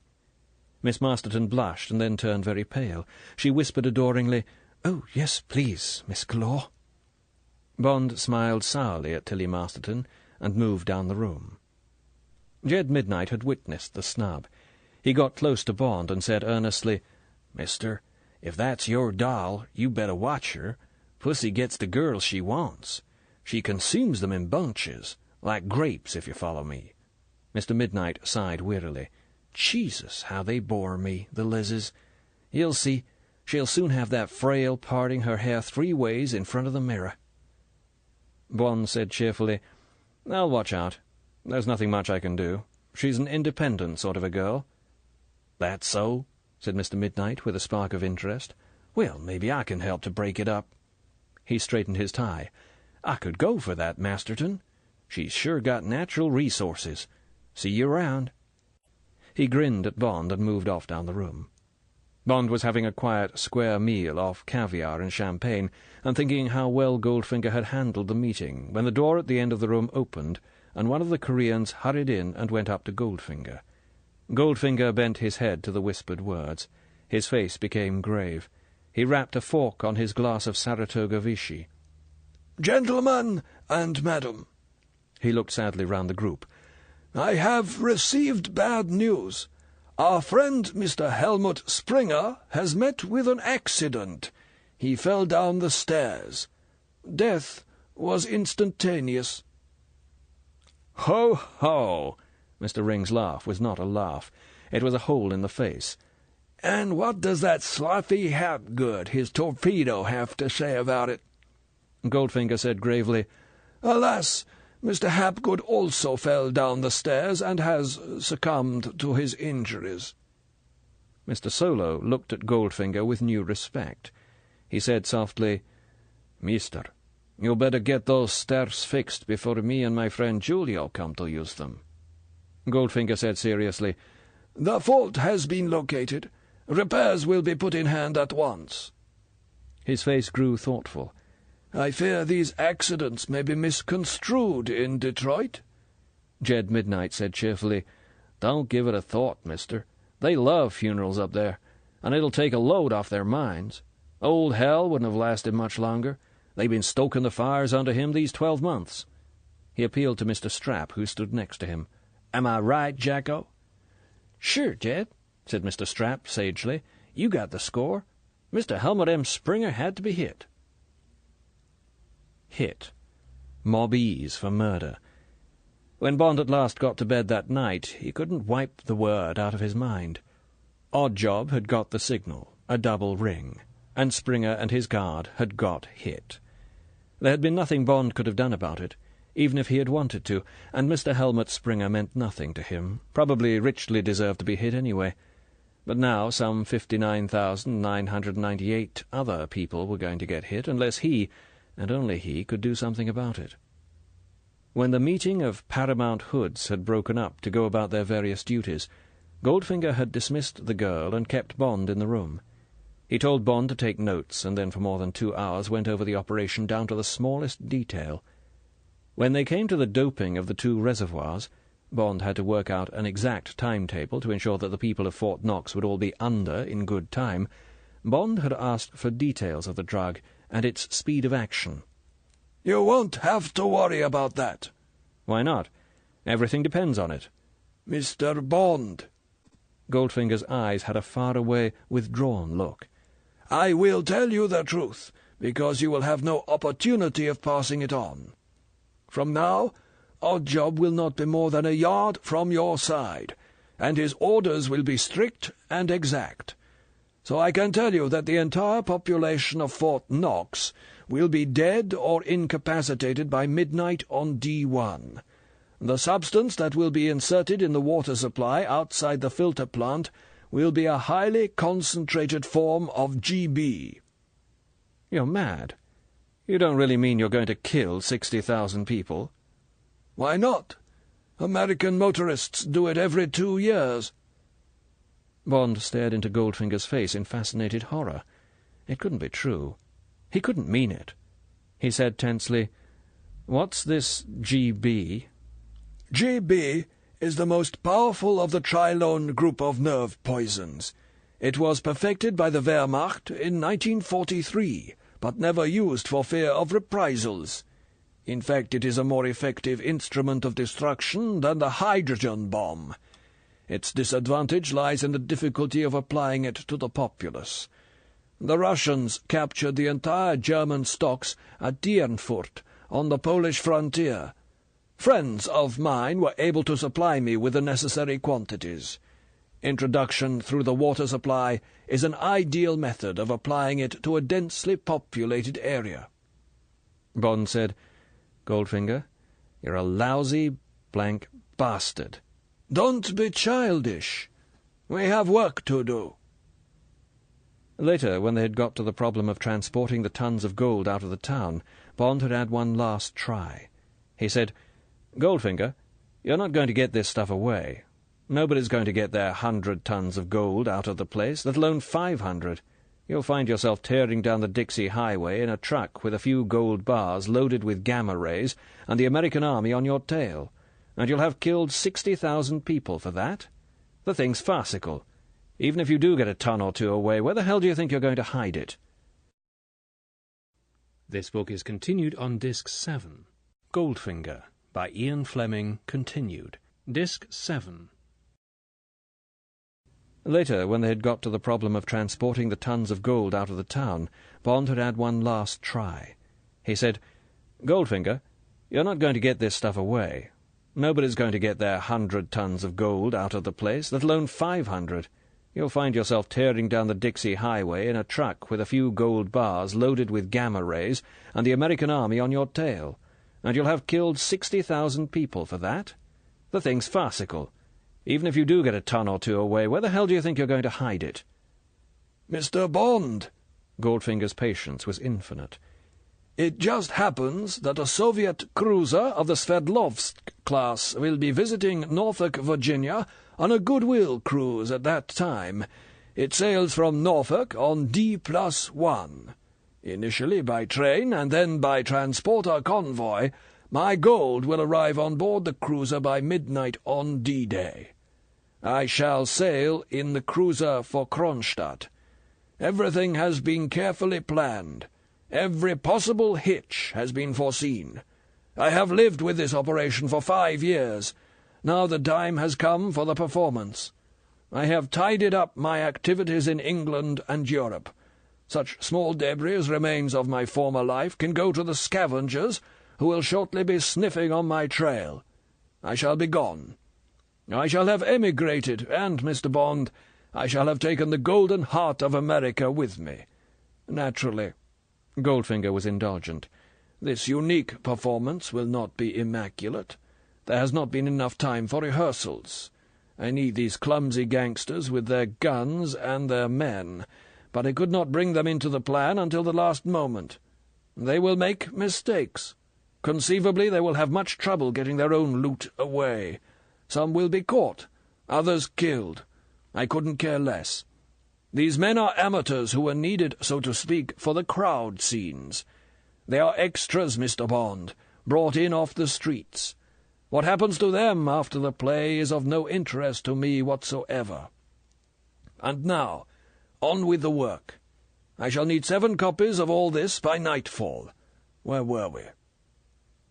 So, in fact, reflected Bond feverishly, this was not only a Goldfinger operation with Smersh in the background. Smersh had even got the High Presidium to play. This was Russia versus America, with Goldfinger as the spearhead. Was it an act of war to steal something from another country? But who would know that Russia had the gold? No one, if the plan went off as Goldfinger intended. None of the gangsters had an inkling. To them, Goldfinger was just another of them, another gangster, slightly larger than life size. And Goldfinger's staff, his drivers for the Golden Convoy to the coast, Bond himself, and Tilly Masterton. Some would be killed, including him and the girl. Some, the Koreans for instance, would no doubt sail in the cruiser. Not a trace would be left, not a witness. It was modern piracy with all the old-time trimmings. Goldfinger was sacking Fort Knox as Bloody Morgan had sacked Panama. There was no difference except that the weapons and the techniques had been brought up to date, and there was only one man in the whole world who could stop it. But how? The next day was an unending blizzard of paperwork. Every half-hour a note would come in from Goldfinger's operations room, asking for schedules of this, copies of that, estimates, timetables, lists of stores. Another typewriter was brought in, maps, reference books, anything that Bond requisitioned.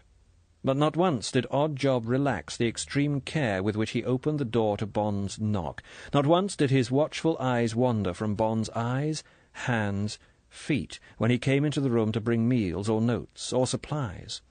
There was no question of Bond and the girl being part of the team. They were dangerous slaves, and nothing else. Tilly Masterton was equally reserved. She worked like a machine, quick, willing, accurate, but uncommunicative.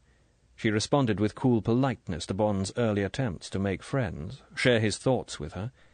By the evening he had learnt nothing about her except that she had been a successful amateur ice skater in between secretarial work for Unilevers. Then she had started getting star parts in ice shows. Her hobby had been indoor pistol and rifle shooting, and she had belonged to 2 marksman clubs. She had few friends. She had never been in love or engaged. She lived by herself in 2 rooms in Earl's Court. She was 24.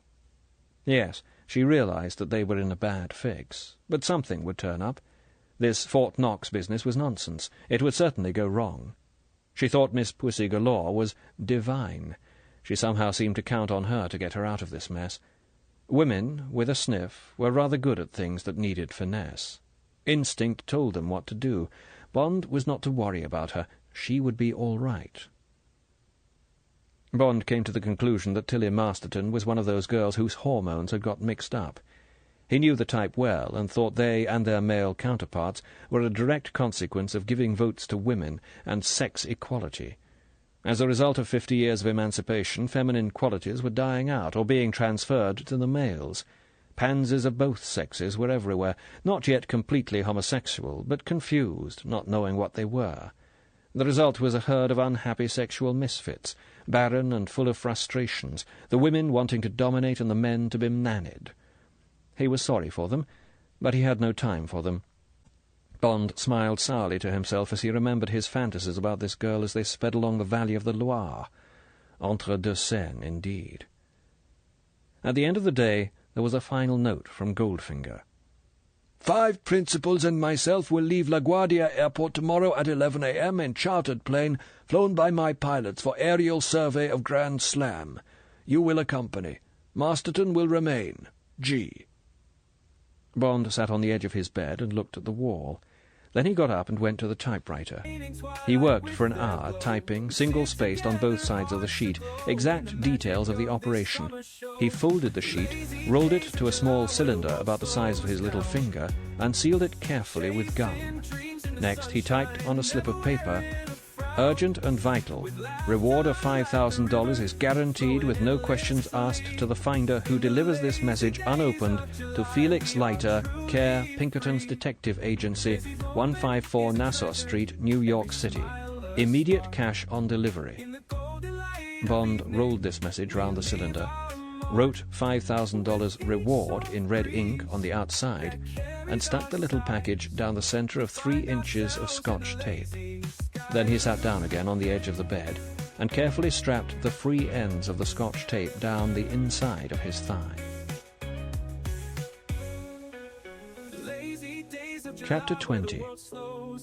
Journey into Holocaust. Mister, Flying Control is buzzing us. Wants to know who we are. They say this is restricted air. Goldfinger got up from his seat and went forward into the cockpit. Bond watched him pick up the hand microphone. His voice came back clearly over the quiet hum of the 10-seater executive Beechcraft. Good morning. This is Mr. Gold of Paramount Pictures Corporation. We are carrying out an authorized survey of the territory for a forthcoming A picture of the famous Confederate raid of 1861, which resulted in the capture of General Sherman at Muldra Hill. Yes, that's right. Cary Grant and Elizabeth Taylor in the lead. What's that? Clearance? Sure, we've got clearance. Let me see now. Goldfinger consulted nothing. Yes, here it is, signed by Chief of Special Services at the Pentagon. Sure, the commanding officer at the Armored Center will have a copy. Okay, and thanks. Hope you'll enjoy the picture. Bye. Goldfinger wiped the breezy expression off his face, handed over the microphone, and came back into the cabin. He braced his legs and stood looking down at his passengers. Well, gentlemen and madam, do you think you've seen enough? I think you'll agree it's all pretty clear and conforms with your copies of the town plan. I don't want to go much lower than 6,000. Perhaps we could make one more circuit and be off. Odd job. Get out the refreshments. There was a mumble of comment and questions, which Goldfinger dealt with one by one. Oddjob got up from Bond's side and walked down to the rear. Bond followed him, and, under his hard, suspicious stare, went into the little lavatory and locked the door. He sat down calmly and thought. There hadn't been a chance on the way down to LaGuardia. He had sat with Oddjob in the back of an unobtrusive Buick saloon. The doors had been locked on them by the driver, and the windows tightly closed. Goldfinger had ridden in front, the partition closed behind him. Oddjob had sat slightly sideways, his horn-ridged hands held ready on his thighs like heavy tools. He had not taken his eyes off Bond until the car had driven round the boundary to the charter hangars and come up alongside the private plane. Sandwiched between Goldfinger and Oddjob, Bond had had no alternative but to climb up the steps into the plane and take his seat with Oddjob beside him. 10 minutes later the others had arrived. There was no communication with them except an exchange of curt greetings. They were all different now. No smart remarks, no unnecessary talk. These were men who had gone to war. Even Pussy Galore, in a black Dacron mackintosh with a black leather belt, looked like some young SS guardsman. Once or twice in the plane she had turned and looked at Bond rather thoughtfully, but she hadn't answered his smile. Perhaps she just couldn't understand where Bond fitted in, who he was. When they got back to LaGuardia, there would be the same routine. It was now or never. But where?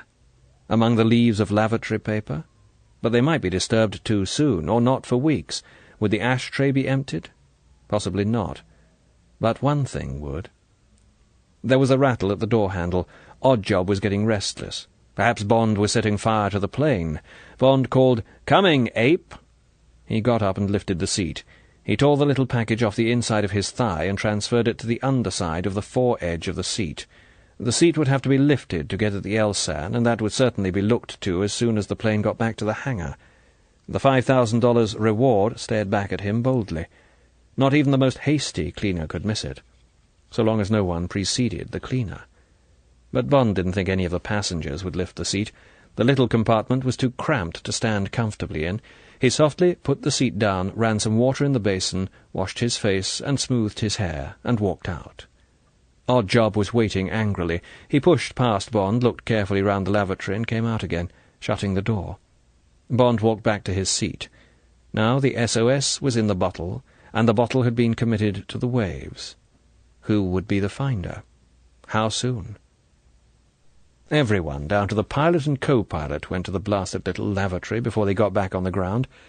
As each one came out, Bond expected to feel the cold nose of a gun in his neck, the harsh, suspicious words, the crackle of the paper being unfolded. But at last they were back in the Buick and speeding over the Triborough into uptown Manhattan, and then down the river on the Parkway and in through the well-guarded doors of the warehouse, and back to work. Now it was a race between Goldfinger's calm, unhurried, efficient machine and the tiny gunpowder trail Bond had lit. What was going on outside? During every hour of the next 3 days, Bond's imagination followed what might be happening. Leiter telling his chief, the conference, the quick flight down to Washington, the FBI and Hoover, the Army, the President. Leiter insisted that Bond's conditions be adhered to, that no suspicious moves be made, no inquiries started, that no one moved an inch except according to some master plan that would operate on the day and get the whole gang into the bag so that not one of them escaped. Would they accept Bond's conditions, or would they not dare take the chance? Had they talked across the Atlantic with M? Had M insisted that Bond should be somehow pulled out? No, M would see the point. He would agree that Bond's life must be disregarded, that nothing must jeopardize the big clean-up.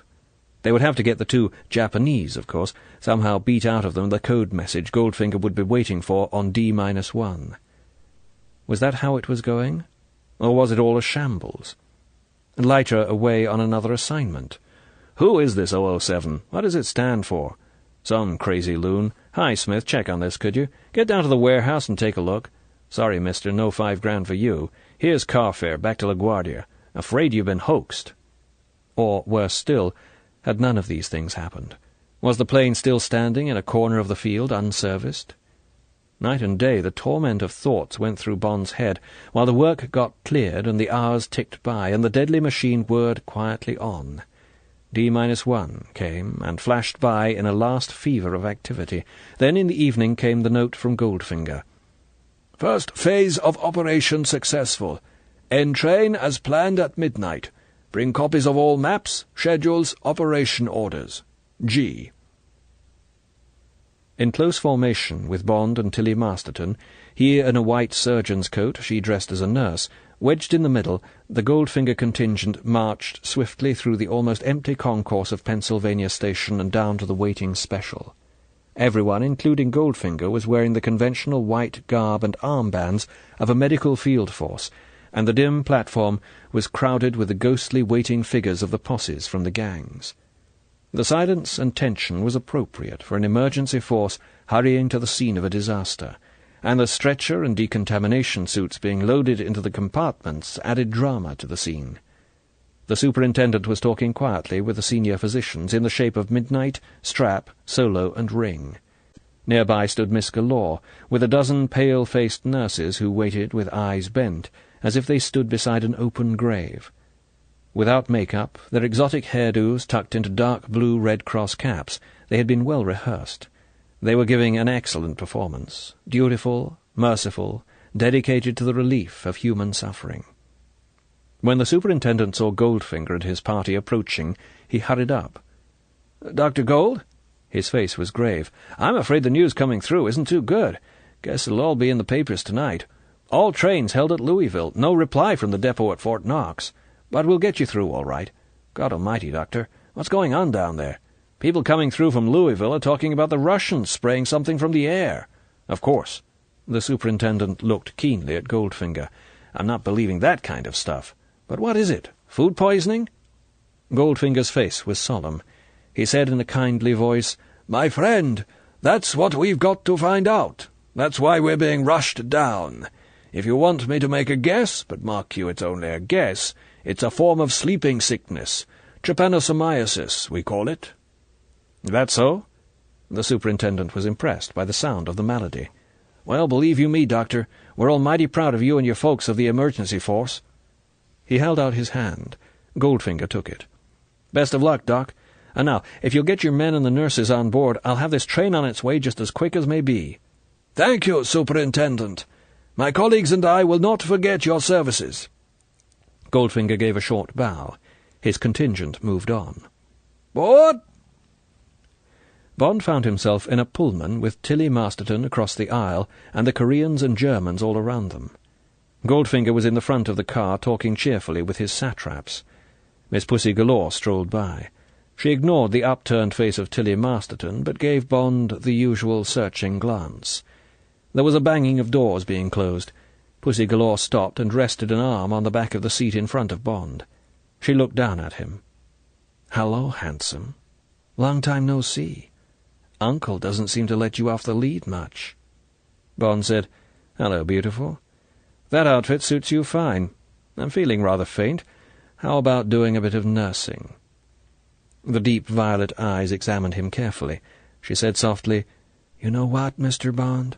I got a feeling there's something phony about you. I got instincts, see? Just what are you and that doll," she jerked her head back, "doing in this outfit?" "We do all the work." The train began to move. Pussy Galore straightened herself. She said, "Maybe you do. But if any little thing goes wrong with this caper, for my money it'll be handsome who knows why. Get me?" She didn't wait for Bond's answer, but moved on down and joined the Chiefs of Staff meeting. It was a confused, busy night. Appearances had to be kept up before the inquisitive, sympathetic eyes of the conductors. Last-minute conferences up and down the train had to wear the appearance of serious medical conclaves. No cigar-smoking, no swearing, no spitting. Jealousies and competition between the gangs had to be kept under rigid control. The cold superiority of the Mafia, particularly vis-à-vis Jack Strapp and his soft, easy-living crowd from the West, might have led to gunplay if the chiefs hadn't been ready for trouble and constantly on the lookout for it. All these minor psychological factors had been foreseen by Goldfinger and prepared for. The women from the cement mixers were carefully segregated. There was no drinking, and the gang chiefs kept their men occupied with further exact briefings, dummy exercises with maps, and lengthy discussions about their escape plans with the gold. There was casual spying on each other's plans, and Goldfinger was often called in to judge who should have which routes to the Mexican border, to the desert, to Canada. To Bond it was amazing that 100 of the toughest crooks in America, on edge with excitement and greed, could be kept as quiet as they were. It was Goldfinger who had achieved the miracle. Apart from the calm, dangerous quality of the man, it was the minuteness of the planning and the confidence he exuded that calmed the battle nerves and created some sort of a team spirit among the rival mobs. As the iron gallop of the train stretched itself out through the flat lands of Pennsylvania, gradually the passengers fell into an uneasy, troubled sleep. But not Goldfinger, or Oddjob. They remained awake and watchful, and soon Bond gave up any idea he might have had of using one of his hidden knives on Oddjob and making a bid for freedom when the train slowed through a station or on an up-gradient. Bond dozed fitfully, wondering, imagining, puzzling over the superintendent's words. The superintendent had certainly thought they were the truth, knew that Fort Knox was in emergency. Was his news from Louisville the truth, or part of the giant cover plan that would be necessary to get every member of the conspiracy in the bag? If it was a cover plan, how meticulously had it been prepared? Would someone slip up? Would there be some ghastly bungle that would warn Goldfinger in time? Or if the news was true, if the poison had been successful, what did there remain for Bond to do? Bond had made up his mind on one score. Somehow, in the excitement of H.R., he would get close to Goldfinger and cut his throat with one of his hidden knives. How much would that achieve, apart from an act of private vengeance? Would Goldfinger's squad accept another man's order to arm the warhead and fire it? Who would be strong enough, cool enough to take over? Mr. Solo? Probably. The operation would perhaps be half successful. They would get away with plenty of gold, except Goldfinger's men, who would be lost without him to lead them. And in the meantime, whatever else Bond could now do, had 60,000 people already died. Was there anything he could have done to prevent that? Had there ever been a chance to kill Goldfinger? Would it have done any good to make a scene at Pennsylvania Station? Bond stared at his dark reflection in the window, listened to the sweet ting of the grade-crossing bells, and the howl of the wind-horn clearing their way, and shredded his nerves with doubts, questions, reproaches. Chapter 21. The Richest Man in History. Slowly the red dawn broke over the endless plain of black grass that gradually turned to the famous Kentucky blue as the sun ironed out the shadows. At 6 o'clock the train began to slacken speed, and soon they were gliding gently through the waking suburbs of Louisville to come to rest with a sigh of hydraulics in the echoing, almost deserted station. A small, respectful group was awaiting them. Goldfinger, his eyes black-ringed with lack of sleep, beckoned to one of the Germans, picked up his authoritative little black bag, and stepped down onto the platform. There was a short, serious conclave, the Louisville superintendent doing the talking, and Goldfinger interjecting a few questions and nodding gravely at the answers. Goldfinger turned wearily back to the train. Mr. Solo had been deputed to take his report. He stood at the open door at the end of the Pullman. Bond heard Goldfinger say sorrowfully, "I am afraid, Doctor, the situation is as bad as we feared. I will now go forward to the leading diesel with this." He held up the black bag, "and we will proceed slowly into the infected area. Would you please tell all personnel to be prepared to put on their masks? I have masks for the driver and fireman. All other railway personnel will leave the train here." Mr. Solo nodded solemnly. "Right, Professor." He closed his door. Goldfinger walked off down the platform, followed by his German strong-arm man and the respectful head-shaking group. There was a short pause, and then silently, almost reverently, the long train whispered its way out of the station, leaving the little group of officials, now reinforced by 4 rather shame-faced conductors, with hands raised in benediction. 35 miles, half an hour to go. Coffee and doughnuts were brought round by the nurses, and Goldfinger thought of everything. For those whose nerves needed it, 2 grains of dexedrine. The nurses were pale, silent. There were no jokes, no smart remarks. The train was electric with tension. After 10 minutes there was a sudden slackening of speed and a sharp hiss from the brakes. Coffee was spilled. The train almost stopped. Then there was a jerk, and it gathered speed again. A new hand had taken over on the dead man's handle. A few minutes later Mr. Strap came hurrying through the train. 10 minutes to go. On your toes, folks. Squads A, B, and C get their equipment on. Everything's going fine. Stay calm. Remember your duties."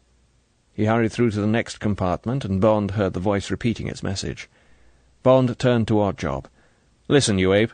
I'm going to the lavatory, and probably Miss Masterton will too." He turned to the girl. "What about it, Tilly?" "Yes," she said indifferently. "I suppose I'd better." Bond said, "Well, go ahead." The Korean beside the girl looked inquiringly at Oddjob.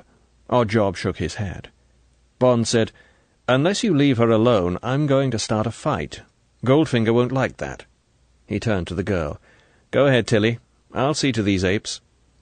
Oddjob uttered a series of barks and snarls, which the other Korean seemed to understand. The guard got up and said, "Okay, but not locking the door." He followed the girl down the Pullman, and stood and waited for her to come out. Oddjob carried out the same routine with Bond. Once inside, Bond took off his right shoe, slid out the knife, and slipped it down inside the waistband of his trousers. One shoe would now have no heel, but no one was going to notice that this morning. Bond washed himself. The face in the mirror was pale, and the blue-grey eyes dark with tension. He went out and back to his seat. Now there was a distant shimmer away to the right, and a hint of low buildings rising like a mirage in the early morning ground mist. They slowly defined themselves as hangars with a squat control tower. Godman Field. The soft, pounding howl of the train slackened. Some trim, modern villas, part of a new housing development, slid by. They seemed to be unoccupied. Now, on the left, there was the black ribbon of Brandenburg Station Road. Bond craned. The gleaming, modern sprawl of Fort Knox looked almost soft in the light mist. Above its jagged outline the air was clear as crystal, not a trace of smoke. No breakfasts cooking. The train slowed to a canter. On Station Road there had been a bad motor accident. 2 cars seemed to have met head-on. The body of a man sprawled half out of a smashed door. The other car lay on its back like a dead beetle. Bond's heart pounded. The main signal box came and went. Over the levers something white was draped. It was a man's shirt. Inside the shirt the body hung down, its head below the level of the window. A row of modern bungalows. A body clad in singlet and trousers flat on its face in the middle of a trim lawn. The lines of mown grass were beautifully exact until, near the man, the mower had written an ugly flourish, and had then come to rest on its side in the newly turned earth of the border, a line of washing that had broken when the woman had grasped it. The woman lay in a white pile at one end of the sagging string of family underclothes, cloths and towels. And now the train was moving at walking pace into the town, and everywhere, down every street, on every sidewalk, there were the sprawling figures, singly, in clumps, in rocking chairs, on the porches, in the middle of intersections where the traffic lights still unhurriedly ticked off their coloured signals, in cars that had managed to pull up, and in others that had smashed into shop windows. Death. Dead people everywhere, no movement, no sound save the click of the murderer's iron feet as his train slid through the graveyard. Now there was bustle in the carriages. Billy Ring came through, grinning hugely. He stopped by Bond's chair. "Oh, boy," he said delightedly. "Old Goldie certainly slipped down to Mickey Finn. Too bad some people are out for a ride when they got hit. But you know what they say about omelettes? You can't make 'em without you break some eggs, right?" Bond smiled tightly. "That's right." Billy Ring made his silent O of a laugh and went on his way. The train trundled through Brandenburg Station. Now there were scores of bodies, men, women, children, soldiers. The platform was scribbled with them, faces upwards to the roof, down in the dust, cradled sideways. Bond searched for movement, for an inquisitive eye, for a twitching hand. Nothing. Wait, what was that? Thinly through the closed window there came a soft, mewing wail. 3 perambulators stood against the ticket office. The mothers collapsed beside them. Of course, the babies in the perambulators would have drunk milk, not the deadly water. Oddjob got to his feet. So did the whole of Goldfinger's team. The faces of the Koreans were indifferent, unchanged. Only their eyes flickered constantly like nervous animals. The Germans were pale, grim. Nobody looked at anyone else. Silently they filed towards the exit and lined up, waiting. Tilly Masterton touched Bond's sleeve. Her voice trembled. "Are you sure they're only asleep? I thought I saw some sort of froth on some of the lips." Bond had seen the same thing. The froth had been pink. He said, "I expect some of them were eating sweets or something when they fell asleep. You know what these Americans are? Always chewing something." He softly mouthed the next words. "Stay away from me. There may be shooting." He looked hard at her to see she understood. She nodded dumbly, not looking at him. She whispered out of the corner of her mouth, "I'm going to get near Pussy. She'll look after me." Bond gave her a smile and said, "Good," encouragingly. The train clicked slowly over some points and slid to rest. There came one blast of the diesel's wind horn. The doors swung open, and the different groups piled out onto the platform of the bullion depository siding. Now everything went with military precision. The various squads formed up in their battle order. First an assault group with submachine guns, then the stretcher-bearers to get the guard and other personnel out of the vault. Surely an unnecessary refinement now, thought Bond. Then Goldfinger's demolition team, 10 men with their bulky tarpaulin-covered package, then a mixed group of spare drivers and traffic control men, then the group of nurses, now all armed with pistols, who were to stay in the background with a heavily armed reserve group that was to deal with any unexpected interference from anybody who, as Goldfinger had put it, might wake up. Bond and the girl had been included in the command group, which consisted of Goldfinger, Oddjob, and the 5 gang leaders.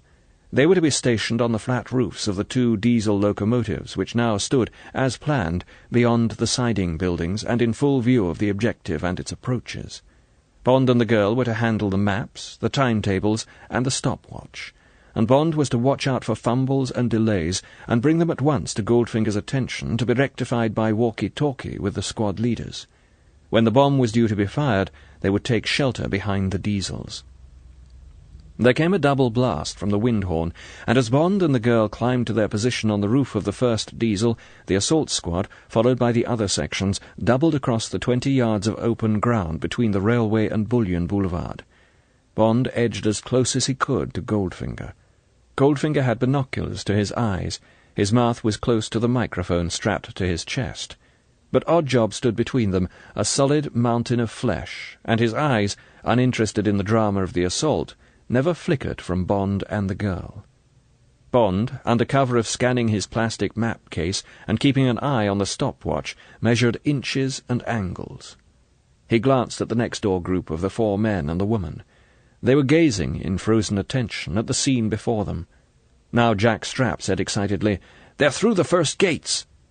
Bond, putting half his mind to work on his own plans, took a quick look at the battlefield. It was an extraordinary scene. In the centre stood the huge, squat mausoleum, the sun glinting off the polished granite of its walls. Outside the big open field in which it stood, the roads, the Dixie Highway, Vine Grove, and Bullion Boulevard, were lined with trucks and transporters 2 deep with the recognition flags of the gangs flying from the first and last vehicle of each convoy. Their drivers lay piled up outside the shelter of the surrounding guard wall of the vault, while, through the main gate, poured the tidy, disciplined squads from the train. Outside this world of movement there was absolute stillness and silence, as if the rest of America was holding its breath at the committal of this gigantic crime. And outside lay the bodies of the soldiers, sprawling where they had fallen, the sentries by their pill-boxes, still clutching their automatic pistols, and inside the protecting wall 2 ragged squads of soldiers in battle dress. They lay in vague, untidy heaps, some bodies athwart or on top of their neighbours. Outside, between Bullion Boulevard and the main gate, 2 armoured cars had crashed into each other and now stood locked, their heavy machine guns pointing, one at the ground and the other at the sky. A driver's body sprawled out of the turret of one of the vehicles. Desperately Bond looked for a sign of life, a sign of movement, a hint that all this was a careful ambush. Nothing. Not a cat moved. Not a sound came out of the crowded buildings that formed the backdrop to the scene. Only the squads hurried about their tasks, or now stood waiting in their planned dispositions. Goldfinger spoke quietly into his microphone. "Last stretcher out. Bomb squad ready. Prepare to take cover." Now the covering troops and the stretcher-bearers were hurrying for the exit, getting down under cover of the guard wall. There would be 5 minutes' delay to clear the area before the bomb squad, now waiting bunched at the main gate, would go in. Bond said efficiently, "They're a minute ahead of time." Goldfinger looked past Oddjob's shoulder. The pale eyes were aflame. They stared into Bond's. Goldfinger's mouth twisted into a harsh snarl. He said through his teeth, "You see, Mr. Bond, you were wrong, and I was right. 10 more minutes, and I shall be the richest man in the world. The richest man in history. What do you say to that?" His mouth spat out the words. Bond said equably, "I'll tell you after those 10 minutes are up." "Will you?" said Goldfinger. "Maybe." He looked at his watch and spoke rapidly into his microphone. The Goldfinger squad loped slowly through the main gate, their heavy burden slung from 4 shoulders in a cradle of webbing. Goldfinger looked past Bond at the group on the roof of the second diesel. He called out triumphantly, "Another 5 minutes, gentlemen, and then we must take cover." He turned his eyes on Bond and added softly, "And then we will say goodbye, Mr. Bond, and thank you for the assistance you and the girl have given me." Out of the corner of his eye, Bond saw something moving in the sky. It was a black, whirling speck. It reached the top of its trajectory, paused, and then came the ear-splitting crack of a maroon signal. Bond's heart leapt. A quick glance showed him the ranks of dead soldiers springing to life, the machine guns on the locked armoured cars swinging to cover the gates. A loudspeaker roared from nowhere, "Stand where you are! Lay down your arms!" But there came a futile crackle of fire from one of the rear-guard covering party, and then all hell broke loose. Bond seized the girl round the waist and jumped with her. It was a 10-foot drop to the platform. Bond broke his fall with his left hand and hoisted the girl to her feet with a jerk of his hip. As he began to run close to the train for cover, he heard Goldfinger shout, "Get them and kill them!" A splatter of lead from Goldfinger's automatic whipped at the cement to his left, but Goldfinger would have to shoot left-handed. It was Oddjob that Bond feared. Now, as Bond tore down the platform with the girl's hand in his, he heard the lightning scuffle of the running feet. The girl's hand tugged at him. She screamed angrily, "No, no, stop! I want to stay close to Pussy. I'll be safe with her." Bond shouted back, "Shut up, you little fool! Run like hell!" But now she was dragging at him, checking his speed. Suddenly she tore her hand out of his and made to dart into an open Pullman door. "Christ," thought Bond, "that's torn it." He whipped the knife out of his belt and swirled to meet Oddjob. 10 yards away, Oddjob hardly paused in his rush. One hand whipped off his ridiculous, deadly hat, a glance to take aim, and the black steel half-moon sang through the air. Its edge caught the girl exactly at the nape of the neck. Without a sound she fell backwards onto the platform in Oddjob's path. The hurdle was just enough to put Oddjob off the flying high kick he had started to launch at Bond's head. He turned the kick into a leap, his left hand cutting the air towards Bond like a sword. Bond ducked and struck upwards and sideways with his knife. It got home somewhere near the ribs, but the momentum of the flying body knocked the knife out of his hand. There was a tinkle on the platform. Now Oddjob was coming back at him, apparently unharmed, his hands outstretched and his feet splayed back, ready for another leap or a kick. His blood was up. The eyes were red, and there was a fleck of saliva at the open, panting mouth. Above the boom and rattle of the guns outside the station, 3 blasts sounded on the diesel's windhorn. Oddjob snarled angrily and leapt. Bond dived at full length sideways. Something hit him a gigantic blow on the shoulder and sent him sprawling. Now, he thought as he hit the ground, now the death stroke. He scrambled clumsily to his feet, his neck hunched into his shoulders to break the impact. But no blow came, and Bond's dazed eyes took in the figure of Oddjob flying away from him up the platform. Already the leading diesel was on the move. Oddjob got to it and leapt for the footplate. For a moment he hung, his legs scrabbling for a foothold. Then he had disappeared into the cabin, and the huge streamlined engine gathered speed. Behind Bond, the door of the quartermaster's office burst open. There was the hammer of running feet, and a yell, "Santiago!" St. James, the battle cry of Cortes that Leiter had once jokingly allotted to Bond. Bond swivelled. The straw-haired Texan, clad in his wartime Marine Corps battle dress, was pounding up the platform, followed by a dozen men in khaki. He carried a one-man bazooka by the steel hook he used for a right hand. Bond ran to meet him. He said, "Don't shoot my fox, you bastard! Give over!" He snatched the bazooka out of Leiter's hand and threw himself down on the platform, splaying out his legs. Now the diesel was 200 yards away and about to cross the bridge over the Dixie Highway. Bond shouted, "Stand clear!" to get the men out of line of the recoil flash, clicked up the safe, and took careful aim. The bazooka shuddered slightly, and the 10-pound armor-piercing rocket was on its way. There was a flash and a puff of blue smoke.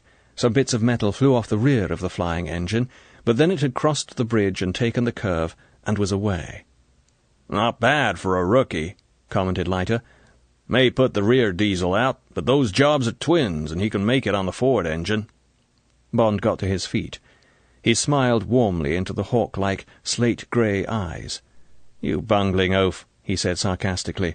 "Why in hell didn't you block that line? Listen, Seamus, if you got any complaints about the stage management, you can tell them to the President. He took personal command of this operation, and it's a honey. There's a spotter plane overhead now. They'll pick up the diesel, and we'll have old Goldilocks in the hoosgow by midday. How were we to know he was going to stay aboard the train?" He broke off and thumped Bond between the shoulder blades. "Hell, I'm glad to see you. These men and I were detailed off to give you protection. We've been dodging around looking for you and getting shot at by both sides for our pains." He turned to the soldiers. "Ain't that right, men?" They laughed. "Sure is, Captain." Bond looked affectionately at the Texan, with whom he had shared so many adventures. He said seriously, "Bless you, Felix. You've always been good at saving my life. It was darn nearly too late this time. I'm afraid Tilly Masterton's had it." He walked off up the train with Felix at his heels. The little figure still lay sprawled where she had fallen. Bond knelt beside her. The broken doll angle of the head was enough. He felt for her pulse. He got up. He said softly, "Poor little bitch. She didn't think much of men." He looked defensively at Leiter. "Felix, I could have got her away if she'd only followed me." Leiter didn't understand. He put his hand on Bond's arm and said, "Sure, kid. Take it easy." He turned to his men. "Two of you carry the girl into the QM's office over there. O'Brien, you go for the ambulance. When you've done that, stop over at the command post and give them the facts. Say we've got Commander Bond, and I'll bring him right over." Bond stood and looked down at the little empty tangle of limbs and clothes. He saw the bright, proud girl with the spotted handkerchief round her hair in the flying TR-3. Now she had gone. High up over his head, a whirling speck soared into the sky. It reached the top of its flight and paused. There came the sharp crack of the maroon. It was the ceasefire. Chapter 22. The Last Trick. It was 2 days later. Felix Leiter was weaving the black Studilac fast through the lanes of dawdling traffic on the Triborough Bridge. There was plenty of time to catch Bond's plane, the evening BOAC Monarch to London, but Leiter enjoyed shaking up Bond's low opinion of American cars. Now the steel hook that he used for a right hand banged the gear lever into second, and the low black car leapt for a narrow space between a giant refrigerator truck and a mooning Oldsmobile, whose rear window was almost obscured by holiday stickers. Bond's body jerked back with a kick of the 300 brake horsepower, and his teeth snapped shut. When the manoeuvre was completed and the angry hooting had vanished behind them, Bond said mildly, "It's time you graduated out of the kiddie car class and bought yourself an express carriage. You want to get cracking. This peddling along ages one. One of these days you'll stop moving altogether, and when you stop moving is when you start to die." Leiter laughed. He said, "See that green light ahead? Bet I can make it before it goes red." The car leapt forward as if it had been kicked. There was a brief hiatus in Bond's life, an impression of snipe-like flight and of a steel wall of cars that somehow parted before the whiplash of Leiter's triple klaxons, 100 yards, when the speedometer touched 90 and they were across the lights and cruising genteelly along in the centre lane. Bond said calmly, "You meet the wrong traffic cop and that Pinkerton card of yours won't be good enough. It isn't so much that you drive slowly, it's holding back the cars behind they'll book you for. The sort of car you need is a nice elderly Rolls-Royce Silver Ghost with big plate-glass windows so you can enjoy the beauties of nature." Bond gestured towards a huge automobile junk heap on their right. "Maximum 50, and it can stop and even go backwards if you want to. Bulb horn, suit your sedate style. Matter of fact, there should be one on the market soon. Goldfinger's. And by the same token, what the hell's happened to Goldfinger? Haven't they caught up with him yet?" Leiter glanced at his watch and edged into the outside lane. He brought the car down to 40. He said seriously, "Tell you the truth, we're all a bit worried. The papers are needling us, or rather, Edgar Hoover's crowd, like hell. First they had a gripe that the security clamped down on you. We couldn't tell them that wasn't our fault, and that someone in London, an old limey called M, had insisted on it. So they're getting their own back, say we're dragging our feet and so forth. And I'm telling you, James," Leiter's voice was glum, apologetic, "we just haven't a clue. They caught up with a diesel. Goldfinger had fixed the controls at 30 and had let it run on down the line. Somewhere he and the Korean had got off, and probably this Galore girl, and the 4 hoods as well, because they've vanished too. We found his truck convoy, of course, waiting on the eastbound highway out of Elizabethville, but never a driver, most probably scattered. But somewhere there's Goldfinger and a pretty tough team hiding up.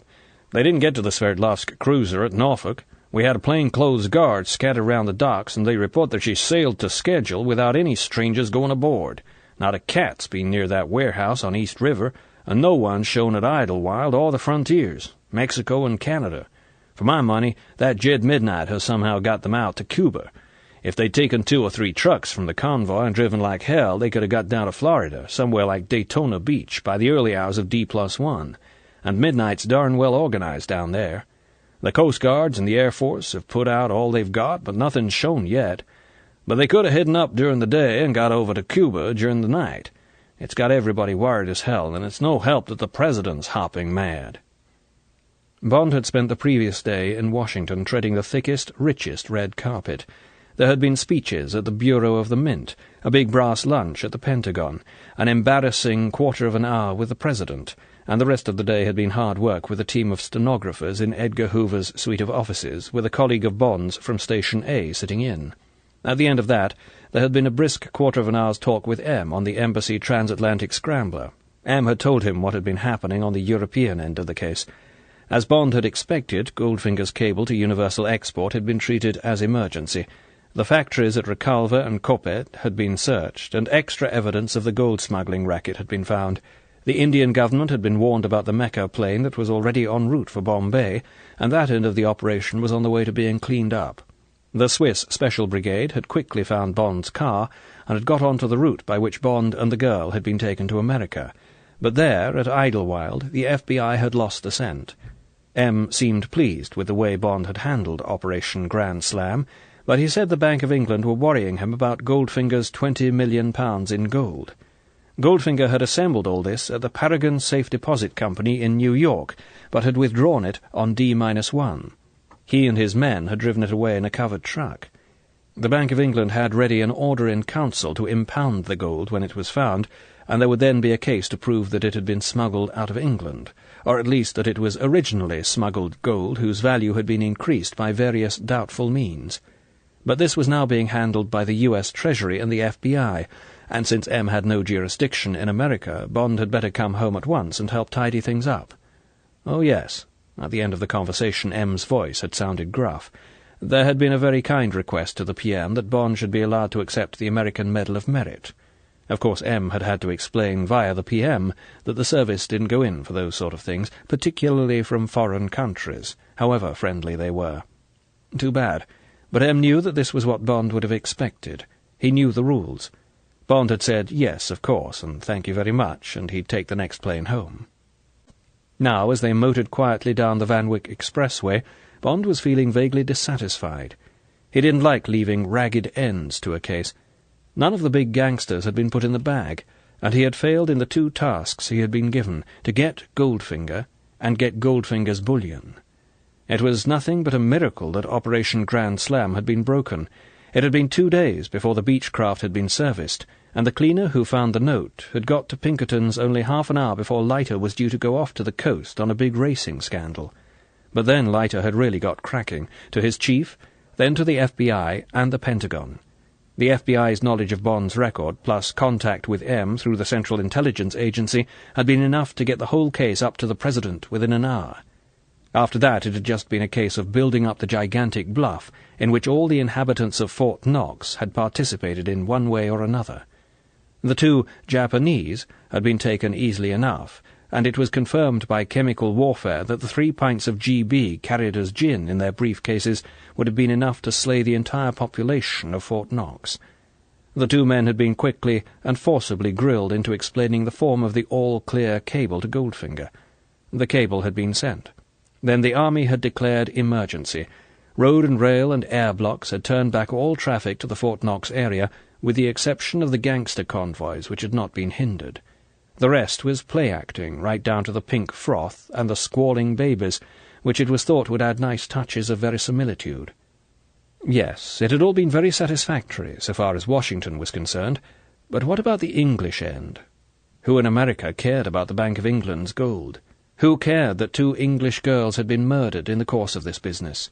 Who really minded that Goldfinger was still at liberty now that America's bullion was safe again? They idled across the drab plain of Idlewild, past the $10 million steel and cement skeletons that would one day be an adult airport, and pulled up outside the makeshift huddle of concrete boxes that Bond knew so well. This book is continued on Disc 8. Goldfinger, by Ian Fleming, concluded. Disc 8. They idled across the drab plain of Idlewild, past the $10 million steel and cement skeletons that would one day be an adult airport, and pulled up outside the makeshift huddle of concrete boxes that Bond knew so well. Already the well-mannered iron voices were reaching out to them. Pan American World Airways announces the departure of its President Flight PA-100.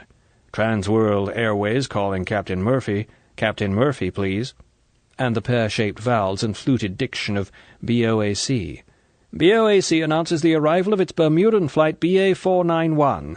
Passengers will be disembarking at gate number 9. Bond took his bag and said goodbye to Leiter. He said, "Well, thanks for everything, Felix. Write to me every day."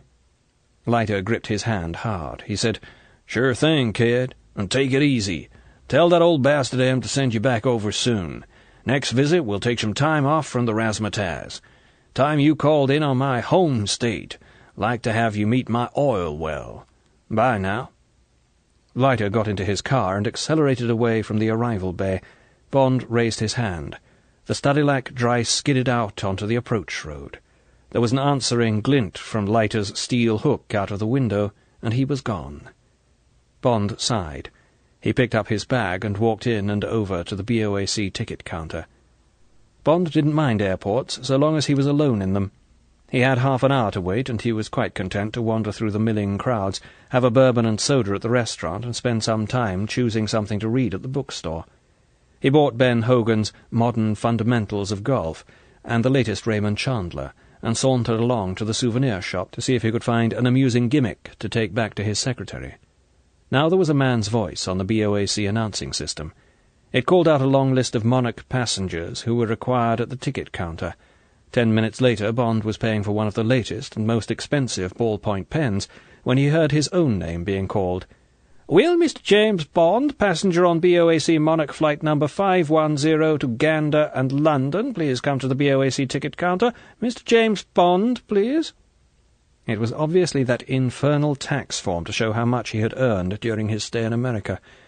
On principle, Bond never went to the Internal Revenue Office in New York to get clearance, and he had only once had to argue it out at Idlewild. He went out of the shop and across to the BOAC counter. The official said politely, "May I see your health certificate, please, Mr. Bond?" Bond took the form out of his passport and handed it over. The man looked at it carefully.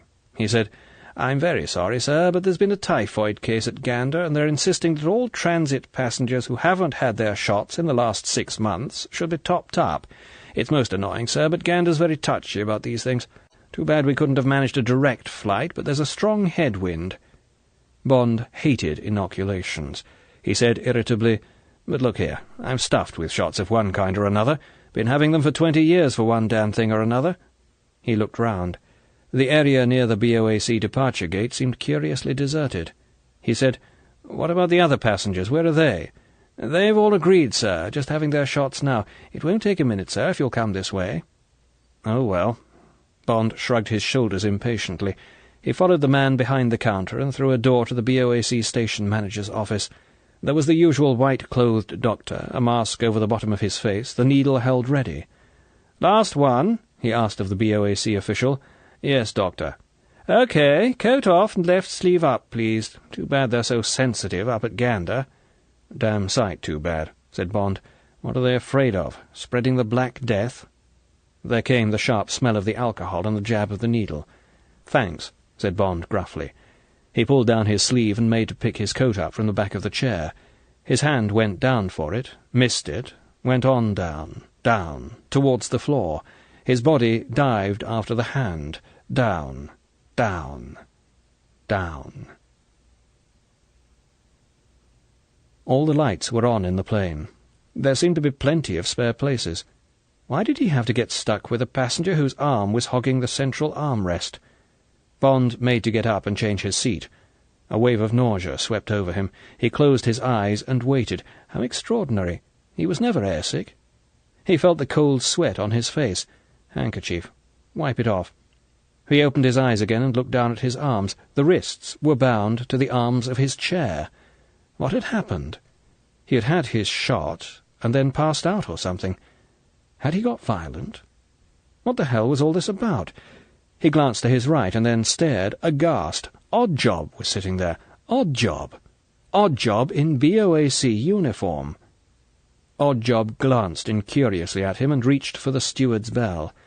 Bond heard the pretty ding-dong back in the pantry. There was the rustle of a skirt beside him. He looked up. It was Pussy Galore, trim and fresh in the blue uniform of a stewardess. She said, "Hi, handsome." She gave him the deep, searching look he remembered so well from when? From centuries ago, in another life. Bond said desperately, "For Christ's sake, what's going on? Where did you come from?" The girl smiled cheerfully. "Eating caviar and drinking champagne. You Britishers sure live the life of Riley when you get up 20,000 feet. Not a sign of a Brussels sprout, and if there's tea, I haven't got around to it yet. Now you take it easy. Uncle wants to talk to you." She sauntered up the aisle, swinging her hips, and disappeared through the cockpit door.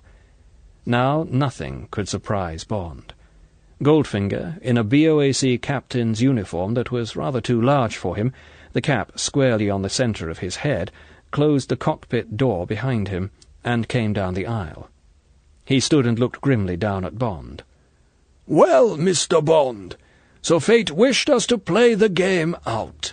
But this time, Mr. Bond, there cannot possibly be a card up your sleeve. Ha!" The sharp bark was a mixture of anger, stoicism, and respect. "You certainly turned out to be a snake in my pastures." The great head shook slowly. "Why I kept you alive. Why I didn't crush you like a beetle. You and the girl were useful to me. Yes, I was right about that. But I was mad to have taken the chance. Yes, mad." The voice dropped and went slow. "And now tell me, Mr. Bond, how did you do it? How did you communicate?" Bond said equably, "We will have to talk, Goldfinger, and I will tell you certain things, but not until you have taken off these straps and brought me a bottle of bourbon, ice, soda water, and a packet of Chesterfields. Then, when you have told me what I wish to know, I will decide what to tell you.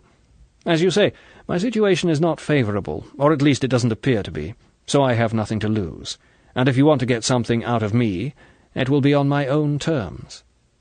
Goldfinger looked gravely down. "I have no objection to your conditions. Out of respect for your abilities as an opponent, you shall spend your last journey in comfort. Odd job." The voice was sharp. "Ring the bell for Miss Galore and undo those straps. Get into the seat in front. There is no harm he can do at the rear of the plane, but he is not to approach the cockpit door. If need be, kill him at once. But I prefer to get him to our destination alive. Understood?" Ugh. 5 minutes later, Bond had what he wanted. The tray in front of him was down, and on it were his whisky and cigarettes.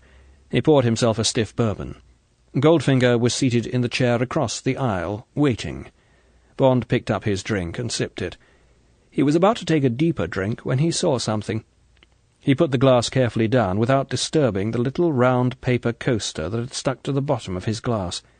He lit a cigarette, picked up his drink again, and removed the ice cubes and put them back in the ice bucket. He drank the whisky down almost to the end. Now he could read the words through the bottom of the glass. He carefully put the glass down without disturbing the coaster. The message had read, "I'm with you, XXX, P." Bond turned and made himself comfortable. He said, "Now then, Goldfinger, first of all, what's going on? How did you get this plane, and where are we heading?" Goldfinger crossed one leg over the other. He gazed away from Bond up the aisle. He said in a relaxed, conversational tone, "I took 3 trucks and drove across country to the vicinity of Cape Hatteras. One of the trucks contained my personal hoard of gold bullion. The other 2 contained my drivers, spare personnel, and those gangsters. I required none of them except Miss Galore. I kept a nucleus of the staff I would need, paid off the others with huge sums, and dispersed them gradually along the route. At the coast I held a meeting with the 4 gang leaders in a deserted place, having left Miss Galore under some pretext with the trucks. I shot the 4 men in my usual fashion, 1 bullet for each. I went back to the trucks and explained that the 4 men had chosen money and independent action. I was now left with 6 men, the girl and the bullion. I hired a plane and flew to Newark, New Jersey, the crates of gold being passed off as lead for X-ray plates. From there I proceeded alone to a certain address in New York, from which I talked with Moscow by radio and explained the mishap to Operation Grand Slam. In the course of the talk I mentioned your name. My friends, whom I believe you know," Goldfinger looked hard at Bond, "pass under the generic name of Smash. They recognized the name of Bond and told me who you were. I at once understood a great deal of what had previously been hidden from me. Smash said they would greatly like to interview you. I pondered the matter. In due course I conceived the plan which you now see in operation. Posing as a friend of yours, I had no difficulty in finding out the flight on which you were booked. 3 of my men were formerly of the Luftwaffe.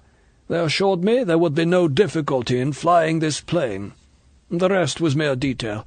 By cool bluffing, impersonation, and the use of a certain amount of force, all the BOAC personnel at Idlewild, the crew of this plane, and the passengers were given the necessary injections from which they will now be recovering. We changed clothes with the unconscious crew. The bullion was loaded on the plane. You were dealt with and carried out on a stretcher. And in due course the new BOAC crew, with their stewardess, boarded the plane, and we took to the air." Goldfinger paused. He lifted a hand resignedly. "Of course, there were small hitches. We were told to follow taxiway Alpha to runway 4, and it was only by following a KLM plane that we were successful. The Idlewild routine was not easy to master, and we must have seemed somewhat clumsy and inexperienced. But, Mr. Bond, with assurance, strong nerves, and a gruff, intimidating manner, it is never difficult to override the civil service mentality of what, after all, are minor employees. I understand from the wireless operator that a search for this plane is under way. They were already questioning us before we were out of VHF range at Nantucket. Then the distant early warning system queried us on high frequency. That did not disturb me. We have enough fuel. We have already had clearance from Moscow for East Berlin, Kiev, or Murmansk. We shall take whichever route the weather dictates. There should be no trouble. If there is, I shall talk my way out of it on the radio. No one is going to shoot down a valuable BOAC plane. The mystery and confusion will protect us until we are well within Soviet territory. And then, of course, we shall have disappeared without trace." To Bond there had been nothing fantastic, nothing impossible about Goldfinger since he had heard the details of Operation Grand Slam. The theft of a Stratocruiser, as Goldfinger had explained it, was preposterous, but no more so than his methods of smuggling gold, his purchase of an atomic warhead. When one examined these things, while they had a touch of magic, of genius even, they were logical exercises. They were bizarre only in their magnitude.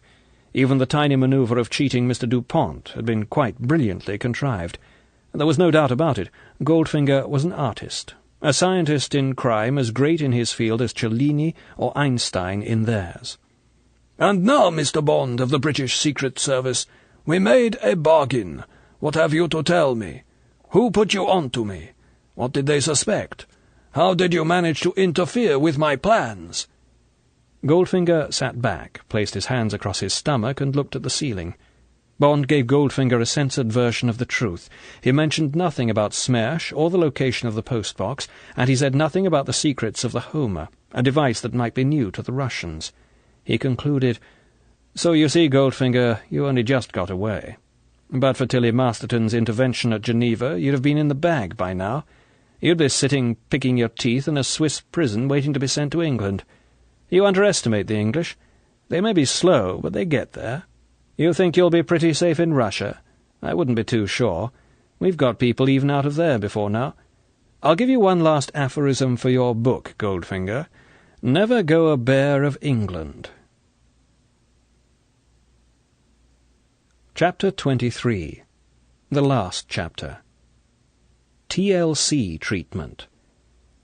The plane throbbed on, high above the weather, over the great moonlit landscape. The lights had been turned out. Bond sat quietly in the darkness and sweated with fear at what he was going to do.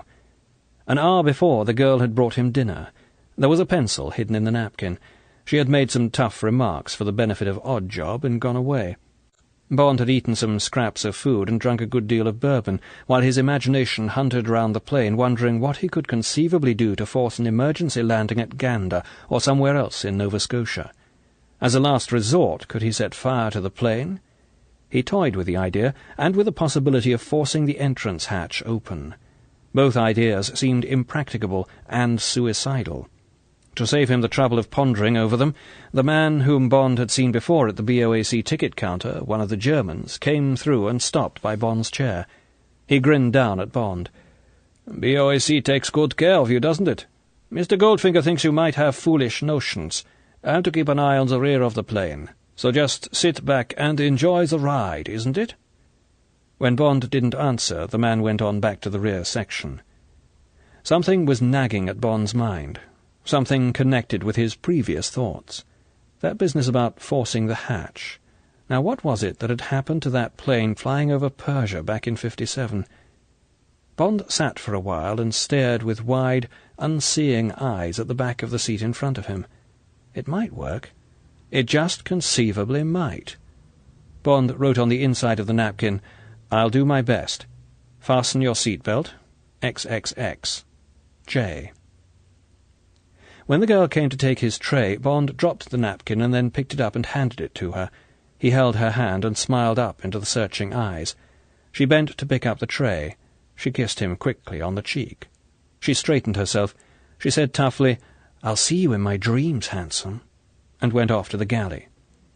And now Bond's mind was made up. He had worked out exactly what had to be done. The inches had been measured. The knife from his heel was under his coat, and he had twisted the longest end of his seat-belt round his left wrist. All he needed was one sign that Oddjob's body was turned away from the window.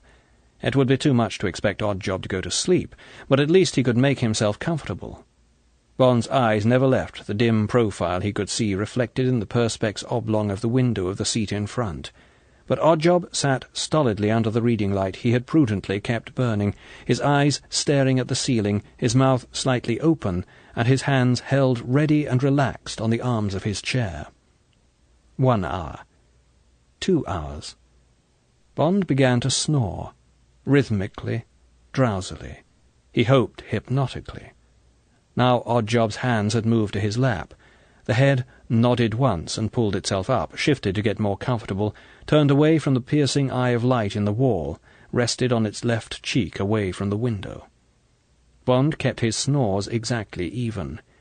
Getting under the Korean's guard would be as difficult as getting past a hungry mastiff.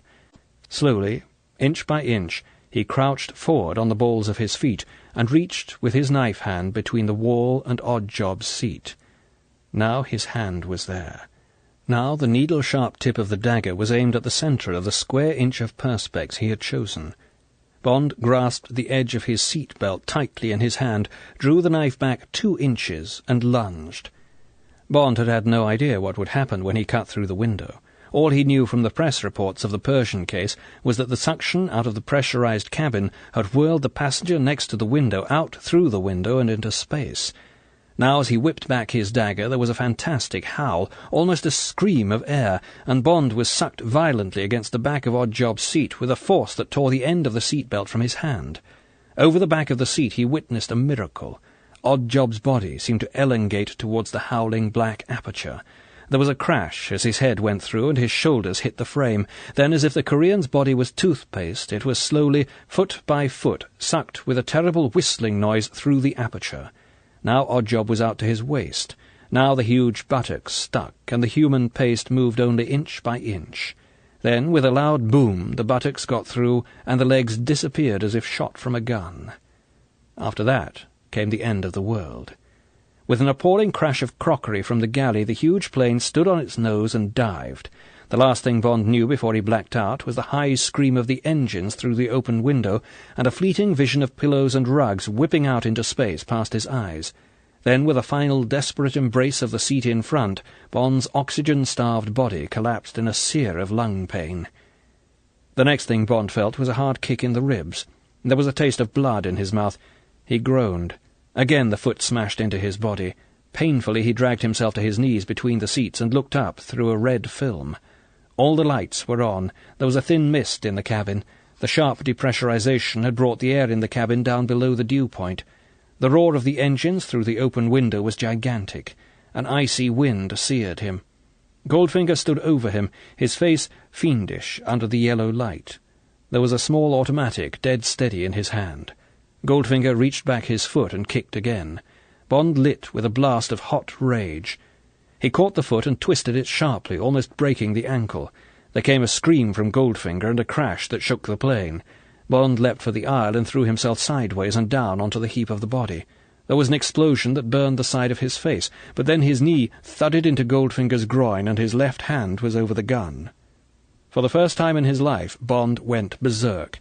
With his fists and knees he pounded the struggling body, while again and again he crashed his forehead down onto the glistening face.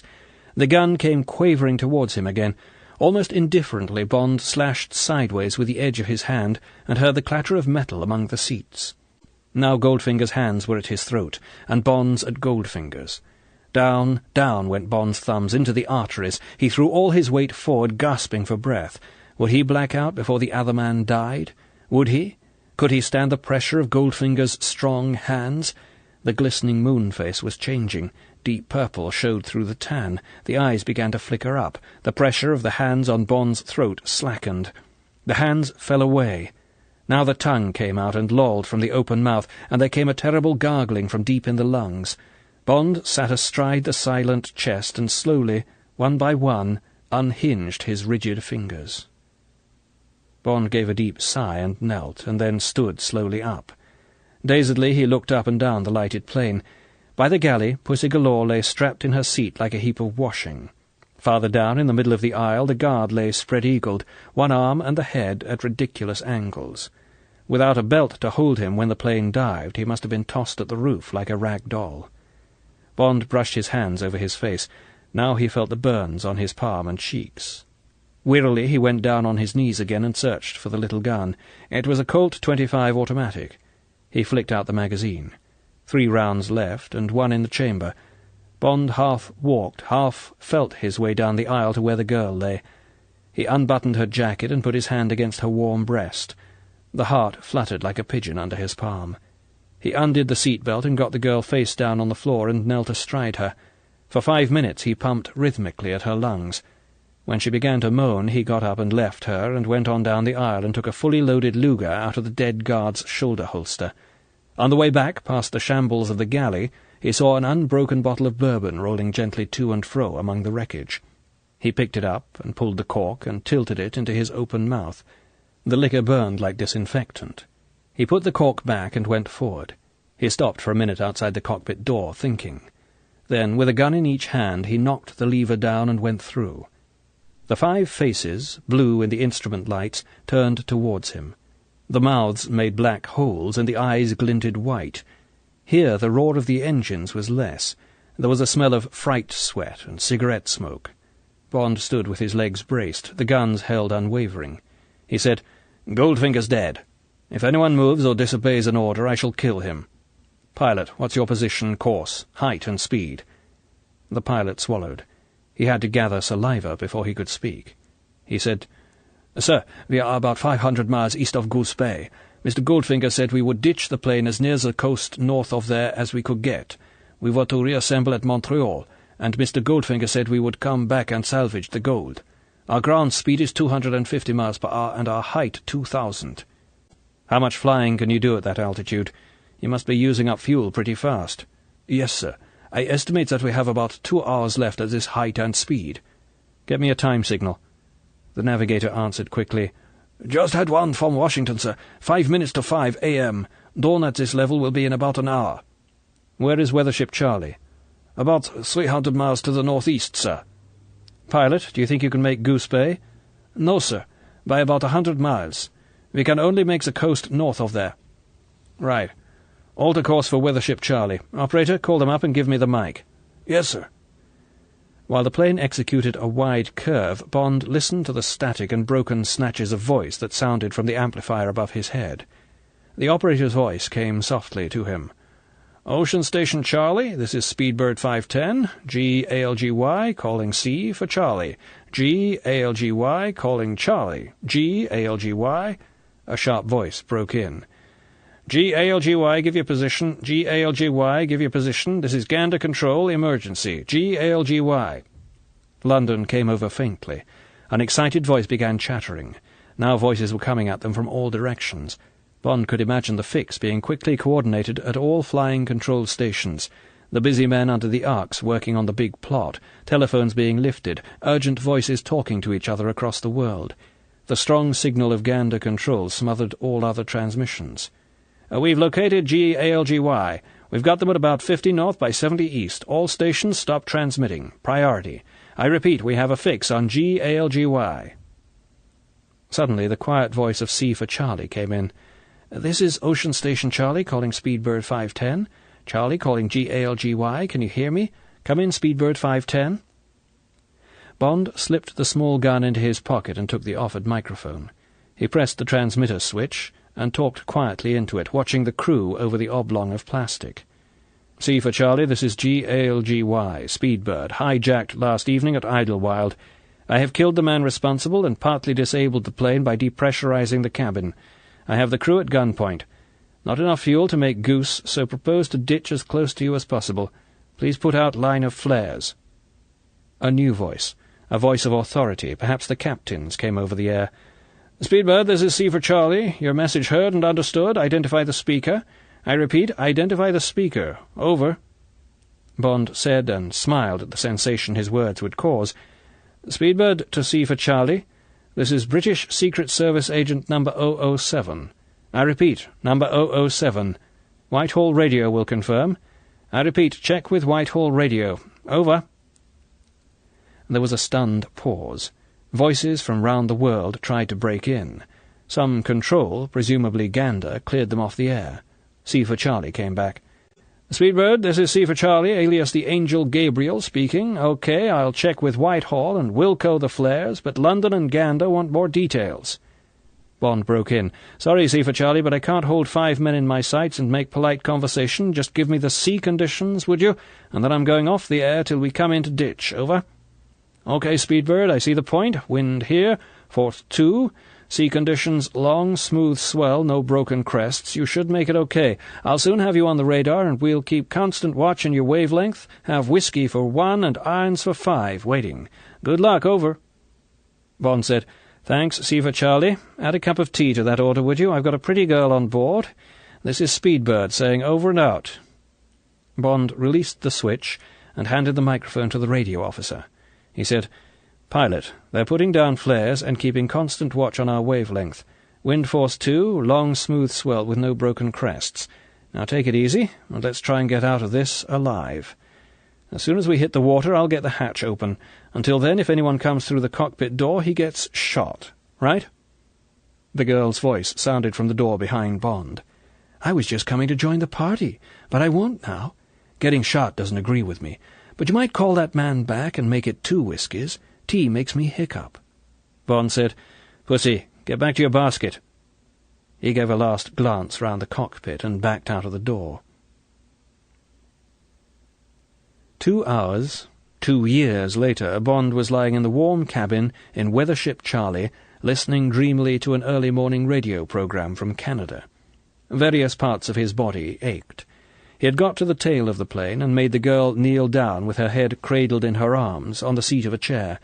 Then he had wedged himself in behind and over her, and had held her life-jacketed body tightly in his arms and braced his back against the back of the seat behind him. She had been nervously making facetious remarks about the indelicacy of this position when the belly of the Stratocruiser had thudded into the first mountain of swell at 100 miles an hour. The huge plane skipped once and then crashed nose first into a wall of water. The impact had broken the back of the plane. The leaden weight of the bullion in the baggage compartment had torn the plane in half, spewing Bond and the girl out into the icy swell, lit red by the line of flares. There they had floated, half stunned, in their yellow life-jackets, until the lifeboat got to them.